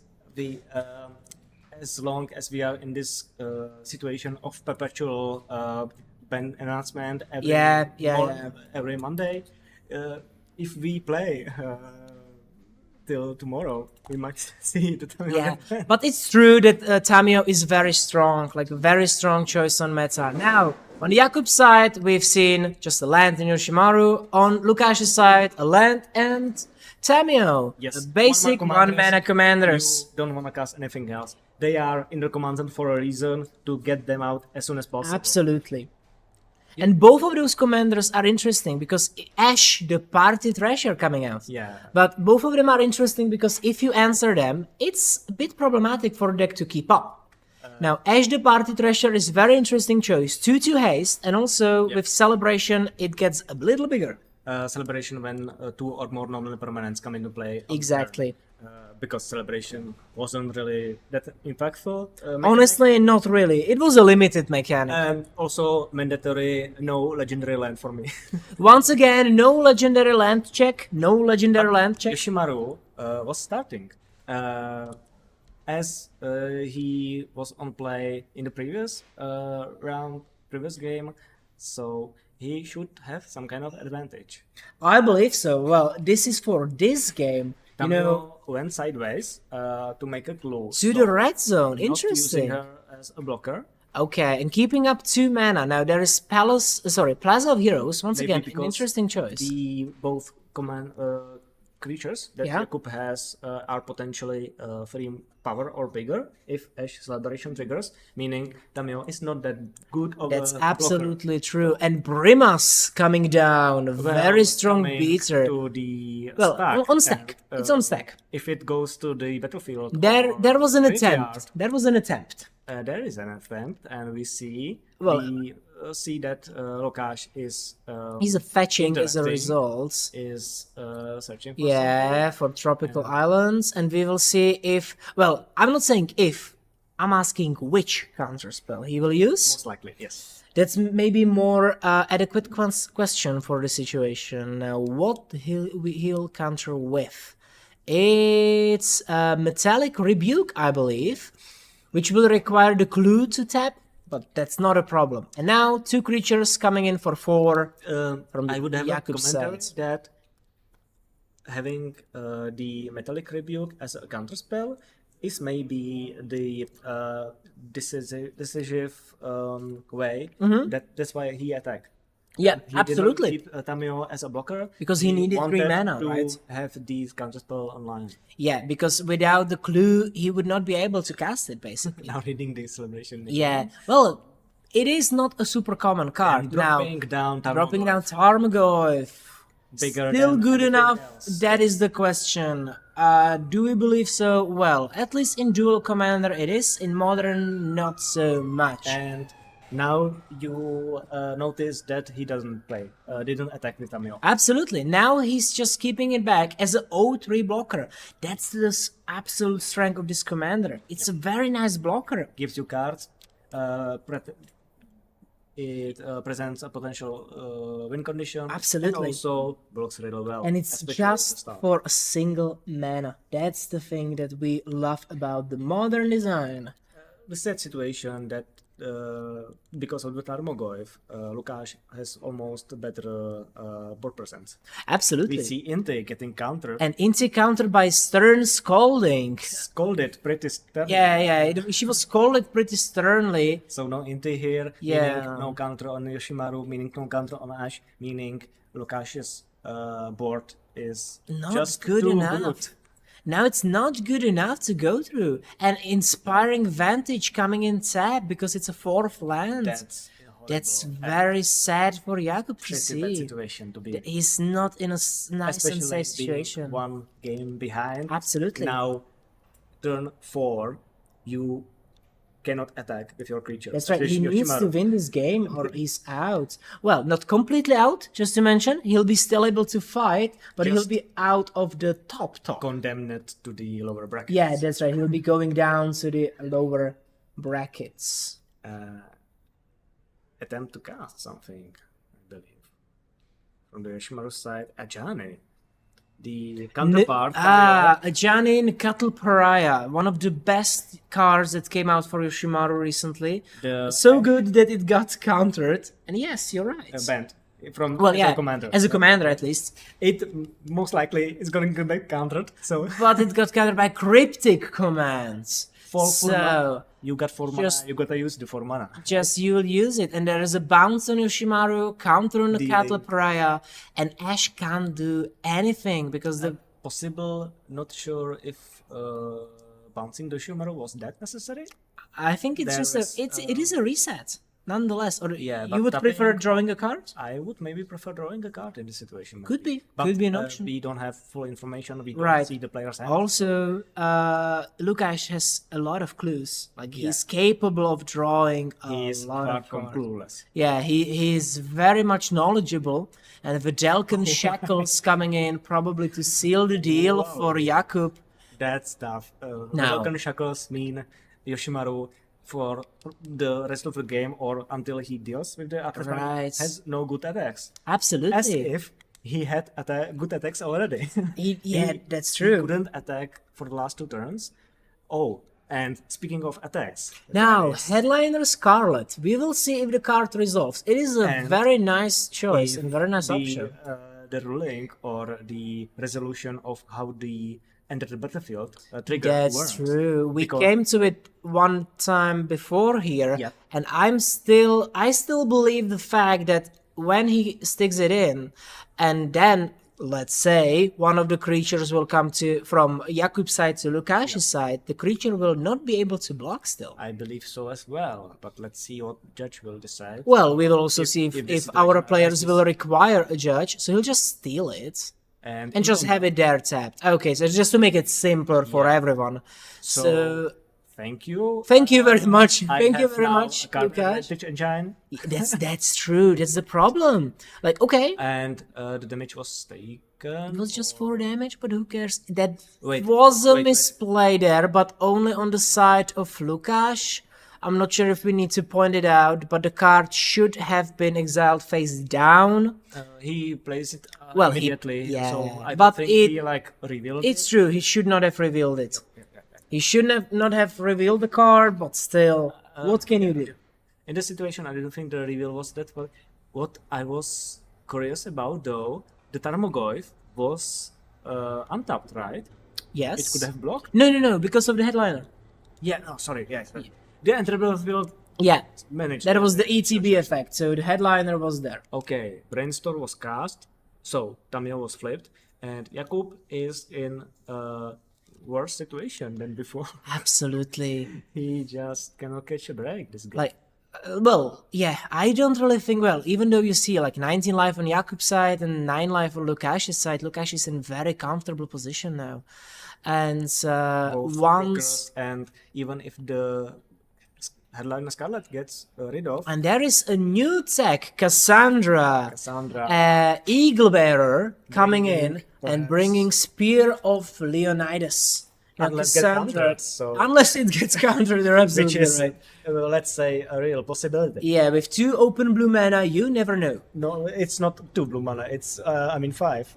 Okay, with 5 open blue mana, And you 4 never know. blues token at the ready. I think I'm just clueless. Now, just to see Cassandra, it's a very sweet card. She basically is a 2/2 haste, brings out the Spear of Leonidas from hand, library, or graveyard, so basically from anywhere. Just sticks it in to the board, and also whenever a creature that's legendary and is equipped deals combat damage to a player, you draw a card. It's a fantastic card. Basically meaning 2 triggers to Yoshimaru. Absolutely, but there is Flare of Denial being hard cast just to get rid of the Cassandra. Completely The question was not if, the question was what. What completely counter spell understandable will be to used. deny so much value coming Absolutely. in. That would perhaps help Jakub. It would just allow Jakub to maybe do something? Yes. I Now- also didn't want to use any strong words. Yeah. I don't really know. I think that this must be a very frustrating game for Jakub to play because Again, he did not resolve a lot of spells during the last couple of turns. again, Yeah, I think Silas he's plays just not realizing the play pattern of Headliner Scarlet. I don't think it will matter as much. Not to be rude, not to be harsh, but it will not matter probably at all. There is Cryptic Command coming just back. because you don't need to Lorien Revealed at all, you don't want to cast it, you cannot cycle it. It's Right. like, given that you don't want anything to do with the card. Yeah, but you're even not supposed to like show it, right? They should not know. Yep. Yeah, like they would not know until the end of the game what was the exiled card It is face down. slightly uncommon because all the impulse draw effects They are are usually- yeah. revealing the card of exiling it face up. This one is like Bomat Carrier basically style. You just Except- put it yeah. face down. You never That's know. the fine example that Yeah. players should maybe know. And we finally have a legendary land. Eiganjo comes into play. Wait, first legendary land of those 2 rounds. How much? Yeah, Well, has Yoshimaru is just will just get third counter. I think it's well, or is it? amazing. It's, Staring it's a little. down the returned cryptic command. It's a little sad, I believe. Well, honestly, now it has only 2 counters, which makes sense because it was reset by the previous cryptic commands. And now, I don't even know if Jakub can do anything, honestly. Like, there is no option for Frame him. an attack because he might have something instant speed to use. The thing is, what can you do against a player? The Tamiyo at least didn't get plussed, so Well, the true. creatures have their They actually attained power. have some power, you're absolutely right. But the minus was also brutal because he just got himself a nice counter. And just the thought of Just Lukash, blocks. Letting the attack go through, saving the critical command. Yeah, he means just says- the attack doesn't Okay. he just endanger doesn't- him in any way. Right, and there will be like Enganja or maybe Plaza of Hero activation. Oh, that would not be nice. Well, there is the Embercleave. Embercleave attempt. Right, because there is at least the corporate command and bunch of other counter I spells. don't know what this can do. Yeah, this won't resolve almost 100%, but Jakub needs to play something. He needs to do something. He's playing for the top 16. He won game and is out. Yeah, and Lukash there is even also the uses- Sink into Stupor, a new flip land from MH3, the modal land. using- It's a fantastic card, honestly. Like It's a from- fantastic land. Yeah, Because it's a land drop yes. that serves as counterspell.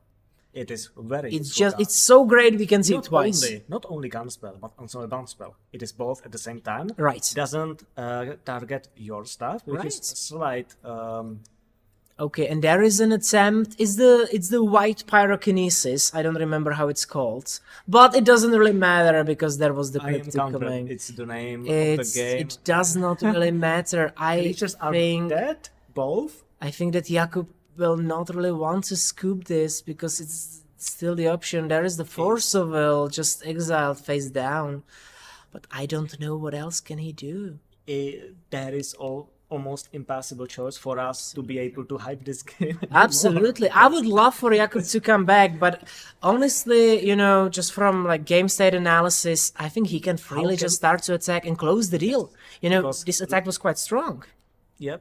by the For- headliner and Yeah, just the for Tarmogoyf. control deck. Yeah, and okay, Give her a give her, free yeah, just have it. He Yoshimaru doesn't care. Again, because going through the motions, why not? But Just crack those clues, just eat Yeah. that and get those cards. even if you don't need the card advantage, Yeah, by just- that point, Just make them frogs. You know what? You get a frog and you get a frog.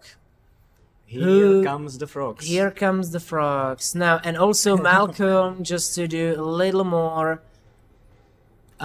Just I'm not really Again, sure. a slight thing that the amphibian known for has 3 copies. Once again, maybe two Yeah. copies on the giver. Yeah, Who gives a giver Yep. in this situation? maybe relevant if there is some disenchant effect. but I'm not really sure if that's not- going to go. Not through. usually, and Now there is very definitely unlikely this Malcolm decade. coming through, and maybe even Tarmogoyf.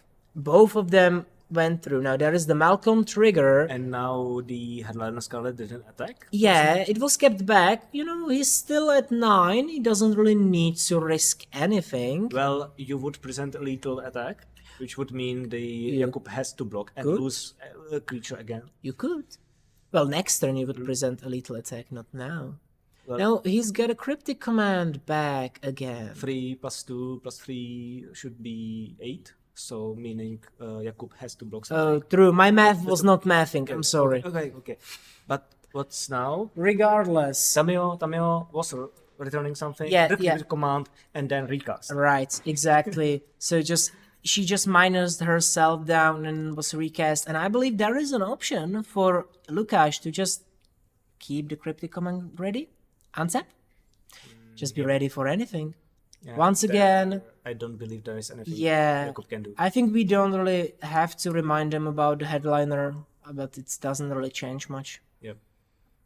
It just makes it a little easier for us in the coverage Yeah, to thank see you the for that. cards. So actually, it's a very smart decision on our part. Please, judges, do not come to us.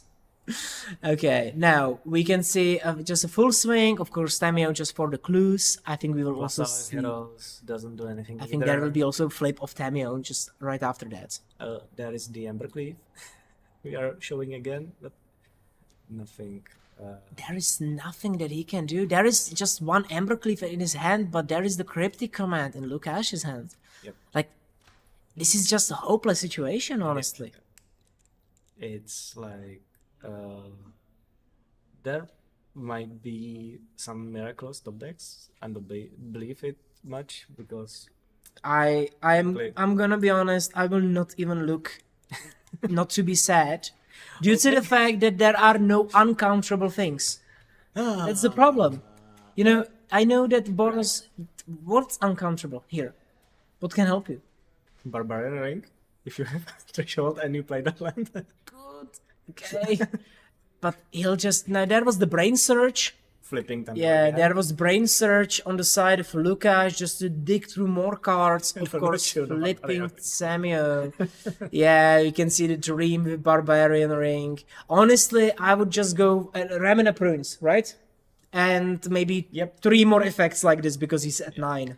Mainlands also. Right, absolutely. Here is a surveillance coming from Jakub, probably just showing him a little more information, although we do not really see anything that he could do. Unfortunately for our Yoshimaru enjoyers in chat, we've seen you guys. I'm rooting as well. I would love for Yoshimaru to succeed, but I think that Qatar Commando from the top is not good enough. It is that if it didn't get countered, of course. That's also the case. Very useful card because Yes. it can present the combination of presenting as a blocker and getting as well getting rid of the Without Shackles. Shackles, You're right. getting other creature back, Scarlet finally, but it is way too late in my opinion. Absolutely, absolutely. Commando gets mailed even, surveilled. Yeah. Let's see what we have here.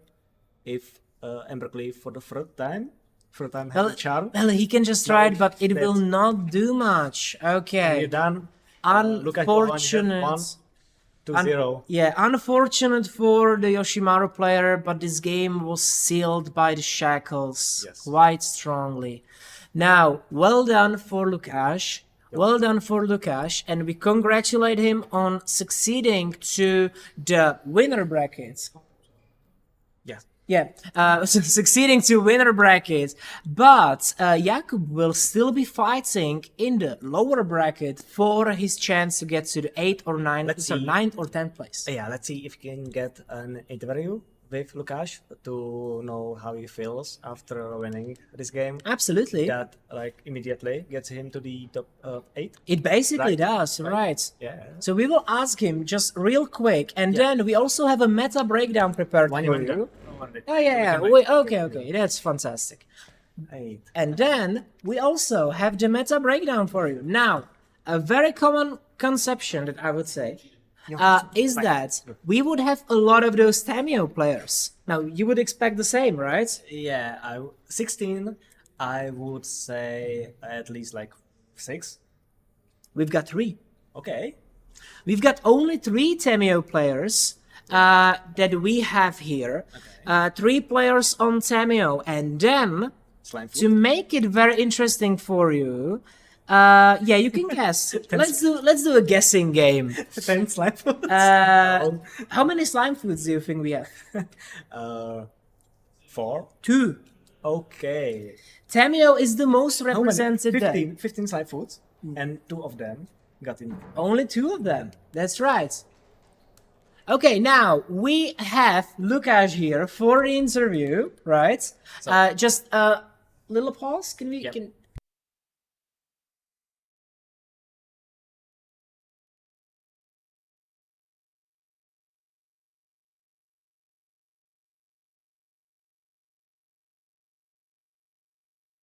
All right, and we have Lukash here with us, our Tamiyo representative of this round. I would say it was quite a dominant performance.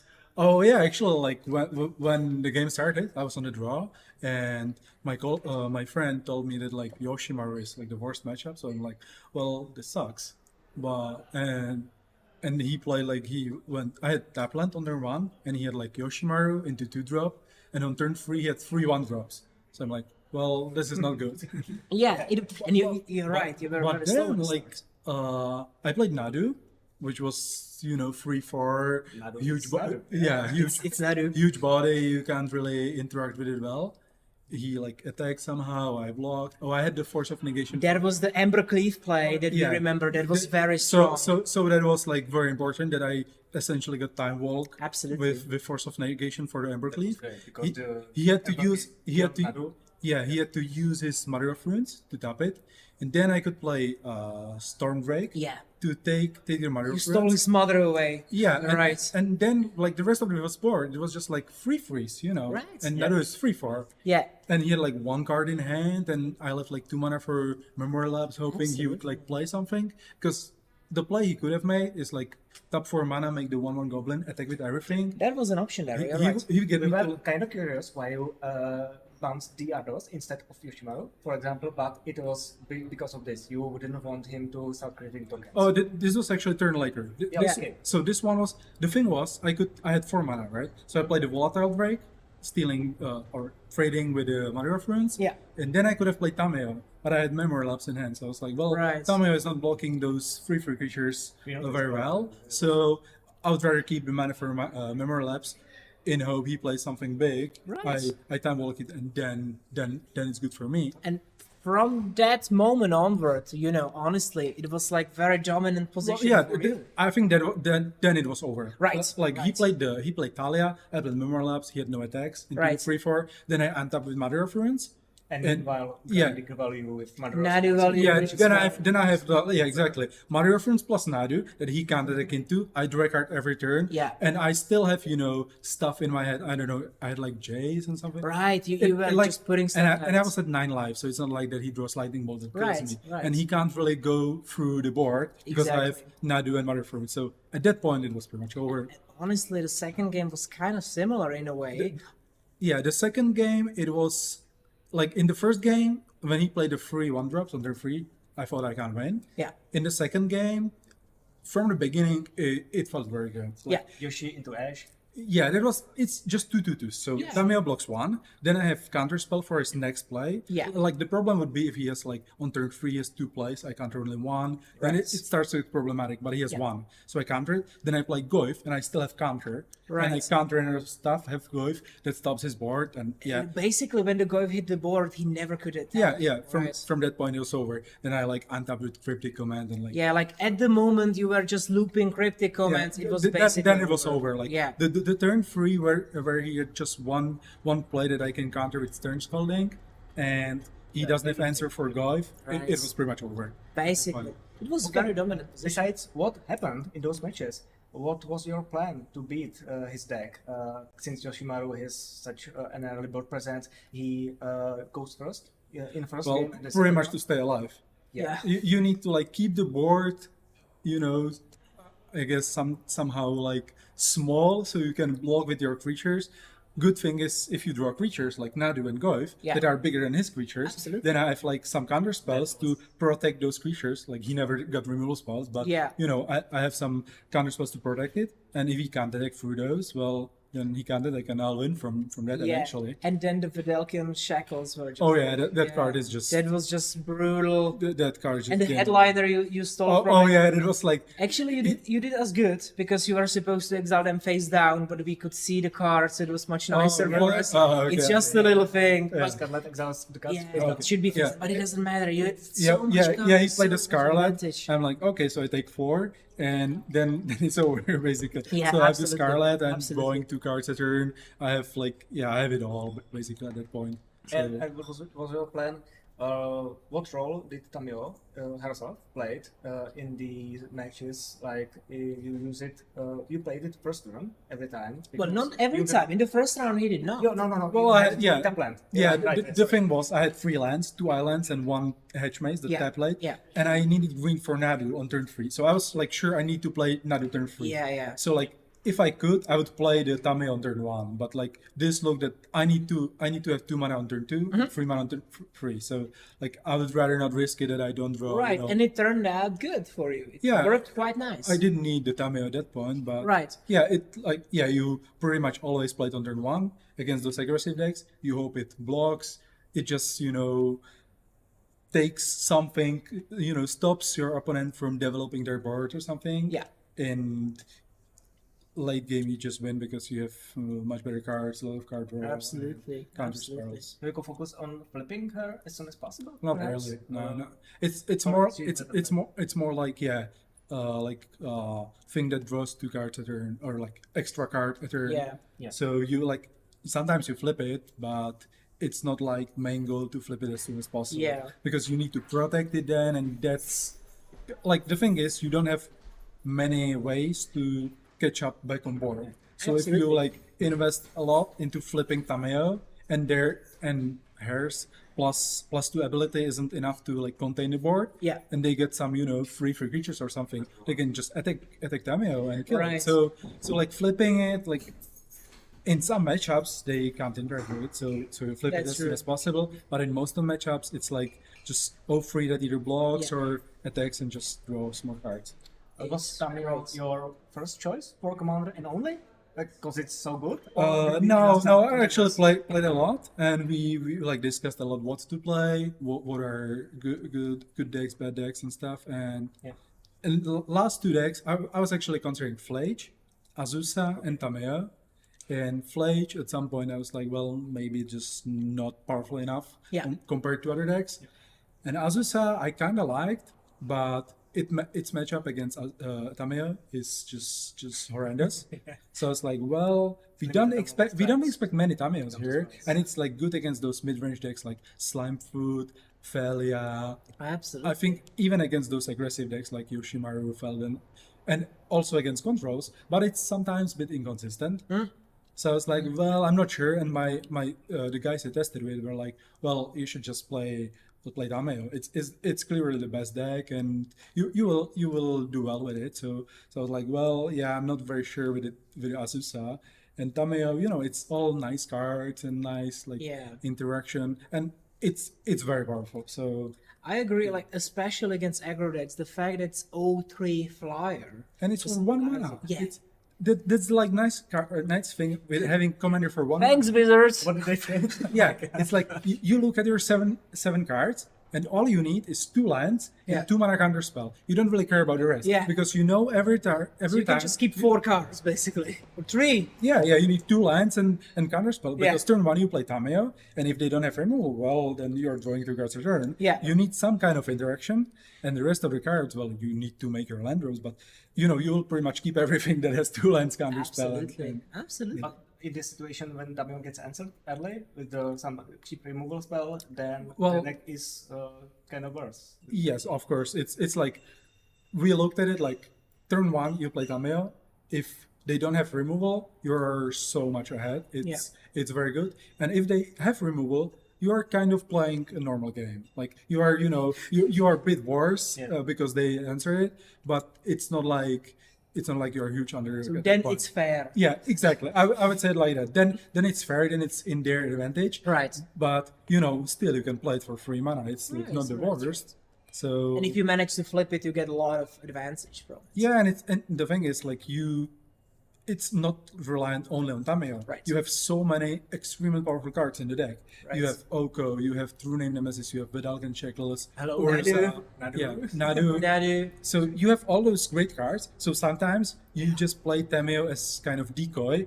They spend their, you know, interaction on it, and Right. then you play, I don't know, Oko. And, Right. Well, Oko is pretty much unbeatable Yeah. when it's in play. So Goku can run with the game quite easily. and you have counter spells, so whenever you get ahead, it's very easy to stay ahead and just win the game. So so you know, the games where they answer Tamiyo and you don't have any of those extra powerful cards, well, you pretty much lose. So that's just how it goes. You are unfavorable at that point, but there are a lot of those. So Okay, We'll see. we have the meta share now.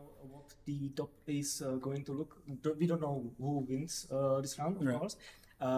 Is there? We established that Tamiyo is very powerful deck. Is there some matchup that you are looking forward more than the others, yeah, well, like it's or players even? not players. It's the matchups are pretty much pretty straightforward with Tamiyo. So the aggressive decks that can get on board early and have early board presence, those are tough matchups. And the like expensive decks, expensive commanders, combo decks, control decks, those are good matchups. Yeah. Because like in the control matchups, let's say you play against Atraxta or Tivit or Yeah. those expensive, Yeah. you have similar decks. Yours is even a bit better because you have more counter spells, and you have 1 mana commander, and they have 6 mana You commander. have that- more card advantage. that Yeah. they can't ever resolve in the game. Yeah. So you are favorite, and something like Aragorn 2. What about Slimefoot? Slimefoot is bad matchup. I don't think it's that bad, but the games are extremely close, and I think Slimefoot is one of the best decks. But the problem I have with it, it's kind of inconsistent. It's like it's 3 colors, so Dork. So mana 3 colors, mana dorks, and then you also need like kind of action cards because sometimes you can ignore Slimefoot. But you know, if they have Phyrexian Tower to sacrifice a Slimefoot and some kind of enter battlefield trigger, then it's pretty much unbeatable and no one can beat it. That's just how it goes. But most of the games, Slimefoot doesn't draw that well, and you can do something with it. especially if you manage to flip Tamiyo, then all the support tokens and Yeah, exactly. very long Like if you can counter, for example, all some of the like important cards, and they have Slimefoot and some Sepperling tokens. And just mana dorks, for Yeah, example. and Manadorks, and you flip your Tamiyo, then they have 2 free attacking Slimefoot. Yeah. That your Tamiyo just +2, so it doesn't do anything. Right. They are, and you can just like counter the 2 like other cards that are relevant, and you can Absolutely. do your stuff. So the deck is powerful, but sometimes it doesn't do much. So, Right. I don't want to play against it, but Yeah. Well, you I- might. I played against 3 already, and it was Yeah. exhausting, kind of. Well, the Slimefoot, well, Tamiyo was the most represented Yeah. in the whole meta share with 16 decks, but I believe that Slimefoot was like 13 Yeah, or yeah. 12, so quite close behind. Yeah. In the top 16, it's also interesting. We will get to that together after the interview. But Lukasz, we wanted to thank you and wish you the best of luck in Thank the you. upcoming upper top 8, as we explained before, which there will be 2 top 8s separate, one for the winners and one for the losers. So Lukasz will continue in his way to fight for the title Okay, thank of you. the king, well, not king, champion of our Prague Duel Commander. Now, best of luck, Lukasz. Thank you. And I believe that you could manage with the Tamiyo. I Well, trust that. there's a slight disadvantage because I'm going second every single match. there is. So Last in the top 16. yeah, I was 16. So there's that, but that's You how it can is. still... One more card. If we saw already, then you can manage it. Yeah, I mean, like, I'm not complaining. Like, if every round goes like this one, well, I'll be happy, obviously. All right. Lukasz, thank you very much. Okay, thank you. And we'll, as I said, we'll wish you the best of luck. And we'll come back to you just in a moment with the coverage for the top 16 meta breakdown. Just give you a little comments on that just in a second. And then we will join you for round number 2 of our top 8 now. So, first round of top 8. So, see you in a moment. Right. See you.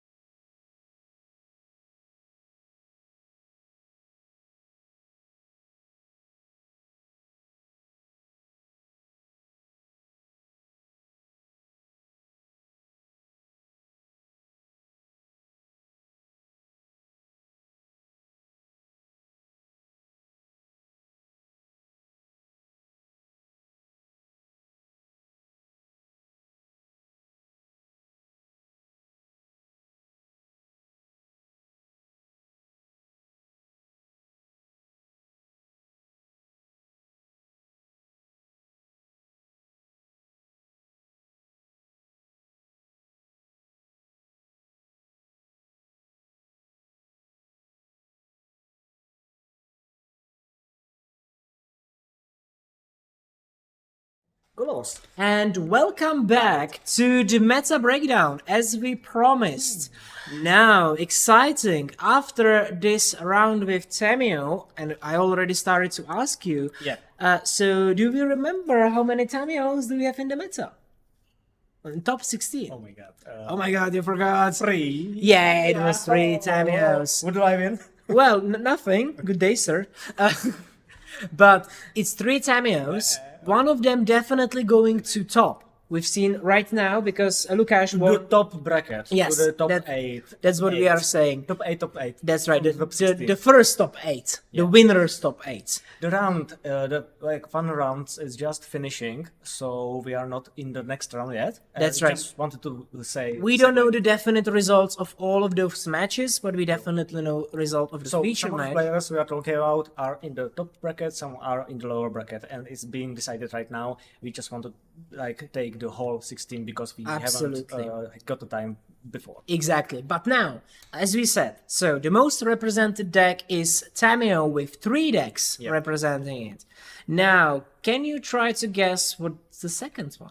Slimefoot. Slimefoot and Squeeze on 2, and you might remember that outside we spoke about, that's basically it. It's on 2 decks. There is just one more, and that is the combination of Rogwrath, if I'm pronouncing that correctly, And Silas. and Silas. There are 2 Rograk Silas. 2 Rogwrath Silas's decks. Wow, which is believe interesting. There was only one, and that case they are both similar versions, I believe. Yeah, they might be very similar. I just might do a real quick check on Because that. the Rograk Silas, the last couple of mentions on NTG Top 8 is usually some kind of storm variant that really abuses the fact that you have a 0 mana commander, which is legal, but the partner rule is nerfed due to the fact that you can only cast one of them throughout the Okay, game. scrap that.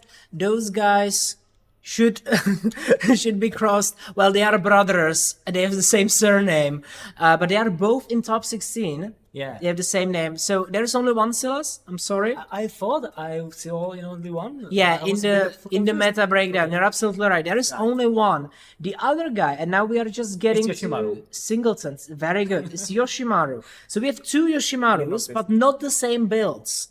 Well, Jakub's build that we saw earlier was Yoshi and Crown, but as he said, it's just Tiny bit of it's just blue. Boros with mental misstep. Just a small drop of the blue Yeah, mana. it's just a little. Well, it's not even a drop. There's just one volcanic island, and that's it. Yeah.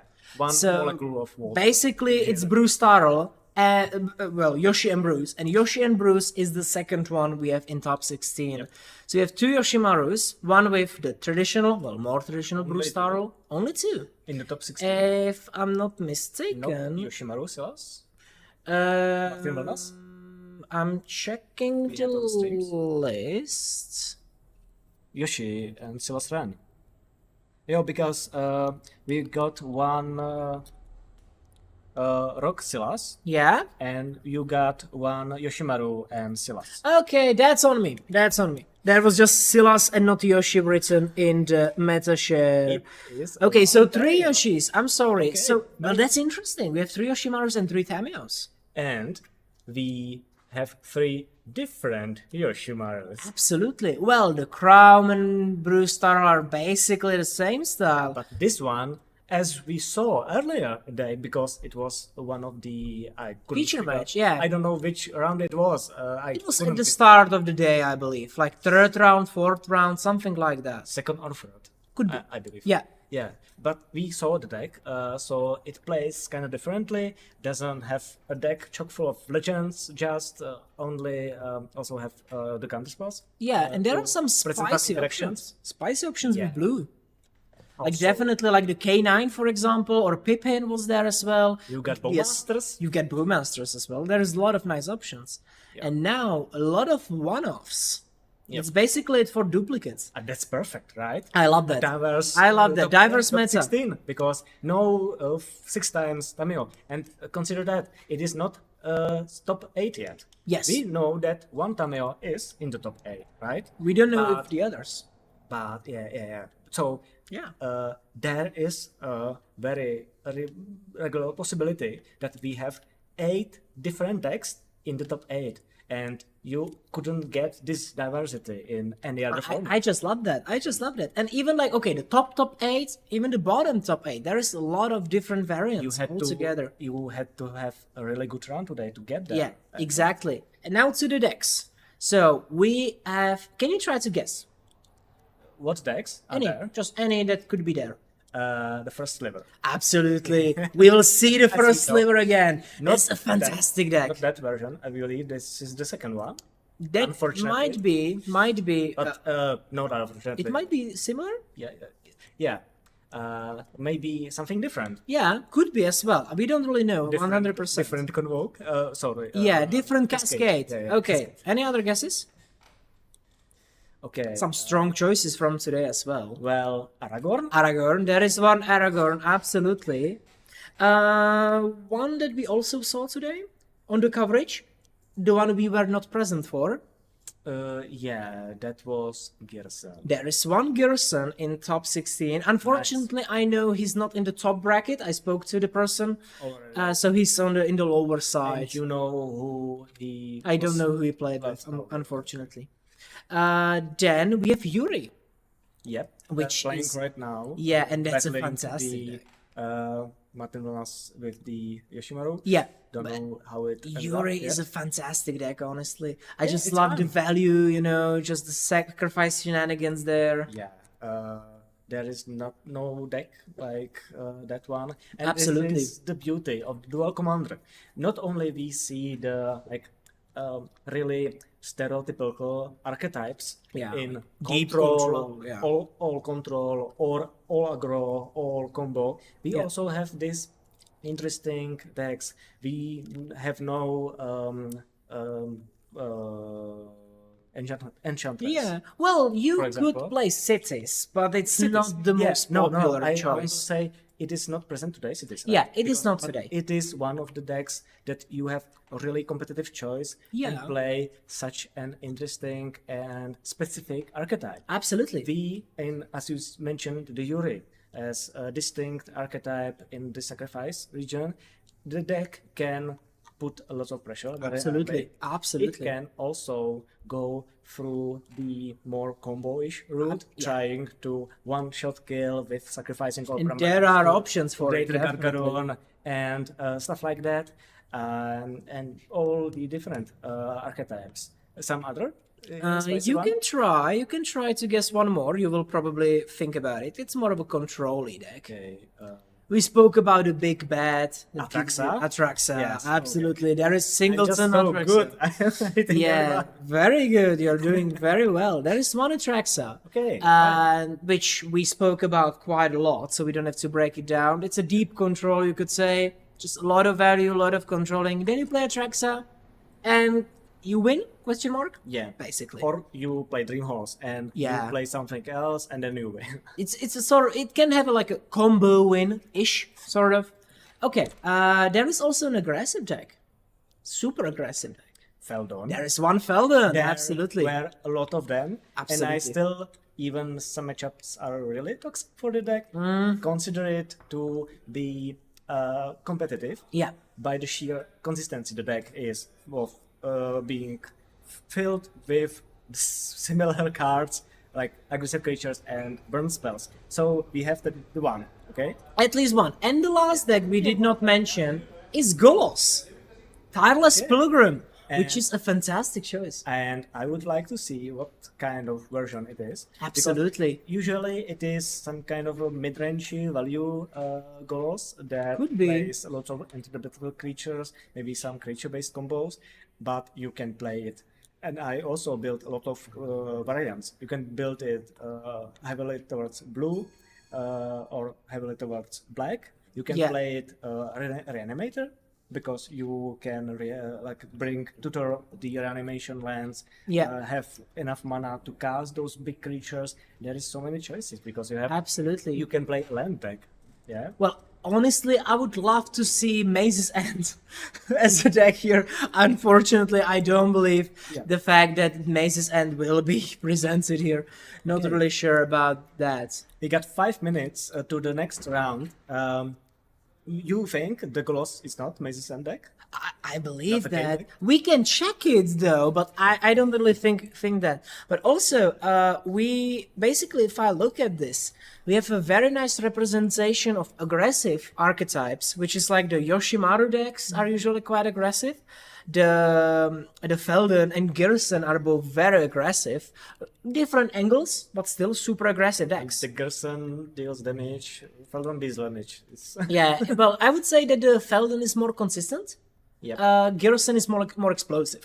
And as a trade-off, he has the variant, as we saw in one of the games, a chance to play a bit more controlling. Absolutely. You can just like chill for a bit, and then you kill them. Yeah. And then you top deck the island. And Absolutely. Yeah, absolutely. That's the one we saw, and it was just fantastic. Now, when it comes to like the mid-range style of decks, you've got the Slimefoots. Yeah, You've got obvious choice. Yuri as well. It's sort of a similar-ish. I would put it more More in aggressive? the aggressive bracket. Yeah, more aggressive. Yeah, based on build, you can put it Yeah. in the mid-range. It can Mid-range take the as angle, well. at least. As are told, it is not a deck that is easily specified by those three distinct archetypes. Right, you're absolutely right. It's very specific. Then the Rugrak duos.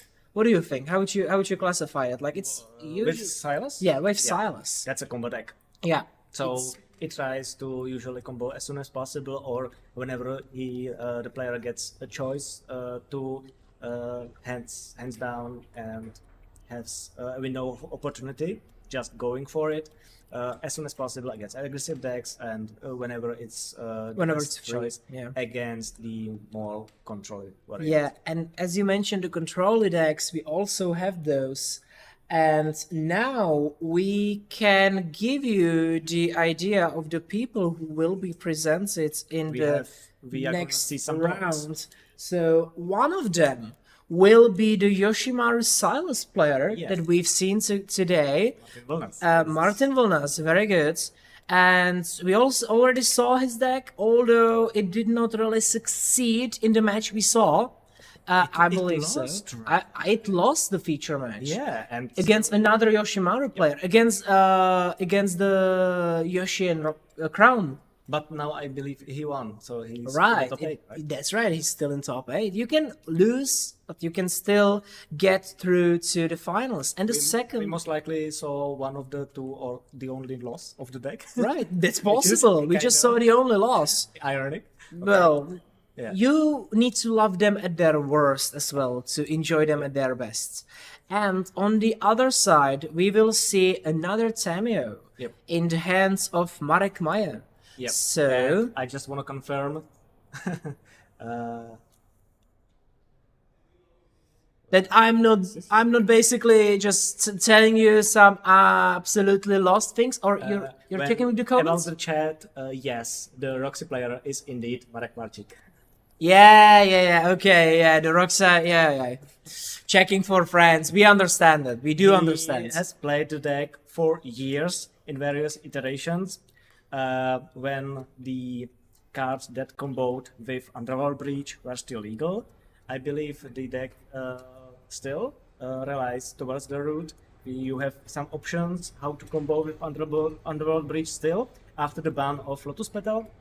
But as we see today, the deck still can still put some weight, and I believe he has a chance to compete as well. I hope we get to see it. Absolutely, I hope so as well. But we'll soon get to the feature match, which, once again, to remind you, there is the Yoshimaru and Silas. And against that, good old Tamiyo, that we've seen quite a lot of today. Yeah. So we will slowly transition to see our players getting ready to start their game. Yes, I'm curious if we see Tamiyo turn 1, Yoshimaru turn 1.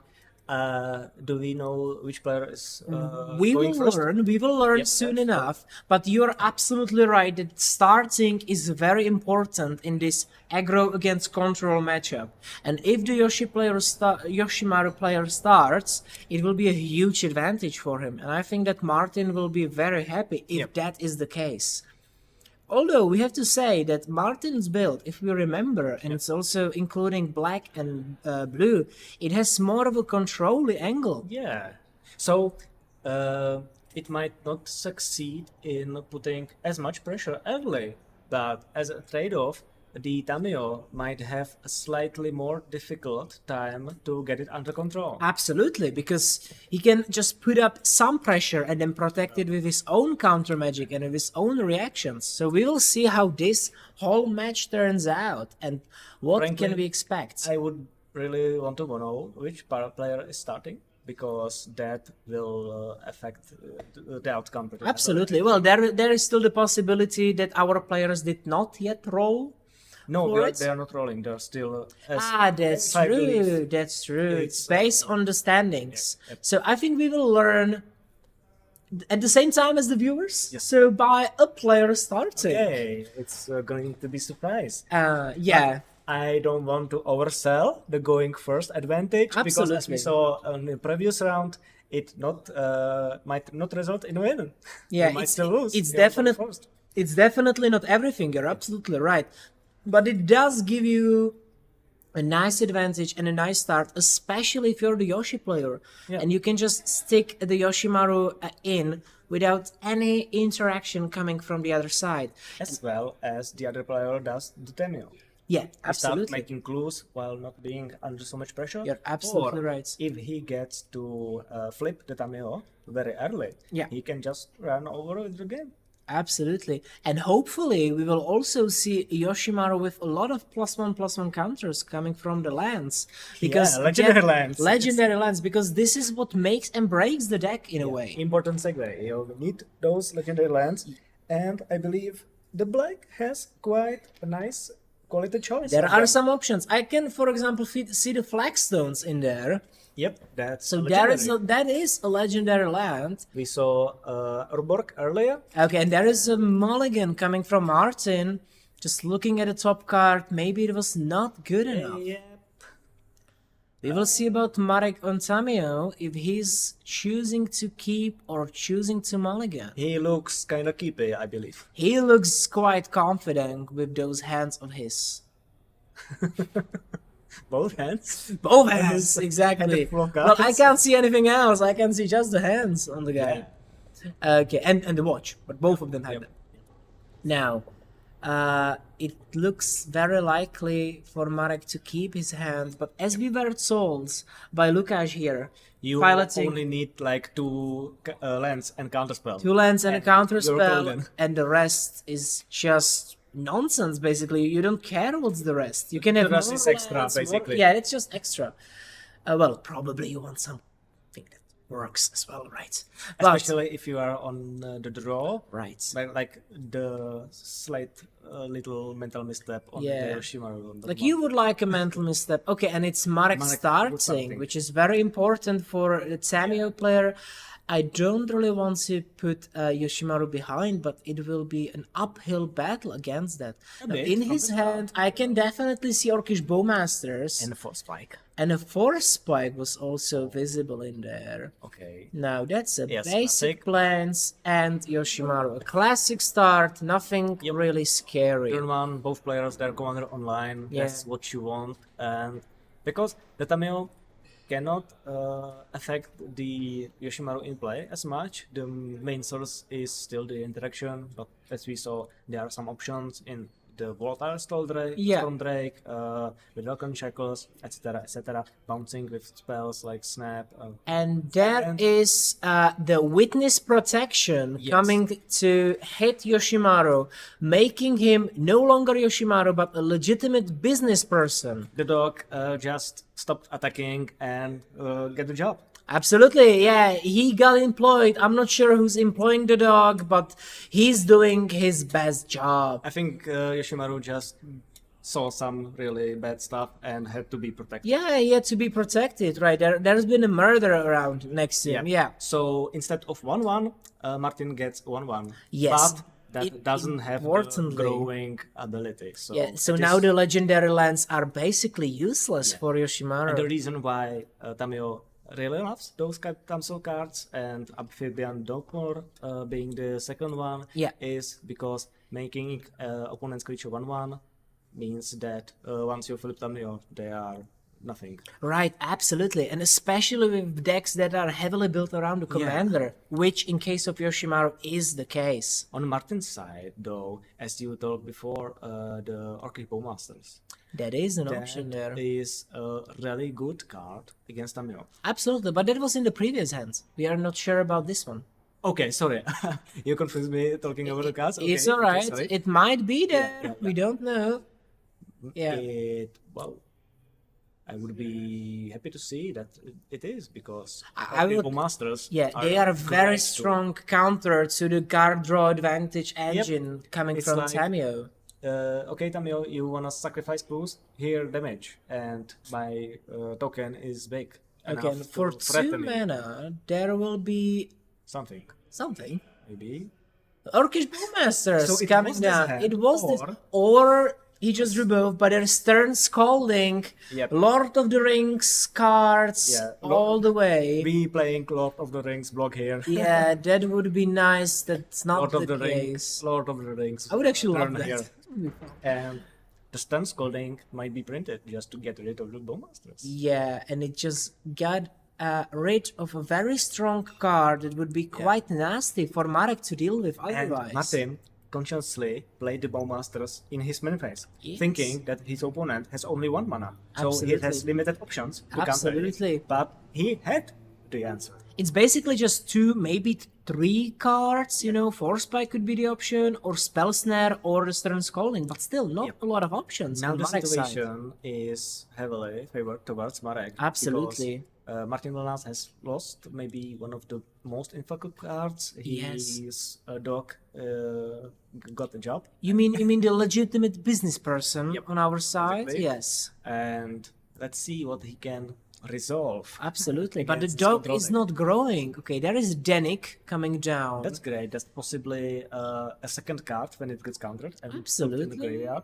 It is an option. We will see if it resolves, but it looks by the hand gesture on Martin's side that he just passed the turn, which would mean that Danik It was might be resolved. Danik if the results go, etc. It's a possible Or option on here. Marek's side, just okay, I can't trade. Just let me fetch this.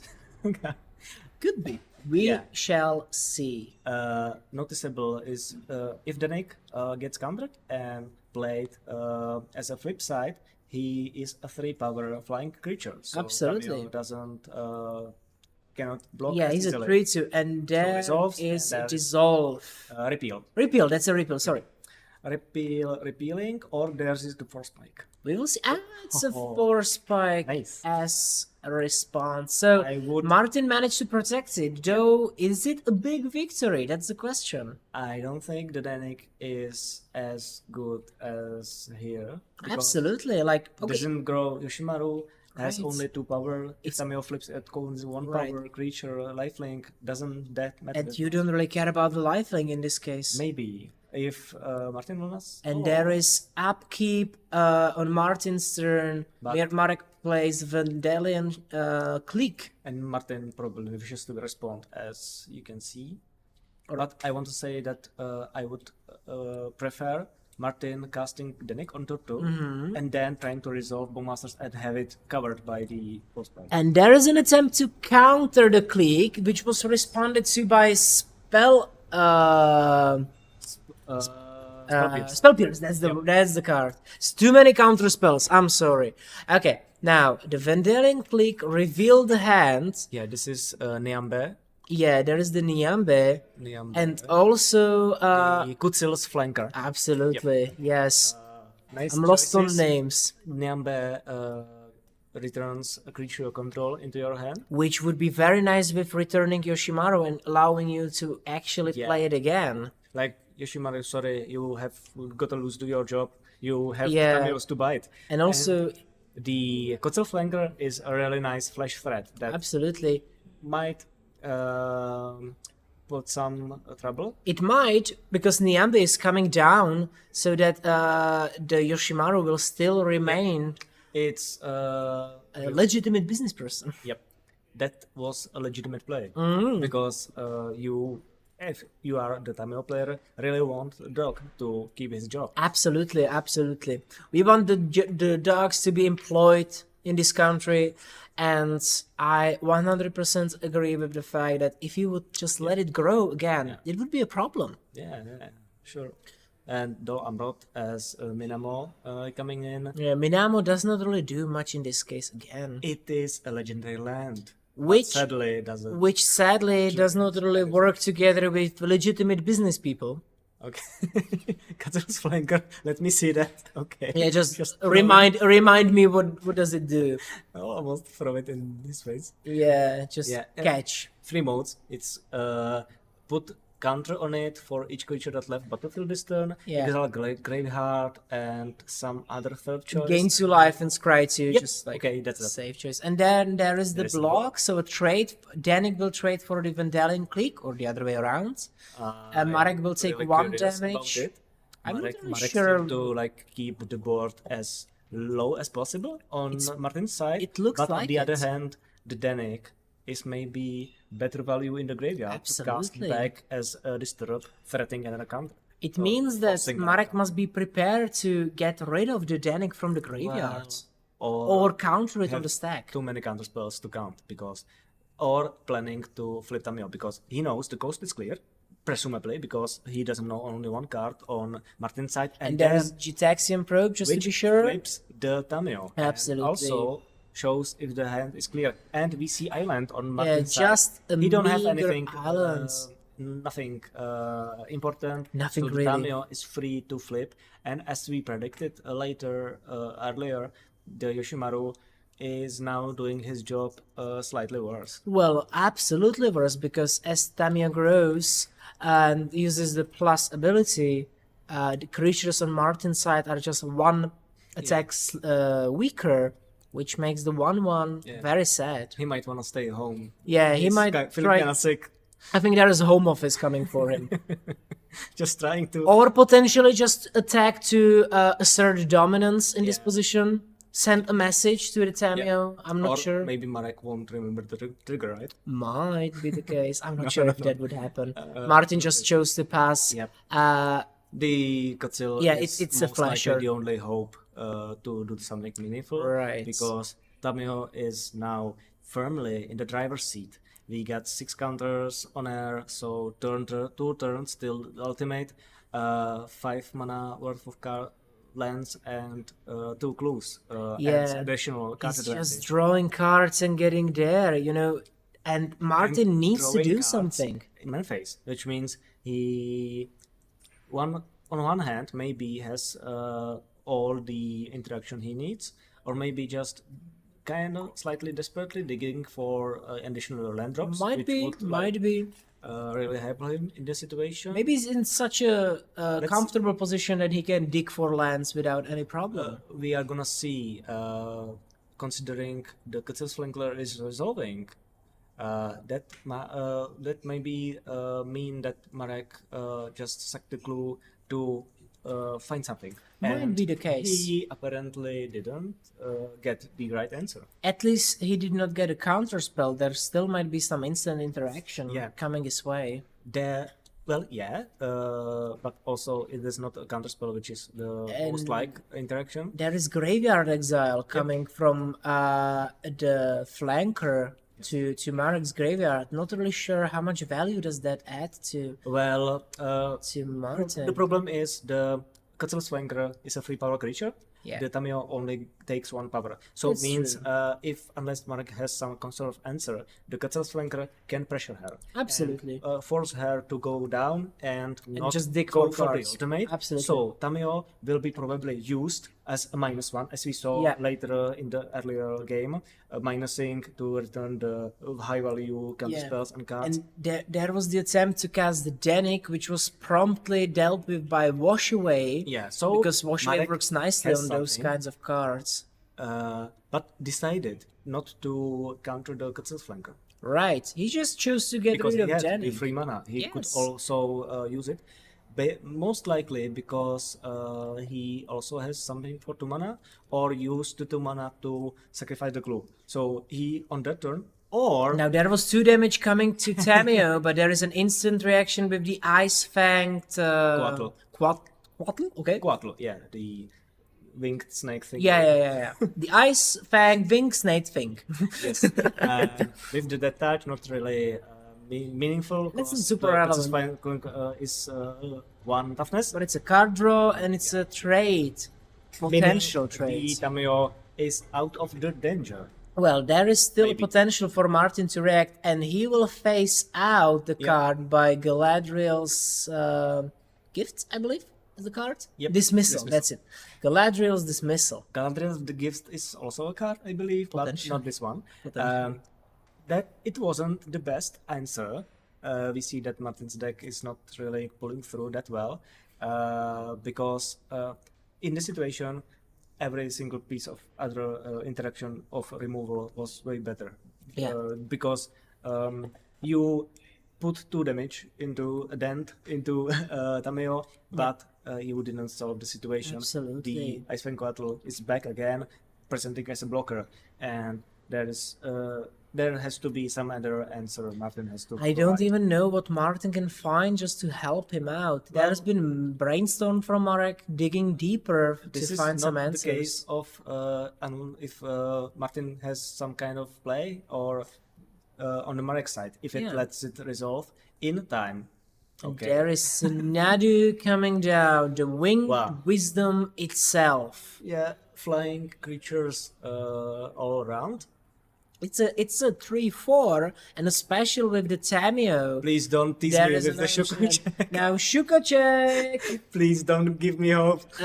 We will do a quick Shuko check for Marek Meyer just to see if there is hope for Honza to see the combo. I don't believe it is. Did it? Have you seen the Modern Horizons 3 Pro Tour?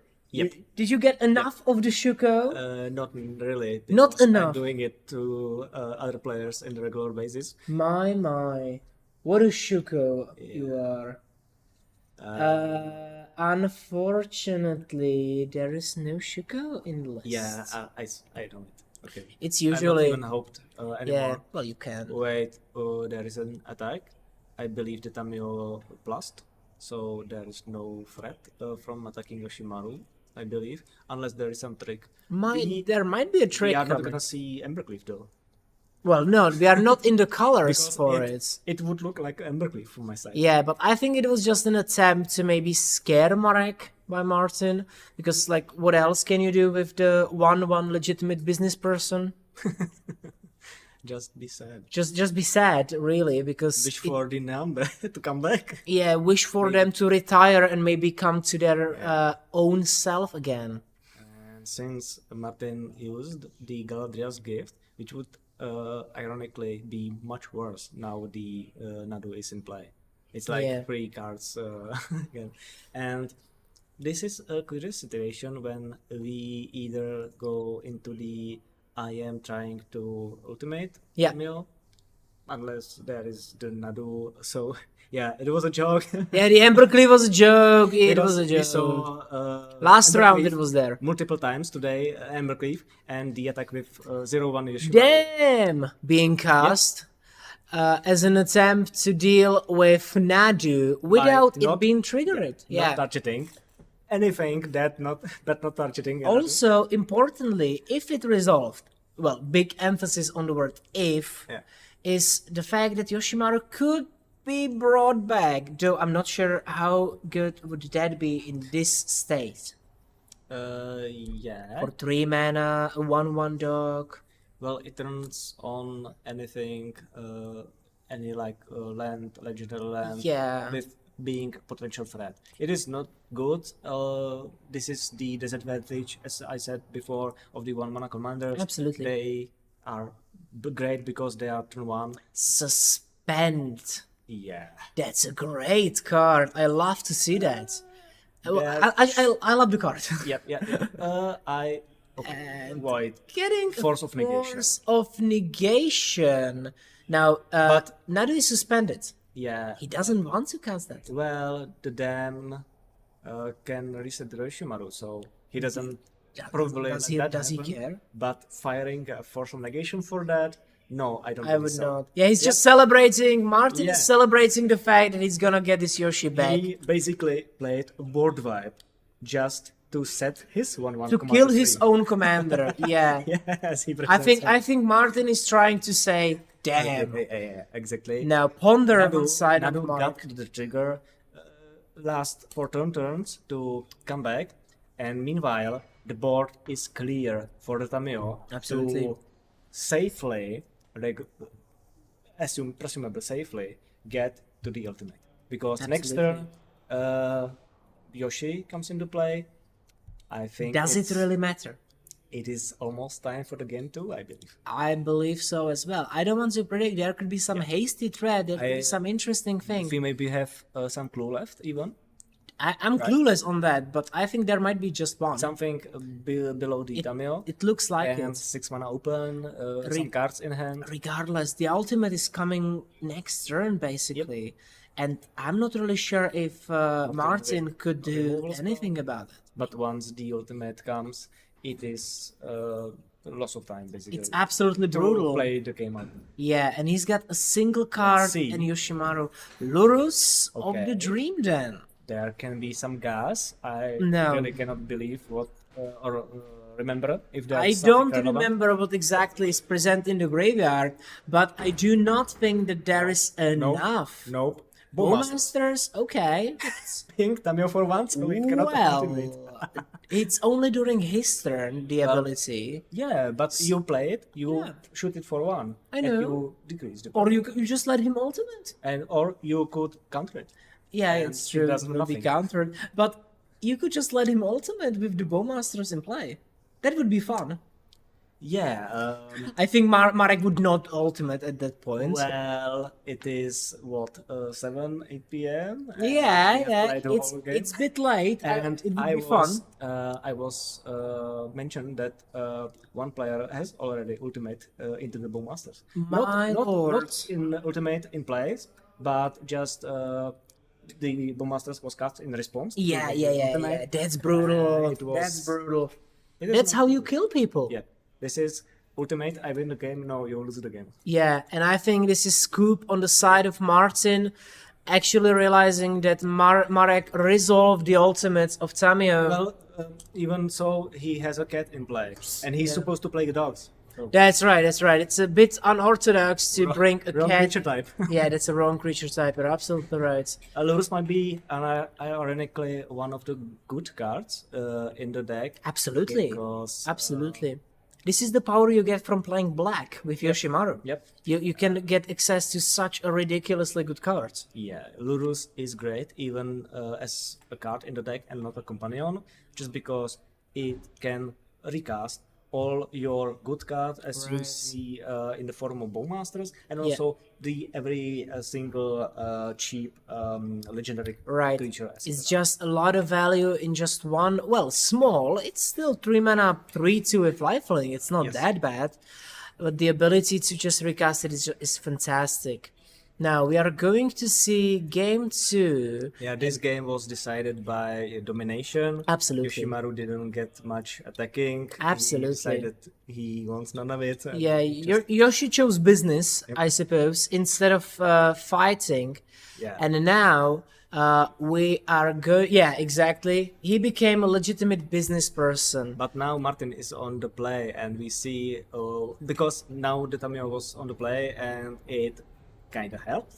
Absolutely, absolutely. Martin didn't have a cheap removal option other than the Bowmaster to like pressure or some Sure. affect the board state in a meaningful way. Yes. The deck didn't do anything much. I'm not even sure why fight for Danik Well, with the counters. you want to resolve something. Yeah. And by going to turn 4, the force spike is becoming more and more Right, useless. right. You're right. It stops being as useful as it It makes is sense. normally. I would much rather see Danik cast on turn 2. Absolutely. I don't know if that was the option, but Danik cast on turn 2, and then the attempt of casting Orchid Bowmasters on instant speed, preferably, and covered by the force Yeah. spike in case your opponent. Basically, maybe in response to Kekken Clues, this is the best time to cast Bowmasters. 100% Yeah. in this case. Like Bowmasters is one of the core cards that Martin really needs to get. Yeah. To get in this match. Even sweeter if you manage to cast Bowmasters in response to the Brainstorm. Absolutely. Or some other attempt to flip Tamiyo in one go, because instead of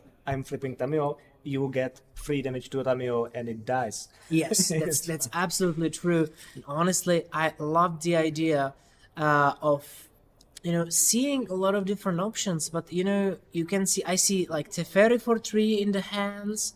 I also saw a lot of nice creatures on Martin's side, but not a lot of lands. I believe this was a mulligan due to the lack of lands on Martin's side. Again, which is a bit unfortunate. you think the Esper version might not be so consistent, and not in the sense of putting pressure early, but also in what cards do you have? Because if you have just lands and counter spells and not even any legendary lands, do you really keep that hand thinking your commander, the reason you play this deck is 1-1?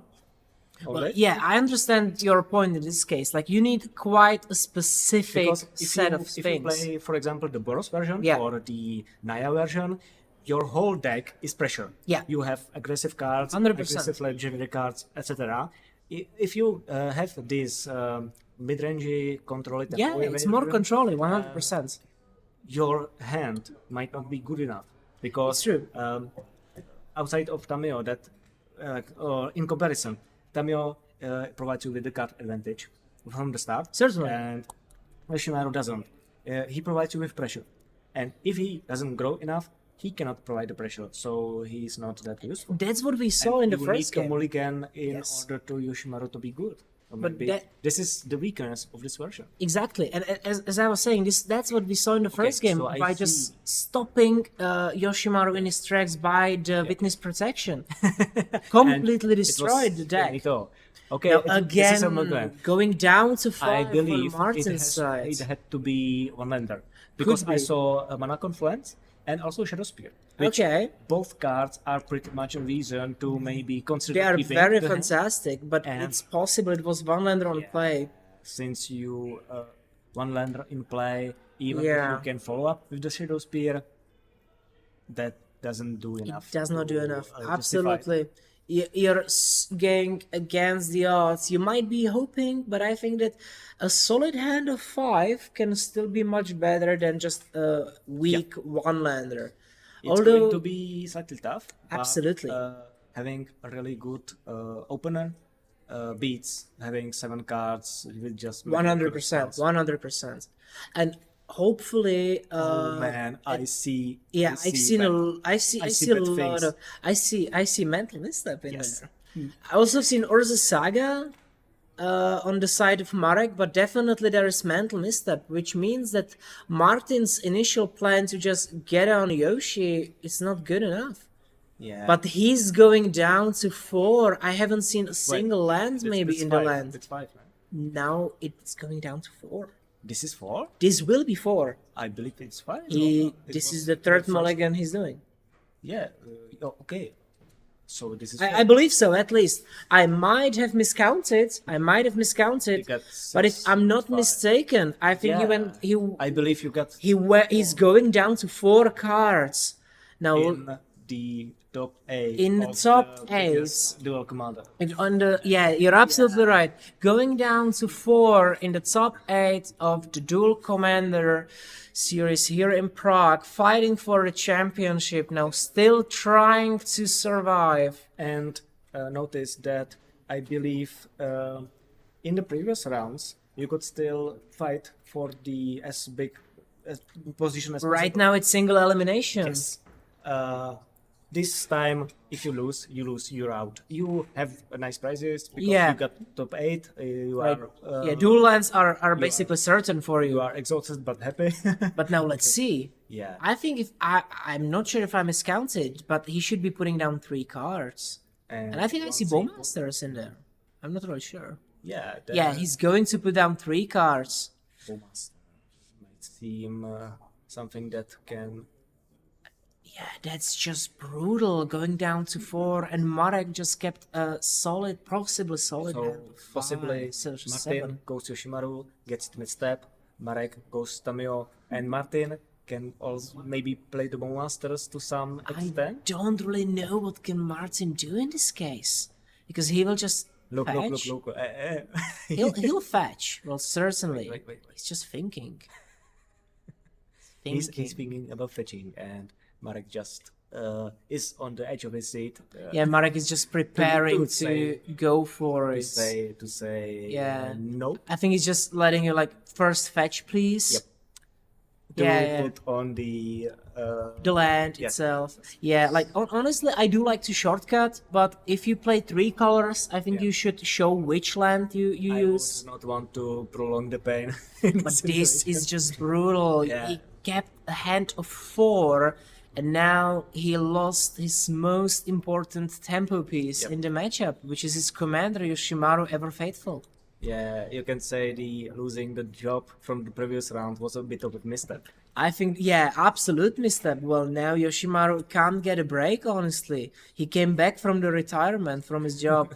Well, he came to a retirement, sort of.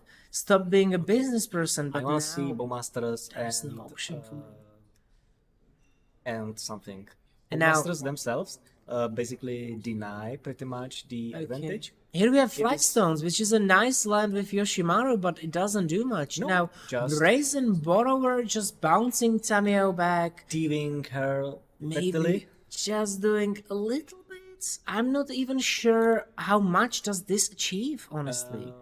It There's a it pawn prolongs. there. It prolongs. It That's gives him right. some time. Delays the card advantage from Tamiyo. You're from right, turn. you're right. And also, Marek has now the option either recard Tamiyo at only 1 land, which basically usually is enough Yeah. for some kind of interaction, but he won't have in that case an option to cast 2 mana interaction. You're absolutely right. So Martin kind of, you either get your Tamiyo back, or I got maybe a free turn, which I so desperately need. Absolutely. Also, we have to consider the fact that Martin is not working with a lot of cards. Now he has only 2 cards and the Brazen Borrower on Adventure, Okay. which will allow him to do stuff. Now, Boseiju. Shadow Spear And Boseiju, so now and it's- Boseiju, okay, that's not super crazy. Well, he doesn't have the ability to use it to channel, but still, Shadow Spear, the Shadow Spear can be is brutal. now oddly effective against the Brazen Borrower. Absolutely. Because Borrower can block and kill Tamiyo, but now the Tamiyo is 1/4 Right. and it kills Brazen Borrower. Right, absolutely. So it is not good anymore. And also the lifelink can be quite important in this matchup, because even though this Yoshi build is more controlly, it is still technically more aggressive than Tamiyo. The aggression and the damage is what your commander provides. If you manage Absolutely. to deny that or offset that, then you have incredible advantage over your Absolutely. opponent. And also, we saw in the first game, if you recall, after the Harbinger of the Tides hitting play, we got Wendelin Plague with Shadow Spear. That's closing out the true, game. that's true. So I don't think if this card is played at least partially, thanks to the Urza Saga being present in the list. I think that might be the case quite a lot. if You you- really want to find via the Urza Saga. Speaking of, Yeah, because the call. yeah. Because if you don't have Urza Saga, do you play Shadow Spear? I'm What? not Wait, really sure. what? No, I'm not sure what that card was. That was a miscalculation, miscalculation. Okay. and it was cycled. Yeah, cycled miscalculation Which I and don't Samuel. really understand that well. What is going on? Also interesting play on Martin's side, quite conservative. He chose to play his flashy Brazen Borrower in his main phase to achieve, basically the fact that the Borrower will actually hit the table. Most likely. Yeah, well, he did because Marek was tapped out and it resolved. But still, it was an interesting choice to not play around, try to bait it at the end of his turn, or like Marek's turn. The Tamiyo is not attacking for the next turn because it was in hand, so you can pretty much run out the present Borrower on Absolutely. your turn, because you still want to cast it as soon as possible to try to get at least some damage in. Here, But that plan of attacking and try to bring opponent's life total down is pretty tough to achieve with the Urza Saga in combination with Shadow Spear. Absolutely. Because you start creating tokens, you start creating clues, you can equip those tokens to Yeah. have a big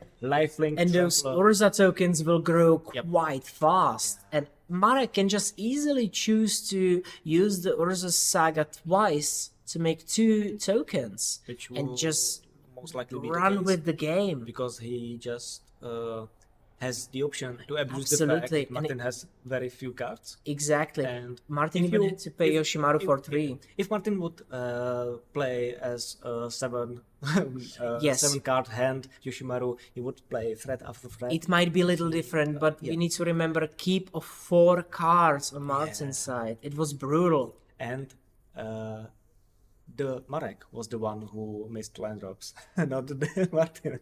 That's actually true. And has the 5th one. Yeah, So that's Martin true. is, you could say, a bit Flooded. It's also flooded, which is a brutal thing to happen to you when you're just on 4 cards. low amount of cards. Your Yeah. commander is not even legendary, right? Right. I would love to see any option for Martin to get out of this He has, mess. I think, 2 cards. He's got 2 cards in his hand. something. But as we mentioned a moment ago, the Urza Saga with the Shadow Spear is going to run away with the game regardless of cards in Marek's hand. But we can see plenty of them. He's got about 5 or 6 cards. Gigs. And now Giggs is coming down. Maybe this will allow Martin to get some card draw. Although I believe that Marek does not really want to allow that. Wait. He resolved? Did it resolve? Okay. I believe Marek is only 1 blue land. Is this count? That's true. Stifled. on That's mana? true. Kinda. Oh, they kind of sped up. Also- maybe Marek wants to interact. Also, it's very important to see that Marek missed a land drop, and one of his Again, lands is Urza Saga, which will blow up next turn. Yep. Well, to some effect, but Yes, and yes. we see the snap, There is a snap. which is a fine piece of interaction that does both things. Deal with the gigs and the card advantage it threatens That's to true, provide, that's and true. also untaps the Ursa Saga. So the plan on putting Right. out those 2 He tokens can still get 2 is tokens. still Right. in line. But I mean, even if Marek chokes on 2 mana, I don't really think it's a problem for him. Because he has got the clues, he has got the Shadow Spear, he can it just run away is with the a game. problem, but he is still in way better position. Absolutely. Because of the sheer card advantage. Absolutely. Thanks to just keeping 5 lands. Yeah, now there is the trigger probably on the stack after Marek drew a card, so he'll response. make another construct, and now he's going to blow up his Urza Saga 4/4, about to be most likely 5/5. 5/5 and then 6/6. Yeah, If Tamiyo attacks again, which is probably likely. exactly. Before the damage is dealt. Now So, what? Another well, there are usually 2 targets for it. Now I would love for it to be Shuko, but it's probably not that. There was the Lantern I've seen. That's 1 mana. And not that's even about it. I haven't seen anything else no in his deck. bubbles. I They haven't are seen a usually, bubble. Often played to help flipping. No, I haven't seen a bubble. Marek, I have only seen a Lantern. Marek goes through the deck again. He is trying tries to find some it, but there was only the Lantern, as I said. Lantern and Shadow Spear. Well, yeah, Because Lantern and Shadow Spear, and because he drew the Shadow Spear, that might be relevant for the future turns. could be, know, could for be. us.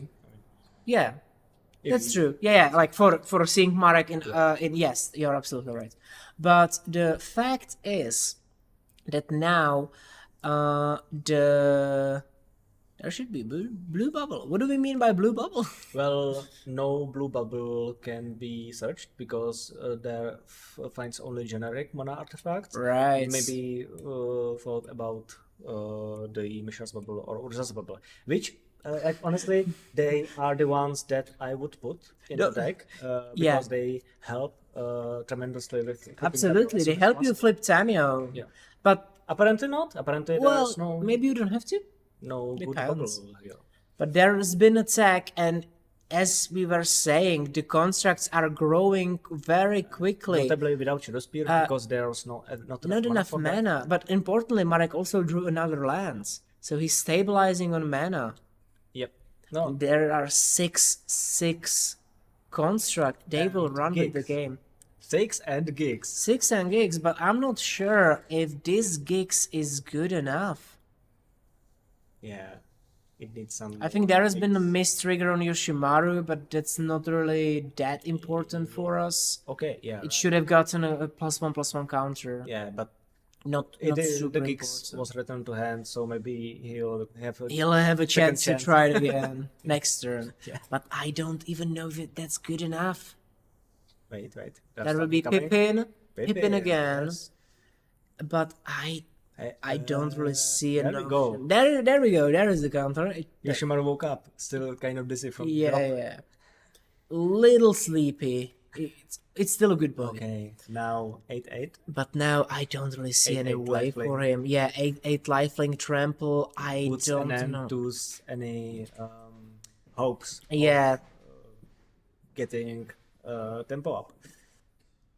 and he'll be Smack and he'll smack. just need to block with the Pippin, the bigger construct, because This is lethal. otherwise it's lethal. And one of them is trample. Or maybe he can do it with Yoshimaru, but still he has to just chomp the construct that does not have the Shadow Spear. That's a brutal situation for Martin, and I think it will not allow him really to get back into the game, because the construct with Shadow Spear will gain 1, 2, 3, 4, 5, 6, 7, 8 life, if I'm counting correct. Well, you got 3 clues, 4, 5, 6, 7, And 8 plus 1. 8. 8 life, which is, Indeed. yeah. From so 9 Marek to is 17 against 3 on Martin's side, it's look dire from I VR. think I'm sorry for interesting our Yoshimaru fans. I'm sorry. Me, myself, I'm very sad about that. Well, we get some other Yoshimaru, so you don't have to be that sad. Well, I'm sad Okay. for every single Yeah. lost dog. And this is And this is it. It's the end. So Martin scooped quite logically and understandably in the situation that was super dire for him.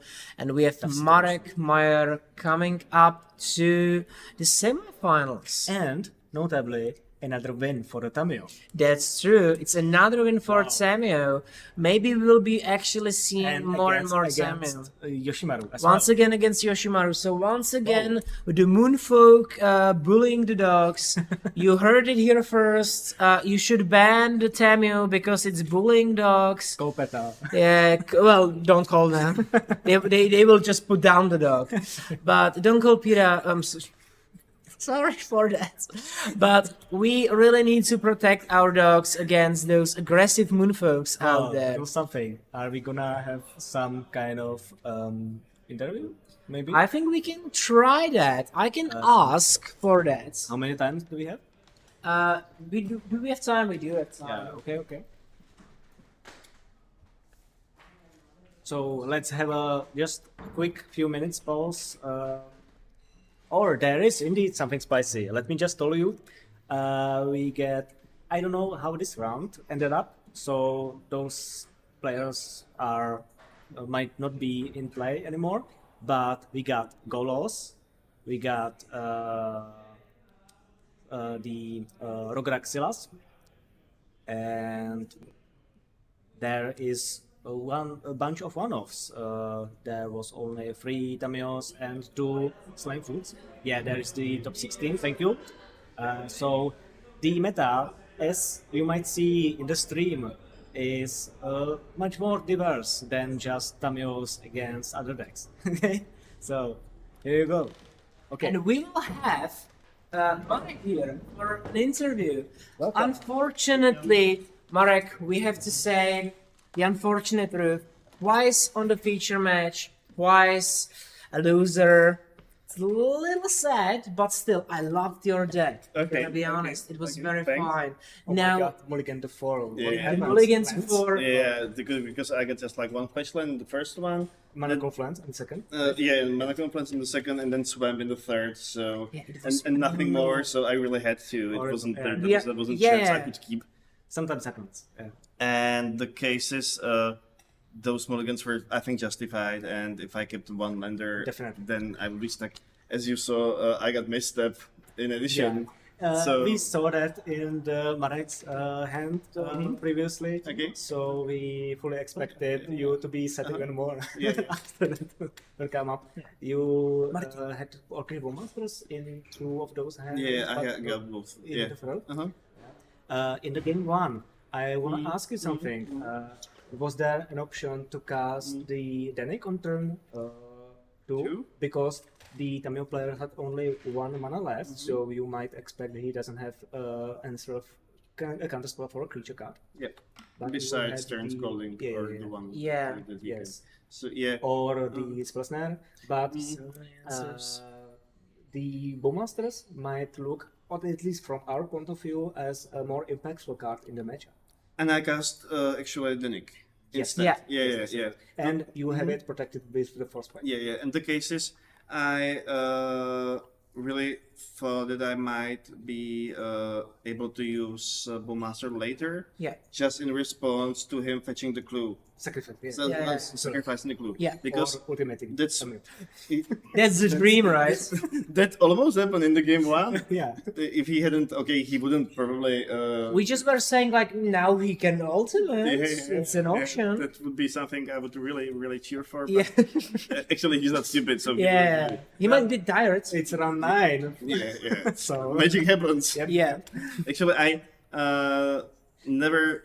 Okay, if you just ask me which deck would I prefer, if Tamiyo or was it Flage, the red Yes. black? Yeah. Yeah, I'm really scared of Flage, and Yeah. and I managed to defeat him, I think twice today. removal in the command And zone. yeah, and Tamiyo is kind of favorable matchup for me as from what I have played on Modo. So yeah. Yeah. I think I wasn't bad. I was like really looking forward to this game because I didn't see anyone countering anything whole day, and yeah, he just It's a pure explained proof. it to me. The Honestly, Kashlo he Hoy hates said the this. same thing, that the Yoshimaru, not especially your version, of course, but Yoshimaru is one of the most difficult matchups for me. Yeah, because it's very aggressive and quite consistent. But I have to appreciate your approach to the Yoshimaru deck. Because, you know, I'm more of the traditional kind of Bruce style and Boros style, but I really liked the options that the blue mana and even the black mana gave you. Like Pippin, for example, the K9 was just fantastic. And especially Bowmaster and those cards. Do you find it, well, we are trying to give like analysis on it, that it's just a little slower than the Bruce style, but more reactive? Actually, I started to play white black Yoshi, Yeah. and it was somehow different than the red one, which I tried as well, but it was just too much aggro. And once you just got the board cleared, which in this meta is quite often, Yeah. then you are just fucked. So sorry my English. And then Thanks. like somehow I find Silas, and I say, okay, there's so many good cards that is either white, blue, or black, blue. Yeah. So let's try to fit it in, and it works because you have card advantage. You can draw shitloads of cards if Yeah. you have the right draw, of course. Right. And you are not as fast, but you're reactive. And against deck like in the top 16, I played against Jury, Yeah. which is quite a difficult matchup for the white red one. But this one I was able to manage the damage, manage the cards, and that's what the deck does actually. I'm really bad against the Felden card, and even really bad against white red. Because you're It's a classic quick Yoshimaru. enough Yeah. to handle. He's just faster. Yes. I Right. can manage it. But I really like the approach, for example, with kicks. You know, there's a lot of options to draw a lot of cards. Just get the advantage. But aside of the free mana spells, there is a possibility of having a Miara along with Yoshimaru and having Lurus as a companion. Okay, I haven't thought about it actually. That's a nice option. You can think Back to about. your deck. Is there any other cards? We saw you are I think one of the two players we saw twice on the stream yeah, today. that's right. Actually, is there some really good card we haven't seen yet? Something that's you're why very are you proud of. playing Yeah. Black or playing I blue? think like the last two additions to the deck that I was really thinking about, and then they actually overperformed were Sick, the River Cathedral, the two mana legend. Can we get it? Yeah, it's a Merfolk 1/3 and Sig the River Cutthroat. Sig the River Astro. Yes. The shifted one. Yeah. The binary mana. Yeah, I know. It's the hybrid, two hybrids yeah, mana, yeah, and it's the like it was the white and blue, and then it with the I forgot the name of the plane, but the morning tide when it happened there, even just like changed. Yes. Yeah. And he's quite good because you can play him turn 2, and even if you manage to get 3/3 Yoshimaru, by legendary land him, so you can draw right away from the second turn, and then the first two turns are critical generally because if you survive them somehow or with at least something, then you are able to control it with counter spells or something else. And if you have the card draw, this is really good.